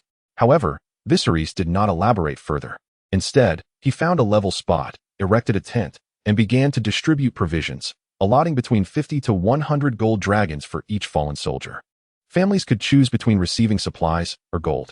For the common folk, the lords had only taken from them, offering nothing in return. Faced with what rightfully belonged to them, they expressed their heartfelt gratitude to Viserys. An elderly man, appearing to be in his 50s, accompanied by his 3 grandsons, collected the compensation for his 2 sons, and then placed the coins at Viserys' feet. Sir, Viserys was taken aback by his actions. Did he find the amount insufficient? Or was it something else? Just as Viserys was grappling with confusion, the old man elucidated, Your Majesty, my sons fought valiantly alongside Prince Rhaegar. It was their duty. How could I accept your gold? For centuries, the people of the Crab's Claw Peninsula had prided themselves on being exemplary subjects of the Dragon King, and the royal guard had predominantly been drawn from their ranks. Thus, they had gradually shed the label of savages ascribed to them by others. Your Majesty, we cannot accept this money. Perhaps inspired by the old man's integrity, some who had just received gold or provisions returned their gifts to Viserys. Your Majesty, we cannot accept this money. Indeed, Your Majesty, we cannot accept these offerings. Although a handful among them were less than eager, such as Lys, the majority were sincere in their refusal. Since the Targaryens' ascendance over the 7 kingdoms, taxes had not been levied upon them. Yet, in truth, they had paid their dues, not in gold, but in blood. In that moment, Viserys felt a pang of shame. His intention in offering this money to the families of the warriors was not entirely noble. As a king, the troubles he sought to alleviate were steeped in blood and life. Stepping forward, he assisted the old man and spoke, Esteemed citizens, this gold is not merely my attempt to offer recompense. More importantly, I am concerned for your well-being. I am not as formidable as my brother Rhaegar. Though we recently celebrated a victory, I cannot hold Dragonstone. I plan to journey to the eastern continent to gather a sufficient army to reclaim the Iron Throne. This endeavor may take 5 years, perhaps 10. I fear for your safety under Robert's rule. Please, accept this money. After much reluctance, they finally accepted what rightfully belonged to them. Viserys also abandoned the notion of allowing these individuals to trouble Robert. Sincerity, regardless of its context, is an unparalleled weapon. Not only did he resolve to prevent these people from creating disturbances for Robert, but he also decided to provide them with additional compensation. The Crab Isle, with its considerable expanse, saw the distribution of these reparations last nearly 5 days. Yet, Viserys could not linger for long. After all, Robert should be recovering from the storm. While his own safety was one concern, Viserys genuinely wished to spare these simple folk from any harm. Over the span of 5 days, he dispensed over 200,000 golden dragons in wealth and resources. He understood that the agony wrought by war extended far beyond Crab Isle. However, his capacity to offer recompense had its limits. He resolved that one day, he would return to Westeros and put an end to all wars. Not to say that wars would cease forever. Wherever there are people, strife will inevitably arise. Yet, he hoped to bring several decades of prosperity and peace to a land ravaged by lords and kings for millennia. However, just as Viserys prepared to gather his belongings and return to Dragonstone, a group of children aged between 10 and 14 was brought to the vicinity of his worship. Their numbers swelled to 400 or 500, all sent by their families. These children clutched the reparations bestowed upon them by Viserys along with their handmade wooden spears and swords. Standing in the sea breeze, they resembled tender saplings. "Your Majesty, let us accompany you to the eastern continent. We too can fight alongside you," called out one tall, slender boy, appearing to be around 14 or 15 years of age. His gear was the finest, a short sword honed to a keen edge. "Your Majesty, I run swiftly. I can serve as your messenger. Your Majesty, my voice is loud. I can issue commands for you. Your Majesty, my eyesight is sharp. I can see well at night and serve as your scout. Your Majesty, I am skilled in combat. I can be one of your kingsguard." Each clear voice echoed forth from youthful faces. For the first time, Viserys felt a profound stirring within his heart, an indescribable sensation. He glanced behind this group of children to see their families peering from a distance, seemingly poised to rush forward as soon as Viserys accepted their children. Even the captain of his kingsguard, Gerald, felt moved by the sight. "Everyone, listen. Put down your belongings." A child with remnants of tears on his face urged anxiously, as their families had instructed them to return the money and items to Viserys. "Since they are now my soldiers, they shall obey my commands. Put them down." A clattering of coins echoed as their hands became empty. "All of you form 2 lines. Follow me aboard." Beneath the golden sunset, these youthful soldiers ascended Viserys' worship. Awaiting them was an unfamiliar continent and distant horizons. Chapter 43. The vision of the Kingsguard. The warships glided across the sea like great fish, moving in formation, unstoppable. Indeed, it is true. Ever since the fleet of Robert was thwarted at the harbor, the fleet of Dragonstone has ascended to become the sovereign of the western coast of the narrow sea. Within the confines of the ship, Viserys contemplated how to approach the group of children hailing from the Crablands. It would be an act of folly to train them for 2 or 3 years, or even longer, only to cast them onto the battlefield. Such an endeavor is akin to using gold bars to unclog a toilet. These children, having left their homeland, severed from their social connections, would be fiercely loyal with just a modicum of care. In other words, this cohort of nearly 500 children possesses the potential to become devoted warriors. It is imperative that I train and educate them diligently, selecting the astute to serve as high-ranking officers or spies, while those of lesser intellect could assume the roles of junior officers or serve as personal guards. Though merely a fantasy, Viserys harbored the notion of one day returning them all to their homeland. "Your Majesty, we have accounted for a total of 480 individuals," spoke Maegor, the son of Davos, who had been apprenticed to Ser Davos at Fair Academy. He was the 4th of the Davos lineage, presenting Viserys with a roster, a form that Viserys had instructed him to prepare. It contained the names, origins, and ages of these children. "Understood. You may take your leave now," commanded Viserys. With precisely 480 children, he resolved to divide them into 12 classes of 40. He would personally instruct them in cultural studies daily, alongside a rigorous physical training regimen. When they reached an appropriate age, he would impart the essence of martial skills. Thus, he could cultivate a cadre of officers who were both intelligent and skilled in combat, capable of commanding armies of tens of thousands. Moreover, he needed to arrange for standardized uniforms and establish a shared motto for them, Loyal Orange. Viserys was filled with hope for these children, having penned dozens of constructive policies directed at their development, working late into the night before finally succumbing to slumber. The following morning, the fleet arrived at Dragonstone. In fact, even while still at the Crablands, Viserys had received news of Daenerys' safe arrival into the world. Although Rhaella had been unconscious for 2 days, she was no longer in danger. This was the reason Viserys felt secure remaining abroad. Upon the fleet's return to port, he stifled the urge to rush to Rhaella, first calming the troops and ensuring the readiness of the reserve Kingsguard before visiting her. When Viserys beheld her, she was consuming a bowl of meat porridge, appearing to be in good spirits. And when Rhaella laid eyes on Viserys, her gaze reflected both pride and concern. Viserys hurried to her bedside, and she caressed his head, saying, "Viserys, you are my pride. Mother, we achieved a great victory." "Yes, I know. What of Daenerys?" At that moment, the wet nurse approached Viserys, cradling a tiny, pink bundle. Gazing at the infant Daenerys nestled in the swaddling, Viserys recalled a scene from the original tale. Originally, Viserys lamented why Daenerys could not have been born earlier, for then she could have wed Rhaegar, thus preventing him from committing such grave errors that led to the downfall of the realm. Daenerys, undeterred by the risk of punishment, retorted to her elder brother, questioning why he could not have been a girl, as that too would have averted such dire consequences. The result, predictably, was punishment. Viserys turned to Rhaella with a smile, remarking that she would likely grow up to be quite the stubborn girl. Rhaella nodded in agreement. "Your Majesty, Viserys is now imprisoned. Would you like to see him?" The guard outside inquired.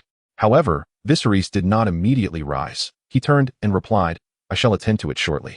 Once the guard departed, Viserys turned to Rhaella and said, "Mother, I believe Viserys should be executed. When Aerys and Rhaegar were alive, he gained favor by slandering Rhaegar. Though he may not wish to eliminate the Targaryens like the spider or the spider's ilk, his actions are equally reprehensible. Moreover, the old crab merely attempted a rebellion. This man has already caused trouble on Driftmark, leveraging his geographical advantage. We must strike decisively." Yet Rhaella hesitated. The Targaryens and Velaryons had intermarried countless times and had recently suffered the misfortune of dwindling numbers. The Velaryon family now consisted solely of Viserys and his two sons. After contemplation, Rhaella proposed, "Let us strip him of his title and spare his life." "Why?" Viserys countered. "Had it not been for the rift between him and his brother and father, he would not have acted so treacherously against the Targaryens." "Mother, if we do not punish traitors, how shall we reward loyalty?" Rhaella furrowed her brow in thought before responding. "He has 2 children. Let them remain by my side as cupbearers." "That is unacceptable. I may spare them, but they must not approach you," Viserys protested. Yet Rhaella grasped Viserys' hand and implored, "Viserys, I am your mother. You should trust me." This marked the first execution since the Targaryens fled to Dragonstone. Viserys had shaved his silver blonde hair the day before his execution, leaving several crimson wounds upon his bare scalp. The intention was clear. Should he face execution with his silver hair, it would evoke memories of the Targaryens.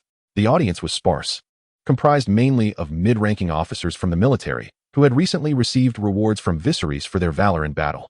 Now, through this act of intimidation, their loyalty was to be further secured.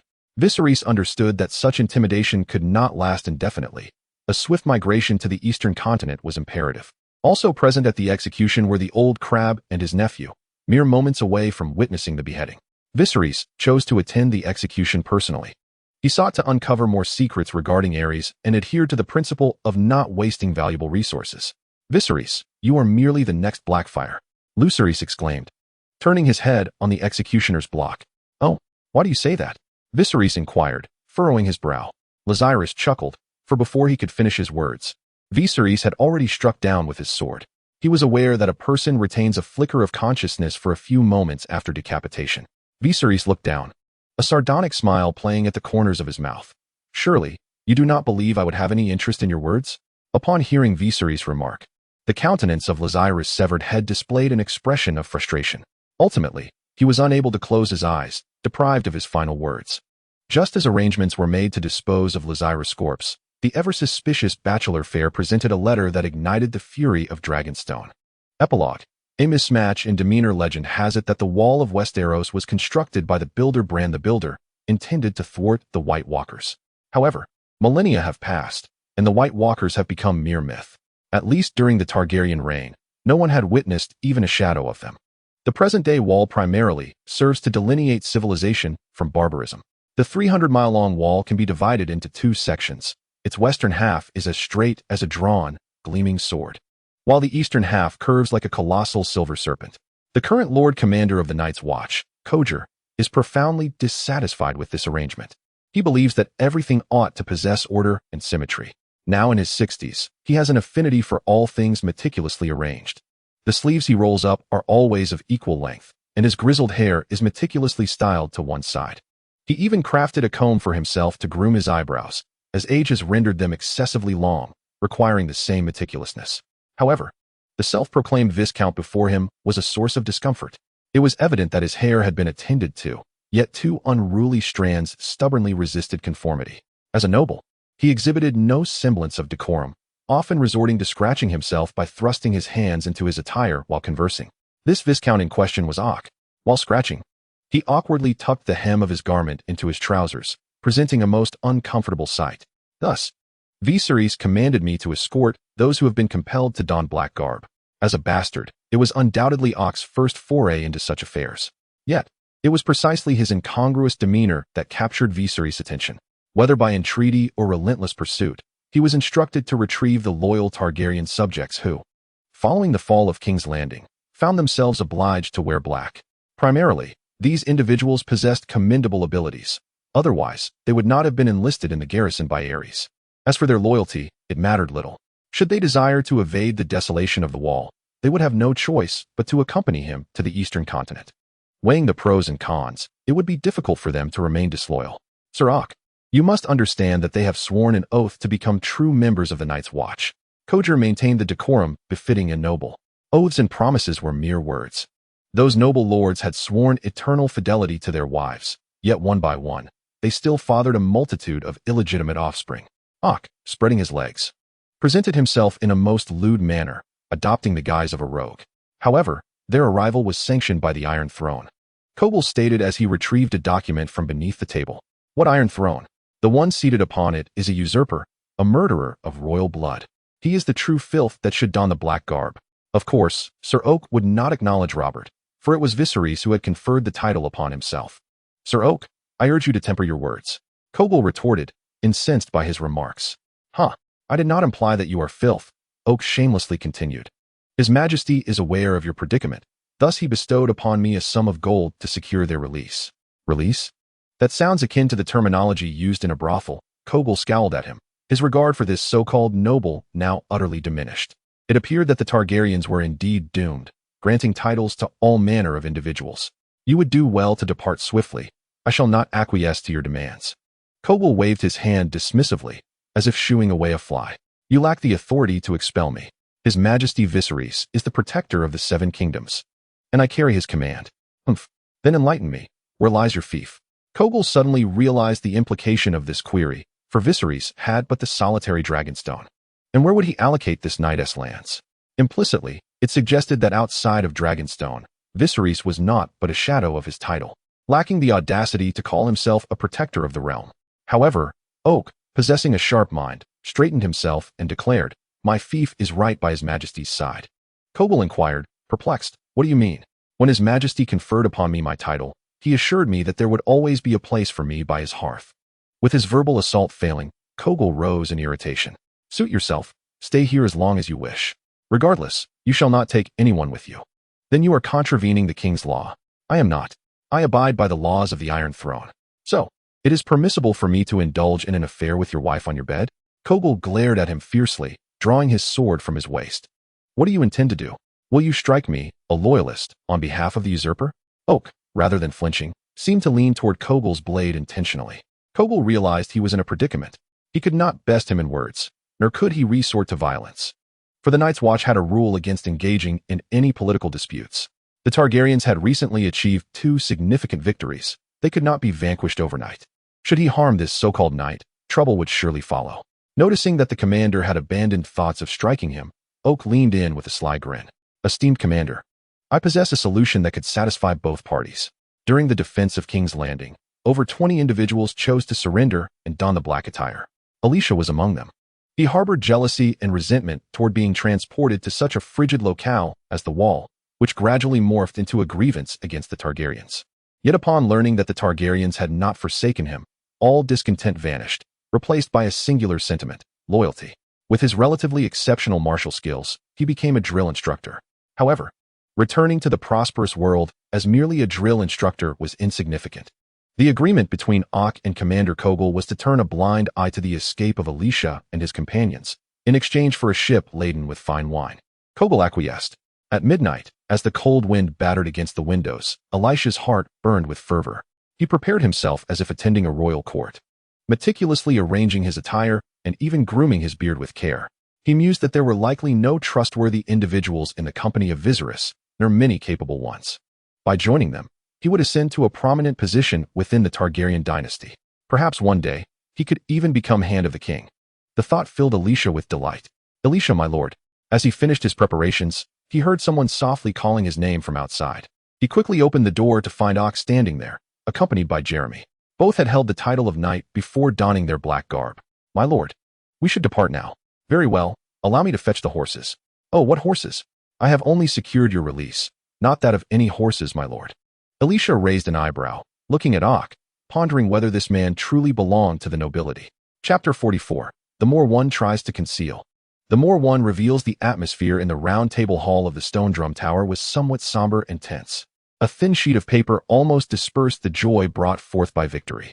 This letter made everyone feel as though they had been abandoned by the world. Even stalwarts like Jiro and Arthur bore expressions of gloom.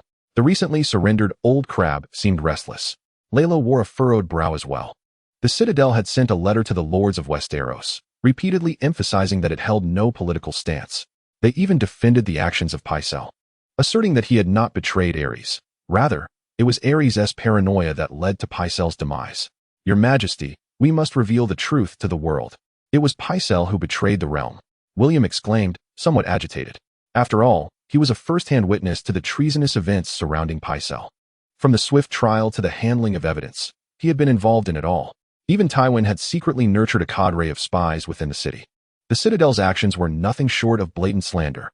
In contrast to William's righteous indignation, others appeared despondent. This indicated a pervasive pessimism among Westeros regarding the resurgence of the Targaryens. They even believed that Dragonstone would not endure for long.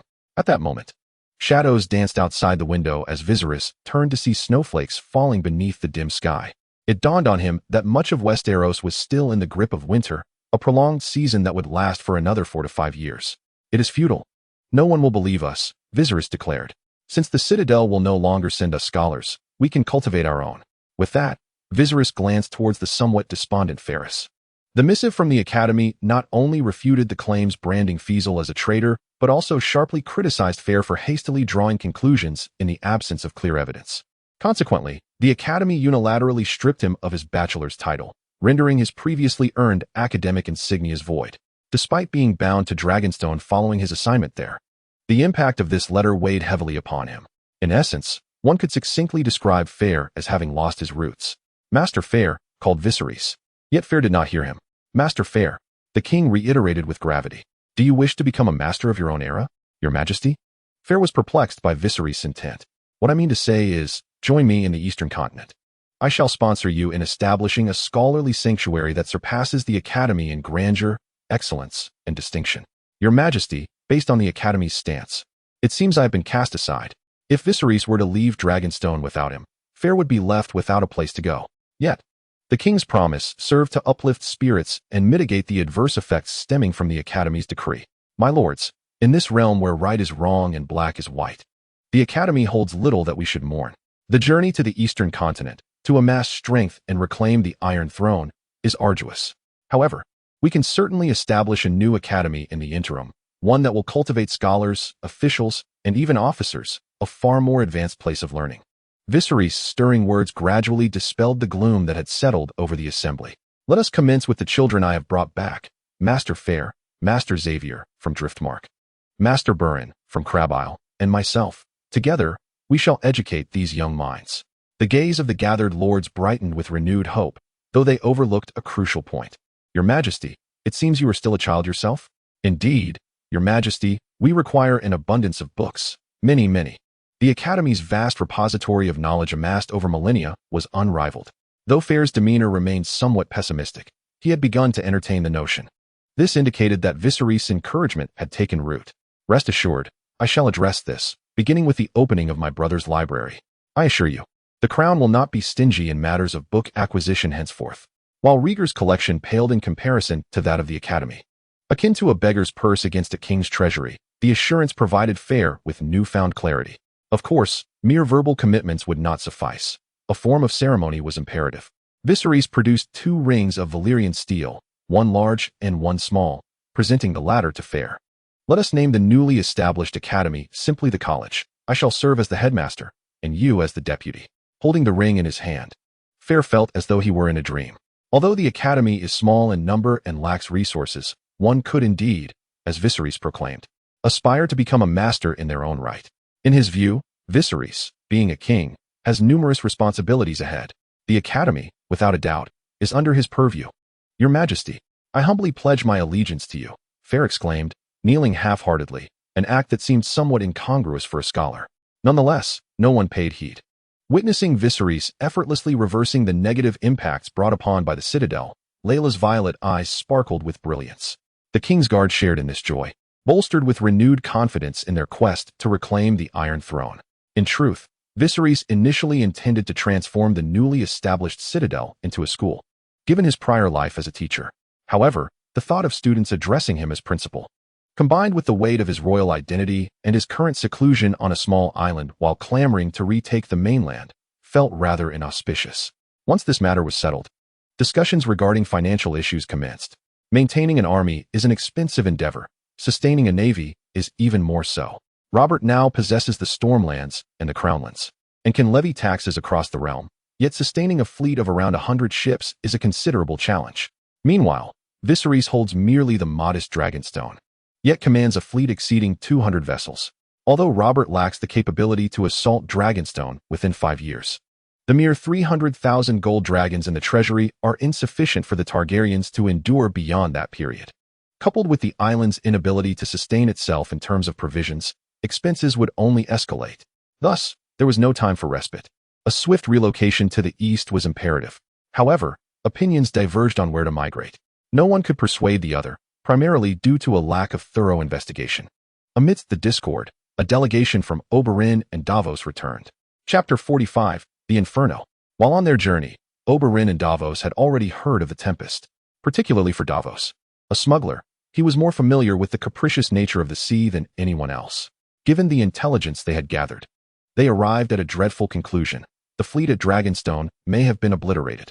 Oberyn and Davos exhibited contrasting reactions. The former believed the Targaryens' fate was sealed and felt compelled to swiftly escort Illyrio away from the cursed island. Davos, however, was more concerned for the safety of his family. In any case, no one paid heed to the Targaryens. Yet upon their return to Dragonstone, they discovered not only had the number of ships not diminished, but had, in fact, remarkably increased. There were not only more vessels, but also a greater number of people, nearly doubling in size. William, responsible for welcoming them, relayed the events with a sense of pride. Both were taken aback. First and foremost, Viserys' prophetic-like ability to dream was astonishing. It appeared that as long as he remained alive, the Targaryens could evade all calamities. Secondly, there lies the wisdom of Viserys, who ingeniously conceived the strategy of tethered vessels, a pioneering approach in the annals of naval warfare. Lastly, his courage is commendable. Daring to launch a surprise assault on Storm's End under such dire circumstances, thus averting the potential threat of Robert's invasion of Dragonstone for 5 years, if not longer. This elevated his esteem for Viserys to a higher echelon. Concurrently, he found himself intrigued by which of the two options he had brought back from the free cities Viserys would choose. Soon, a meeting regarding the eastern migration was convened once more. The kingsguard, as expected, were present, and despite her frail condition, Rhaella still attended. She surveyed the assembly in the hall. For kingsguard, Adrian Setiga, Oberyn, 3 scholars, her son, and newly promoted officers. In stark contrast to the desolate days when only an acting lord and a scholar graced Dragonstone, the Targaryens seemed to flourish once again following a significant setback. Since the wooden map in the round hall did not depict the free cities, Oberyn held a separate map to elucidate the options presented by the free cities. Davos and I had only visited Braavos and Pentos, meeting with Braavos Sea Lord and the governor of Pentos. They bore no objections to the Targaryens entering the eastern continent, merely wishing for the establishment of territory within their defined boundaries. Viserys nodded, encouraging him to continue. After all, a strong dragon does not easily subdue the local warlords, especially when the Targaryen dragon has lost its wings and claws, resembling more of a lizard. Compared to any entity within the free cities, they were indeed the formidable dragon. Oberyn pointed to the vast plains south of Braavos and stated, "This is the option presented by Braavos. The Sea Lord suggests that the Targaryens may establish their influence near the river Loren, but the population and military size must be restricted to a certain extent, and they are to depart within 5 to 10 years to seize the Iron Throne." What do they take the royal family for? A plow for cultivating their land? Arthur, somewhat irked, struck the table. Andalos was seized from Bravos and Pintos after numerous wars, with a considerable portion of it still undeveloped. Bravos essentially treated the Targaryens as mere beasts of burden, anticipating that once the Targaryens had cultivated the land, they would swoop in to claim it. It must be understood that transforming wasteland into arable land requires substantial manpower. Even more insulting, Bravos sought to limit the Targaryen military force. This was tantamount to treating them as vassals. Such indignity was intolerable. Observing the somber expressions on the faces of those present, Oberyn addressed Viserys and Rhaella. Now, let me share the suggestions put forth by Pintos. He pointed to the Velvet Mountains in the southern region of the Andalos Plains and remarked, "This is the choice presented by Bravos. The Targaryens must establish their fortress to the north of the Velvet Mountains. In my opinion, the advantage of situating the fortress here lies in its relative safety, while the disadvantage is that it would become a buffer zone between Pintos and Bravos, forcing the Targaryens to survive in a narrow crevice." The assembly gazed at the map, deeply resonating with Oberyn's words. "Your Majesty, I believe there is another drawback if you consider this location as the final destination for migration." The old crab, who was also permitted to partake in the discussion, spoke up with a hint of uncertainty. "Speak," Viserys nodded at him. "In fact, I think that placing the destination here poses an issue of being too close to Pintos. The trade in Pintos is quite prosperous, and our population could easily dwindle." The old crab was referring to the siphoning effect that a large city has on the surrounding populace. It appeared that Pintos' suggestion was not without ulterior motives, aiming to exploit the Targaryens as mere pawns and resources. In essence, both parties harbored sinister intentions. One wished to treat the Targaryens as beasts of burden, while the other sought to utilize them as mercenaries. Alas, what choice did they have, considering that the once mighty Dragon King had now become a mere stray? Viserys remained silent, his gaze scanning the map intently. Eventually, his eyes settled on a crimson cross. "What about here, Godo?" As Viserys spoke, everyone leaned slightly forward, their attention drawn to the red mark. Godo was a city of the Lyseni, which had become a desolate ruin following the Spice Wars centuries ago. "Your Majesty, Godo is inland. I fear we would incur substantial expenses transporting people and goods," the old crab remarked. Though he was not well acquainted with Godo, his eyesight was unimpaired. Even using Pintos, the nearest transit point to Dragonstone, would require traversing a significant stretch of land, and land transport incurs the highest costs. "Sir Adrian, there is a saying, a poor house travels a rich road. Let us not dwell on the costs of migration for now." Seeing that Viserys had stated this, the old crab refrained from further comment. Viserys surveyed the assembly, realizing that most could not offer any useful suggestions, and turned his gaze towards Oberyn. Oberyn sensed his attention, and, just as he was about to unleash a sharp retort, he wisely reconsidered, glancing at Arthur and William flanking him. "Your Majesty Viserys, I believe that should you choose Godo, it would be better not to go at all. You would bleed your last drop of blood and exhaust your final gold coin in this place." Though the words of the Dornish prince were somewhat sensational, no one contradicted him. After all, he had genuinely served as a mercenary in the free cities, possessing insights far surpassing those present. Viserys leaned forward, supporting himself on the table, and said, "Prince Oberyn, I implore you to elaborate." Chapter 46. The Puppet Master due to his life experiences and insights prior to his transmigration. Viserys found himself perplexed by the absence of formidable city-states along the banks of the Rhoyne River for centuries. The geographical conditions along the river and coast are indispensable for the rise of great cities. The Rhoyner had indeed established numerous magnificent cities in this region. Furthermore, without even mentioning the Rhoyner, the free city of Volantis had founded numerous colonial towns downstream of the Rhoyne. His intuition suggested that the long-standing lack of powerful city-states along the river must be rooted in deeper reasons. Someone must be orchestrating the absence of a dominant force in this area. If he could sever the strings of the Puppet Master, he would be able to establish his own influence along the banks of the Rhoyne. Thus, Viserys earnestly addressed Oberyn. "Prince Oberyn, I implore you to elaborate." As all eyes turned towards him, Oberyn cleared his throat and began, "You may doubt my experiences as a mercenary in the free cities, but..." He gestured towards Norvos, located to the northeast of Ghetto. Norvos is one of the 9 free cities. My brother's wife, Lady Illyrio, hails from Norvos. She has informed me that in this region, which was devastated by the Valyrians, 2 primary races now inhabit the area, the Undulls and the Rhoyner. Is it not fitting, Your Grace, that you are the king of both the Undulls and the Rhoyner? Oh, and let us not forget the first men." Ignoring the interjection from Ock, who was silenced by a glance from Viserys, Oberyn continued, "The friction and conflicts between these 2 races have persisted for centuries. Moreover, with no advantageous terrain to hinder them. They frequently suffer raids from the Dothraki. If you choose Ghetto as your site for eastward migration, merely addressing these two issues would prove exceedingly challenging. Upon hearing this, the assembly collectively deemed Ghetto an unfavorable location. However, Viserys perceived an opportunity. Firstly, he recognized that most individuals were merely seeking a peaceful existence. Ensnared in the struggles for power, by vanquishing foes, he could seize their memories and swiftly discern who thrived on chaos. As for the Dothraki, being a nomadic people, they relied primarily on their numbers of horses and skilled riders. Furthermore, the vast expanse of the Dothraki Sea, spanning millions of square kilometers, would be difficult to track. Yet, this posed no challenge for him. Through conquest, he could acquire their martial expertise and rapidly cultivate a sizable cavalry. Although the grasslands were vast, their hiding places were limited. By claiming memories, he could easily uncover their lairs. This principle mirrored the successes of Kublai Khan's northern campaigns after he ascended to the throne. Standing tall, Viserys addressed the assembly. "Noble lords, what is our purpose in journeying to the eastern continent? It is not merely to survive or to serve as a subordinate. We must amass strength to drive away the usurpers and seek vengeance for my brother. Establishing a new power in Dragonstone is undoubtedly fraught with challenges, yet the easier paths have long been claimed by others. If we refuse to be subjugated, we must wield the swords in our hands and carve a bloody path." Viserys, with an imposing gaze, harbored boundless resolve in his violet eyes. He could not reveal to his subjects his ability to read minds and take lives. Instead, he relied on the prestige he had amassed through previous conflicts. Ultimately, the people chose to follow him into this gamble. One of the reasons for their choice of Dragonstone was the impossibility of transporting the vast population and resources on the island in one go. A vanguard expedition could be dispatched first. Should the advance party prove effective, subsequent transports of manpower and materials could follow.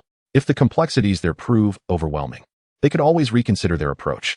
In other words, under Viserys' insistence, they agreed to take a chance rather than commit everything in one bold stroke. The victories in 2 naval battles expanded the once meager fleet of Dragonstone from a mere 160 ships to a formidable 200. The Navy, regardless of the era, is a costly military branch. Given that the Targaryens, having lost the Iron Throne, cannot sustain such a vast fleet, Viserys resolved to reduce it by at least half, if not more. Maintaining these vessels, even while docked, incurs significant expenses. Selling them could yield urgently needed supplies, funds, weapons, armor, and even agricultural tools. To sell such a substantial number of ships at once, he would need to find a suitable buyer. Currently, only the affluent Bravos appears viable.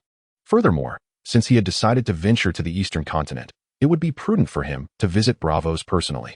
After all, at the outset of building a new power from scratch, self-sufficiency in resources would be unfeasible, making it wise to forge alliances with Bravos and Pentos. As for the possibility of being detained by the Sea Lord and sold to Robert for a handsome price, Viserys deemed it unlikely. The beggar king in the original narrative may have posed no threat, rendering him unmarketable. Although Viserys presently lacks the strength to dominate, he can easily become a thorn in the side of certain individuals. Thus, it would be unwise to assume the Sea Lord would not take an interest in him. After much contemplation, Viserys recalled that Bravos was founded by slaves fleeing Illyrio, who inherently harbor resentment towards a unified nation. Once they despised the Targaryens for unifying the 7 kingdoms, now it is likely they would extend that disdain to the Baratheons. Rather than slaying the goose that lays the golden eggs with a one-time transaction, collaborating with the Targaryens to continuously extract gold from Robert would be far more advantageous. Bravos is not lacking in merchants. They are unlikely to overlook this. Consequently, Viserys resolved to prepare for a month, after which he would travel to the free cities for a face-to-face discussion with Bravos and Pentos. However, Oberyn expressed his inability to attend. "I had hoped you would accompany me once more. Is there an urgent matter at hand?" asked Viserys, having allocated a month's time to allow Oberyn and Davos some respite. To support the new king, what else could it be? Oberyn candidly replied. At present, the news of Viserys' assault on Storm's End had yet to spread, and nearly all of Westeros still believed the Targaryens were at their end. He intended to represent Dorne in pledging fealty to Robert. As he uttered these words, Oberyn discreetly observed Viserys, only to find him penning a letter, subsequently instructing a servant to present a box of golden dragons and silver stags to Oberyn. For whom is this intended? There exists a secret passage at the river gate. Place this within, and my informant in the Red Keep will retrieve it. Of course, should you wish to learn something, you may also approach him. He is a mute stable boy, and mentioning my name will grant you information. The Red Viper regarded Viserys with astonishment, increasingly recognizing the complexity of this young king. No need to speculate. He previously served Varys, and I have eliminated Varys, thus they are now mine. You killed Varys, Oberyn exclaimed, nearly raising his voice. Viserys waved his hand, signaling his disinterest in further discussion. Oberyn noted that Viserys' letter lacked even an envelope, seemingly unperturbed by the prospect of him peeking. Upon unfolding the letter, he discovered a drawing of a spider pierced by an arrow at the top of the page. Before departing, Oberyn lingered for a few days on Dragonstone, utterly absorbed in the company of Elia. On one occasion, he placed young Aegon upon the table, just as the child pointed a toy gun at him, resulting in the Red Viper, perceived as treacherous by outsiders, being splattered with urine. Yet, he found no offense, instead laughing heartily. Oberyn was unaware of Lyanna's existence. Viserys resolved that until he established a foothold on the eastern continent, others must remain oblivious to her survival. If Robert were indeed to charge into battle for love, the consequences could be significant.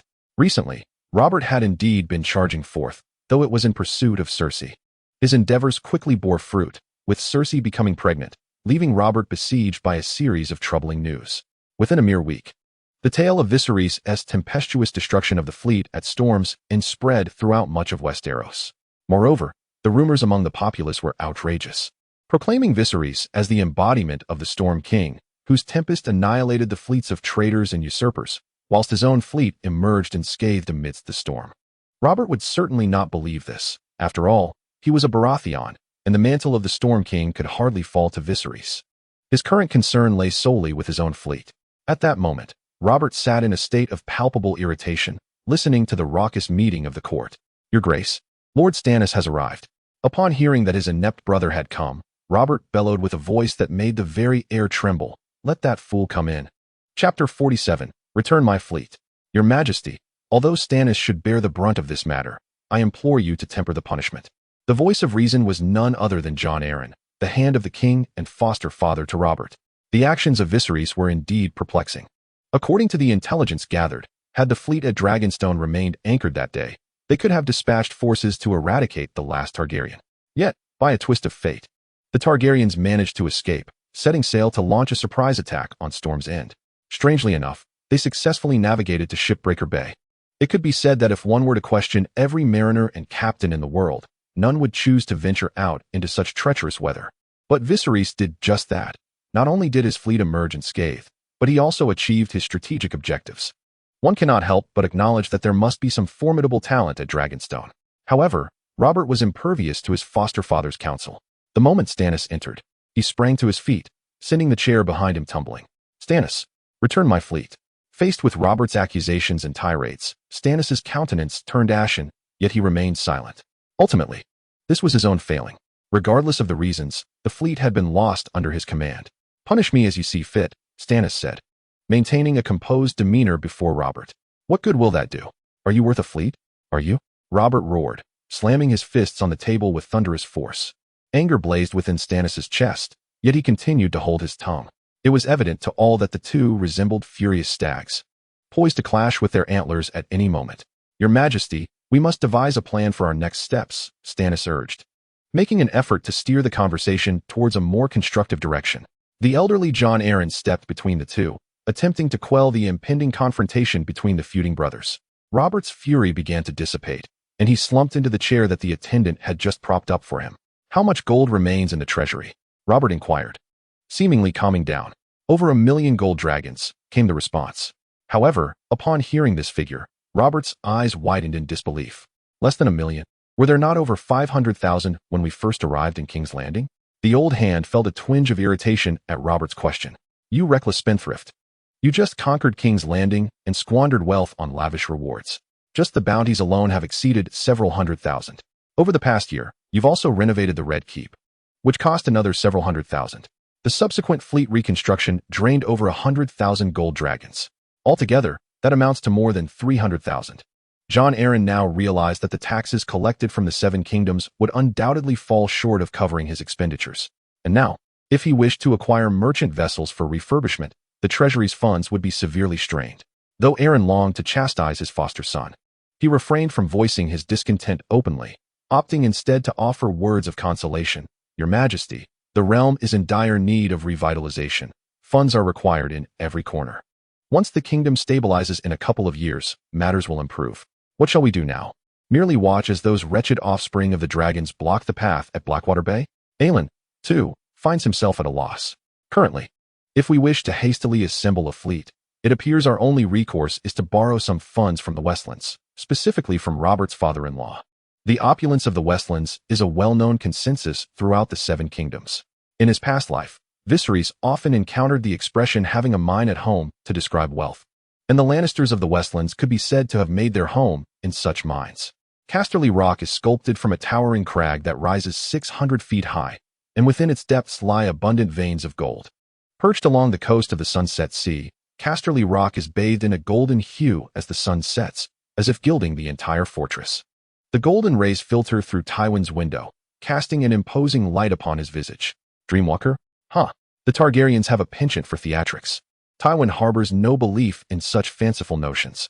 He scoffs at sorcery, magic, and the arcane, firmly establishing himself as a staunch atheist.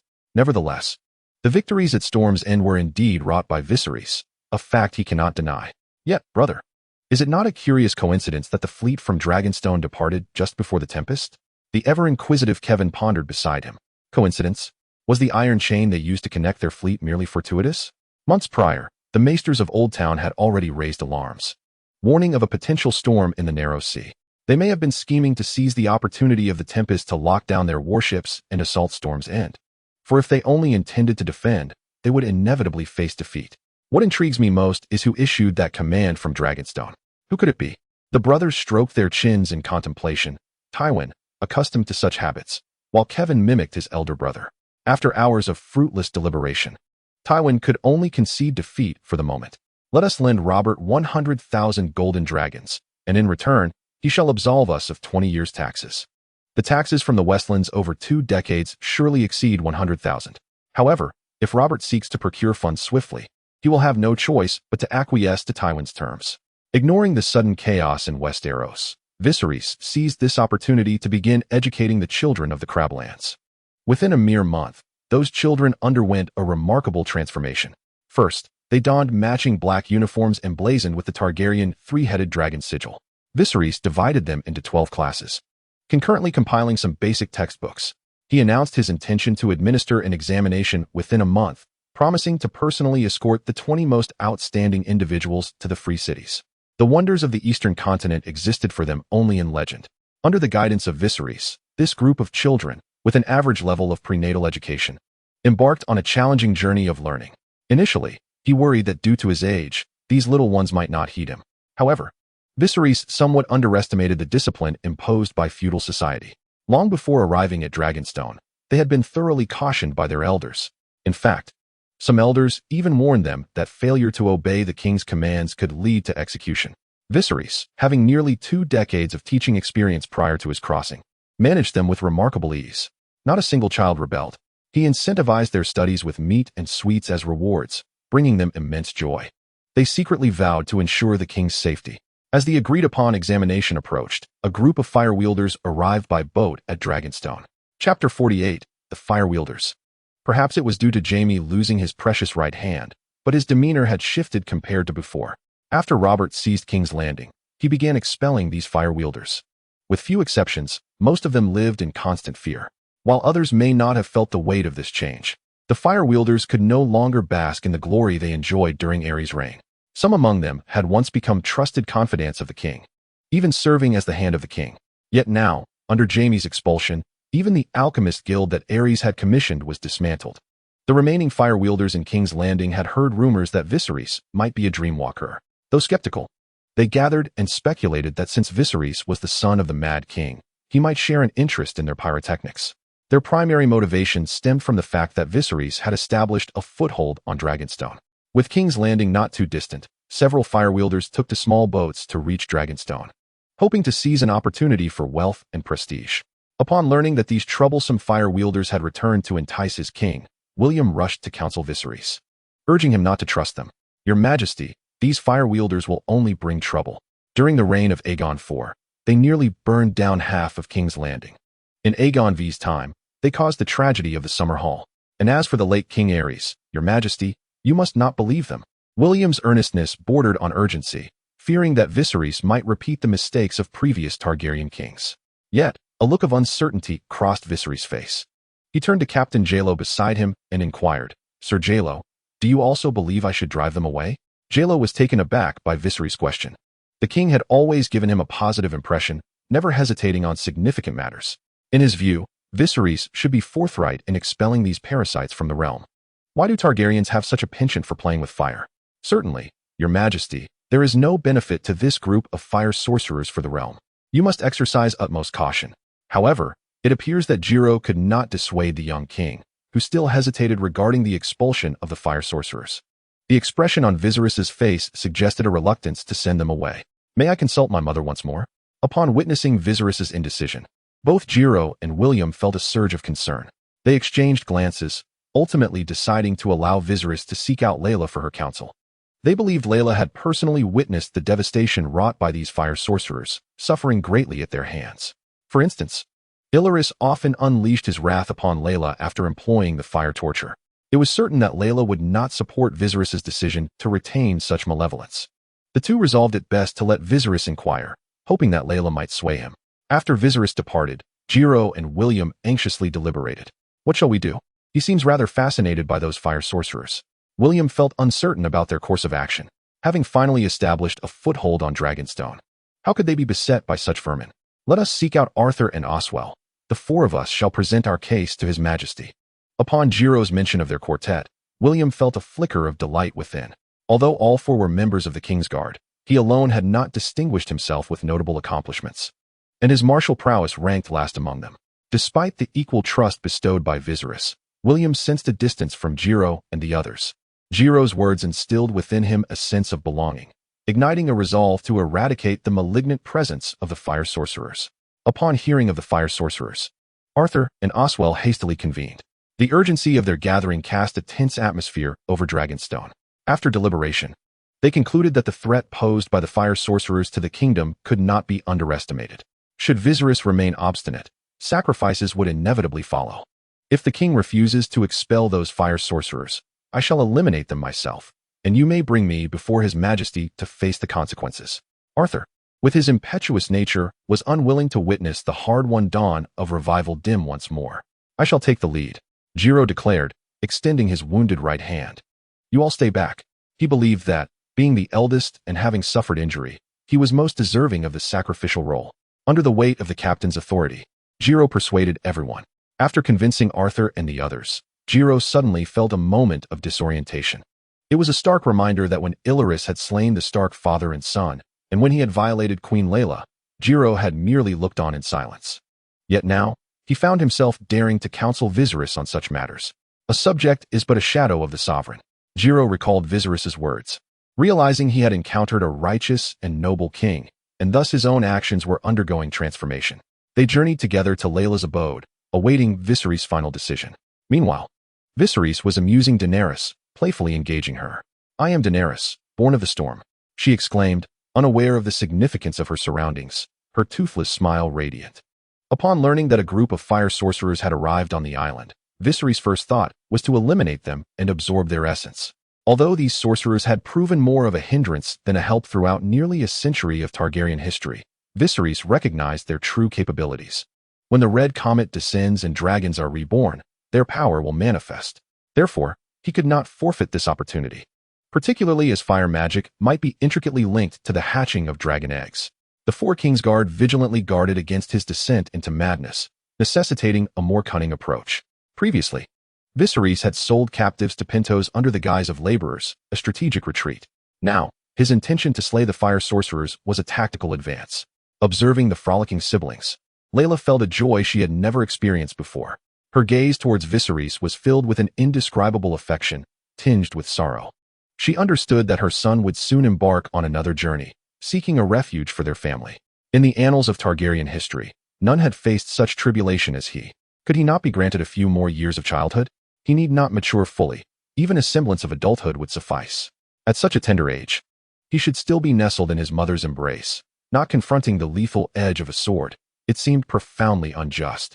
After playfully teasing the still infant Daenerys, Viserys turned to Rhaella and declared, "Mother, a band of fire sorcerers has arrived on Dragonstone, and I intend to slay them all." Rhaella remained silent, but resolutely nodded. "Your Majesty, please ensure those fire sorcerers are banished." As Viserys departed from Rhaella's residence, the 4 kingsguard knelt before him in unison. "My lords, please rise," he urged. "Your Majesty, not unless you promise us." They insisted, remaining half-kneeling. "Why must we expel them?" Viserys inquired, a query that evoked a sense of despair among them.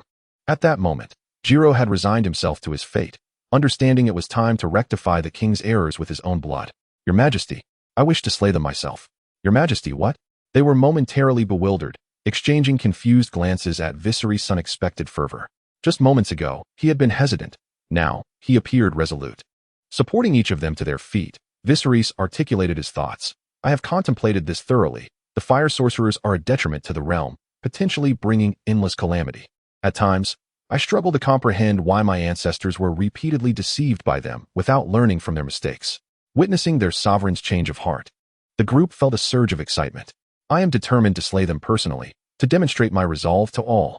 Upon hearing such a declaration from Viserys, the 4 kingsguard became invigorated. "Your Majesty, allow us to handle this minor matter," Arthur proclaimed, placing his hand upon the hilt of his sword.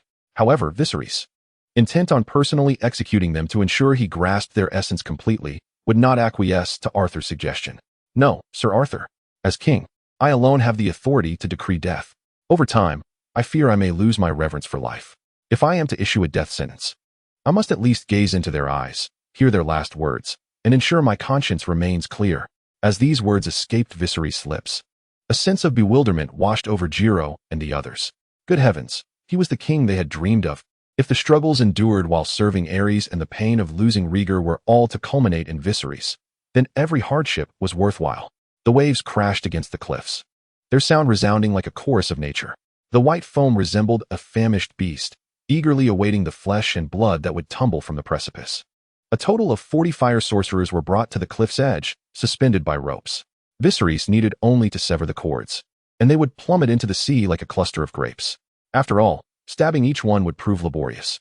These fire sorcerers yearned to curse and insult Viserys in their final moments, yet their mouths were silenced. Upon arriving at Dragonstone, they had been contemplating how to persuade Viserys. They understood that their ability to manipulate generations of Targaryen kings lay in their grasp of their desire for dragons. They had initially planned to approach the matter from the perspective of dragon eggs to demonstrate their worth. However, this young king, lacking in chivalry, had ordered his guards to silence them outright. Viserys drew his sword and severed the ropes that bound them. A line of fire sorcerers plunged rapidly from the towering cliff, some colliding with boulders and bouncing back. A few even tumbled uncontrollably through the air. For a fleeting moment, Viserys envisioned sheep and rabbits snatched by eagles, carried aloft only to be cast down. The white foam eagerly consumed the discarded remnants, erasing all traces of their existence. Observing this scene, the kingsguard nodded in relief. Alas, the Fire Lord was absent. Otherwise, he might have been spared. In the original narrative, King S. Landing had a fire sorcerer named Soros, who possessed genuine abilities, particularly in resurrection magic. However, its efficacy on all individuals remained a matter of debate. Essence acquired: Sorcerer Apprentice 8, Fire Sorcerer 29, Fire Mage 3, a Fire Mage? Clearly a formidable entity. Viserys had no intention of transferring these essences. Instead, he fused them, ultimately acquiring 6 Fire Mage essences. Upon absorbing them all, a wondrous sensation enveloped him. It was as if a new sense had manifested within his own body. Even with his eyes closed, he could perceive things that typically eluded his awareness. He slowly turned his head towards the castle, or more precisely, towards the dragon mount. Viserys could sense that there lay a reservoir of fire magic, gradually dissipating into the air alongside the smoke from the volcanic crater. Yet, this fire magic also imparted a feeling of extreme thinness, so insubstantial that it was rendered unusable. Why had the Targaryen dragons ceased to hatch since Aegon III? Could it be due to the diminished concentration of fire magic at Dragonmount? Why, when subjected to flames, did Daenerys' dragon eggs successfully hatch, while Aegon V encountered the tragedy of Summerhall? If a sacrifice of life was indeed required, then were not the casualties at Summerhall even greater? A cascade of questions flooded Viserys' mind, yet no answers emerged. Even in the memories of those fire sorcerers, he found no clues. Nevertheless, he did glean some useful knowledge, such as the method of creating wildfire. he discovered that one of the ingredients for wildfire was dragon glass, also known as obsidian. Furthermore, the key to its creation lay in the incantation. After absorbing the essence of 6 fire mages, Viserys believed he could produce a more stable form of wildfire. Additionally, he had acquired some fire magic. He could now imbue weapons with flames, albeit for only a brief duration due to the sparse concentration of fire elements in his surroundings, which necessitated the consumption of his internal fire essence. As for higher-level techniques like the flame ladder, he felt that such feats were beyond his current capability. Moreover, Viserys sensed that he might be able to glimpse the future through flames, yet he was reluctant to wield this ability. Following the events surrounding Lyanna and Rhaegar, the existence of hidden truths had become indisputable. Thus, what he perceived within the flames, was it the genuine future, or merely a deceptive vision conjured for him to see? Viserys had no desire to become the Red Woman. As he made his way back with his guards, Alad approached to report, "Your Majesty, a group claiming to be from the Iron Bank seeks an audience." The Iron Bank. Viserys was momentarily perplexed as to why representatives from the Iron Bank would come to see him. Chapter 49. The tentacles of the Iron Bank in the throne hall of the Stone Drum Tower. Several envoys from the Iron Bank, having traveled from Braavos, stood respectfully. They were clad in plain but functional brown cloaks, their beards intricately braided and hanging down to their chests. The founders of the Iron Bank were known as the Faceless Men, and these individuals were their descendants. The Faceless Men possessed a profound understanding of money, viewing it as a tool for agriculture, armor, and weaponry. In essence, gold was their servant, their soldier, their protector. They commanded wealth to serve their interests. The Iron Bank resembled an indescribable beast, its tendrils extending throughout the known world. Only a resounding aphorism lingers in the ears of the world. The Iron Bank must not be trifled with.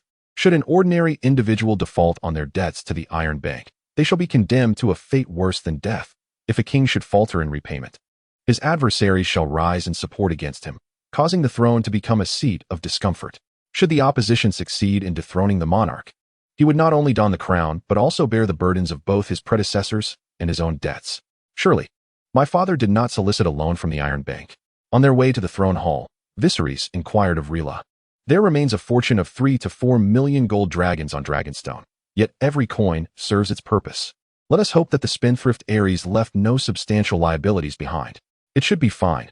The treasury in King's Landing is bountiful, and there is no necessity for him to borrow from the Iron Bank, Rhaella recollected with effort. Viserys nodded, his heart heavy with concern. The royal treasury and the Targaryen vault have always been distinct entities. The treasury resides in King's Landing, while the family's wealth is secured on Dragonstone.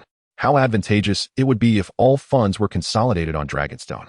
Alas, it appears these funds have been squandered by that wretched Robert. As the mother and son arrived at the throne hall, Rhaella took her seat upon the throne and inquired, "I wonder what purpose brings the guests of the Iron Bank from afar?" Assuming the role of the hostess, Rhaella spoke. Despite Viserys having been crowned king and holding an irreplaceable position even on Dragonstone, however, they had conspired to present Viserys as merely an ordinary young king in the presence of outsiders, particularly in diplomatic scenarios. This guise might disarm their counterparts and yield unexpected benefits. Their little stratagem proved effective. The onlookers, fixated on Rhaella, paid little heed to the somewhat bewildered Viserys. "Your Grace, this is our token of introduction. We hope you will accept it," said the leading envoy, whose beard was intricately braided, the longest among them, nearly reaching his navel. His name was Nahor, who, according to the original narrative, would become the master of coin, perpetually borrowing from the Iron Bank to sustain Robert's lavish expenditures. Nahor effectively serves as the Iron Bank's representative in Westeros. One by one, 7 large chests were opened, revealing an array of jewelry, garments, gold, onyx, crystal, and silk, overflowing with opulence. As the chests were unveiled, a radiant glow seemed to illuminate the hall. Of course, Rhaella, having once been a queen herself, received the treasures with a composed expression of gratitude. After a rather intricate preamble, Nahor finally broached the main subject. "Your Grace, we have come to negotiate a business arrangement with House Targaryen." "Oh, a business venture?" "Indeed, Your Majesty. We have heard that the Targaryens seem inclined to seek a new homeland on the continent of Essos. Forgive my impertinence, but for the Targaryens, who have lost the Iron Throne, maintaining such a vast navy is undoubtedly a burden. Should you be willing to part with some of your warships, we would be inclined to acquire them at a favorable price." Nahor's demeanor was neither servile nor arrogant. He had encountered numerous kings, dukes, governors, and princes. The most significant aspect was that he could present himself before Rhaella with such confidence, largely owing to the backing of the Iron Bank. Acquiring warships. Indeed, it seemed that merchants and bankers were ever driven by profit. Viserys' gaze fell, for he too had long considered the notion of reducing his fleet by half, if not more. The current performance of the Iron Bank was entirely unexpected. Their initiative exceeded his imagination. Rhaella, aware of Viserys' thoughts and having deliberated with Jello and others, believed that a reduction in the fleet was inevitable following their departure from Dragonstone. Thus, she inquired, the Targaryens do indeed have intentions of parting with a batch of warships. Might I ask what price the Iron Bank could offer, and how many vessels could be acquired? Nahor smiled slightly, responding, the Iron Bank could purchase approximately 30 warships. Depending on the condition of each vessel, we are prepared to offer between 1,000 to 3,000 gold dragons for their acquisition. Viserys harbored a disdainful thought.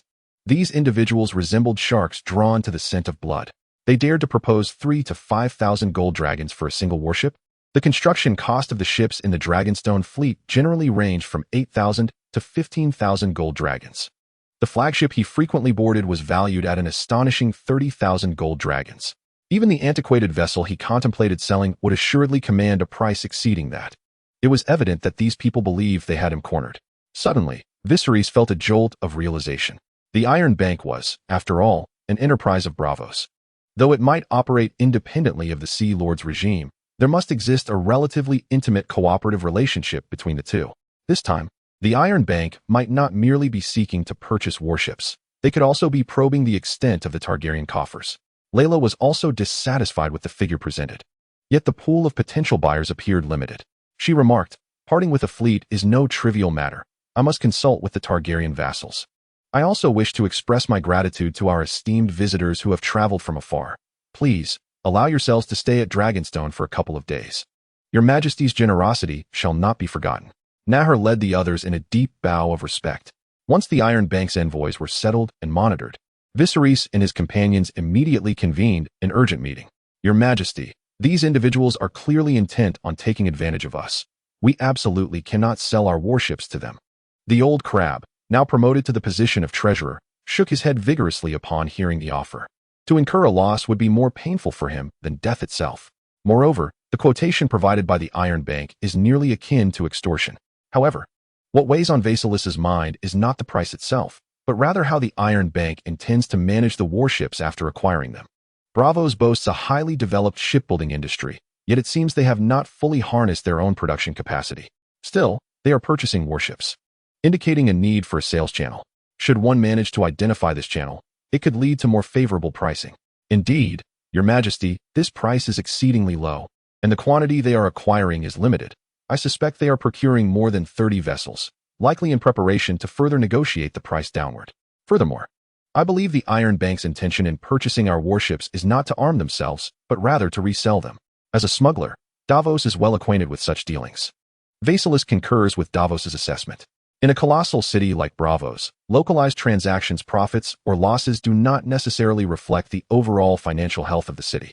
For instance, should they acquire Vassilis's warships at the expense of losing orders for their shipyards, many would subsequently find themselves unemployed. Such a chain reaction is not something any wise ruler would disregard. They certainly do not lack for warships. Their acquisition of our vessels is undoubtedly for resale. But to whom will they sell? Unless they are unaware of whether potential clients genuinely require warships. In a time of warfare, where might future conflicts arise? Vassilis turned his gaze toward the map of the free cities hanging on the wall, his eyes locking onto the city of Tyrosh, which lies across the sea from Sunstone. Shortly after the commencement of the main narrative, it seems the Kingdom of the Three Daughters has resumed hostilities. Realizing the potential sales channel for Braavos invigorated Vassilis. Yet Alicia, who had only recently returned from the wall, interjected, Your Majesty, could it be that the Iron Bank buys our ships only to sell them to Robert? Elisha's reminder sent a chill down everyone's spine. This was not an impossibility. Your Majesty, what if Robert has already dispatched envoys to Braavos, seeking an alliance to assault Dragonstone? Ock followed Elisha's lead, casting a shadow of foreboding over the assembly. The military council, led by Ser Yura, immediately began deliberating on defensive strategies should Braavos and Robert join forces. Meanwhile, Davos scrutinized the map, contemplating potential escape routes in the event of failure. The scholars, upon hearing this possibility, wore expressions of concern. Rhaella anxiously glanced at her son. After a moment of contemplation, Vassals deemed this possibility unlikely. Firstly, he was certain that Braavos despises the notion of vast territories being governed under a single banner. They should still remember the conditions they endured during the height of Illyria's prosperity. Secondly, according to the original trajectory, the beggar king would flee to Braavos under William's protection. The Sea Lord of Braavos even served as a witness at his betrothal. This serves as further evidence of his reluctance to witness the unification of the Seven Kingdoms. Thus, it is inconceivable for them to assist Robert in securing the Iron Throne. The likelihood of such an occurrence is minimal. Viserys elucidated his perspective to the assembly, temporarily alleviating their concerns. Recently, he had been pondering whether the turmoil in the Reach was connected to Braavos, or possibly even to both Braavos and Pentos, given that both city-states boast flourishing trade.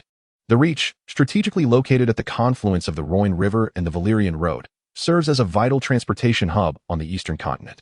The implications of a formidable power emerging in this locale are self-evident. Whether this is indeed the case requires Viserys to investigate personally. Therefore, after calming the assembly, Viserys expressed his desire to journey to Braavos. Unsurprisingly, this suggestion was met with unanimous opposition. Your Majesty, even if they do not conspire with Robert to assault Dragonstone, we cannot take such risks. Allow me to go. Jane was the first to voice his dissent, quickly followed by Arthur and others. Indeed, Your Majesty, we cannot permit you to undertake this peril. Davos, reflecting upon his family, also offered to make the journey once more. As for the others, it goes without saying that as a mother, Rhaella was against it. Alicia and those recently returned from the Wall also wished to dissuade Viserys from going. They had assumed power rested with Rhaella, yet were astonished to discover that Viserys' authority on Dragonstone rivaled that of a robust king. In other words, if Viserys were to fall, their situation would be dire as well. Nevertheless, Viserys insisted, "Gentlemen, I comprehend your sentiments. Your loyalty burns brighter than the sun. However, if we fail to demonstrate sufficient resolve, the cost of our future relocation will be far greater. Braavos and Pentos will certainly pose challenges for us. Rest assured, the dangers of my journey to Braavos will not surpass those faced during the Battle of Blackwater or the skirmish at Shipbreaker Bay." Viserys' decision to travel to Braavos himself was motivated by both the urgency of finalizing the relocation plans and the staggering resources required daily to sustain the population on Dragonstone, which he could ill afford. Ultimately, he chose to be accompanied by Arthur and Davos on his voyage to Braavos. Jane prepared 3,000 soldiers and 2,000 laborers, awaiting Viserys' message to initiate the first phase of the relocation. However, Viserys concealed his intention to visit Braavos from those in the Iron Bank, merely informing them that he would dispatch a member of the kingsguard instead. Naho and the others were taken aback by the Targaryens' explicit intention to venture to Braavos. Clearly, there were notable figures within House Targaryen. The Queen Mother Rhaella appeared to be quite formidable. Naho gazed out the window and remarked, "So, my lord, shall we accompany them back to Braavos? It seems we have no other choice. By the way, who will they send? It appears they will dispatch a member of the kingsguard." A member of the kingsguard? Naho suddenly felt that he might be overthinking. Perhaps there was indeed a shrewd individual on the Targaryen side, yet this person evidently lacked the audacity he so desperately needed.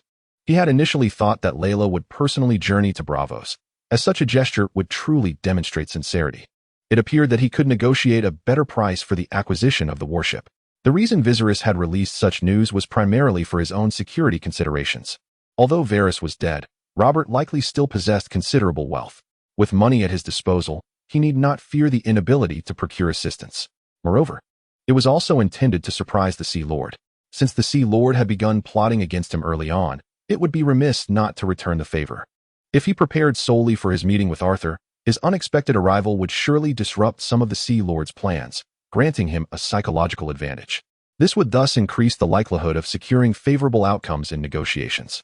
Before departing, Viserys made his customary visit to Elia and Lyanna. Their bond had grown increasingly stronger.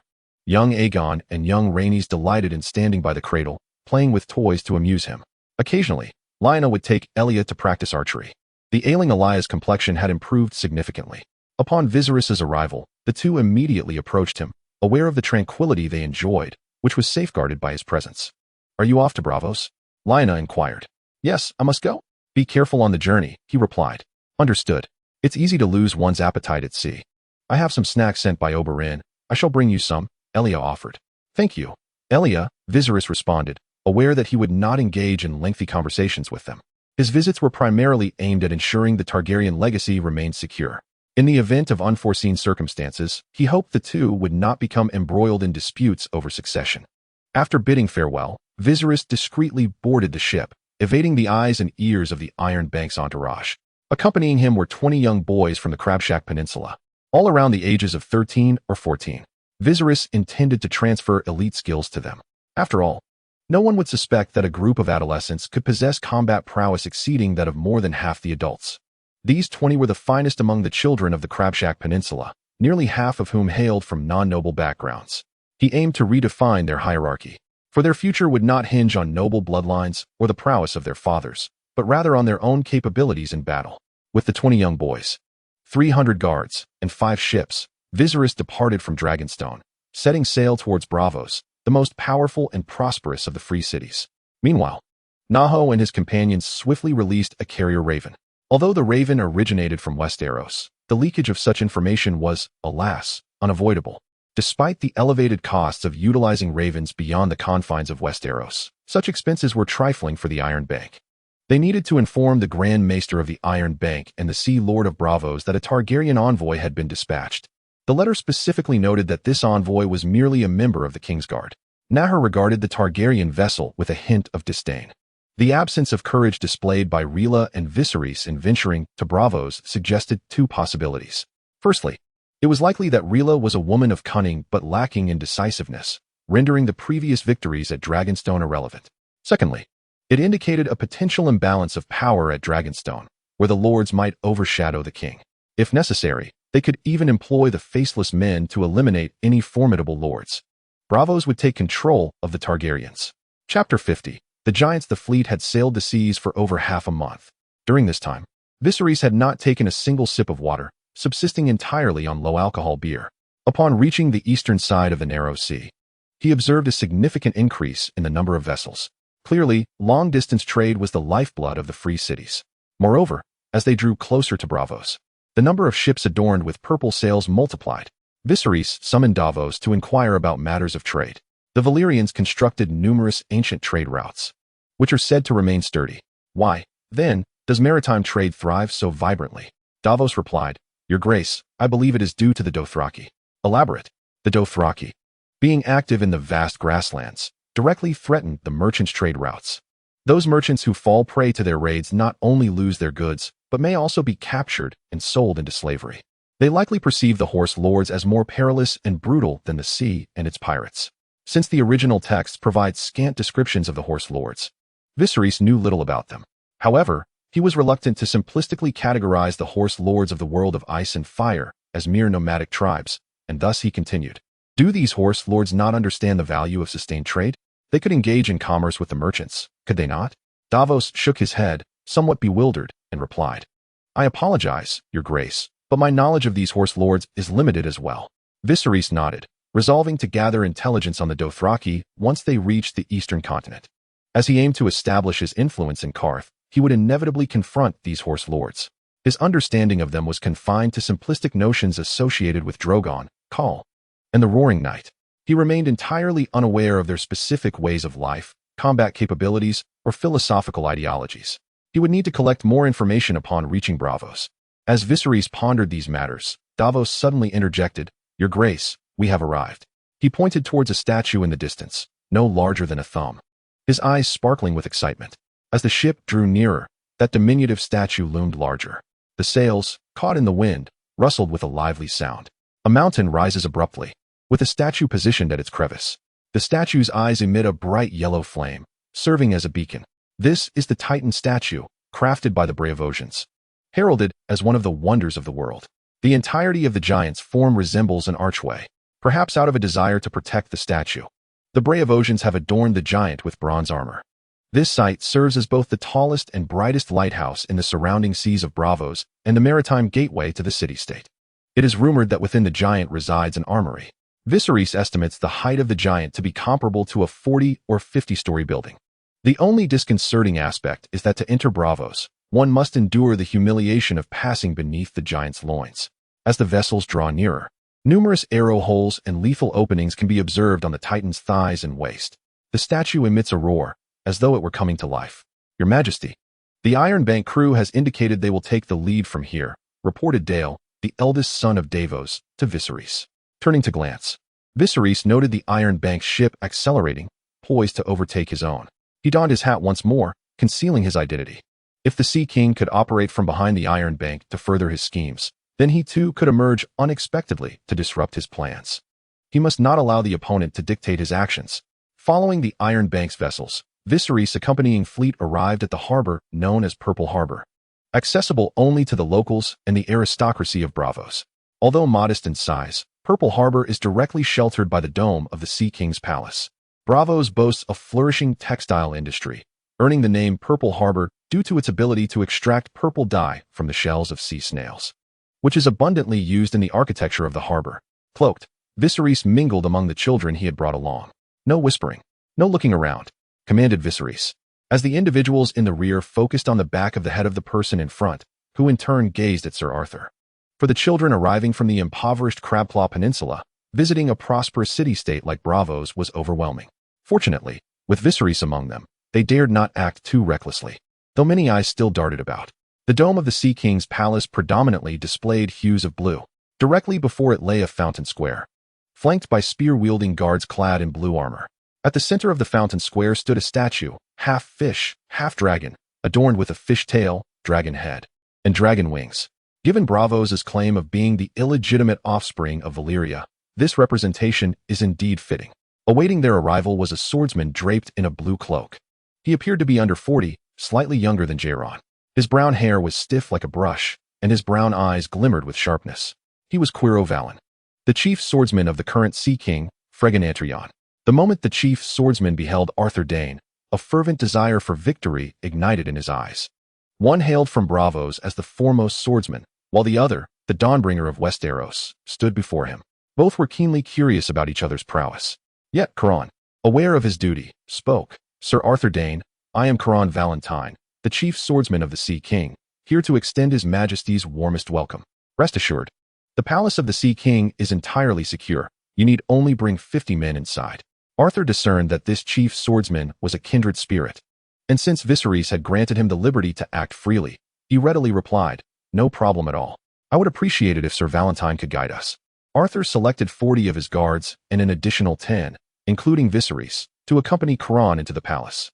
As they traversed the plaza, they caught sight of a garden and courtyard in the distance, even glimpsing the shimmering surface of a lake. Deeper within, the chief swordsman led them to a private chamber. Sir Arthur, please wait here. His Majesty will arrive shortly. Arthur left the others outside and entered the chamber with Viserys. The DCOR within the chamber showcased the immense wealth of Braavos. Stained glass adorned the windows, depicting scenes reminiscent of a continuous story. While the floor was covered with intricately patterned carpets, the vaulted ceiling, astonishingly crafted from glass tiles, illuminated the room with a brilliant glow. However, as they awaited nearly an hour, hunger began to gnaw at them, yet the Sea King remained absent. Your Majesty, it appears the Braavosi did not anticipate your personal attendance, Arthur remarked. Had they known I would come in person, they would have surely prepared a more elaborate display. Sir Arthur, I may need to trouble you to engage in a contest with that chief swordsman. Do you possess the confidence to defeat him? Chapter 51. A meeting of kings. The instant Arthur and the chief swordsman locked eyes, both were eager to engage. Given that Viserys had proposed such a challenge, Arthur responded with enthusiasm. Rest assured, Your Majesty, I shall surely prevail, he declared confidently, gripping the hilt of his sword. This was the demeanor of one who had never truly tasted defeat. His loss to Rhaegar at the tournament had been a prearranged outcome. Since the age of 15, he had not been bested in any genuine contest of strength. After what felt like an eternity, a voice rang out from outside. His Majesty, King Fregan Antalion, approaches. Upon the arrival of the sovereign, both Viserys and Arthur assumed a serious demeanor. Fregan was astute in negotiations, fully aware of the influence of physical prowess in such dealings. Recognizing Arthur as a legendary knight in Westeros, he understood that in a contest of endurance, he would be at a disadvantage against his negotiating counterpart. Thus, he deliberately employed a tactic of delay. Fortunately, Viserys had anticipated this, and both had discreetly stashed some jerky, allowing them to maintain their stamina adequately. Fregan entered through the main gate, accompanied by a translator, rehearsing in his mind the scene of meeting Arthur. The reason for the translator's presence was that speakers of Valyrian were far more numerous than those who spoke the common tongue in the eastern continent. However, The first figure to catch his eye was a silver-haired youth. The boy spoke in Valyrian, exclaiming, "Your Majesty Frego, Braavos truly deserves its reputation as the greatest city-state of the eastern continent. Since I laid eyes on the Titan, I have found it difficult to look away, and now, having beheld such a magnificent palace, the people of Braavos are indeed remarkable." The first to speak was Viserys, momentarily catching the Sea King off guard. Yet, he quickly recalled who stood before him and responded with a hint of derision. "As the heir of the Dragon King's lineage, how amusing it is to see you lurking in the shadows." As Frego took a seat, Viserys, undeterred, retorted, "The Targaryens are few in number. Not only are there no men capable of fighting, but I am the only one who can even stand. Thanks to the blessings of our ancestors, having won 2 battles, I have temporarily secured my crown. The fate of our family rests upon my shoulders, and thus, I must tread carefully." Seeing Viserys articulate his thoughts with such ease, Frego retracted his previous disdain and began to regard the young king as a true rival. Meanwhile, Arthur, who understood only the common tongue, could not grasp their exchange. Nonetheless, this posed no hindrance, as communication between him and Quiro Valentina transcended language. They locked eyes, each perceiving a shared intention. "Let us compete." However, neither Viserys nor Frego uttered a word, leading them to suppress their impulses. "I assume you have come regarding the matter of relocation. I wonder how the Targaryens feel about the land offered by Braavos. Recently, I have contemplated that, frankly, perhaps relocation is not necessary." "Oh, it seems the Targaryens have a better option?" "Not necessarily. My abilities pale in comparison to my elder brother's, and I may not be able to establish myself on the eastern continent. It might be wiser to focus on Dragonstone, attempting to make a living upon the narrow sea until our family can produce another worthy heir like Conqueror Aegon or my brother Rhaegar." Viserys' words were both humble and threatening. His notion of making a living at sea implied piracy. Viserys was poised to directly challenge the trade routes of the narrow sea. Although Braavos possessed a more formidable fleet than that of Dragonstone, the significant distance between them could hinder a successful expedition. With the momentum of 2 great victories behind him, Viserys might indeed dare to confront Braavos' fleet. Upon hearing Viserys' remarks, Frego hastened to respond, "I still hope you will reconsider. Without land, the hearts of the people cannot unite, which would be detrimental to your quest to reclaim the Iron Throne. Alas, there is little to be done. Establishing a home on unfamiliar soil demands an abundance of gold and manpower. I have heard a saying that even the most skilled cook cannot bake bread without flour. So what can I do? Iron Bank, you may borrow from the Iron Bank. If you require an intermediary, I am at your service," Frego hastily remarked. However, the Iron Bank is exceedingly greedy. The most valuable asset in Targaryen's possession is their fleet, yet the price they offer for acquisition is unacceptable to me. "No." A sudden realization struck Frego. He believed he might understand why Viserys had suggested that relocation was not an absolute necessity. Relocation would indeed occur, but perhaps he was dissatisfied with the price proposed by the Iron Bank for the warships. His prior negotiations with the Iron Bank regarding the acquisition of warships at Dragonstone had been an attempt to serve 2 purposes, but he had not anticipated being discovered. Since the dual approach was no longer viable, he decided to focus on the larger goal and proposed to raise the acquisition price of the fleet. "May I propose, on behalf of Braavos, the purchase of 50 warships, based on their quality, at a price of approximately 5,000 golden dragons each?" Viserys smiled inwardly, acknowledging that the value of unity was indeed valuable, yet he remained unsatisfied with the 5,000 golden dragons price point. While this price was reasonable, in the initial stages of expanding new territories, I require numerous provisions: grain, iron, armor, and farming tools. Though this sum appears substantial, it remains insufficient. I could sell you 30 warships at this price, but I intend to send someone to the disputed lands to explore further options. Upon hearing Viserys mention the disputed territories, a barely perceptible change flickered across Frego's countenance. Yet, it did not escape those piercing violet eyes. It seemed that Braavos truly intended to act as a second-hand dealer.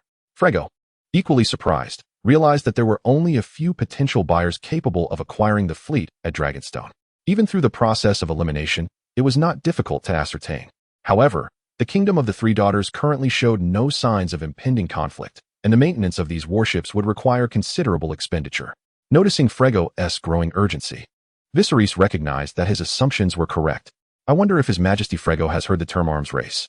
Frego, being an astute individual, quickly grasped the meaning of this phrase, though he remained unaware of Viserys' intentions.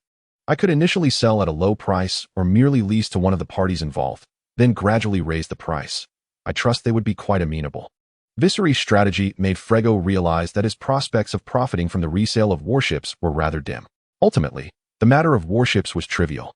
The significant concern lay in where Viserys intended to select as the destination for relocation. Might I inquire where His Majesty Viserys plans to establish this relocation? Chapter 52. Riding the current during this meeting, Frego felt as though he were being led by the nose by Viserys. Since their initial encounter, Viserys had surprised him thrice already, and now it was the fourth time.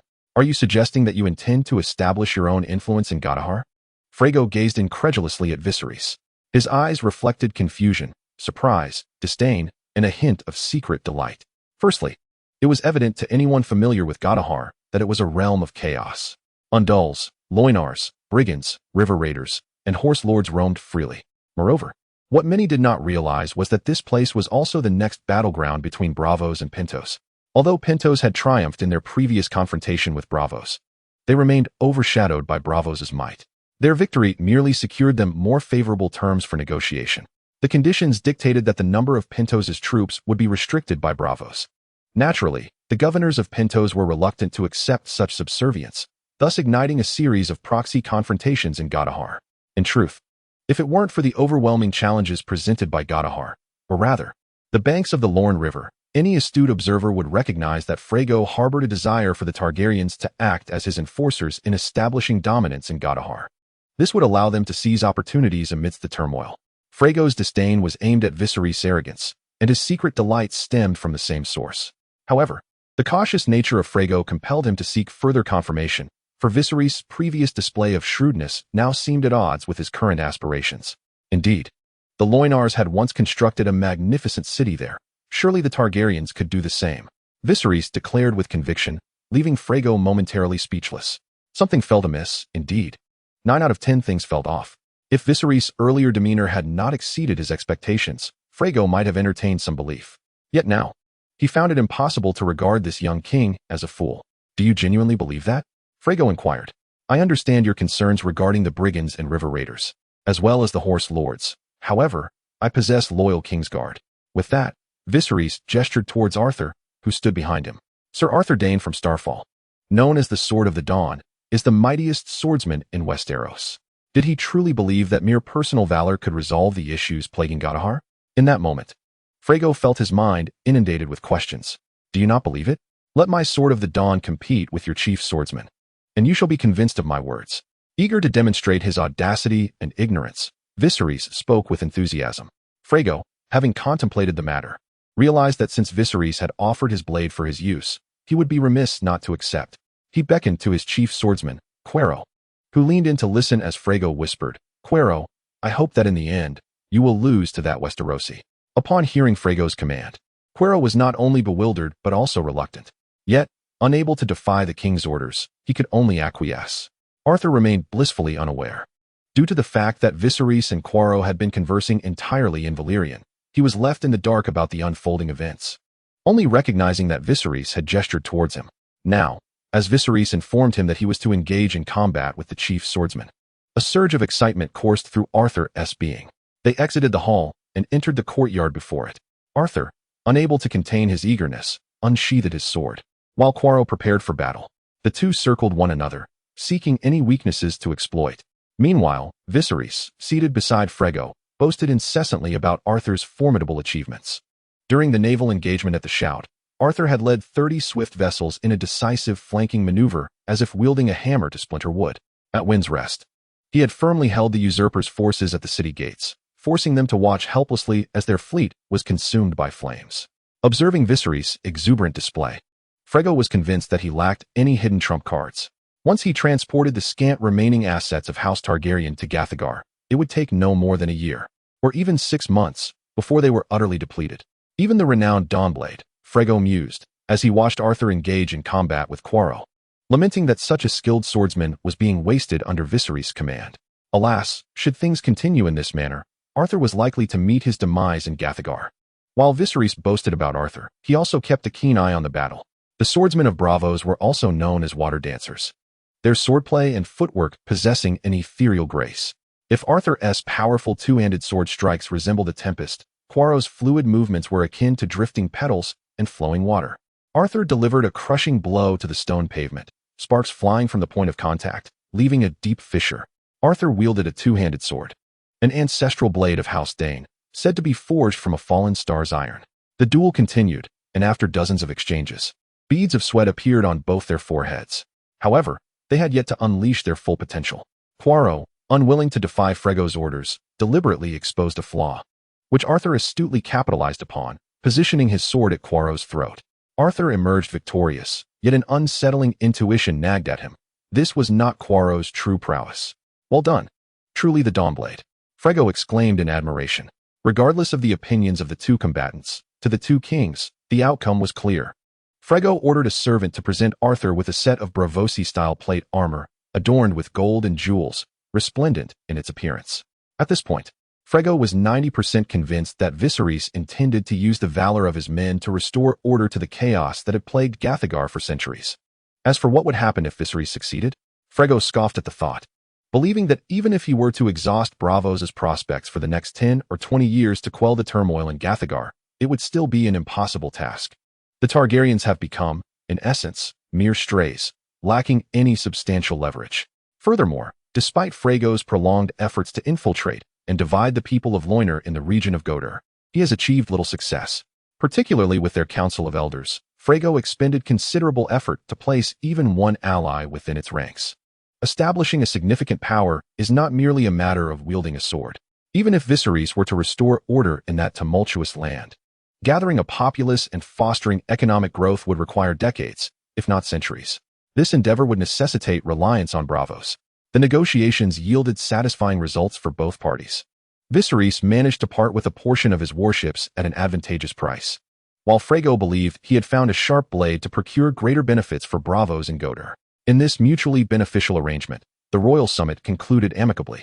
Before parting ways, Frego inquired, "Might I ask when His Majesty Viserys intends to migrate eastward to explore Godar?" Chapter 53, The Marriage Alliance? This has become Frego's foremost concern. Since Viserys is willing to leap into the pit, Frego hopes he will do so sooner rather than later. If necessary, he would not hesitate to coax him into it through guile. As you know, Godar is hardly a paradise. Merely pacifying the existing strife will require considerable time. I plan to deploy the Targaryen forces to Godar in phases, and should complications arise, I will reconsider your previous suggestions. It seems this young man is not entirely foolish.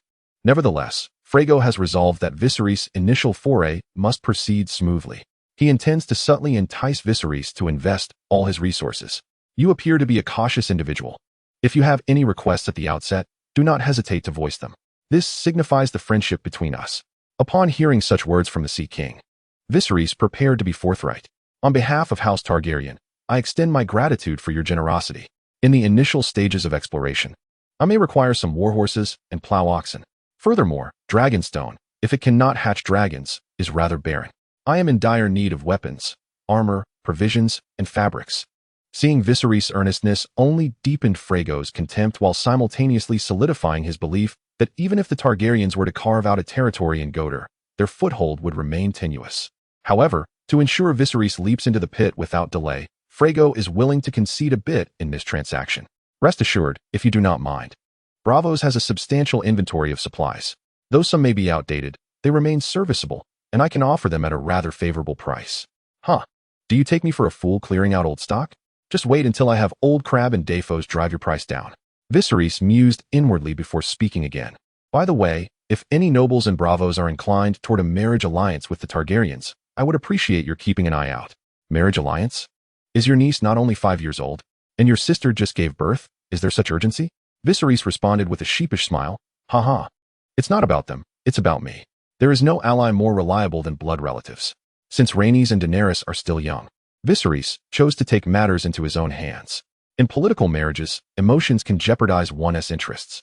Frego initially scoffed at the boyish Viserys, but then couldn't he help but admire his awareness at such a tender age. However, it seems the Targaryens are careening towards a dead end, and it's unlikely that the nobles of Braavos would entertain such notions. Viserys' audacity surprised Frego somewhat, yet he feigned agreement. As the discussions neared their conclusion, Viserys requested that he keep matters concerning Braavos confidential. Frego readily obliged, having abandoned any thoughts of controlling the Targaryens through unscrupulous means. After all, if they had already acted according to their designs, executing them even better, what need would there be for control? Rest assured, there are many silver-haired, purple-eyed Valyrians in Bravos for you to enjoy. If you find the Sea Lord's palace unsuitable, I have several properties that I can offer you. By the gods, I appreciate your generosity. Much like Westeros, Bravos boasts several ancient families, from which the position of Sea Lord is selected. Among the most powerful, 3 families have previously produced Sea Lords: the Antarian family, to which Frego belongs, along with the Xanon and Freyga families. Additionally, there are 5 somewhat lesser families. These 10 or so families control the majority of Bravos' industries. Shipbuilding, banking, textiles, fishing, mining, construction, and even the cultural industries are abundantly rich. Each of these sectors could thrive in its own town, yet they are all concentrated within a single city-state. The prosperity and strength of Bravos are evident. Frego convened all the notable families of Bravos, including representatives from the Iron Bank. He kept Viserys' arrival a secret, but disclosed the Targaryens' plans to them. Gothar. It seems the Targaryens' understanding of that place is no greater than a rabbit's understanding of the sea, remarked a middle-aged nobleman clad in purple, provoking laughter from the others. Gothar will ultimately be ours. No one else shall partake.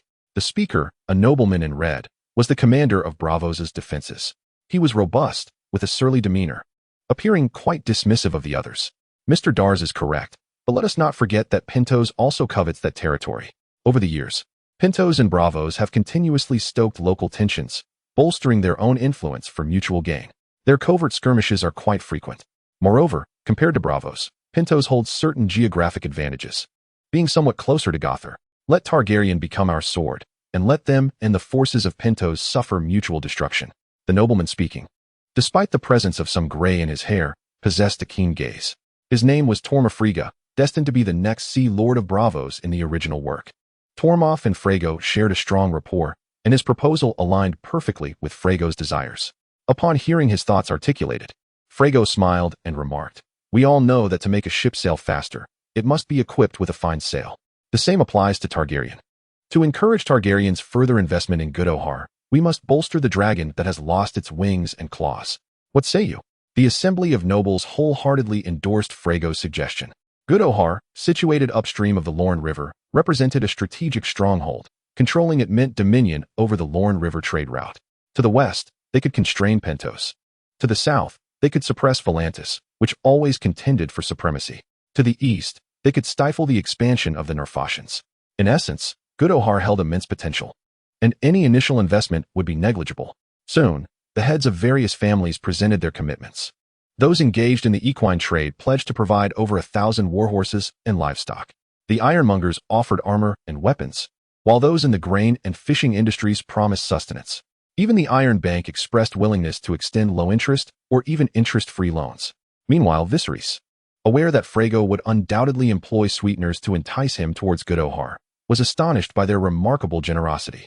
It was no exaggeration to say that Viserys planned to send an initial group of 3,000 soldiers and 2,000 farmers. Bravos could effortlessly arm these 5,000 individuals, even if they arrived in a state of complete undress, enabling them to immediately engage in production or combat. This further solidified Viserys' belief that Bravos was indeed one of the culprits behind the chaos in Good-Ohar. 2 days later, Viserys dispatched Davos back to Dragonstone, instructing him to bring 3,000 soldiers and 2,000 family men. He also informed Davos of his favorable immigration policies. "I wonder which of the kingsguard the Majesty intends to lead the army alongside you in the exploration of Good-Ohar?" Davos inquired. This was a pivotal question. The initial battle in the east was crucial and must result in victory. However, Viserys' choice took both Arthur and Davos by surprise. Let Lord Oak lead the men.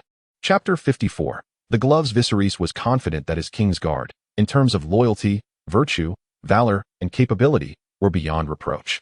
Yet, there was one issue. Their moral standards were exceedingly high. The eastern continent was not Westeros. The struggles here were far more fierce and brutal. Upon his arrival in Good-Ohar, Viserys required a hand of thunder, not a heart of mercy. Oak, hailing from humble beginnings, undoubtedly aligned more closely with Viserys' needs. Certainly, Oberon stands as his optimal choice. This individual is also known by the moniker of the Red Viper. Should he join, Viserys believes the assistance would be considerably greater. Ultimately, it would not be too late to summon Geron and the others once the first forays yield tangible results. Sir Davos, be cautious on your journey. Rest assured, Your Majesty, I shall swim back to Dragonstone, and convey your orders. Davos was already deeply touched by Viserys' personal visit to escort him to the port of Lys. But the words that followed moved him even more. No, your life is far more precious than several warships, should you encounter a storm or inclement weather. It is perfectly acceptable to seek shelter in a nearby harbor for a few days. Understood, Your Majesty. Realizing that a king was concerned for his well-being stirred something profound within Davos' heart. He made a concerted effort to bow, not wishing his head to rise above that of Viserys. The young king's subsequent action nearly brought him to tears. He received 2 pairs of leather gloves from a young attendant from Crab Isle and presented them to Davos. These are what I requested from the Sea Lord on your behalf, made of soft calfskin. Try them on. As the supple gloves slipped onto his hands, Davos felt a tremor in his jaw. Thank you for your concern, Your Majesty. Well then, off you go. Davos bowed deeply to Viserys, and upon turning, he found his eyes misting with emotion. Father, what is the matter? Davos' eldest son, Dale, inquired. It is nothing. The sea breeze is rather strong. Dale curiously looked up at the sky, pondering why it felt so calm today. After bidding farewell to Davos, Viserys and Arthur began to explore the city of Braavos, primarily to gather intelligence. Although Braavos' renowned brothels were famed worldwide, Viserys found himself lacking the inclination. Arthur, being a brooding beauty, also seemed uninterested. They first visited the shipyards and harbor of Braavos, where over 1,000 vessels were docked. Masts rose densely, resembling a forest of soldiers' spears. The Braavosi boast that they can launch a ship daily. While this claim may be somewhat exaggerated, Viserys and Arthur observed that the capacity to launch a new warship every few days was indeed plausible. This capability is supported by a myriad of industries including shipbuilding, timber, ironworks, textiles, and forestry. Perhaps in times of peace this may falter, but in wartime, the notion of launching a warship each day is likely not mere rhetoric. The thriving shipbuilding industry is, in fact, a testament to the strength of Braavos' other sectors. Even Arthur, a naturally gifted swordsman, expressed admiration for this, albeit with a tinge of concern over what might transpire should Braavos ally with Robert. The two then ventured deeper into the city of Braavos. Known as the City of 1,000 Islands, it lacked the foul stench characteristic of King's Landing. Moreover, based on their estimates, the population of Braavos was certainly on par with that of King's Landing, and it was highly probable that it would exceed it significantly. Alas, the geographical position of Braavos is undeniably advantageous. The eastern continent is dotted with city-states, embroiled in perpetual conflict. In such circumstances, the phenomenon of the grass belly of gold and silver borders may emerge, implying that any power established in the center could find itself besieged from all directions. This circumstance elucidates why inland cities within the free city-states, such as Norvos and Coer, remain relatively obscure. Their scale cannot be substantial, their geographical position akin to a grass belly. In contrast, Braavos stands as the Golden Horn, nestled in the northwestern corner of the eastern continent, flanked by the narrow sea and the shivering sea, with mountains encircling it. Its geographical position could scarcely be more favorable. However, should a formidable central power arise, it would swiftly decline. A location capable of being besieged from all sides naturally harbors the potential to become the world's epicenter, thus attracting a greater populace. The most likely candidate for such a burgeoning power is the River Rhoyne. The historical Loiner people serve as a testament to this. Braavos would categorically not permit the emergence of an overly dominant force along the Rhoyne. While they might tolerate Viserys merely claiming Gondahor as his stronghold, any attempt to expand along both banks of the Rhoyne would undoubtedly provoke the Braavosi into action. Not only Braavos, but also the city-states of Volantis and Pentos, which have flourished through maritime trade, would not remain passive. Of course, it is premature to discuss such matters. Viserys must first establish a foothold in Gondahor. He and Arthur continued their exploration, discovering that Braavos boasted more temples than the legend suggested. According to folklore, the first wave of Illyrian slaves who reached Braavos were guided by the Moon Singer, finding refuge there. Thus, the Temple of the Moon Singer is the grandest among them, with its striking white dome. In contrast, the Temple of Rey is adorned in red. Additionally, there is the renowned House of Black and White, though without that coin, Viserys would be denied entry. Perhaps by the hand of fate, the property gifted to Viserys by Frego features a red door. In the original text, Viserys and Dany's residence in Braavos is referred to as the Red Door Manse. Recently, under Arthur's tutelage, the household guards Viserys brought from the academy have been diligently practicing their martial skills at the manse. Arthur himself is perplexed as to why Viserys chose to bring these children along. Perhaps due to the abundant martial spirit of the Crab's Claw Peninsula. These youths possess some potential. Yet, To cultivate them to a usable degree would require no less than 4 or 5 years. It is no exaggeration to say that this contingent of 20 or so would struggle to contend with even a single hand of Arthur's urinating statue. On this particular night, as all had succumbed to slumber, Viserys summoned forth his golden finger. Title: King. Army: Royal Guard, Dragonstone Fleet. Academy Guards. He once again opened the option for the Academy Guards, and the original selection faded, expanding into a long list of choices. Model class of Academy Guards: Academy Guard Class 1, Academy Guard Class 2, Academy Guard Class 3, Academy Guards. With the addition of the model class, there were now 13 classes within the Academy Guards. Among them, the model class consisted of the 20 children he had brought along. Viserys intended to transfer an elite essence to each of them. Chapter 55.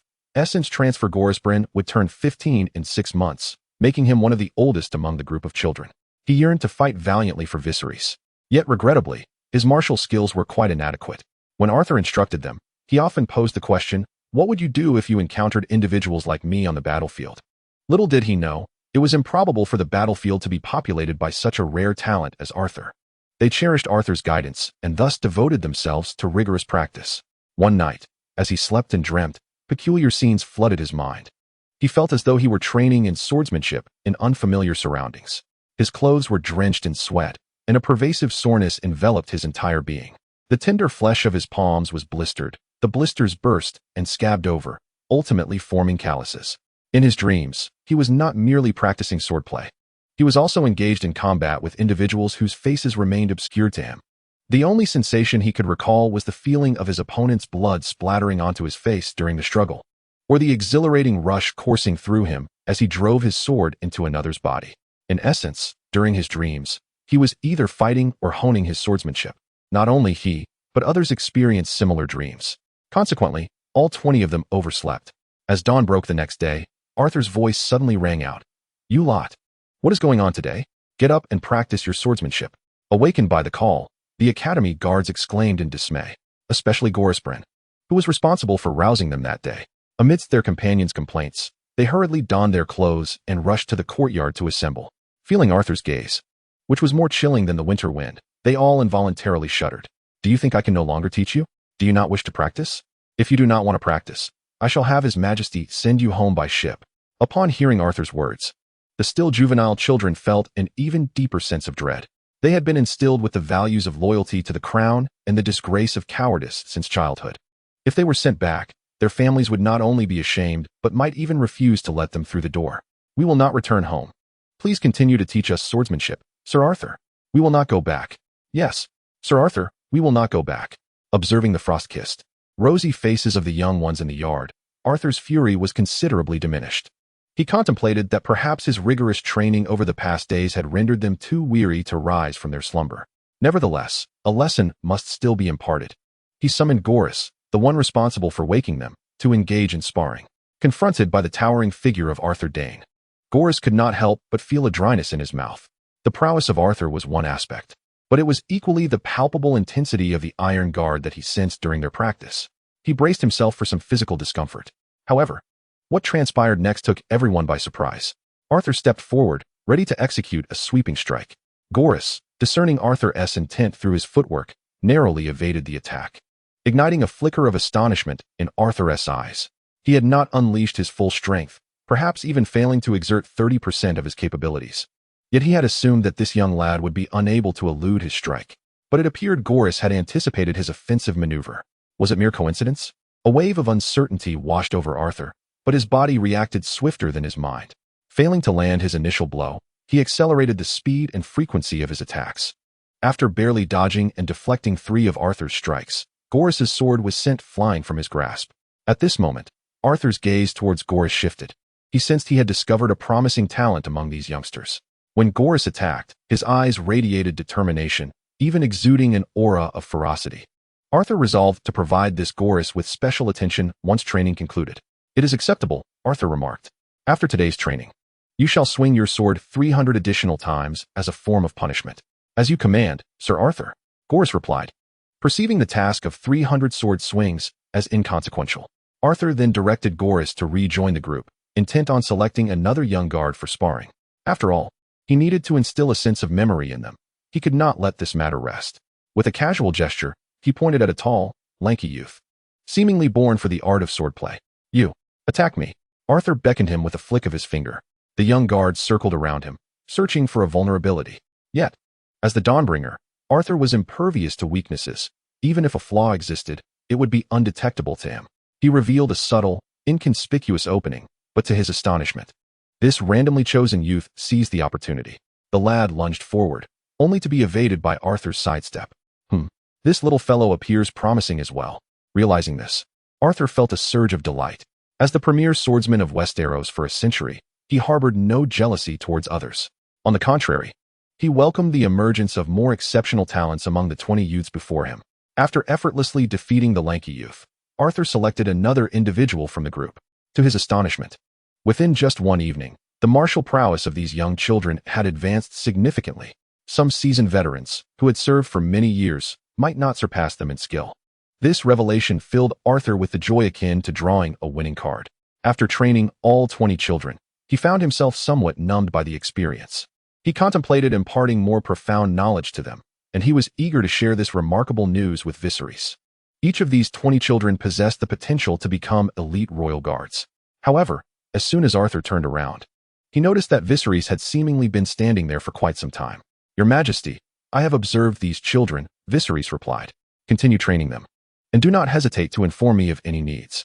Arthur gazed at Viserys, suddenly recalling that these children had been personally chosen by him. Could it be that the monarch could discern a person's innate talent?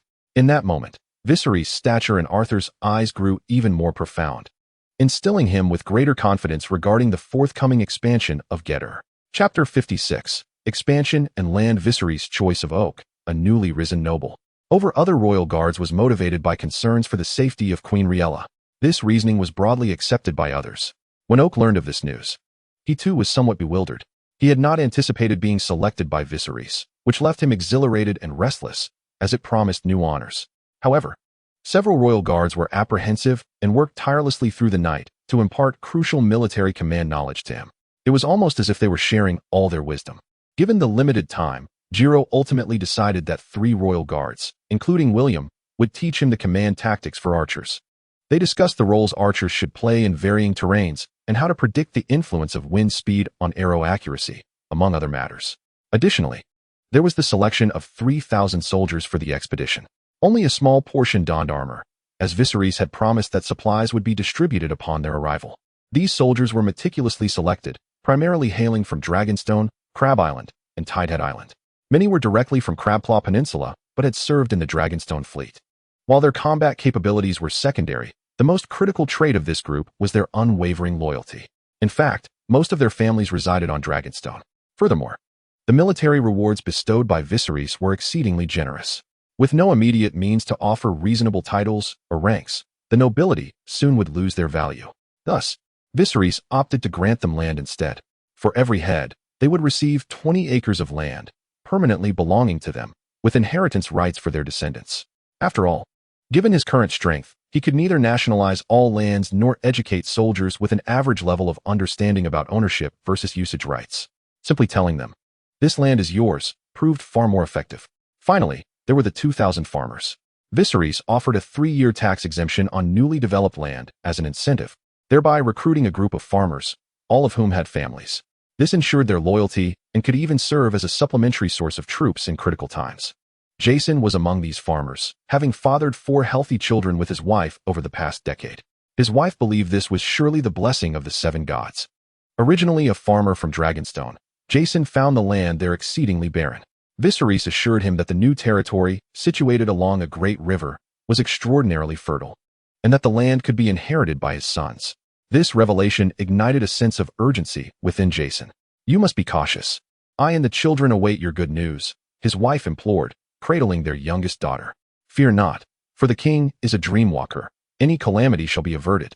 Jason reassured her, reluctantly parting from the little one in her arms.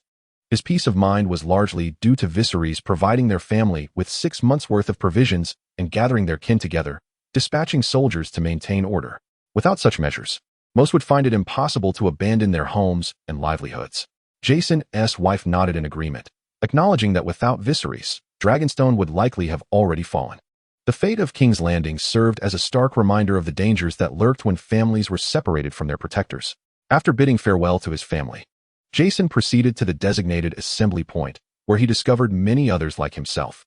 It was then that he noticed a group of boys, around 14 years of age, all wearing serious expressions, preparing to embark on their journey to the eastern continent.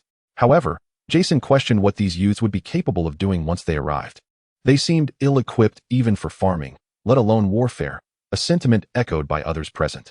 Viserys had organized the children from Crab's Claw Peninsula into classes based on age, with the oldest group averaging around 14 or 15 years. His intention was to transform them into elite guards upon their arrival in the eastern continent, a clandestine strategy to bolster his forces. Should he desire to promote them to officers, they would inevitably have to endure the trials of war to mature. In 2 years, when they reached adulthood, they would be ready to command troops, a cadre of loyal, literate, and thoughtful officers, ensuring the quality of his army would surpass that of the current age. As he established his foothold in Godar, Viserys planned to select children from the first wave of pioneering farmers for training. Once these families understood that their offspring could ascend to become governors or officers through the academy, they would irrevocably align their interests with House Targaryen, becoming a pivotal force in the expansion towards the eastern continent. Last time, Viserys departed Dragonstone with 5 ships. This time, he left with a full fleet of 50. Half of these vessels were captured from the Qingting Island fleet during the naval battle, while a considerable portion was repurposed merchant ships. The remaining half consisted of decommissioned warships from the Longstone Island fleet. Once these 50 ships have transported their passengers to their destination, they will be sold to Frago without a trace of regret. Gazing at the warships poised at the harbor, Rhaella felt an overwhelming urge to board one. After all, even Rhaegar had never ventured so far from her side. Now, her youngest son was crossing over to the other side of the narrow sea. During this time, Rhaella often found herself tracing her fingers across the map, her gaze lingering on the location of Braavos, as if that proximity could somehow allow her to see her son. "Do not fret, Viserys will be fine," Illyrio reassured her. Rhaella nodded, understanding this sentiment, especially since Arthur was also in Braavos. Just as the warships were about to set sail, an unassuming ship arrived at the harbor. It was the vessel of the Red Viper. After informing Robert that Dorne would no longer support the Targaryens, he made his way directly to Dragonstone. After all, it was Dorne's decision, and it had nothing to do with Oberyn. "Your Grace, may I accompany the fleet to Braavos? Perhaps I could lend a hand to His Majesty Viserys," Rhaella inquired. Observing the Red Viper, who had just returned from Robert, had it been anyone else, she would have likely dismissed him outright. However, with Illyrio present on Dragonstone, she harbored no fears of Oberyn harboring ulterior motives. "Your Highness, you toil greatly," Rhaella remarked. She acknowledged Oberyn's martial prowess and cunning. His presence would ensure her son's safety. Thus, with heartfelt farewells from Rhaella and Illyrio, the Red Viper, along with Oak and Davos and their 3,000 soldiers and 2,000 farmers, embarked on their journey to Braavos. Chapter 57. Illyrio. If there were 5 ships, Viserys might still manage to conceal his whereabouts. However, with 50 warships flying black sails, there was no hiding to be had. Pentos, the city closest to Dragonstone, spotted the fleet just days after its departure. Although they were aware of the Targaryens' imminent eastward migration, Pentos heightened its state of alert. They also dispatched a ship to inquire about the fleet's destination, specifically the location Viserys had chosen for his relocation.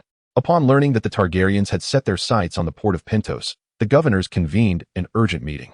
At the head of the assembly sat a man clad in golden robes. Yet a closer inspection revealed that the upper half of his garment was golden, while the lower half was blue. Behind him stood 2 exquisitely featured women. One donned a dress of apricot hue, while the other wore a sea blue gown. This man was the Prince of Pentos, and the women behind him were his consorts. The Prince of Pentos was merely a figurehead, devoid of any real power. True power is held firmly in the grasp of the various governors of Pentos. Even in the face of natural disasters or military failures, a prince may find himself sacrificed to the heavens, quite literally. During the war with Braavos, for princes of Pentos met their demise due to the disgrace of defeat. The man known as Odro stood before the council, serving merely as a mascot. He observed the incessant bickering among the governors with little interest, casting a sidelong glance at his 2 wives, each representing land and sea. He recalled that they were no longer maidens when they wed him. In fact, they had lost their virginity shortly before their marriage, even mere hours before their consummation. Odro aspired to seize power, yet he recognized the formidable challenges that lay ahead. Initially, he had relinquished hope, but a little over 2 years ago, The recently ascendant Illyrio divorced his cousin and had a child with a mysterious woman of ill repute. This affront rekindled Odro's ambition. Targaryen, perhaps this is my opportunity. He mused as he gazed at the increasingly rotund Illyrio, whose head, swollen from indulgence, was adorned with a cascade of golden hair and beard, while his fingers, resembling carrots, sparkled with an array of colorful gems. At that moment, Illyrio was being reproached by the other governors. If we lose Godder, it will be your fault for imposing such stringent conditions. Targaryen is no fool. They have just claimed victory in 2 battles. Illyrio, refusing to be cowed, retorted, Targaryen is no fool. Then why did they choose Godder? Just wait. Godder will extract their last coin. Perhaps that Targaryen queen will soon find herself in a brothel, seeking troops for her son. Illyrio's mood was exceedingly poor, particularly in this past year. First came the news of Varys' demise, which obliterated his informational advantage in business. It is worth noting that his ascent from assassin to a wealthy magnate was largely supported by Varys' intelligence network. This was also the foundation of his confidence in dismissing Odro's cousin. With Varys serving Ares, they had access to the inner workings of an entire kingdom, making profit akin to picking up gold coins off the ground. However, with Varys gone, Illyrio felt as though he had lost his ears and half of his vision. He sensed his standing in Pintos plummeting, but it was not merely the decline in status that troubled him. It was the burning question of who had orchestrated Varys' death. From the intelligence he gathered, it appeared that the day after Varys' demise, Rhaella had departed with her son, and even the once commanded Elia had vanished into thin air. After Rhaella fled to Dragonstone, the Targaryens achieved consecutive victories, leading Illyrio to a terrifying conclusion. The person who killed Varys was likely on Dragonstone or was currently serving the Targaryens. Such a figure is menacing. If that is the case, does this individual know of their existence? Are they aware of the connection between themselves and Varys? More crucially, will they seek retribution against Illyrio? Presently, Illyrio believes that his only course of action is to leverage his position in Pintos to strangulate the Targaryens in Gazdo. After countering his political adversaries, Illyrio rose and surveyed the assembly. It was evident that the Targaryens had allied with Bravos, or rather, had secured promises from the Bravosi. We must bolster our agent's influence in Gazdo to respond. What purpose does mutual blame serve? Was my initial proposal not for the benefit of Pintos and the prosperity of all present? Illyrio's arguments resonated, and the criticisms directed at him ceased. It was mentioned that there were 3 kingsguard remaining with the Targaryens. Could we not sway them to our side?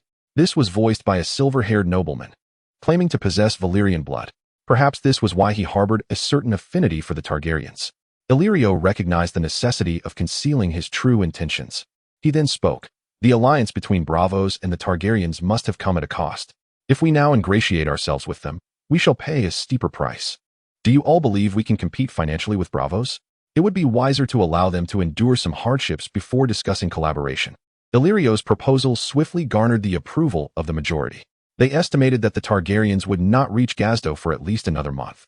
If they wished to further arm their agents in Gazdo, they had ample time, more than enough, in fact. After the meeting concluded, Illyrio returned to his residence. A woman with exquisite features and cascading silver-golden curls awaited him, cradling a boy with similarly light hair. This was his beloved, Syra. Illyrio had divorced his wife, a cousin of the Prince of Pintos, for this woman. He chose her not only out of love, but also due to a deeper secret. She was, in fact, a descendant of the Blackfire. This revelation came from his dear friend, Varys. Thus, it meant that Illyrio's son bore Targaryen blood. Gazing at the child in his beloved's arms, an audacious thought struck Illyrio. If I could eliminate Viserys and seize control of the Targaryens, then perhaps my son could one day ascend the Iron Throne.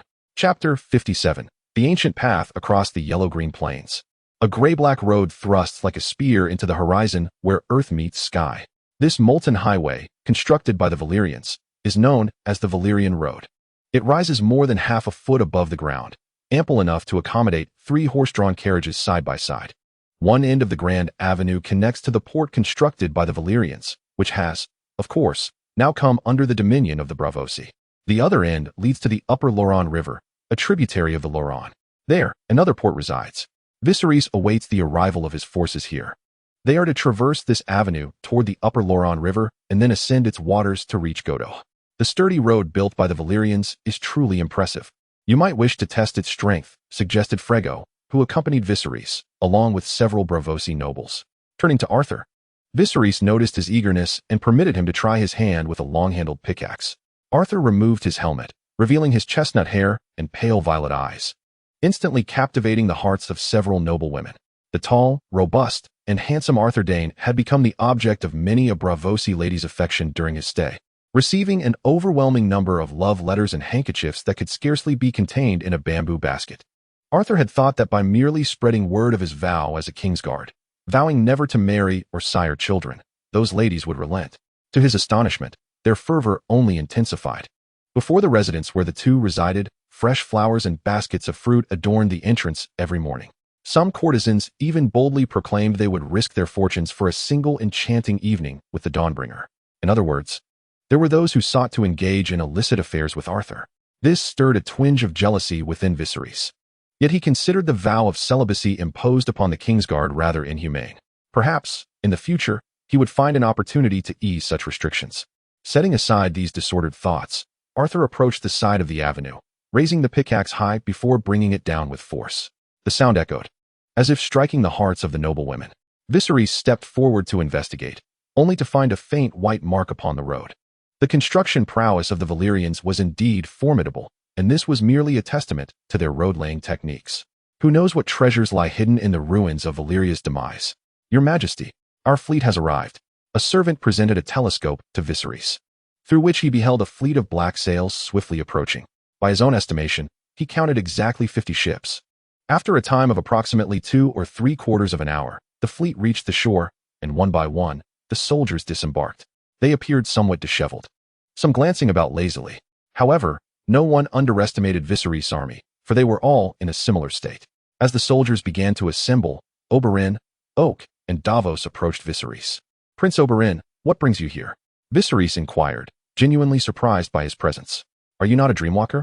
Surely, this was not a part of your dreams." Oberyn's lips curled into a sardonic smile. "If I could foresee your every action, would you acquiesce?" Imagining such a scenario sent a shiver down his spine, compelling him to defend. "Were it not for Rhaella, I would not have come." Viserys merely chuckled, choosing to remain silent. Since he was present, it was inevitable that he would play a role, albeit reluctantly. With Oberyn and the others in tow, Viserys approached Frego to bid farewell. 5,000 suits of armor, 20,000 lances, 500 bows, and 50,000 arrows, along with 1,000 warhorses and 150,000 bushels of grain, are all prepared for you. Additionally, there are 800 pounds of herbs and 1,700 tents. Once the Targaryens have secured their footing in Gather, we shall send an additional 2,000 oxen. Of course, we also have all the necessary supplies like cookware. Frego had offered these provisions at a remarkably low price. While the armor and weapons were somewhat antiquated, and even the grain was aged, the cost was truly minimal. Viserys had acquired all these goods for less than 30,000 gold dragons. Most significantly, he had not even paid in gold. He had utilized an interest-free loan from the Iron Bank.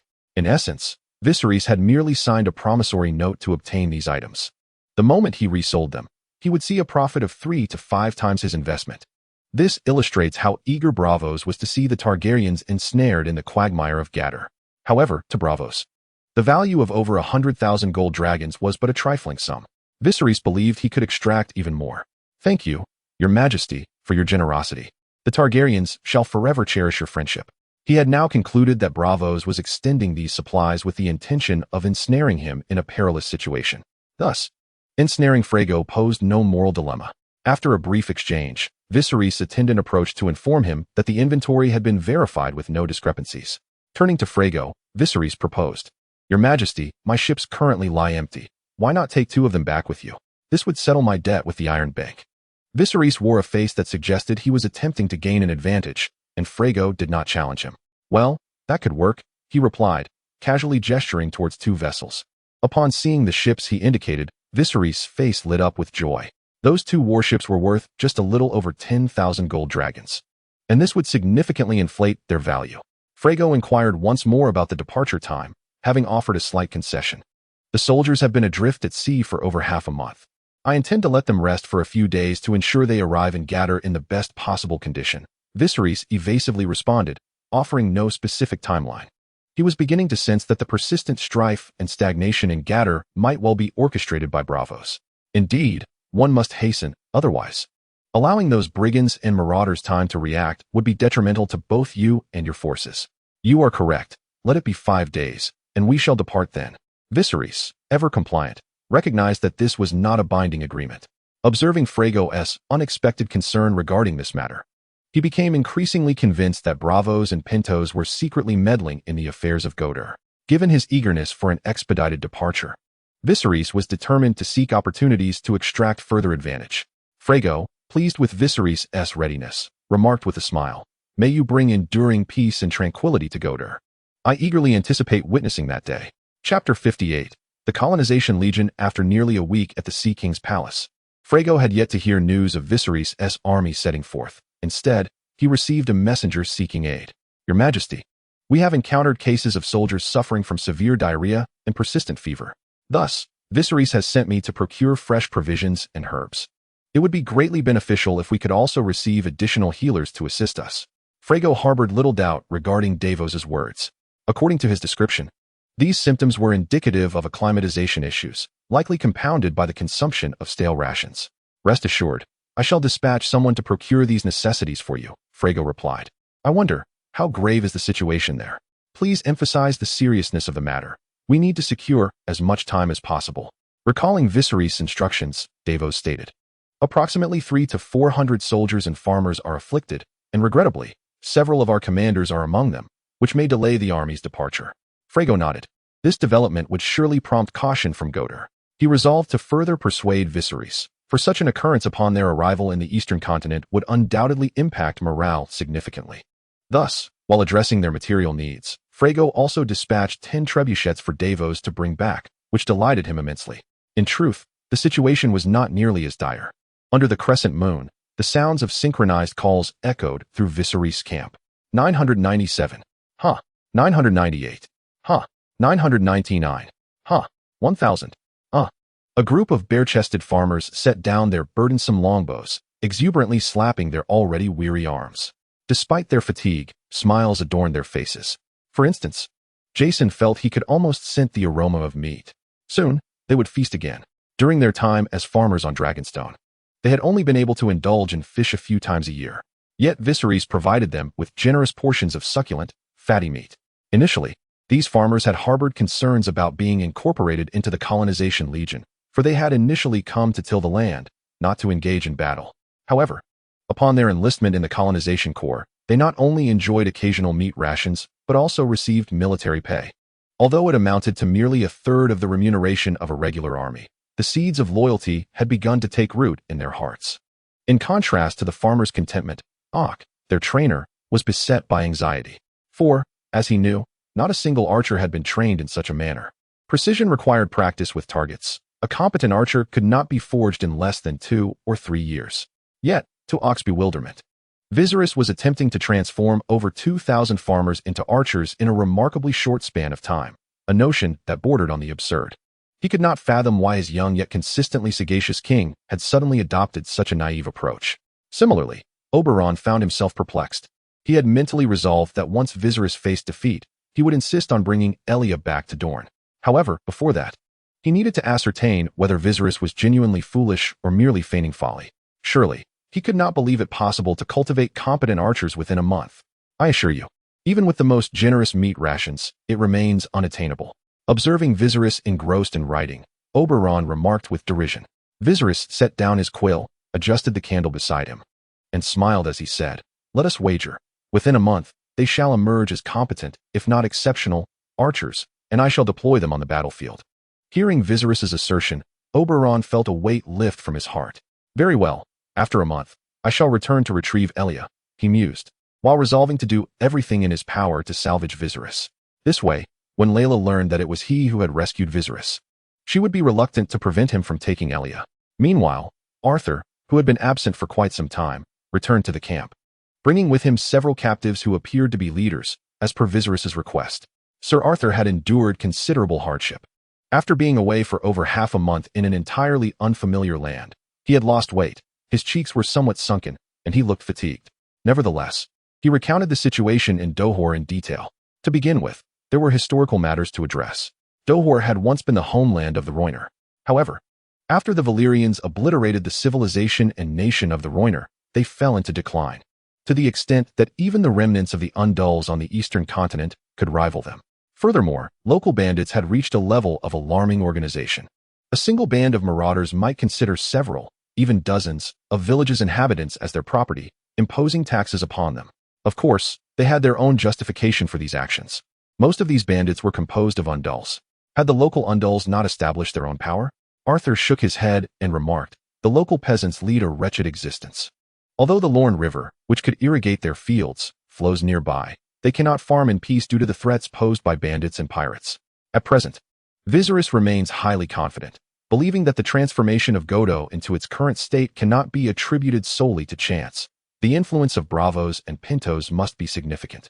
It is unfathomable that a region could remain without a stable political regime for centuries. One must remember that power abhors a vacuum. Where there is no overt authority, there are invariably clandestine rules at play. Viserys resolved to personally eliminate the captives brought back by Arthur, intending to absorb their essence to glean their memories. There is no swifter method. Sir Arthur, please take some rest. We anticipate advancing on Godot shortly, he instructed. As you command, Your Majesty, Arthur replied. Oberyn glanced at Arthur, feeling a twinge of regret. Such a legendary figure would inevitably fall victim to Viserys' ambitions. After Arthur departed, Viserys summoned the captives. They were two men in their mid-20s, one with a broken tooth and both bearing swollen faces reminiscent of pigs. Their clothes were soiled, and they bore several deep gashes under their arms and on their backs, presenting an utterly disheveled appearance. Viserys turned to Oberyn and said, Your Highness, my interrogation techniques are not suitable for public knowledge at this time. I kindly ask you to retire for a while. I will inform you of any valuable intelligence. Chapter 59. The Cat's Guild. Oberyn had little interest in Viserys' theatrics. The tent now housed only a few of the loyal guards Viserys had brought from the Crabclaw Peninsula, who now served as his personal protectors. The two captives suddenly realized that they were being guarded by mere children, which fostered a sense of contempt within them. So, you are the little king of Targaryen? Why not release me, and I shall serve as your Iron Guard, ensuring your return to the Iron Throne. One of them laughed, adopting a patronizing tone. However, Viserys did not engage in idle chatter. Instead, he circled behind him and plunged a dagger into his back. As the blade emerged, still dripping blood from his chest, the bandit felt his mind falter. He possessed a wealth of information that could be leveraged for negotiation, yet this boy disregarded all decorum. Viserys offered no further words to the second bandit. He simply delivered a fatal blow and had them both dragged away. Essence acquired. Veteran, Infantry, 1. Veteran, Cavalry, 1. Viserys directly absorbed the essence of the two men. Their brief lives of over 20 years held no remarkable revelations. Yet what intrigued Viserys were their recent memories. Bloodbeard, is that not the leader of the Cat's Guild? What brings him here? I am not certain. They seem to have been summoned by someone. I heard that the Targaryens lost the Iron Throne and are seeking a foothold in Essos, and they have chosen our locale. Bloodbeard is assisting us in driving the Targaryens away. By whom were they summoned? You must inquire with the unscrupulous Bane. How could I possibly know? After delving into the memories of both individuals, Viserys extracted the most beneficial fragment for himself. The following day, he approached Oberyn to inquire about the Cat's Company. Upon seeing Viserys' curiosity regarding the mercenary group, Oberyn immediately perked up. The Cat's Company is no small force. It boasts over 2,000 mercenaries. Moreover, their leader, Bloodbeard, is a notoriously cruel and greedy man, reveling in the torture of captives. If the leader embodies such malevolence, one can only imagine the disposition of his mercenaries. Oh, 2,000 you say? Noticing Viserys deep in thought, Oberyn, as if struck by a sudden realization, inquired, Is the Cat's Company also in Gedor? Viserys nodded in affirmation. Indeed. It appears someone has employed them to ambush me there. Why? Who? Did you glean this from the two captives yesterday? Oberyn's tone was urgent, as if he were sitting upon a bed of embers. Yes, but they are now deceased. They were merely minor leaders and possessed limited knowledge. Could it be Robert? Oberyn asked. That is a possibility, yet regardless of who it is, we must first eliminate this stumbling block. Viserys' hubristic tone elicited a quiet scoff from Oberyn. After all, this was a notoriously fearsome mercenary group, numbering over 2,000. Considering the local manpower available in Gedor, Viserys' chances of success were likely less than half. 47. Drink. 48. Drink. The incessant and nonsensical training of the peasant archers left Oberyn at a loss for words. Gedor's geographical position is undeniably advantageous.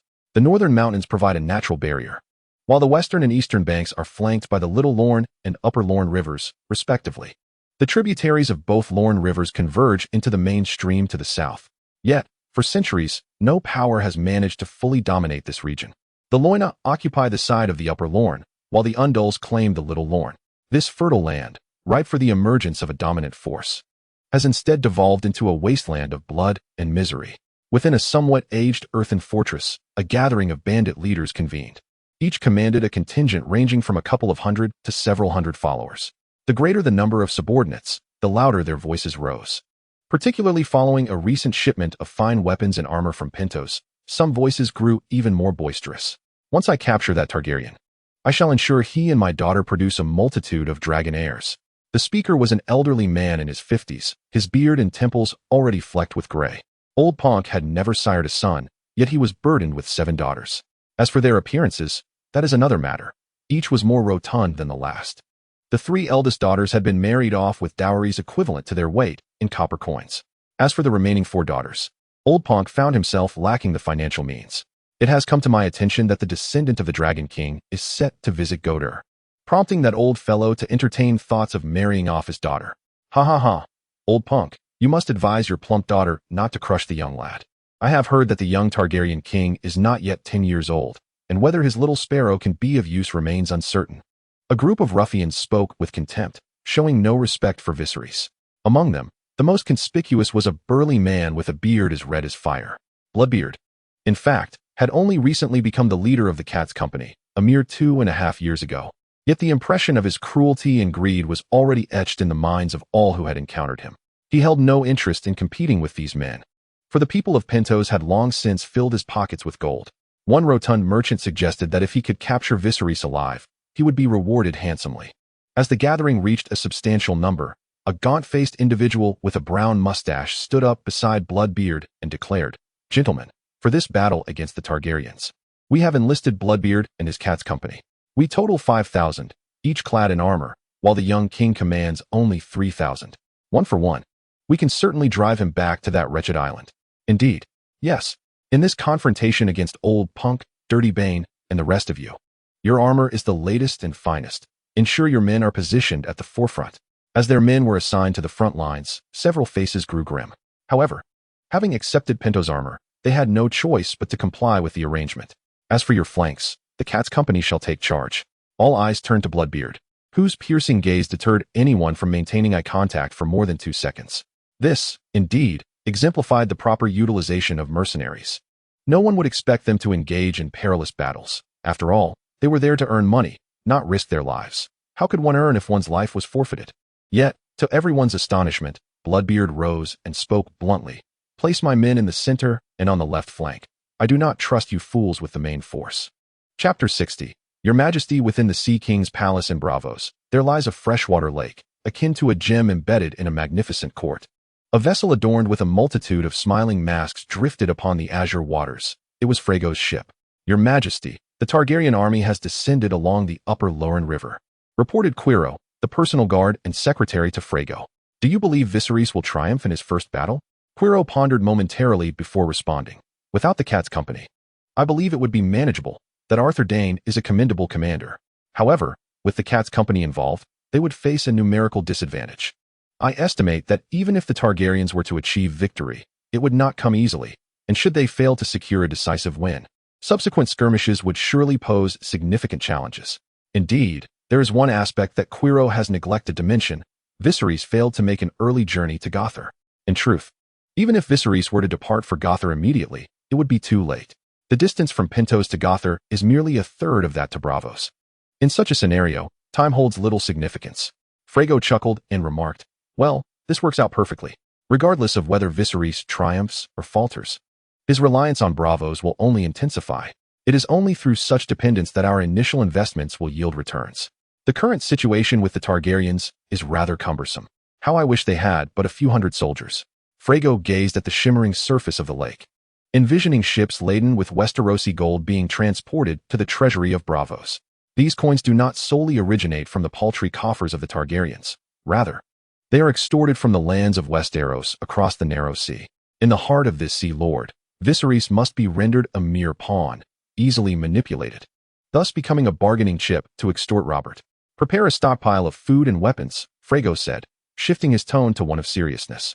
"We shall determine the price based on the casualty figures of Viserys' forces. Should losses exceed 1,000, we will sell to him at triple the price. If they surpass half, then fivefold. If he is defeated..." Frego paused, a glint of sharpness illuminating his eyes. "What was the initial troop limit we set for him?" "Your Majesty, per our previous arrangement, the Targaryen forces cannot exceed 10,000. 5,000, Frego replied, reclining into a more comfortable position. "If he fails, then he shall be restricted to a maximum of 5,000 troops." In Frego's estimation, should Viserys suffer defeat in this initial battle, his ambitions for Gothar would inevitably collapse. Pentos would hardly offer favorable terms. Our faction remains Viserys' sole option. After approximately 2 days of navigation, Viserys' forces arrived at Gothar. He had anticipated encountering a well-prepared enemy, perhaps an assault before he could disembark. However, Viserys overestimated their military competence. They were camped a considerable distance from the shore. As the fleet approached, the sound of a hurried horn echoed. "Quick! Disembark! Move swiftly!" Arthur and Ock commanded the soldiers. Before this motley assembly of brigands and mercenaries could properly organize, Viserys' troops had already formed their battle lines.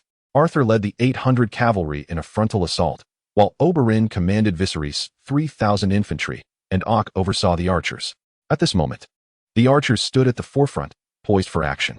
These farmers ranged in age from 16 to 40, but shared a commonality. It was their inaugural experience on the battlefield. Though fear coursed through them, thoughts of their wives and children at home, along with Viserys' promises of land and the recent disbursement of military pay, anchored their trembling legs to the ground. "Steady! Hold your ground! Behind us stands His Majesty, and the Dawnblade fights alongside us." "Steady!" Oak bellowed among the ranks. Although he still held reservations about Viserys' so-called training methods, now that they were on the battlefield, he refrained from uttering any disparaging remarks. Jason observed the black banner beside him, fluttering in the wind. He suddenly realized that his side seemed to have the wind at their backs, which meant their arrows would fly further. Lately, he had been feeling a peculiar sensation while drawing his bow each day, as if this bow had accompanied him for at least 4 or 5 years. Lost in thought, Jason caught sight of an adversary sporting a yellow goatee. "This is our land, and the Targaryens are not welcome here. Begone." Though the yellow-goateed man appeared gaunt, his voice boomed with authority. Viserys exchanged a knowing glance with his guards. This was the same individual who had boasted of his loud voice on Crabclaw Peninsula. He brandished a copper horn he had prepared in advance and proclaimed, "Before you stands Viserys Targaryen III, King of the Undulls, the Roiner, and the First Men. He is your sovereign. Those who dare obstruct him shall meet their doom." Listening to the somewhat youthful voice, the yellow-goateed man placed his hands on his hips and made a mocking gesture towards the Targaryen banner. His mercenaries and brigands erupted in laughter and whistles. It was clear that negotiations had collapsed and battle was imminent. "Bloodbeard, I believe we can commence the fight." Yet Bloodbeard remained silent, merely regarding him with eyes resembling soiled ice, laced with blood, sending chills down his spine. It was only when the man averted his gaze from Bloodbeard that he felt satisfied enough to unsheath his longsword. Draw. Over 300 archers bent their bows and knocked their arrows, aiming at the Targaryen forces. Release. The first volley of arrows scattered across the battlefield, appearing rather sparse. Only a handful struck within Viserys' ranks. Among the mercenaries and brigands, few were competent archers. Even if they were provided with the finest bows from Pentos, they could not unleash their full potential. In truth, Bloodbeard had no intention of relying on them. He merely sought to gauge the distance between the two armies. Meanwhile, on Viserys' side, the wounded were swiftly dragged away. Oak began directing the archers of the Cultivation Corps. To be honest, even now, he felt an overwhelming sense of unease. The taut sound of bowstrings made one's teeth ache. However, before he could issue the command to release, the horns signaling the enemy's advance blared. "Tear them apart. Release." As the enemy surged forward, Oak roared, his voice nearly breaking. It seemed as if this would propel the arrows of the archers he had little faith in to soar even further. Chapter 61. I am a farmer. In truth, only 70% of these farmers experienced the transfer of essence. Fortunately, their numbers were sufficiently substantial. The visual impact of 2,000 arrows launched far surpassed that of 300. In merely the first volley, over 100 members of the Bloodbeard mercenary group sustained injuries that significantly impeded their charge, with dozens collapsing outright. For an army of thousands, this was akin to the tufts of fur scattered amidst a fierce struggle between two beasts. However, rather than instilling fear or trepidation, it ignited within him an insatiable thirst for slaughter. Kill. Charge forward, disrupt their formation, Seize that Targaryen little king. Bloodbeard bellowed excitedly to the mercenaries and brigands behind him. The mere thought of capturing a king exhilarated this ruthless man further, as if the beard upon his chin had grown even more vibrant in hue. The first volley astounded Ak. Although a slight fraction of arrows veered off course, he was pleasantly surprised to find that the majority had flown true. The accuracy of their shots was commendable, though many were thwarted by the opponent's armor. Nevertheless, the enemy's charge had clearly slowed considerably. Well, managing one volley is quite commendable. Now it is time to leave the rest to the soldiers behind. However, he soon realized that most of the archers were already preparing for a second draw, which filled Ak with exhilaration. Typically, novice archers would consider it a success to release a single volley before the two armies clashed.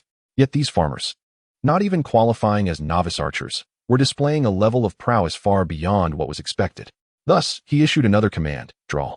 Though fewer were pulling back their bows this time, the sound was notably more synchronized. Release. Another storm of arrows erupted, raining down upon the advancing enemy like a swarm of locusts. The enemy's losses were now markedly evident. Although fewer arrows were released, their effectiveness was heightened. The proximity enhanced their lethality, resulting in the immediate downfall of over 100 foes. At this moment, Oberon stood in astonishment, utterly convinced that this so-called group of archers had merely been farmers a month prior. He had even conversed with some of them, dull expressions and honest words, certainly not the traits of astute individuals.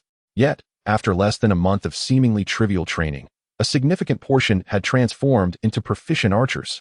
What on earth was happening? Oberon resolved that he would have to try this training method himself when time permitted. Yet now, with the enemy rapidly advancing, Oberon shouted, "Forward! Attack!" The infantry surged through the gaps left by the archers, while the farmer archers prepared to commence their third simultaneous volley. This demanded a high level of skill from the archers, as they needed to avoid hitting their own soldiers and deliver their arrows to the heads of the enemy. In truth, the advancing soldiers felt an unsettling apprehension at that moment.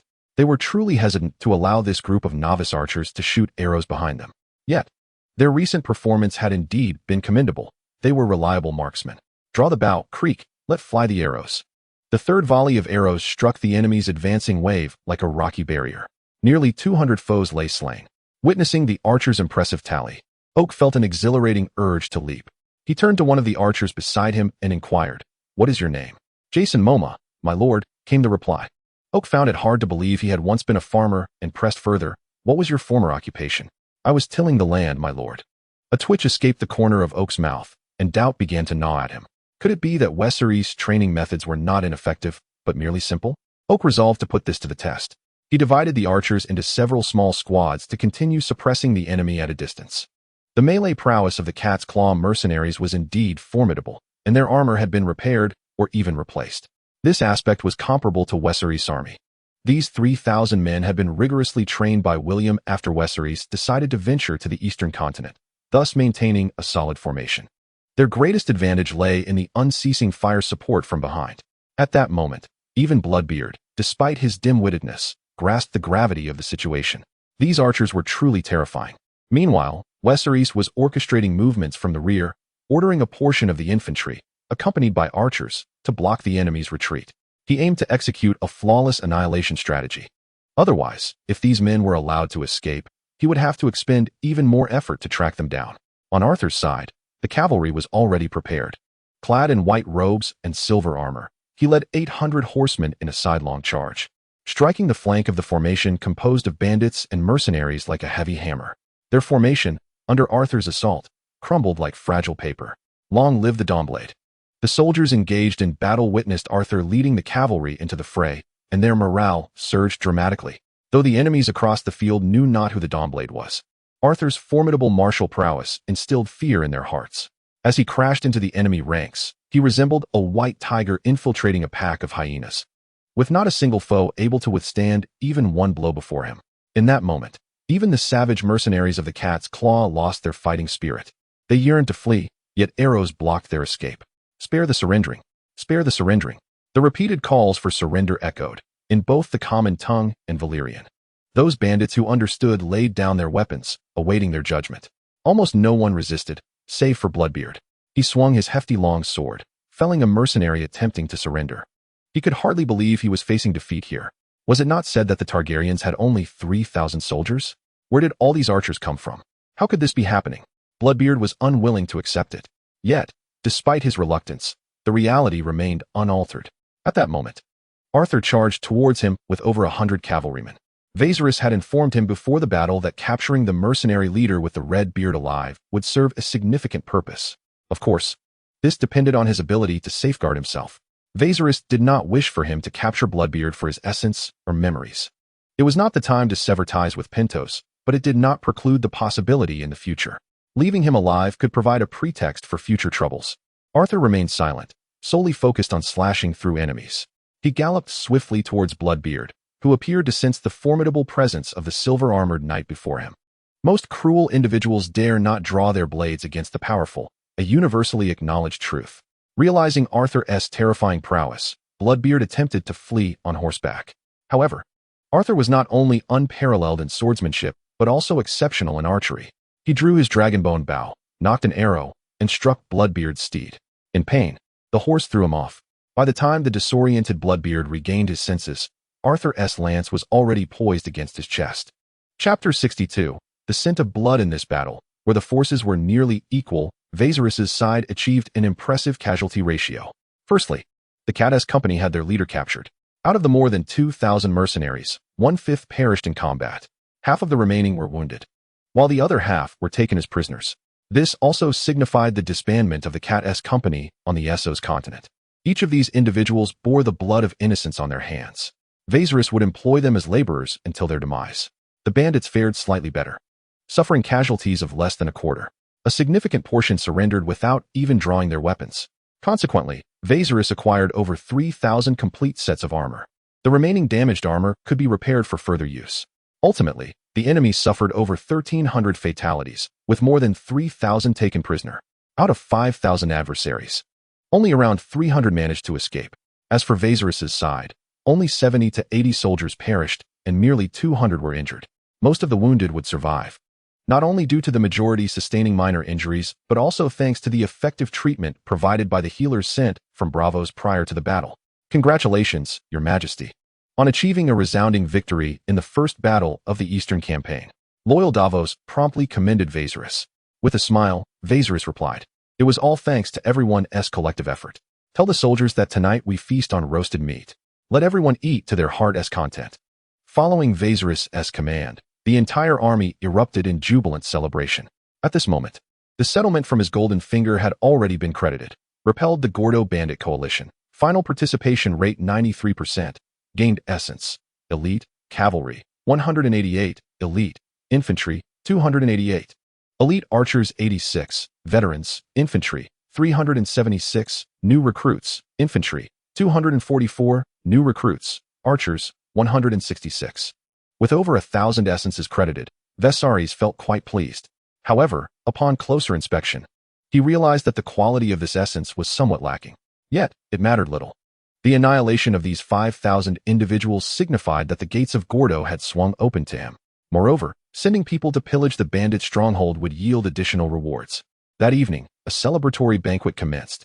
Those farmers who had previously been treated as auxiliary archers were warmly invited by the soldiers. After all, in the military, prowess spoke louder than words. No one would decline the chance to have a skilled archer as a comrade, even if the individual was not particularly sociable. As long as they could provide reliable support on the battlefield, it sufficed. "Good sir, what did you do before?" Despite this being the 4th time Jason encountered the same question, he answered sincerely, "I am merely a farmer." Jason was indeed just a farmer, honest and unassuming. Yet, even the dimmest of minds began to ponder at this moment. Could it be that I am truly a prodigy in archery? Many farmers like him began to contemplate joining the army. Considering the complications of constructing a prisoner camp, Orc decided to simply confine the captives in several deep pits. He tossed in a few picks, instructing them to excavate the earth to make the pits steeper. Additionally, he commanded 100 soldiers to guard them, with the order that any sign of rebellion would be met with immediate execution. The mercenaries and bandits, having witnessed the combat prowess of the Targaryen army, were exceedingly compliant. Orc even commanded his subordinates to relieve themselves above their heads for amusement. If anyone exhibited the slightest hint of defiance, Orc would promptly execute them. This approach, while crude, proved remarkably effective. Take old Pank, for instance. He had long since cast aside his grandiose declarations of capturing Viserys to sire progeny. In this battle, 3 of his 4 sons-in-law had perished. An arrow remained lodged in his shoulder, a parasite leeching away his vitality. Yet, Old Pank's survival instinct was fiercely resilient. He continued to ponder how he might escape the Targaryen prisoner camp. The cunning old fox had already removed all identifiable items from himself when the battlefield turned grim. Cloaks, finely tailored undergarments, even a pair of leather boots were discarded. He believed the Targaryens would not recognize him. He merely needed to toil like the other captives for a time, and surely an opportunity to flee would present itself. As dawn broke the following day, Old Pank suddenly felt a warmth on his face. When he opened his eyes, a Targaryen soldier was adjusting his trousers. Due to his advanced age and frailty, he was pushed by others to a position perilously close to the edge of the pit. The mixture of urine and sweat-soaked mud on his face rendered him utterly disheveled. Yet, this suited him just fine. It made it all the more improbable for anyone to recognize him. At that moment, he mused that he must be even filthier than Dirty Bane. "Everyone rise. Stand up," shouted the Targaryen soldiers above the pit, as the captives, having spent a night steeped in fear, dampness, and the stench of urine, groggily stood to their feet. "Lift your heads. All of you raise your heads." Despite their ignorance of the reason behind the command, every captive complied. Old Punk, with the thought of inhaling some fresh air, did not ponder too deeply. Suddenly, he beheld the silver-armored knight who had gallantly traversed the battlefield that fateful day. The knight stood with his back to the sun, the rising dawn casting an ethereal glow upon him, making him appear almost divine. Was it called the Sword of Morning? Old Punk was not well versed in the cultural trends of Westeros, but he understood that he should remain as honest as possible. Squinting, Old Punk scrutinized the scene, when he unexpectedly noticed a diminutive figure beside him. The little man appeared somewhat frail, yet his attire was quite fine. Behind him loomed the Silver Knight, as steadfast as a wall. The little man seemed to be searching for something within the pit. He pointed, and soldiers promptly tossed down a rope. A considerable space immediately cleared around the individual designated by the little man, as if an unbearable stench emanated from him. That fellow, hadn't he come with the cat as company? What was he doing here? Old Punk surmised that the man was likely one of the Pantosians, though he refrained from voicing his thoughts. Once the man was taken away, the little figure departed. The captives, having stretched their sore necks from looking up for so long, exhaled in relief. It was evident that the little man was there to seek someone, and his own ruse had succeeded in remaining undetected. However, before they were permitted to sit down, the head of that individual was unceremoniously tossed into their midst. A gasp erupted from the pile of captives. Old Punk's breathing quickened. This time, fortune did not favor him. As he squinted, his gaze inadvertently met that of the little man. When he was pointed out by the little figure, Old Punk felt the blood within him congeal. Chapter 63. From here onward, Viserys confined the leaders of the brigands together, including those with familial ties or vested interests in them. These individuals had terrorized the region around the River Lorne, committing unspeakable atrocities. He resolved to use their heads as a means to garner the goodwill of the people in Gather. Viserys planned to gather the oppressed, undull people together after some time, to publicly execute individuals like Old Punk. Until then, these brigands would be kept under close watch. Moreover, after enduring a series of tortures, the brigand leaders divulged a fortune amounting to nearly 40 to 50,000 golden dragons. Oak, accompanied by his men, set out to eradicate their stronghold, prioritizing the seizure of food, weapons, and other essential supplies. The Upper Lorne River and the Lower Lorne River converge at Gather, merging into the Lorne River. The Undull people predominantly inhabit the western banks of the Lower Lorne, while the Loynes occupy the eastern side. The area in between, which includes the remnants of the ancient city of Gather, serves as a buffer zone. Despite achieving a significant victory, Viserys chose to disband much of the bandit forces in the Lower Lorne region, yet he opted not to seize the territories of the Undull's Mountain Kings. Nor did he pursue the remaining bandit leaders. Instead, he directly led his men to the ruins of Gather, for his ambitions extended beyond merely controlling the Lower Lorne. He sought the entirety of Gather. Moreover, the territories of the former Mountain Kings were fraught with a mix of inhabitants, posing potential complications. Accompanied by Arthur and Oberyn, Viserys wandered through the remnants of Gather. The Loynes had strategically positioned the city at the highest elevation. Scattered about were remnants of walls, and the bodies left behind after the Valyrian destruction of Gather had gradually vanished over time. Even the ruins within the city had been dismantled by those who lived there, repurposing the stones to construct their own homes. Now, what remained were merely the foundations, overrun by withered grass, barely reaching ankle height. Yet, even these remnants allowed them to discern that Gather's scale far surpassed that of King's Landing. "Your Majesty," It appears Gather is at least 3 times larger than King's Landing, Arthur remarked. The cities of Westeros could hardly compare to the free cities. With even Sunspear being dwarfed by Norvos, Oberyn contributed, drawing from his extensive knowledge, influenced by his sister's frequent comparisons between Sunspear and Norvos. He then turned to Viserys, stating, "It seems time has left you with nothing. To establish a new castle from this barren land will require an immense fortune." There was a hint of concern in Oberyn's tone, not for Viserys, but for the potential plight of his sister, who might find herself without a proper dwelling. A princess ought to reside in a castle, not dwell like a peasant in a humble abode. Viserys, however, felt a sense of satisfaction regarding the site. The establishment of a city hinges on 3 essential elements: mountains, water, and plains. The Loiner's choice of location was indeed impeccable, and he envisioned building a new city directly atop the ruins of Gather. Smiling, Viserys remarked, "Prince Oberyn, the value of land lies in its location. Gather's position is superb, bordered by water on 3 sides and mountains on the other, with major rivers to the north and south and thoroughfares running east and west. Countless caravans will traverse this route. Are you familiar with House Frey of the Riverlands?" Oberyn was well aware of the Frey family, whose castle sat upon the river, amassing great wealth merely from tolls on passing travelers. During the War of the Five Kings, it was indeed possible to dispatch an army of over 2,000 fully armed soldiers to accompany Robb Stark's forces. Had it not been for the emergence of Viserys, a momentous wedding would have transpired there in a decade or so. "So, you intend to levy tolls here?" Oberyn inquired. "Indeed, that is the true worth of Gedohar. Its strategic location along a vital thoroughfare presents an opportunity for substantial toll revenues if conquered entirely." Viserys, filled with ambition, gazed toward the horizon. Yet, while his aspirations were grand, he was acutely aware of the formidable challenges that lay ahead. This was no unclaimed land. Both the Undulls of the lower Lorne River and the Loinans of the upper Lorne River were not adversaries to be vanquished easily.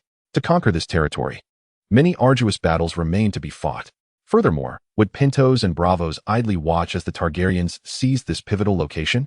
Both city-states harbored significant trade interests and sought control over this transportation hub. Frego was not merely showering Viserys with gold for his supplies and weaponry. He intended to leverage Targaryen power to weaken Pintos. Pintos, too, would undoubtedly regroup after their failed attempts against the Targaryens. Viserys understood that even if he succeeded in subjugating the Undulls and Loinans of Gedohar, Bravos and Pintos would not remain passive. For the Targaryens to collect tolls here, they must possess the means to safeguard their toll station. He foresaw that as he approached full occupation of Gedohar, Bravos and Pintos would likely unite to create difficulties for him. They were determined not only to prevent each other from controlling the area, but also to deny any third party that opportunity. For Viserys, this victory was merely the beginning. Colin Antarian, a distant nephew of Frego Antarian, had been dispatched to assess Viserys' achievements. In this era, deploying one's trusted confidants was a customary practice. Upon arriving at the encampment of the Targaryen forces, Colin discovered that they were compelling captives to construct fortifications. Viserys had opted for speed over quality, resulting in a fort primarily made of wood and stone. Within half a month, a rudimentary structure had taken shape. Upon realizing the number of captives, Colin could surmise just how brilliantly the initial battle had been fought. However, he could not comprehend how the Targaryens had achieved such results while outnumbered. After announcing his identity, Colin was introduced to the remarkably youthful king. "Your Majesty Viserys, I have heard of your resounding victory in your first battle. I come on behalf of Bravos and His Grace the Sea King to extend my congratulations." With that, Colin presented the gifts he had brought: jewels, several fine suits of armor, and a selection of fabrics. Viserys, with a cheerful demeanor, modestly attributed the victory to the valor of Arthur and his companions. However, Corlin was no fool. After a brief conversation, he seized the opportunity to inquire, "Your Majesty, might you share the details of the battle?" Chapter 64. The magic of the Loiners. Those 2,000 farmers were, in fact, elite archers. My true forces number 5,000 rather than 3,000. Aware that the truth would inevitably come to light, Viserys decided it was best to reveal it himself. "I once read in the diary of a Targaryen ancestor that deception in war is not unlawful, which is why I had made such arrangements while at Dragonstone." Corlin, with an expression of newfound understanding, remarked, "Deception in war is indeed a profound principle. I wonder which Targaryen ancestor held such insight." Viserys chuckled lightly, feigning forgetfulness. Upon learning the truth, Corlin refrained from further probing and instead asked about Viserys' next course of action. Will your majesty pursue a decisive victory to fully control the lower Loin River region, or will you launch an offensive against the Loiners? According to previous intelligence from Bravos, the number of Andalusians in Gather was approximately 100,000, while the Loiners numbered around 150,000. Moreover, their organization was more cohesive, as the Loiners in Gather were governed by a power core known as the Council of Elders. This council's existence prevented Frego from exerting significant control over the Loiners. Frego had brought Viserys into Gather not only to combat the Andalusians under the dominion of Pintos, but also to weaken the influence of the Loiners, thereby increasing their dependency on Bravos and enhancing Bravos' infiltration of Gather. However, Viserys did not directly respond to Corlin's query, instead turning the conversation towards the Loiners. Based on current circumstances, it was surmised that the Loiners were indeed supported by the people of Bravos. Yet, Viserys remained puzzled as to why Frego had never broached the subject of the Loiners with him. If they were allies, a simple acknowledgement would have been appropriate. There were indeed some dealings between Bravos and the Loiners, primarily of a commercial nature. Corlin recounted his prearranged remarks, astonished by Viserys' perceptiveness. Yet, regarding the Loiners, they certainly possessed some means. Please elaborate. Viserys leaned forward, adopting an eager demeanor to learn more. Bravos, the Palace of the Sea. He intends to construct a city? Initially, upon hearing of Viserys' resounding victory, Frego was already quite astonished. What bewildered him even more was that Viserys had begun his strategic planning even before departing Dragonstone. He had managed to disguise 2,000 skilled archers as farmers, deceiving everyone in the process. Frego had even dispatched someone to verify this, only to be told that they were indeed bona fide farmers. The seasoned archers, who have long wielded their bows, notably possess thick calluses on the inner sides of their index and middle fingers. Yet, these individuals do not exhibit such signs. Could it be that they have somehow removed their calluses prior to their arrival? Nevertheless, their bodies unmistakably bear the marks of years of labor. The distinction between a farmer and an archer is readily apparent. Farmers, who labor in a stooped posture over the years, often display a slight hunch. In contrast, archers, through their continual practice, reveal their sculpted backs and arms. He firmly believes that the individuals he dispatched would not overlook such an evident disparity. Frego finds himself perplexed. Furthermore, the notion that Viserys intends to construct a city leaves him utterly astonished. It is worth noting that the undertaking of city building is no trivial endeavor. It can take anywhere from several months to several years. Moreover, Viserys appears to have grand ambitions for the city he envisions. Your Majesty, Viserys has informed me that he aims to build a rammed earth city, which involves compressing soil and laying bricks atop it. While the scale may be considerable, the defensive capabilities are, in fact, rather modest, Colin elucidated. Although Frego has never witnessed a rammed earth city, the very name suggests that the materials required are not the relatively costly stones, but rather the ubiquitous earth. He has recently acquired a substantial number of captives. If this is the case, then Viserys' current circumstances would suffice. The region of Godoha does not harbor any formidable powers. Establishing a perimeter of rammed earth walls would indeed provide a significant sense of security. Your Majesty, let us sell him the grain we have prepared at a low price. It seems he might be able to eliminate the influence of Pantos in Godoha. Once the Targaryens grasp the extent of Pantos' power, Godoha will find itself in a balanced situation between the Targaryens and the Loiner. Given the Targaryens' initial support, they would likely adopt a more amicable stance. The Loiner, already receiving their backing, would find their dependence on Bravos intensified with the additional external pressure from the Targaryens. Frego believes that he remains in a position of guaranteed profit. As for the notion that Viserys could swiftly vanquish the Loiner, he remains skeptical. Have you informed Viserys that the Loiner employ water magic? I have, Your Majesty. Frego nodded. Within the Council of Loiner Elders, there exists a truly powerful sorcerer, the Elder Lodon. Frego relayed this intelligence to Viserys to ensure he proceeds with caution, redirecting his focus toward the remnants of the Undulls, with the aim of completely expelling Pantos' influence from Godoha. His expectations of the Targaryens have shifted. He now hopes that Viserys will not suffer significant losses. After issuing his directives, Frego leaned back in his chair. Recently, he has been feeling an inexplicable lack of vitality. This prompted him to recall the moment he first encountered Viserys. Initially, one presumed that the Targaryens had dispatched merely a single kingsguard, yet to one's astonishment, it turned out to be one of the two rightful heirs. At such a tender age, when most children are still nestled in their mother's arms, daring to brave the storms and traverse great distances to arrive in Bravos, Frego felt a profound admiration. He mused that had Viserys and Rhaegar swapped positions, perhaps the Targaryens would not have lost the Iron Throne. Naturally, those who believe the Targaryens forfeited the throne solely due to a woman are rather foolish. If the dragons still roamed the skies, what could Rhaegar have possibly feared in Robert's presence? As for Viserys' triumph, the reaction in Braavos was rather muted, even somewhat welcomed, for they perceived that while the Targaryens may have gained a small victory, they themselves would never suffer loss. This is the confidence that strength bestows. However, the situation in Pentos was markedly different. They were genuinely at a loss.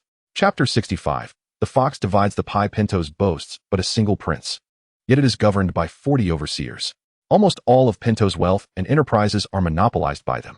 The conflict that once ignited a war between Braavos and Pentos stemmed from the latter's use of slaves. Yet, this was merely a pretext for the Braavosi. In truth, both were vying for dominion over the lands of the Andalos Plains. If Braavos were truly a liberator of slaves, they would have made a move against the Kingdom of the Three Daughters instead of refraining from a campaign against Volantis and the Slavers' Bay. Following their military defeat, the people of Pentos ostensibly renounced the use of slaves, yet they shackled the so-called free men with crushing debts to repay their seemingly endless interest. These so-called free individuals have been reduced to a state akin to servitude. Former masters have become creditors, while debtors have emerged in their stead. In recent years, it has even come to pass that some brazenly purchase and employ slaves once more. "You fool, do you wish to scald me with such piping hot tea?" exclaimed a brown-haired governor, who appeared as if she were with child, as she splashed the tea upon her servantess' face. Subsequently, she violently hurled the teacup at his head, causing blood to flow from his temple. In truth, this was merely the temperature to which he was accustomed. She was merely seeking an excuse to vent her ire. Within the grand hall of the Prince of Pentos, the atmosphere was decidedly somber. The servants trembled, cautious even in their breathing. Those tasked with serving tea longed to be as silent as the water dancers of Braavos, wishing to avoid making a sound.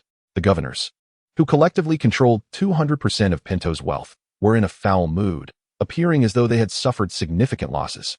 Indeed, this was the reality. The gold intended to hire the Cades company had likely already found its way into Viserys' coffers. The armor and weapons meant to support local brigands and their agents had been squandered as well.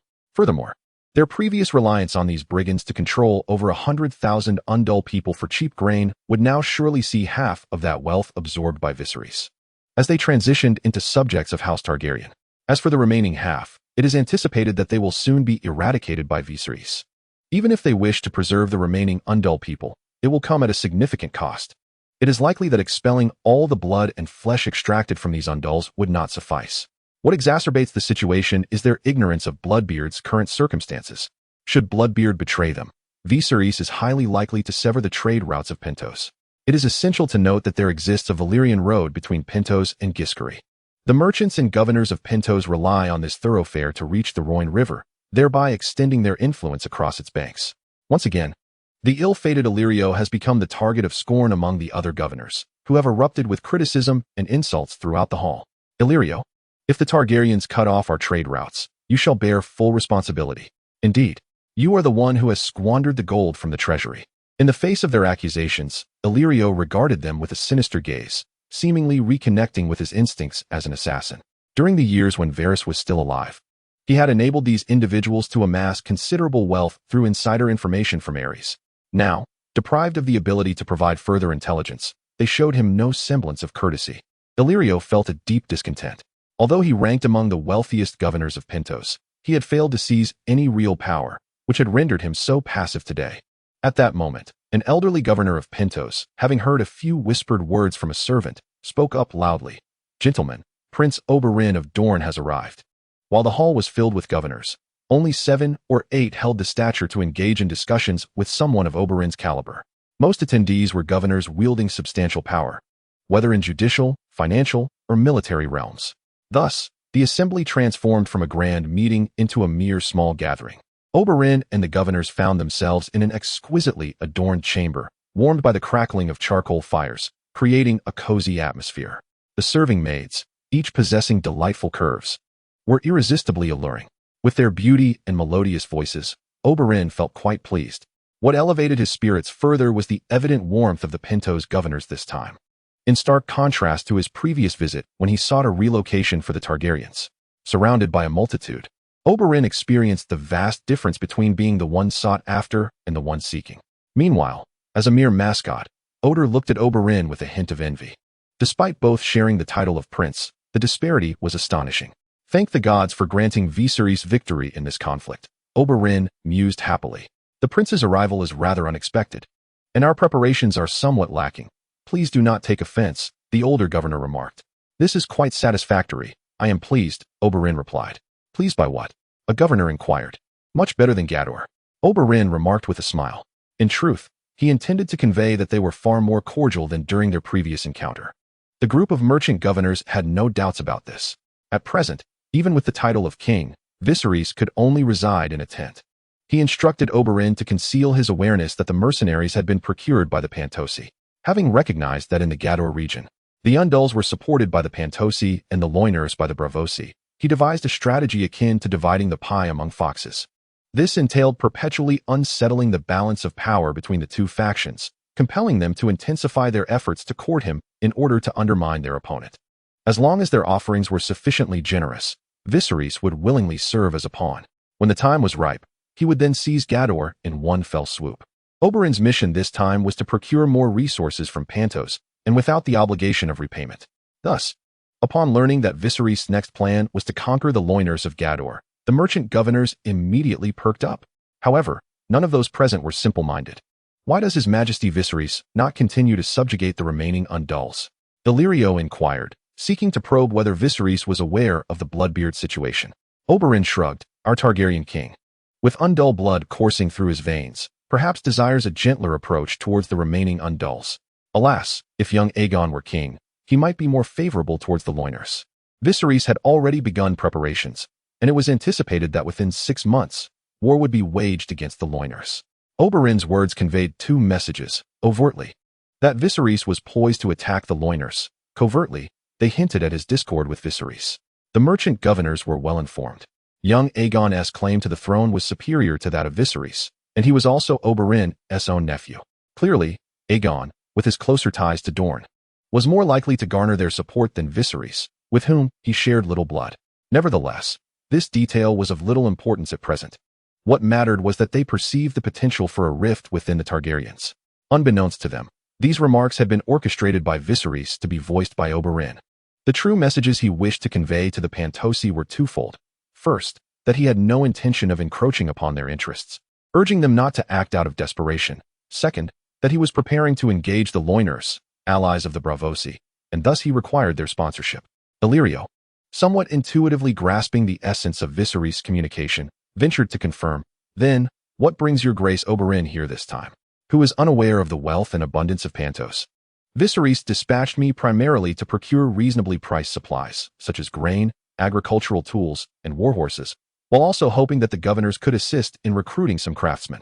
Oberyn, ever quick-witted, voiced his thoughts without hesitation, for Viserys had assured him to acquire whatever was necessary, with the spoils to be shared in a 7-3 split. This brotherly figure, however, required funds to construct a residence befitting Elia's status before her arrival in Godo. Moreover, following our initial victory, Viserys intends to summon more individuals from Dragonstone, necessitating passage through the port of Pentos, for which he hopes to obtain assistance. Assistance? Certainly assistance. As long as it aids us in battling the Loiner, we shall provide our support. The governors unanimously resolved. The Targaryens, ultimately, are but transient beings in Essos, and truly possessing Godo will demand considerable time. During this interim, they must select a reliable ally. Thus, several governors immediately began to declare their pledges. I shall offer 200,000 bushels of grain. You need only pay 50,000. I will address the craftsman issue, sending 500 artisans to accompany you to Godo. I will provide 1,000 head of livestock and 300 warhorses. By the way, did we not previously purchase a batch of captive laborers from Dragonstone? Let us send Prince Oberyn to retrieve them as well. Illyrio suddenly proposed. Currently, Viserys had no use for these captives on Dragonstone. Godo, now in dire need of rebuilding, resembled a blank canvas, poised to absorb boundless manpower. Although Illyrio's suggestion bore a hint of generosity at others' expense, it encountered little opposition. Viserys had made numerous concessions regarding the price to ensure the humane treatment of those captives. Oberyn found himself admiring Viserys' cunning. This single visit yielded provisions nearly equivalent to a year's tax revenue from Dorne. The two city-states of Bravos and Pentos had nearly exhausted their resources to aid the Targaryens in establishing their new home.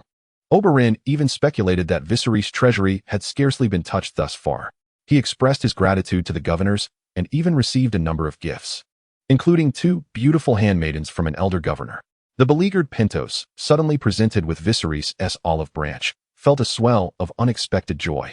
The atmosphere had shifted from its earlier gloom. At the banquet, the guests were in high spirits. As a mere observer, the mascot, Odro, watched the proceedings unfold.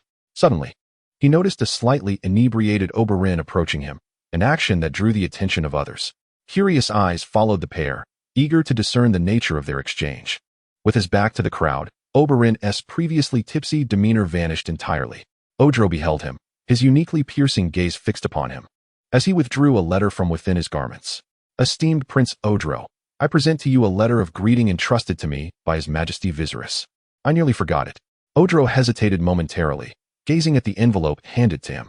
The expression on Oberyn's face suggested that the contents of this letter would not be straightforward. Should it contain anything untoward, he would find himself in a precarious position.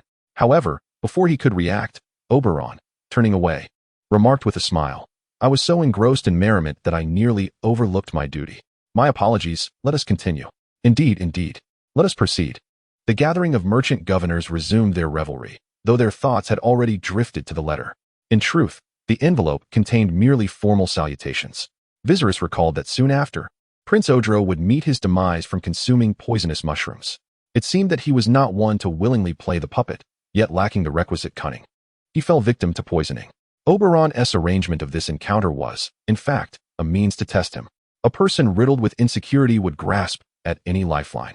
These merchant governors sought to elevate their own representatives within the Targaryen lineage, while Viserys aimed to support his own within Pentos. It would ultimately hinge upon who possessed the superior strategy. After negotiations reached a satisfactory conclusion, Oberyn lingered for 2 days before preparing to depart. At this juncture, Illyrio unexpectedly expressed his desire to bid farewell in person. Thus, the two began to conspire within Illyrio's carriage. Your Highness Oberyn, I fear I may speak out of turn, and I hope you will not take offense. Speak freely, Oberyn replied with a smile. Prince Rhaegar, as the heir to King Aegon, perished at the Trident. Thus it stands to reason that his eldest son should inherit the throne. How can it possibly be Viserys? If memory serves me correctly, this order of succession was decreed by the arbiter Jaehaerys himself. Otherwise, the Dance of Dragons would have never transpired, would it? Oberyn's eyes sparkled with surprise at Illyrio's words. His astonishment stemmed not from Illyrio's audacity to share such sentiments, but from the realization that Viserys had anticipated Illyrio would indeed say these very things. Could it be that Viserys truly possessed the gift of foresight? In the carriage, Illyrio continued to vent his grievances regarding young Aegon, accusing Viserys and his mother of shameless greed. After all, young Aegon, as Rhaegar's son, was direct Targaryen blood. What station did Viserys hold to don Aegon's crown? Under normal circumstances, merely holding a princely title would be a stroke of fortune.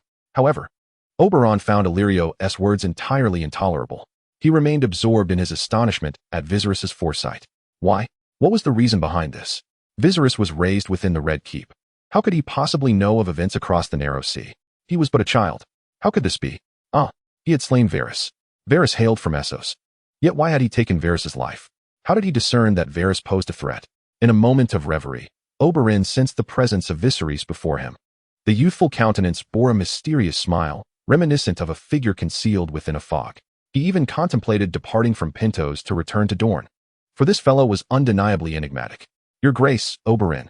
Your Grace, Oberyn. Yes, I am listening. Illyrio did not perceive that Oberyn was lost in thought. Rather, he believed his proposal had largely been embraced. I am willing to offer you a sum of gold to procure the loyalty of those subjects devoted to Viserys. Once the opportune moment arises, we shall crown young Aegon. Illyrio's voice carried a seductive undertone. He understood all too well that unless he identified the individual who had slain Varys, he would never attain safety. Oberyn gazed at Illyrio and inquired, My lord, may I ask why? What compels you to care so deeply for young Aegon's claim to the throne? Illyrio, unperturbed by the inquiry, donned a smile that had evidently been rehearsed countless times. Your Highness, even someone like myself harbors principles worth upholding. Of course, you may regard my actions as an investment. Should we succeed, perhaps you might grant me the position of Minister of Finance.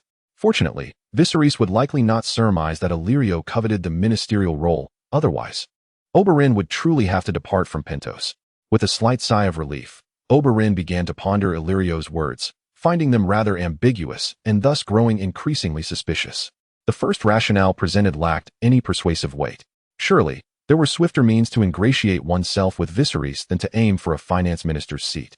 Given the current circumstances, supporting House Targaryen seemed akin to stoking a cold flame. Backing young Aegon was tantamount to igniting a flame that was already extinguished, utterly incomprehensible. Yet, with gold on the table, Oberyn found no reason to refuse. After all, Viserys had struck an agreement with him for a division of spoils. Moreover, Illyrio was indeed generous. 3 carts brimming with 6 large chests of gold accompanied Oberyn upon his return to Pentos. He had arrived with merely a handful of men, but now, with the escort of soldiers, his retinue exceeded 3,000. Laden with treasure, Oberyn cast a glance back at Pentos. The towering walls were thrice the height of those in Sunspear, yet the oppressive sensation he had felt upon his arrival had dissipated. He perceived this place as a veritable treasure trove. This locale is splendid. I shall return, he mused joyfully, embracing the 2 ladies gifted to him by the merchant lord. Meanwhile, in Pentos, Viserys was not so fortunate. The ruins of Pentos still harbored inhabitants, numbering perhaps 1,000 or 1,800 souls, comprised of both Undulls and Lyseni. For centuries, these individuals had intermarried, nearly forging a new kinship. In times of war or banditry, they would retreat into the northern caves for refuge, and even cultivated some crops in the valleys amid the mountains. These individuals exhibit a resilience akin to the weeds that thrive between stones. Viserys gathered them, allocated plots of land, and encouraged them to construct their own abodes. The caves in which they sought refuge varied in size. The larger caverns were repurposed by Viserys to serve as warehouses for supplies. After departing from Dragonstone, he brought along some Dragonstone suitable for the creation of wildfire.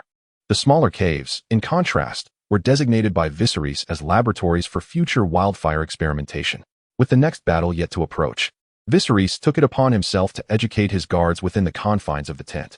As a language instructor, he returned to his former vocation, yet the children, though obedient, were not particularly astute.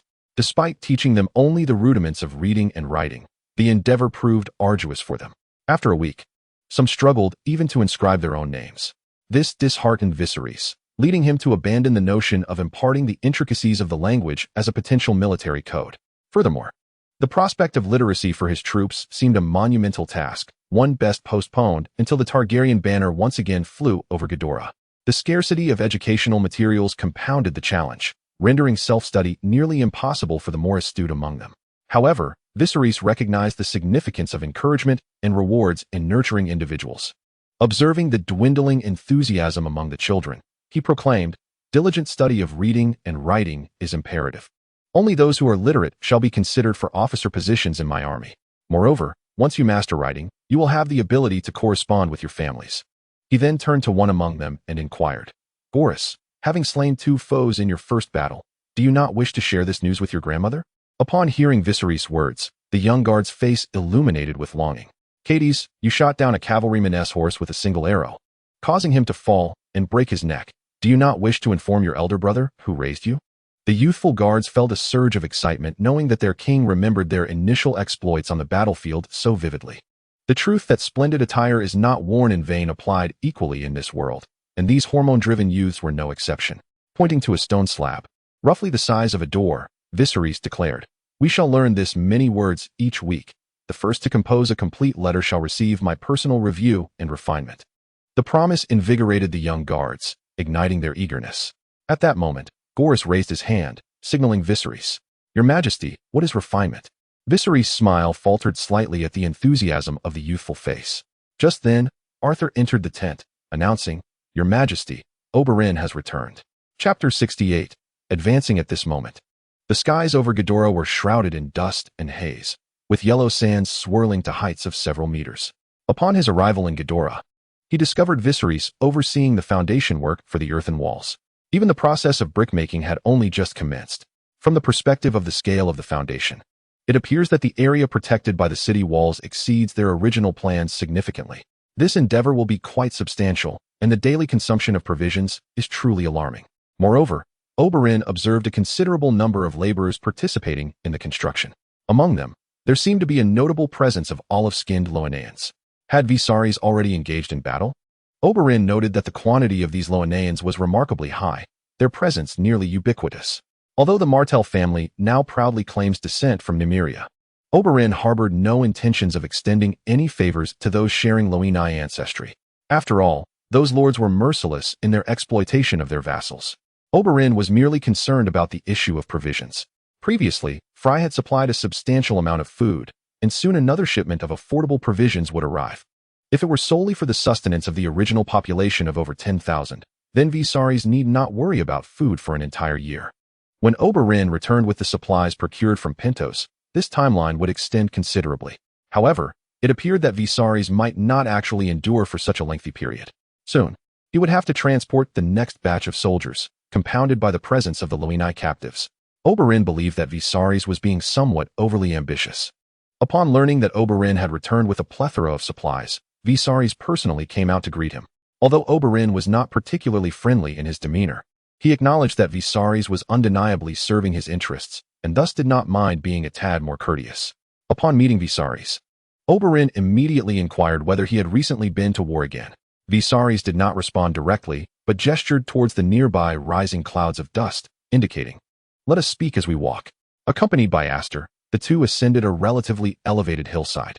From this vantage point, they could overlook the entire earthen city wall. Below, those captives toiling as laborers appeared akin to ants constructing a mound. In truth, the area enclosed by Viserys' earthen wall constituted merely 1/3 of the Ghidorah ruins. In the future, a larger wall would surely be erected outside, dividing the city into an inner and outer section.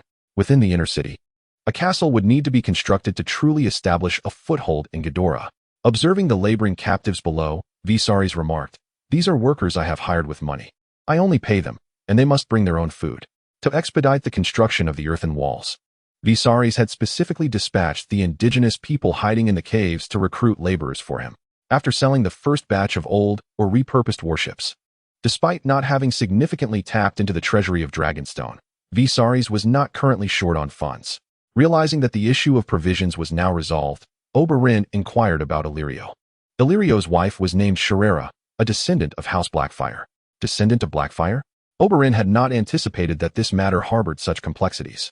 It is highly probable that Varys is a descendant of the Blackfyre. Viserys continued, asserting that the two individuals were indeed in cahoots.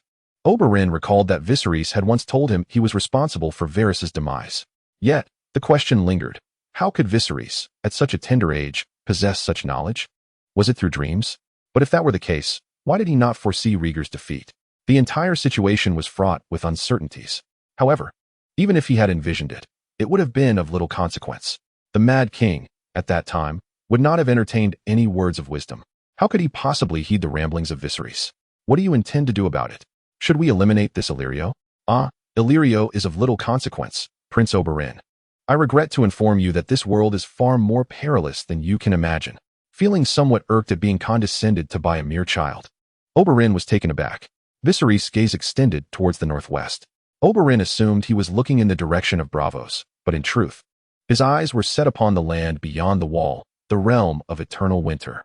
However, he intended to divulge the matter of the White Walkers to Oberyn and redirected the conversation back to Illyrio. Since he seeks to incite rebellion among my subjects through you, I suggest you indulge him in a charade. He must have a considerable sum in his coffers, and I intend to strip him of every last coin. Observing the smile that graced Viserys' face, Oberyn imagined Illyrio, bare and begging in the streets. By the way, did you not mention targeting those Lannisters next? Why then pay them to construct walls for you? With money in hand, would they not procure armor and weapons to defend themselves against you?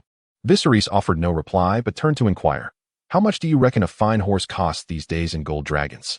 Oberyn pondered for a moment before responding, "Perhaps a dozen or so." Then, if the world's gold were to suddenly double, would the price of horses remain at a dozen gold dragons? Certainly not.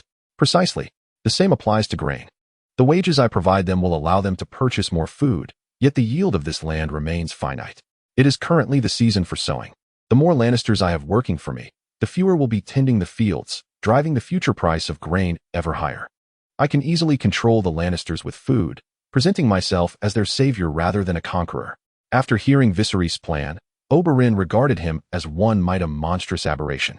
He no longer wished to contend with young Aegon for any claim to succession. Engaging with someone whose schemes were akin to those of a malevolent spirit filled him with trepidation. fearing he might become ensnared in the process. However, should Viserys seek to harm young Aegon to solidify his claim, Oberyn would not hesitate to confront him. Simultaneously, the intellectual pressure he often felt in Viserys' presence surged once more, a sensation that left Oberyn, who had amassed several necklaces at the Citadel, feeling quite discontented. However, he soon discerned a flaw in Viserys' plan. It was predicated on the assumption that the number of horses in the world would remain unchanged. Yet, the Loinans could easily procure grain from other sources. What then, if they were to buy grain elsewhere? Chapter 69, The Malevolent Dragon. Oberyn, as if finally recognizing Viserys' vulnerability, spoke with a hint of pride. The intellectual pressure exerted by the young king had been overwhelming, granting Oberyn a momentary sense of relief. Yet, Viserys did not even glance at him, instead pointing southward. Along the Lorne River to the south, downstream lies the territory of the Volantene. Why do they not occupy the upper reaches? Is it due to dislike? No, it is because of Cheorn. Oberyn then recalled that Cheorn was afflicted by the dreadful grayscale disease. The clergy of Westeros claimed that only repentance could save the afflicted. This was evidently absurd. The scholars asserted that only the blade could remedy the situation, effective, but terrifying nonetheless. Cheorn was once a city of the Loinans, but it was destroyed by the Valyrians. Legend has it that the rulers of Cheorn used curses to drown those invaders. The Valyrians and Volantines who dared invade Cheorn sank beneath the waves, their last breaths cloaking the city in gray mist. It could be said that plague thwarted the Volantines' advance. Indeed, if they did not take to the waterways and opted for land routes instead, the price of grain would remain exorbitantly high. Viserys continued, directing his finger toward the west. Beyond the Lorne River lay the Dothraki Sea, the domain of the Dothraki. Do you suppose the Dothraki possess surplus grain to offer them? Oberyn shook his head. Though he was unfamiliar with the horse lords, he understood that they were akin to wild men, struggling to secure enough sustenance for themselves, often resorting to raiding for food. The Loinans, mired in a food crisis, would only grow weaker. As for the east and north, as long as I stand here, not a grain shall pass through. At least the Pentoshi will not sell them grain. As Viserys elaborated, the pride on Oberyn's face gradually faded. Viserys continued, at that time, I will construct a fortress in the north, ensuring that the Norfosi can only sell grain to me. Of course, Viserys could not confront the Norfosi directly. After all, Oberyn's sister-in-law, Lady Mellaria, was a noble of Norfosi. With that connection, at least Norfosi would not complicate matters for him. The quantity of grain they exported annually was not substantial anyway, and since Viserys was in need, he could simply consume what was available. At this point, Oberyn had nothing further to say. He took a telescope to observe the Loinans below, laboring to construct walls for Viserys. They were not building walls. They were constructing their own prison. Oberyn had always prided himself on being the Red Viper, yet compared to Viserys' cunning schemes, his own poison seemed akin to a mere dessert after a meal. What an evil dragon it is. Arthur felt a sense of discomfort regarding Viserys' schemes, as they involved the common folk. However, he would not obstruct Viserys' actions, for this is indeed the nature of war. The previous Prime Minister of Ares, Jon, had failed to capture Robert, who was hiding in a brothel, due to his own mercy. He would not repeat that mistake. Nonetheless, Viserys assured him that he would offer assistance to the Loinans who would be unable to afford food, provided that he could leave his homeland to ally with the Targaryens. Learning of the entire plan alleviated Arthur's concerns considerably. Most importantly, in the region of Godar, both the Undulls and Loinans had been suffering greatly. The Undulls were being doubly oppressed by the Pentoshi and local bandits. The Loinans faced exorbitant taxes imposed by their council, which devised various pretexts for taxation. Viserys had learned that even the High Elder, Lothan, had incurred significant expenses due to some clandestine operations, forcing him to levy heavy taxes on the Loinans he governed. The purpose of these actions appeared to be to seek something, though Viserys remained unaware of what it was. In the following days, Davos was dispatched by Viserys to retrieve the next group of individuals. Half of this new contingent comprised the families of soldiers and farmers who had been transported previously, totaling over 8,000 individuals, along with an additional 2,000 soldiers. By that time, the available military strength under Viserys' command would surpass 6,000. The scale of the second operation was more than double that of the first. Fortunately, this landing would occur in Pentos, shortening the journey.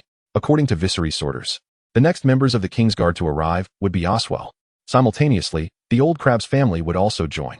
Viserys required someone to oversee his treasury, and the Old Crab, known for his unwavering profit-driven nature, was undoubtedly the best candidate. As for Rhaella and Elia, it would be prudent for them to remain on the island for the time being. at least until he had constructed the earthen walls sufficiently before bringing them over. Having secured a refuge in Godar, the foremost task had shifted to reclaiming the Undul villages that had fallen under the control of bandits. Approximately 100,000 Unduls had been dominated by these marauders. Following this conflict, around 60 to 70,000 Unduls were set to become subjects of Viserys. As for the remainder, they would no longer be able to muster a formidable army to confront him directly. However, the common farmers remained apprehensive, as they were unaware of the nature of Viserys' rule. The bandits had not merely taxed them. The concept of first night rights was mere child's play in comparison. The farmers' homes were nearly devoid of surplus grain, compelling them to devise means to conceal their provisions. Viserys sent emissaries to gather the village leaders they had elected, intending to inform them of the policies and tax systems he planned to implement, clarifying their rights and obligations. After all, the goal of coming from Dragonstone was to acquire population. Population, one could say, was of utmost importance.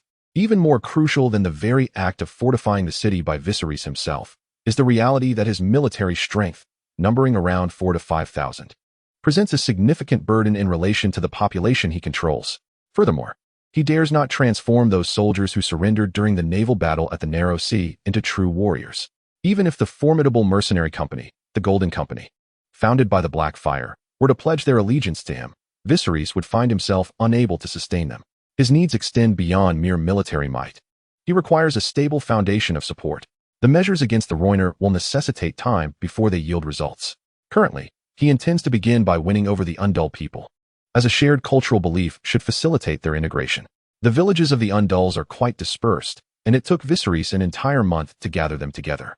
When these individuals learned they were to meet the king, they meticulously washed their garments.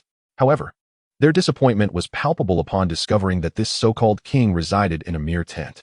A youth, the village chief with flaxen hair around 30 years of age, remarked, "I suspect this so-called king won't linger here for long. It won't be long before he has to leave." "Why is that, Ong? Don't you know?" He continued, "That king is actually fleeing from defeat. He plans to recruit soldiers to reclaim his kingdom, but in such impoverished lands, how could we possibly support his army?" Ong, being youthful and sprightly, was privy to many tidbits of information that others were unaware of, having witnessed firsthand the raids led by Oak against the bandit leaders. "Should we still go? The fields are busy with work. How much time will this back and forth consume?" Noticing the grumbling, Ong hastily interjected, "Though this king has recently suffered defeat, his forces have triumphed over the likes of the filthy Bane and Old Punk. We should still pay him a visit." Ong reasoned, for despite his lack of faith in Viserys, the latter had recently secured a victory. To provoke ill fortune at such a moment would be akin to courting disaster.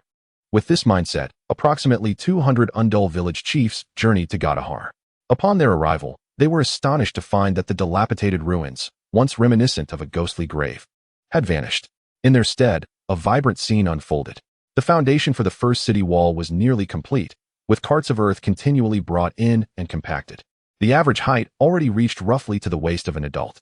Clearly, this newly arrived king intended to settle here for the long haul. The village chiefs could only marvel, though the earthen walls still fell short of grandeur, lacking the imposing presence befitting a ruler. Yet, there was little to be done, as Viserys, the beggar king, had no dwelling of his own. Meanwhile, Oberyn summoned a cadre of craftsmen from Norvos to begin constructing gardens and homes for Elia and her children on the land apportioned by Viserys. However, the situation currently remains at the stage of material preparation and foundation laying. Moreover, all of this transpires within the confines of earthen walls, invisible to the village leaders.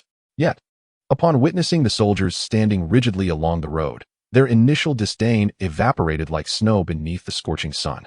The soldiers' gleaming long spears shimmered blindingly in the sunlight. These village leaders did not approach Viserys directly. Instead, they were escorted to the execution grounds to witness the proceedings. Upon arrival, leaders like Anger beheld figures once considered formidable. Yet these so-called dignitaries now donned only simple garments, hanging on the gallows, shivering in the biting wind. The execution was presided over by Bachelor Xavier, whose understanding of the law was profound. Viserys had mandated that the crimes of these individuals be proclaimed before their execution. Thus Xavier assumed the role of executioner. He understood that to capture the hearts of the people, bloodshed and profit were indispensable. Old Punk, Dirty Bane, and their families and subordinates could be regarded as the ruling class among the previous multitude of tens of thousands. Now, these nobles were poised to confront their sins and mortality. However, Both Viserys and Bachelor Xavier did not perceive them as part of the noble echelon. They were merely bandits. Consequently, they would not be granted the mercy of a beheading, but rather the fate of hanging. Bachelor Xavier sat behind a hastily constructed platform, a table before him.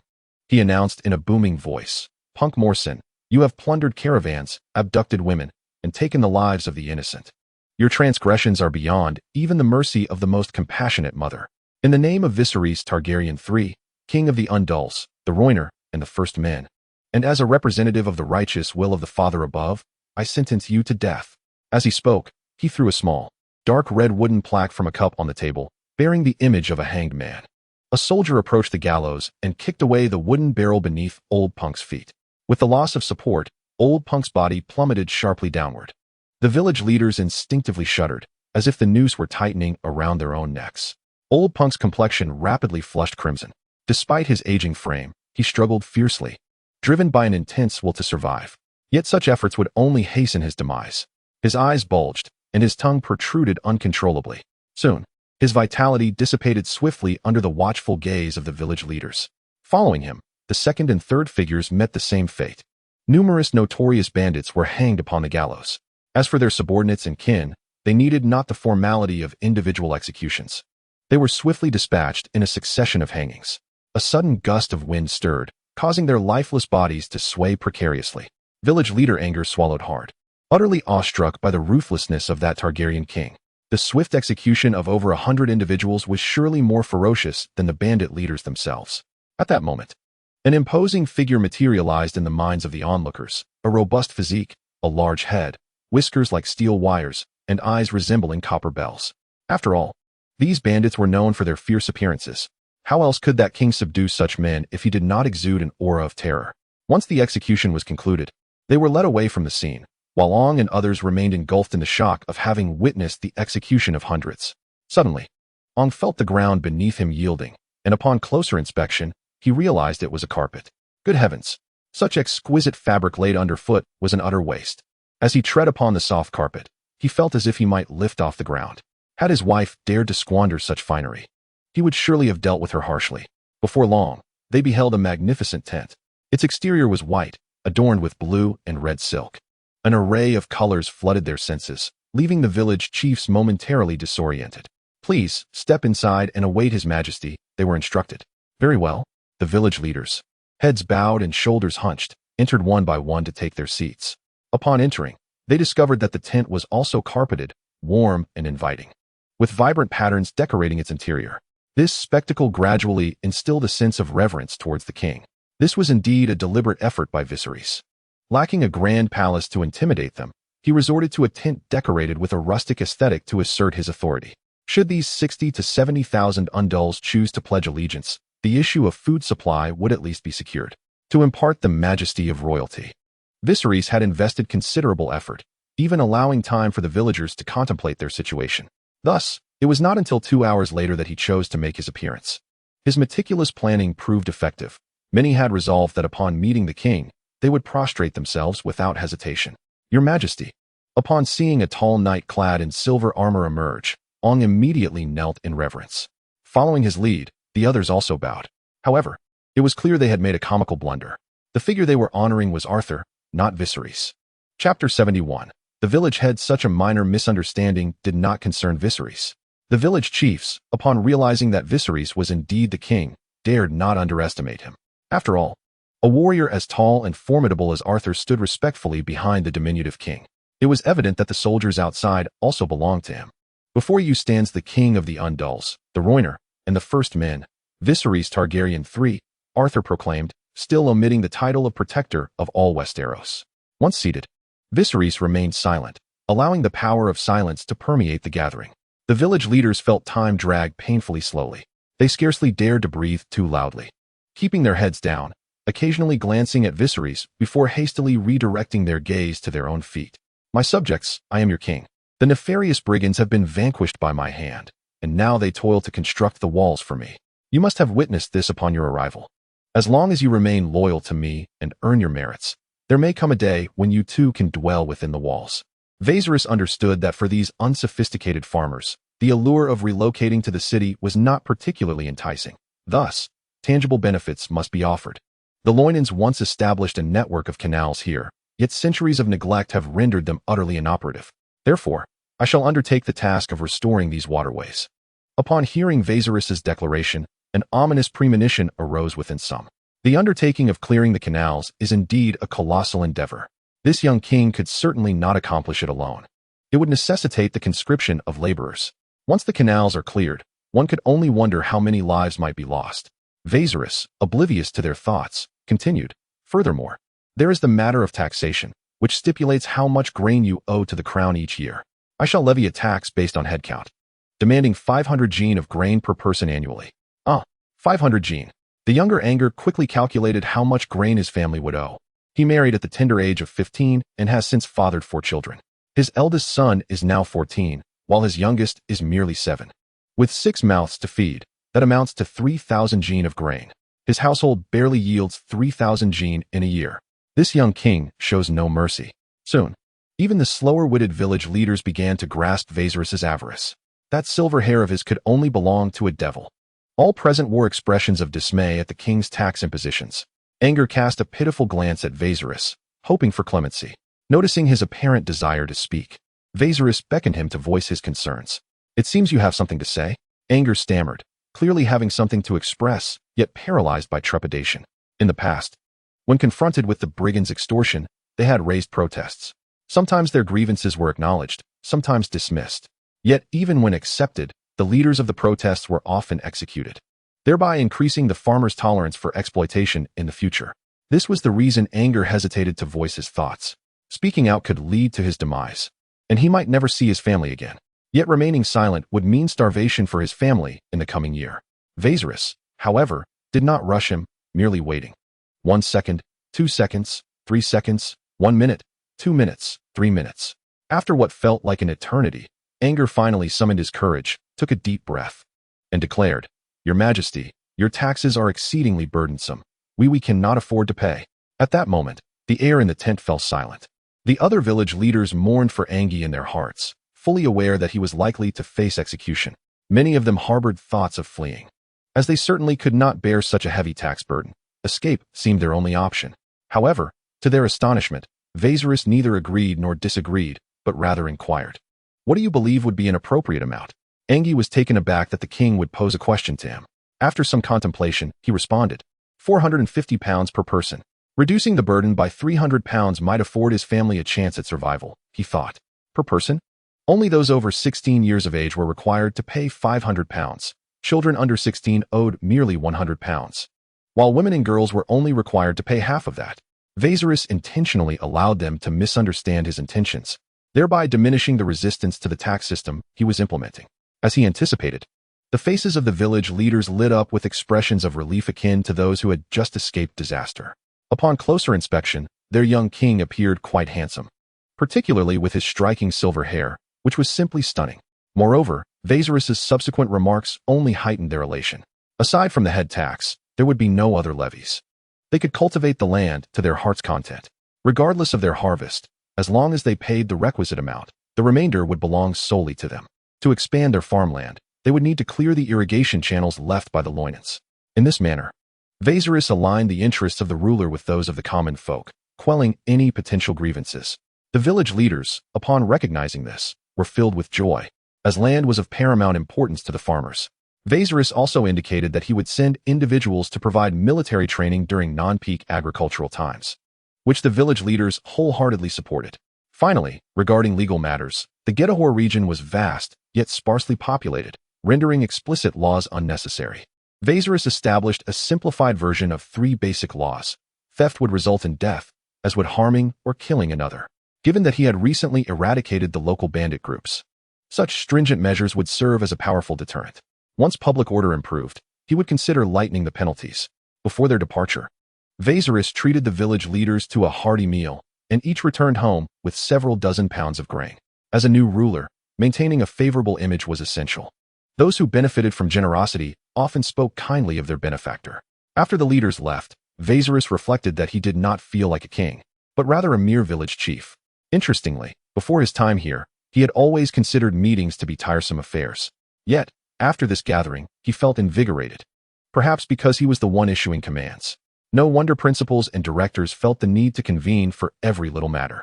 As Viserys contemplated devising reasons to extract some advantage from Bravos, a loyal guard approached him with news.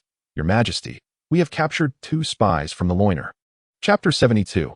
Spies. Upon meeting these purported spies and engaging in conversation, Viserys was reminded of a passage from a text he had taught in his previous life. It contained a phrase that resonated. The flesh-eater is contemptible, lacking in foresight. Thus, he inquired with an impassive demeanor, so, you too have come here. Unable to meet your elders, attempting to persuade your kin to return in this manner? He felt a flicker of admiration for the pair. Indeed, replied one youth, his bright eyes and gleaming white teeth almost dazzling. You aim to sow famine among our people to achieve your conquest of the loiner. But I tell you, even the Valyrians with their dragons could not subjugate us. You stand no chance now. His tone was resolute, his gaze unwavering, a stark contrast to his timid companion, who revealed 2 prominent tusks. It was evident who held sway in their companionship. What is your name? Viserys inquired, intrigued by the clarity of thought exhibited by the young man in such circumstances. The youth turned his head away, seemingly too disdainful to respond. The guard beside Viserys, unable to tolerate this insolence, furrowed his brow and instinctively reached for his sword. Unexpectedly, the timid one exclaimed, Spare us. His name is Bael, and I am Greylish. We are of the Turno clan. Our leader is Silence. Greylish, interrupted Bael, clearly realizing that even his resilient Faade could not prevent his companion from divulging too much. With a downcast expression, Greylish pleaded, Your Majesty, please do not take our lives. We have families. We shall no longer hinder our kin from working for you. And we will labor for you without pay. Viserys, losing interest in the incessant begging of the coward, commanded, Take him away. I wish to speak with Bael alone. Compared to the timid one, he found Bael's spirited demeanor far more appealing. Once everyone had vacated the tent, Viserys approached Bael from behind, intending to free him from his restraints. Are you releasing me? Bael pondered, but before he could fully comprehend, he felt the bindings on his wrists loosen. Subsequently, the restraints on his ankles were removed, allowing him to rise. He slowly lifted his hand to massage his numb arms. Gazing at Viserys and noting how extraordinarily young the king appeared, standing only to his chest, resembling his younger sister back home. Yet, Bael remained vigilant, uncertain of Viserys' intentions. Are you interested in pledging your loyalty to me? Viserys inquired. Do you think this will suffice to win me over? Bailu disdainfully turned his head aside. Viserys chose not to dwell on whether Bailu was willing to pledge his allegiance, but rather shifted the conversation. Bailu, are you aware of my intentions? Of course. You aim to incorporate the Loina people into your dominion, do you not? Oh, do you presume it to be merely that? Bailu provocatively remarked. He contemplated that if Viserys were to slay him, perhaps his blood could serve as a reminder to his kin to remain wary of Viserys' deceit.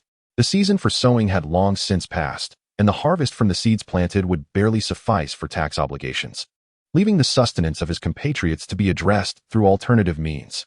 Should the elders exhibit sufficient benevolence to distribute provisions to the common folk, the Loina immigrants upstream of the Lorne River might just evade calamity.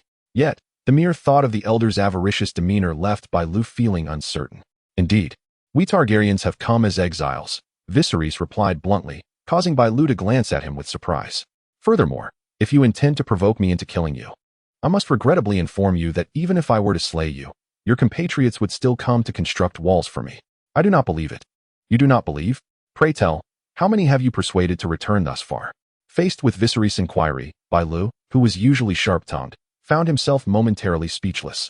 Previously, his cleverness and kindness had earned him goodwill among the villagers, but his recent attempts to dissuade others from aiding Viserys had alienated many. Indeed, numerous individuals now avoided him, especially those employed by Viserys, who not only received decent wages, but sometimes even enjoyed a hearty meal. To obstruct one's livelihood is akin to committing fratricide. This adage holds true universally. Bailu's once favorable reputation had deteriorated completely within a mere month. I have seen you today. I shall inform our elders of this. Bailu threatened Viserys, seizing what he perceived as an opportunity. Then go ahead. I shall not impede you, Viserys replied, unconcerned, as he spread his hands. He had discerned that in the land of Gothar, both the Undulls and the Loina were, in essence, mere puppet regimes. To expect a puppet regime to govern in the interests of the people is akin to hoping that a sow might ascend a tree. Observing Viserys parting the way for him, Bailu tentatively stepped forward a couple of paces, glanced back, and then proceeded further until he finally exhaled with relief upon exiting the tent. He departed the fervent construction site alongside Grey Leisure. Turning back, Bailu felt a profound sorrow. It was painfully evident that in the not-so-distant future, the fate of the Loina people in Gothar would indeed rest in the hands of others. Bailu, do you truly intend to meet with the elders? The elder has stated that regardless of the reasons, anyone who wishes to see him must pay triple the taxes next time. You still have your mother and 2 younger sisters. You must ponder this matter further. Although Greylish is timid, he is the most loyal friend of Bael, and thus he fervently advises against it. However, a resolute expression graces Bael's face as he declares, Greylish, I have made up my mind to serve as a house servant at the elder's estate. This way, my mother and sisters may receive some provisions to endure the impending hardships. What? A house servant? Greylish stammered in shock. To put it bluntly, being a house servant is akin to being a slave. He is essentially selling himself. Greylish, do not covet the wages of the Valyrian folk. It is far more important to return and tend to your own land. Do you understand? Chapter 73. The Carnivores with a Spirit Bordering on Martyrdom. Bael approached the elder's estate. The chilling wind, like a mischievous child, crept into his collar and sleeves. Bael tightened his cloak and rapped upon the grand door of the estate. The manor was encircled by a fence constructed from wooden stakes, behind which stood a row of pine trees serving to shield against the wind, but primarily to obscure the view of the common folk. Upon learning of Bael's intentions, the gatekeeper promptly informed the elder's steward. The steward's face was round, his almond-shaped eyes glistening with moisture. He donned a white robe resembling a long tunic. You wish to work at the estate? He inquired, hands clasped behind his back, gazing down at the bowed Bael. It felt somewhat unseemly to speak of selling oneself, so the steward preferred to refer to it as working. Yes. Do you have any family? Yes, I have a mother and 2 sisters. Well, working at the estate can exempt you from 2 years of taxes or provide you with 800 pounds. Yet, before the steward could finish his sentence, Bael looked up in astonishment. 2 years? Was it not 3 years? What? You are reluctant to work and wasting my time? Are you mocking me? The steward's brows furrowed as he glared at Bael, as if he might snap his neck and drain his blood. In that moment, Bael's heart was in turmoil. He knew that if he retreated now, he would not only miss the opportunity to meet the elder, but would also incur the steward's wrath, making his future even more dire. No, steward. I am willing to work at the estate. However, I must see the elder. Those from Westeros intend to invade us. I have seen their king. The steward sneered. You? Meet the king? It is true. Good steward, you must believe me. They deceive our compatriots with high wages, and our harvest this year will suffer. Famine will ensue among our kin. Famine? Is it not possible to buy food with wealth? But what if they refuse to sell? The steward scoffed. As the steward, he was well aware of the collusion between the elders and Bravos. Bravos has ample grain. Would they truly fear being unable to purchase it? However, such matters were not for the common folk to know.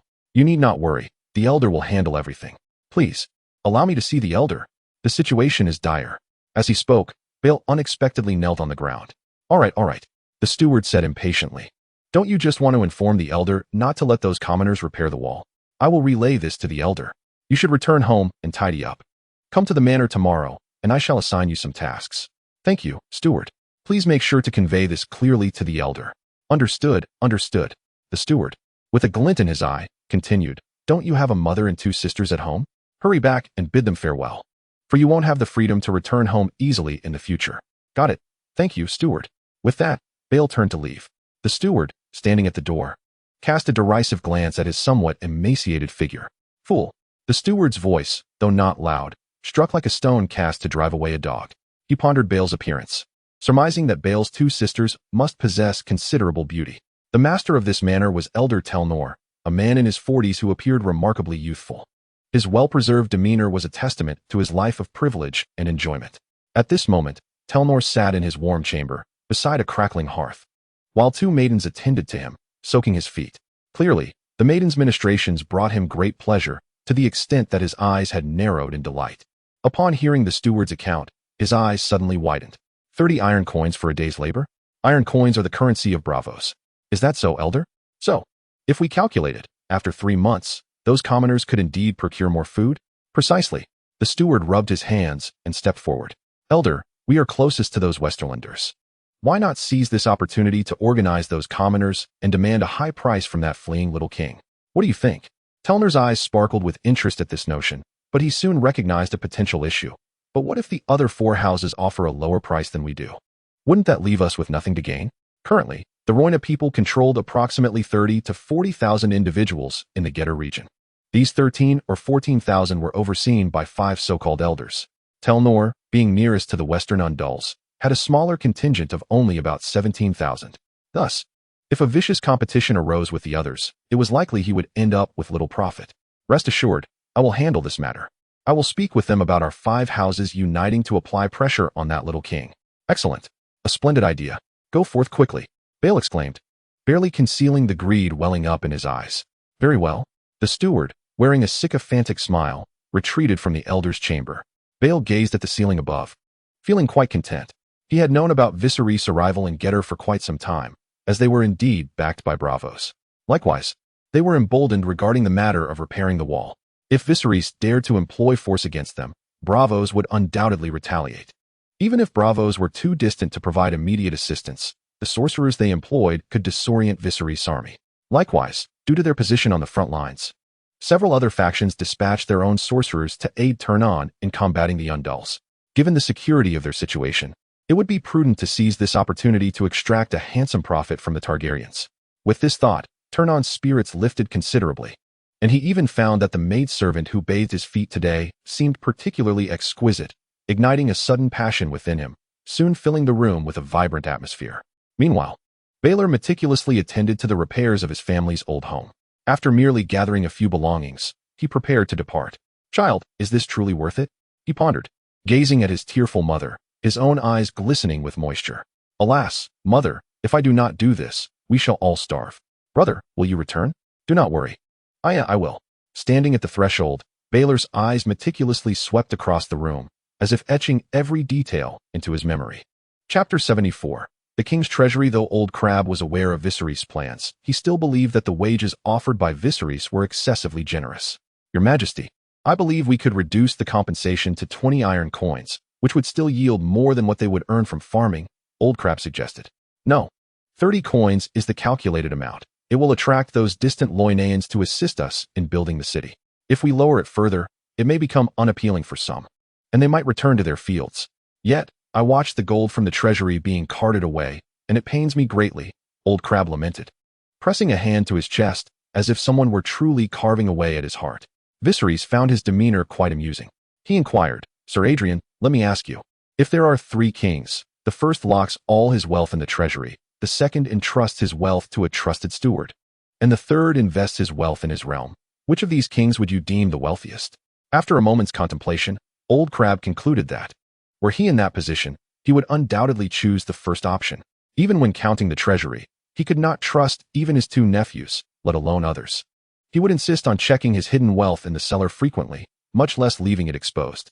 Seeing the Old Crab's troubled expression, Viserys spoke up, allow me to enlighten you. In truth, there exists a third perspective. Gold, in and of itself, holds little intrinsic value. It only assumes significance when it circulates. When gold is utilized, it can transform into irrigation channels that nourish our fields, sturdy fortresses that safeguard our lives, garments for children, and weapons for soldiers. With the irrigation provided by these channels, our fields yield an abundance of crops. Fortresses grant us safety, while clothing enables our children to grow into capable laborers. Moreover, soldiers wielding sharp weapons can confront invasions without trepidation. Over time, the wealth amassed by the first 2 kings will inevitably revert to the third. Upon hearing Viserys' explanation, the Old Crab nodded, though somewhat bewildered. Yet, upon reflection, it indeed made sense, as he had witnessed his own fortune dwindling in a similar manner. Noticing the lingering confusion in the crab's demeanor, Viserys gently patted his shoulder and reassured him, Fear not, for we are currently procuring grain from pintos and bravos at a low price. When the time of famine strikes the Loynans, they will have no choice but to purchase grain from us at a premium. Thus, the funds will return to our coffers. In truth, during this period, Viserys' expenditures had not even amounted to 10,000 golden dragons. The conversion to iron coins merely gave the illusion of a substantial sum. Furthermore, he had no intention of profiting from the impoverished. The 5 prominent families among the Loynans had resided here for centuries, amassing considerable wealth. Through his recent inquiries, Viserys discovered that these so-called elder families among the Loynans were quite severe in their exploitation of the common folk. Although they appeared more civilized than the bandits of Undul, the Loynans remained in dire straits under their governance. The duality of being both savior and liberator was sufficient to ensure that the Targaryen's rule would swiftly resonate with the hearts of the people here. Had he possessed a formidable army, Viserys would have preferred a more direct approach. However, he was currently burdened with the responsibilities of both Dragonstone and the Narrow Sea. Recently, Bravos had honored their agreement by acquiring 40 warships, yielding nearly 300,000 golden dragons for Viserys. Yet, he could not afford to sell them all at once. The transportation of people and goods necessitated ships, and the protection of Dragonstone required both vessels and personnel. Viserys had to guarantee that Dragonstone boasted a garrison of at least 4,000 to 5,000 soldiers. Once the Loinan issue was resolved, he would expedite the relocation process. Presently, Dragonstone housed approximately 50,000 individuals, and the transportation of various supplies would require several trips, consuming the better part of 6 months. Although Robert lacked the means to assault Dragonstone, any complications along the way would be quite distressing. Therefore, Viserys must proceed with utmost caution to maintain equilibrium. After imparting his wisdom to the old crab, the two ventured outside to observe the progress of the fortifications. From their elevated vantage point, the walls had begun to take shape, revealing a rectangular outline upon the land, within which a multitude of tents sprawled. Both the military and the families of the transported civilians are still sleeping in tents. As for essential supplies such as food, gold, and weapons, arrangements have been made to conceal them within the caves at the rear. Primarily, Viserys believes that constructing houses at this juncture is unnecessary. Once we have dealt with the Loinar people, we shall erect an inner wall within, and after completely subjugating the entirety of Godahar, we will construct a larger outer wall, albeit slightly lower in height. 3 walls. Is that truly necessary? With the protection of the Little Lorne River and the Upper Lorne River, this place is quite secure. Building walls entails expenditure, and spending is something Old Crab despises the most. It is indeed necessary, for we shall soon face a mightier adversary. Who? The Horse Lords. Viserys gazed westward as he spoke. It is now the year 284 of the age of Aegon, and according to his recollections, in less than 5 years, this world will be graced by a protracted summer lasting over a decade. During summer, the grasslands flourish, and the formidable Dothraki will be unable to resist their plundering instincts. While Godahar is safeguarded by rivers, it nonetheless stands at the forefront of Pentos and will surely attract the covetous gaze of the Dothraki. Moreover, there is an essential reason. Viserys does not intend to halt at Godahar. The Lorne River is vast and lengthy, and he will not be content with merely occupying 2 tributaries. To confront the impending Long Night and the White Walkers, he requires a more expansive domain and a greater populace. Above all, there is the paramount reason of dragons. Although he currently possesses no dragon eggs, Viserys has already begun to devise strategies for hatching them. Yet, he remains unaware that the hatching of dragons necessitates the blood of a horse lord. Viserys must secure a reliable method for the hatching of dragons. He has but one sister, and he is loath to sacrifice her to the flames. However, if it involves those so-called heir, he would not hesitate to burn 10 of them without remorse. In any case, whether the horse lords seek trouble with him or not, he will certainly seek trouble with them. His ambitions may have begun in Godahar, but they shall not end there. Being the king of Godahar is far from sufficient. At the very least, he must emerge as the sovereign of the Lorne River. Chapter 75. Dragons and Fog. Having resolved to confront the Loinar people of the Upper Lorne River, Viserys must accept the possibility of conflict with them. If he intends to wield food as a weapon, he must be prepared for them to seek supplies from his armory. Previously, an envoy from Frego had cautioned him that among the Loinar are those who can wield water magic, primarily manifesting in their ability to conjure fog to obscure the vision of their enemies. When Viserys first received this intelligence, he assumed the messenger was jesting. After all, he had only managed to employ minor magics after absorbing the essences of several fire mages. The notion of creating fog, a spell of such far-reaching scope, seemed beyond his comprehension. What unsettled Viserys even more was the utter absence of such details in the original texts. Imagine, if you will, a gathering of individuals capable of conjuring dense fog. In this realm of subtle magic, they would undoubtedly not remain inconspicuous. Viserys had dispatched scouts, but alas, they returned empty-handed. These water sorcerers led reclusive lives, under strict protection. Particularly, those in close proximity to Viserys bore the countenance of the Undulls. A mere approach would result in immediate expulsion. Even Oberyn was not exempt. Despite his mixed blood of the Rhoynar, he remained merely a hybrid. At times, such lineage renders one even more conspicuous. Furthermore, he bore no obligation to assist Viserys in such unsavory tasks. Thus, he sought discourse with the learned Xavier of Tide's Head Isle. During the Second Spice War, the Valyrians deployed 300 dragons to battle, while the Rhoynar amassed an army of 250,000 to resist. As Xavier recounted this tale, Viserys was astonished by the seemingly exaggerated figure of 300. I recall during the Battle of the Burning Sea, Conqueror Aegon utilized merely 3 dragons alongside 2,000 troops to confront an army of 40,000.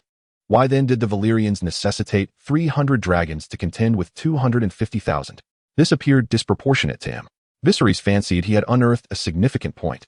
Might it be that the dragons sent by the Valyrians were of a smaller stature? Xavier, somewhat uncertain, replied, but this was a war of annihilation.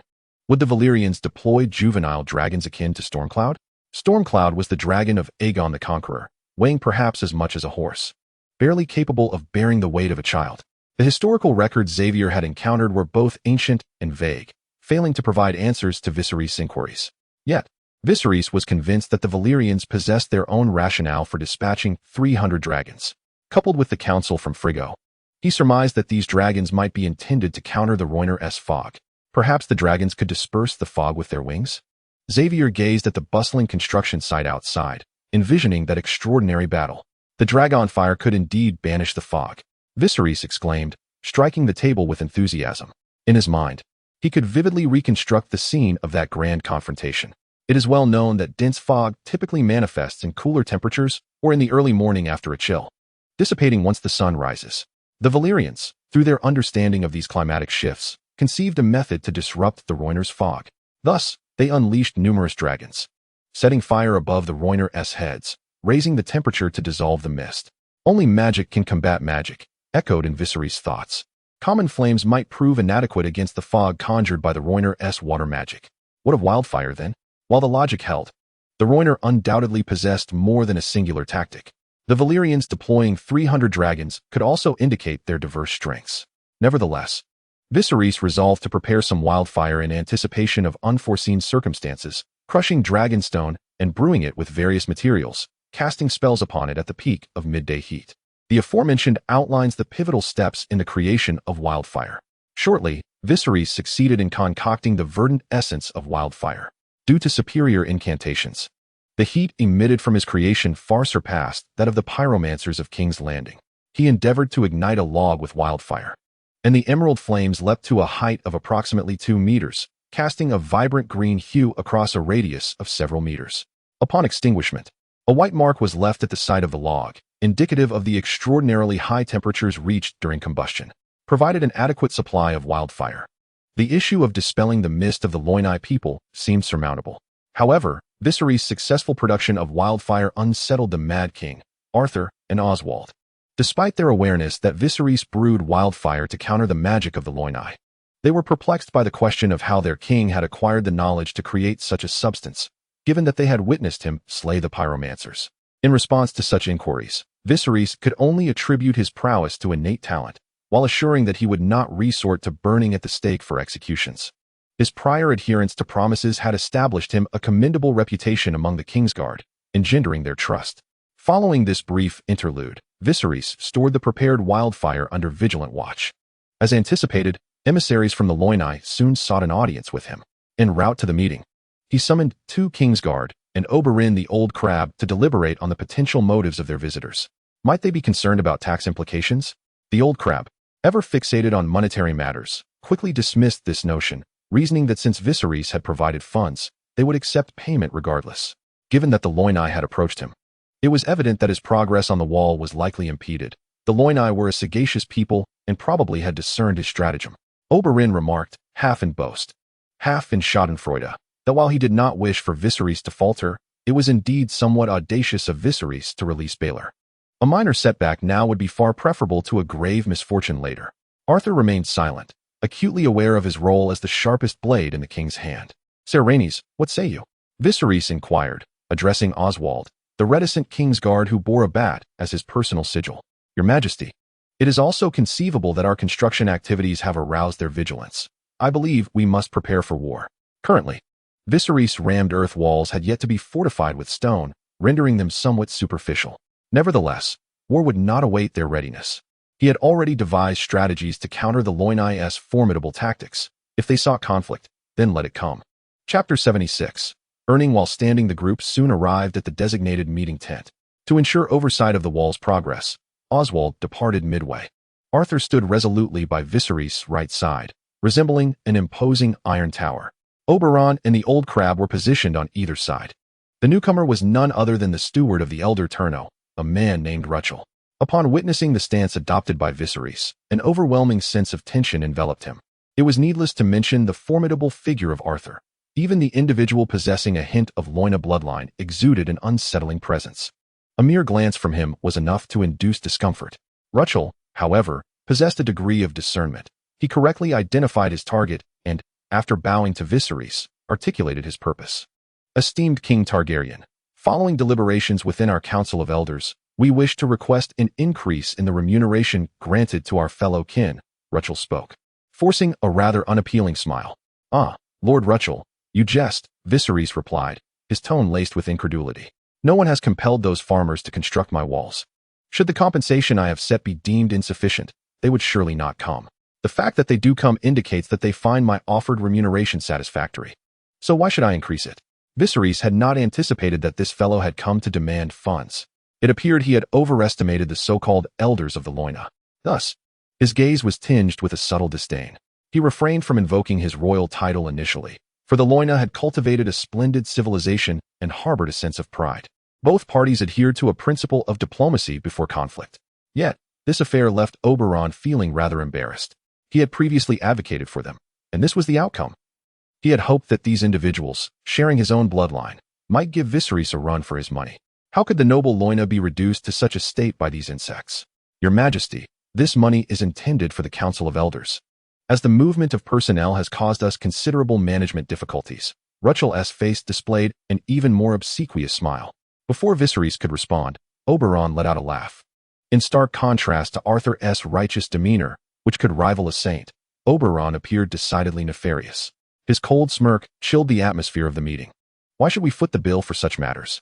Does your Council of Elders believe our wealth is simply found upon the ground? Viserys remarked, his smile fading, as it was evident that the pretense had been abandoned. In essence, his words were a clear demand for favors.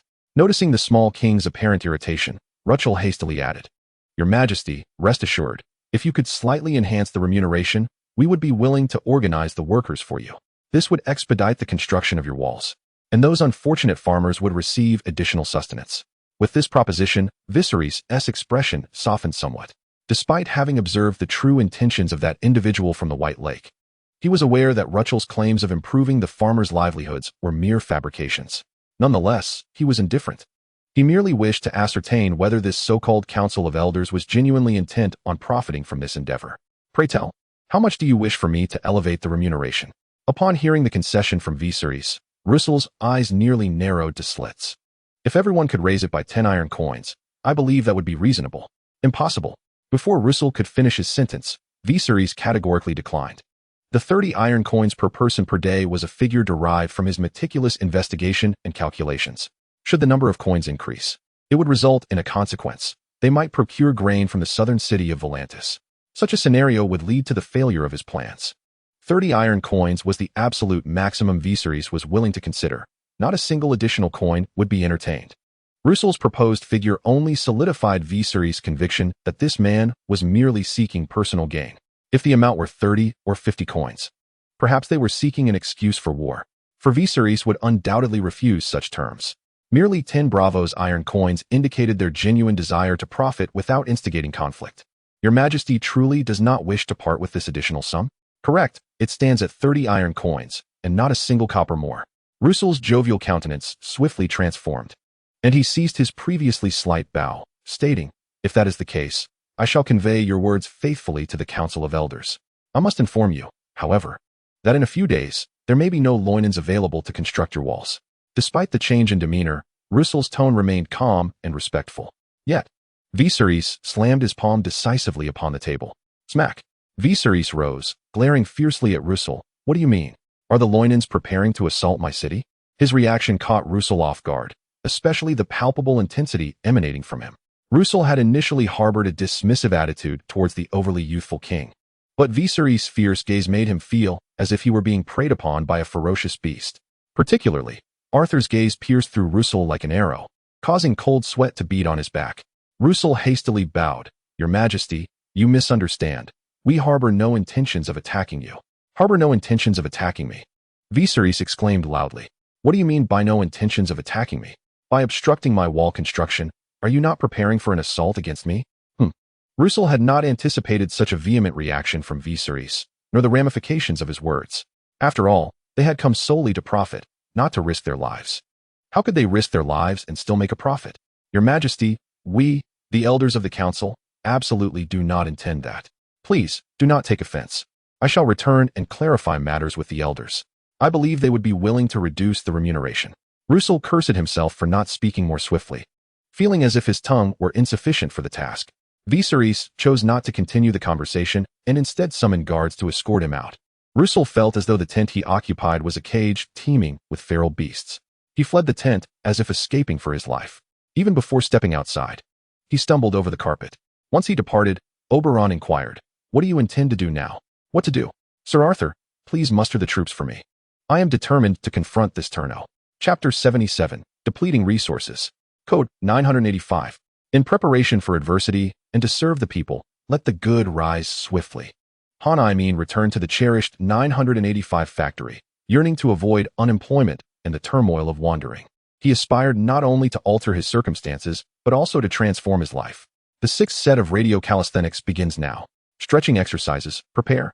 1, 2, 3, 4, 5, 6, 7, 8, 2, 2, 3, 4, 5, 6, 7, 8. I mean, wake up. Teacher Han. Teacher Han. Stop shouting. Hurry and take Teacher Han to the hospital. Who knows if he has broken any bones? We must not move him recklessly. Let us call for an ambulance. Han was jolted awake by the clamor. Opening his eyes to find a circle of both familiar and unfamiliar faces surrounding him, each displaying an escalating expression of concern. Soon, a searing pain surged through his elbow and knee. Has awoken. Make some space. A man in his 40s sighed with relief and urgently asked, "Are you all right?" If this were not a dream, the man before him should be his former colleague and elder brother, Zhong Jinyu. He was a military officer transferred to the 985 factory. Yet lacking technical expertise, he was assigned to teach politics at the factory's affiliated school. Behind Zhong Jinyu stood a young woman in a plaid spring-autumn shirt, surnamed Lu. Named Lu Pingping. She was both a child of the 985 factory and a classmate of his sister from kindergarten through middle school. After graduating high school and not gaining admission to university, she was appointed as an English teacher at the affiliated school, albeit not as a cadre or a formal employee, but rather as a worker with a wage lower than that of official staff. Look at my hand. Zhong Jinyu, unaware of Han thoughts, raised his finger and moved it before Han eyes. The excruciating pain in his elbow and knee, the familiar faces surrounding him, and the well-known melody of the sixth set of radio calisthenics made Han realize this was not a dream. He quickly responded, "Teacher Zhong, I am fine." "Are you truly fine?" "Yes, truly fine. I just wish to sit alone for a moment. You seem to have been dazed from the fall. Be more cautious when descending the stairs in the future. Please sit. I will fetch you a glass of water." "No need. I am not thirsty." Lu Pingping, with concern, asked, "Does your arm and leg hurt? Should we take you to the hospital to have your sister examine you?" Han mustered his spirits and feigned calmness, saying, "It doesn't hurt. There's no need for the hospital. Can you stand?" "Yes." "Stand up and take a few steps." "All right." Han was acutely aware that without moving his legs, they would undoubtedly worry, and he was eager to ascertain whether he was dreaming. Thus, he bore the agonizing pain and stood up, using the desk and chairs for support as he walked out of the all-too-familiar teacher's office.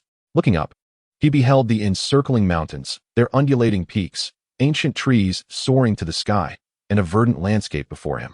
Overlooking below, the children are performing their calisthenics with great enthusiasm. On the left side are the students from the primary school, and among them, standing at the far left, third row, at the forefront, is my nephew, Junjun. Following the winding mountain road that leads to the school entrance, not far away lies the family quarters. My home is in Building 17 of Area 1, and further ahead is Area 2. The assembly workshop is situated behind the main factory building, while the production and processing of cannon tubes and recoil compensators take place within a vast cavern halfway up the mountain. My elder sister and her colleagues take the cable car to work every day. Indeed, this is the residence and former workplace of the 985 factory. Nestled deep within the mountains, under the jurisdiction of the Ministry of Fifth Machinery Industry. For reasons of confidentiality, the factory was designated with the project and design code 985. Hence its name, and is publicly known as the state-owned Shuanghe Machinery Factory, abbreviated as Shuanghe Factory. It cannot be found on any map, nor does it possess a communication address. Outsiders wishing to send letters can only do so to the mailbox 6015 in the Mountain City. If memory serves me right. Prior to waking, I found myself wandering alone in the dilapidated factory grounds, revisiting a once bustling factory, now filled with abandoned and collapsed buildings, overgrown with weeds. It is hard to imagine that this factory, once thriving, now stands deserted, its walls crumbling. The walls, once impeccably clean and tidy, have long since become mottled. The familiar steps are now covered in moss and weeds. The lively assembly hall, with its thousands of wooden chairs, remains in the same arrangement as before, yet is now coated in dust and grime.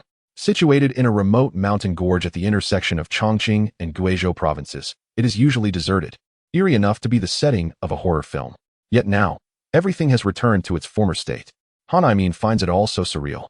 Instinctively glancing at the blackboard bulletin on the first floor, crafted by teacher Zhong Jinyu, whose handwriting remains as exquisite as ever, making this graduate of the first normal school of the Mountain City feel inadequate. However, his attention is drawn to the date at the bottom, which boldly states March 6th, 1987. Could it be true? Have I really traveled back to 1987? Han Aimin, bewildered, cannot fathom the reality of this situation, disregarding the intense pain in his arms and knees as he presses forward. Once the calisthenics conclude, the children line up, as usual, to return to their respective classrooms. One child breaks away from the line, exuberantly declaring, "Uncle, my dad is transporting shells to the train station at noon. And my mom is working overtime and won't come down today. They asked me to have lunch with you in the cafeteria. This doesn't feel like a dream. What kind of dream could be so vivid?" Regaining his composure, Han Aimin inexplicably inquires, "What about Qinshin?" "I don't know. He should have gone back to class. After class. You can ask him whether he is going home for lunch or joining us in the cafeteria." "Okay, I'll head to class now. Go on. Make sure to pay attention." "I will." Qinshin is the child of my second sister, having started first grade at the age of 6 due to his early birthday. As an uncle, Han Aimin feels compelled to assist his sisters and their husbands in caring for the children, just as they once did for him.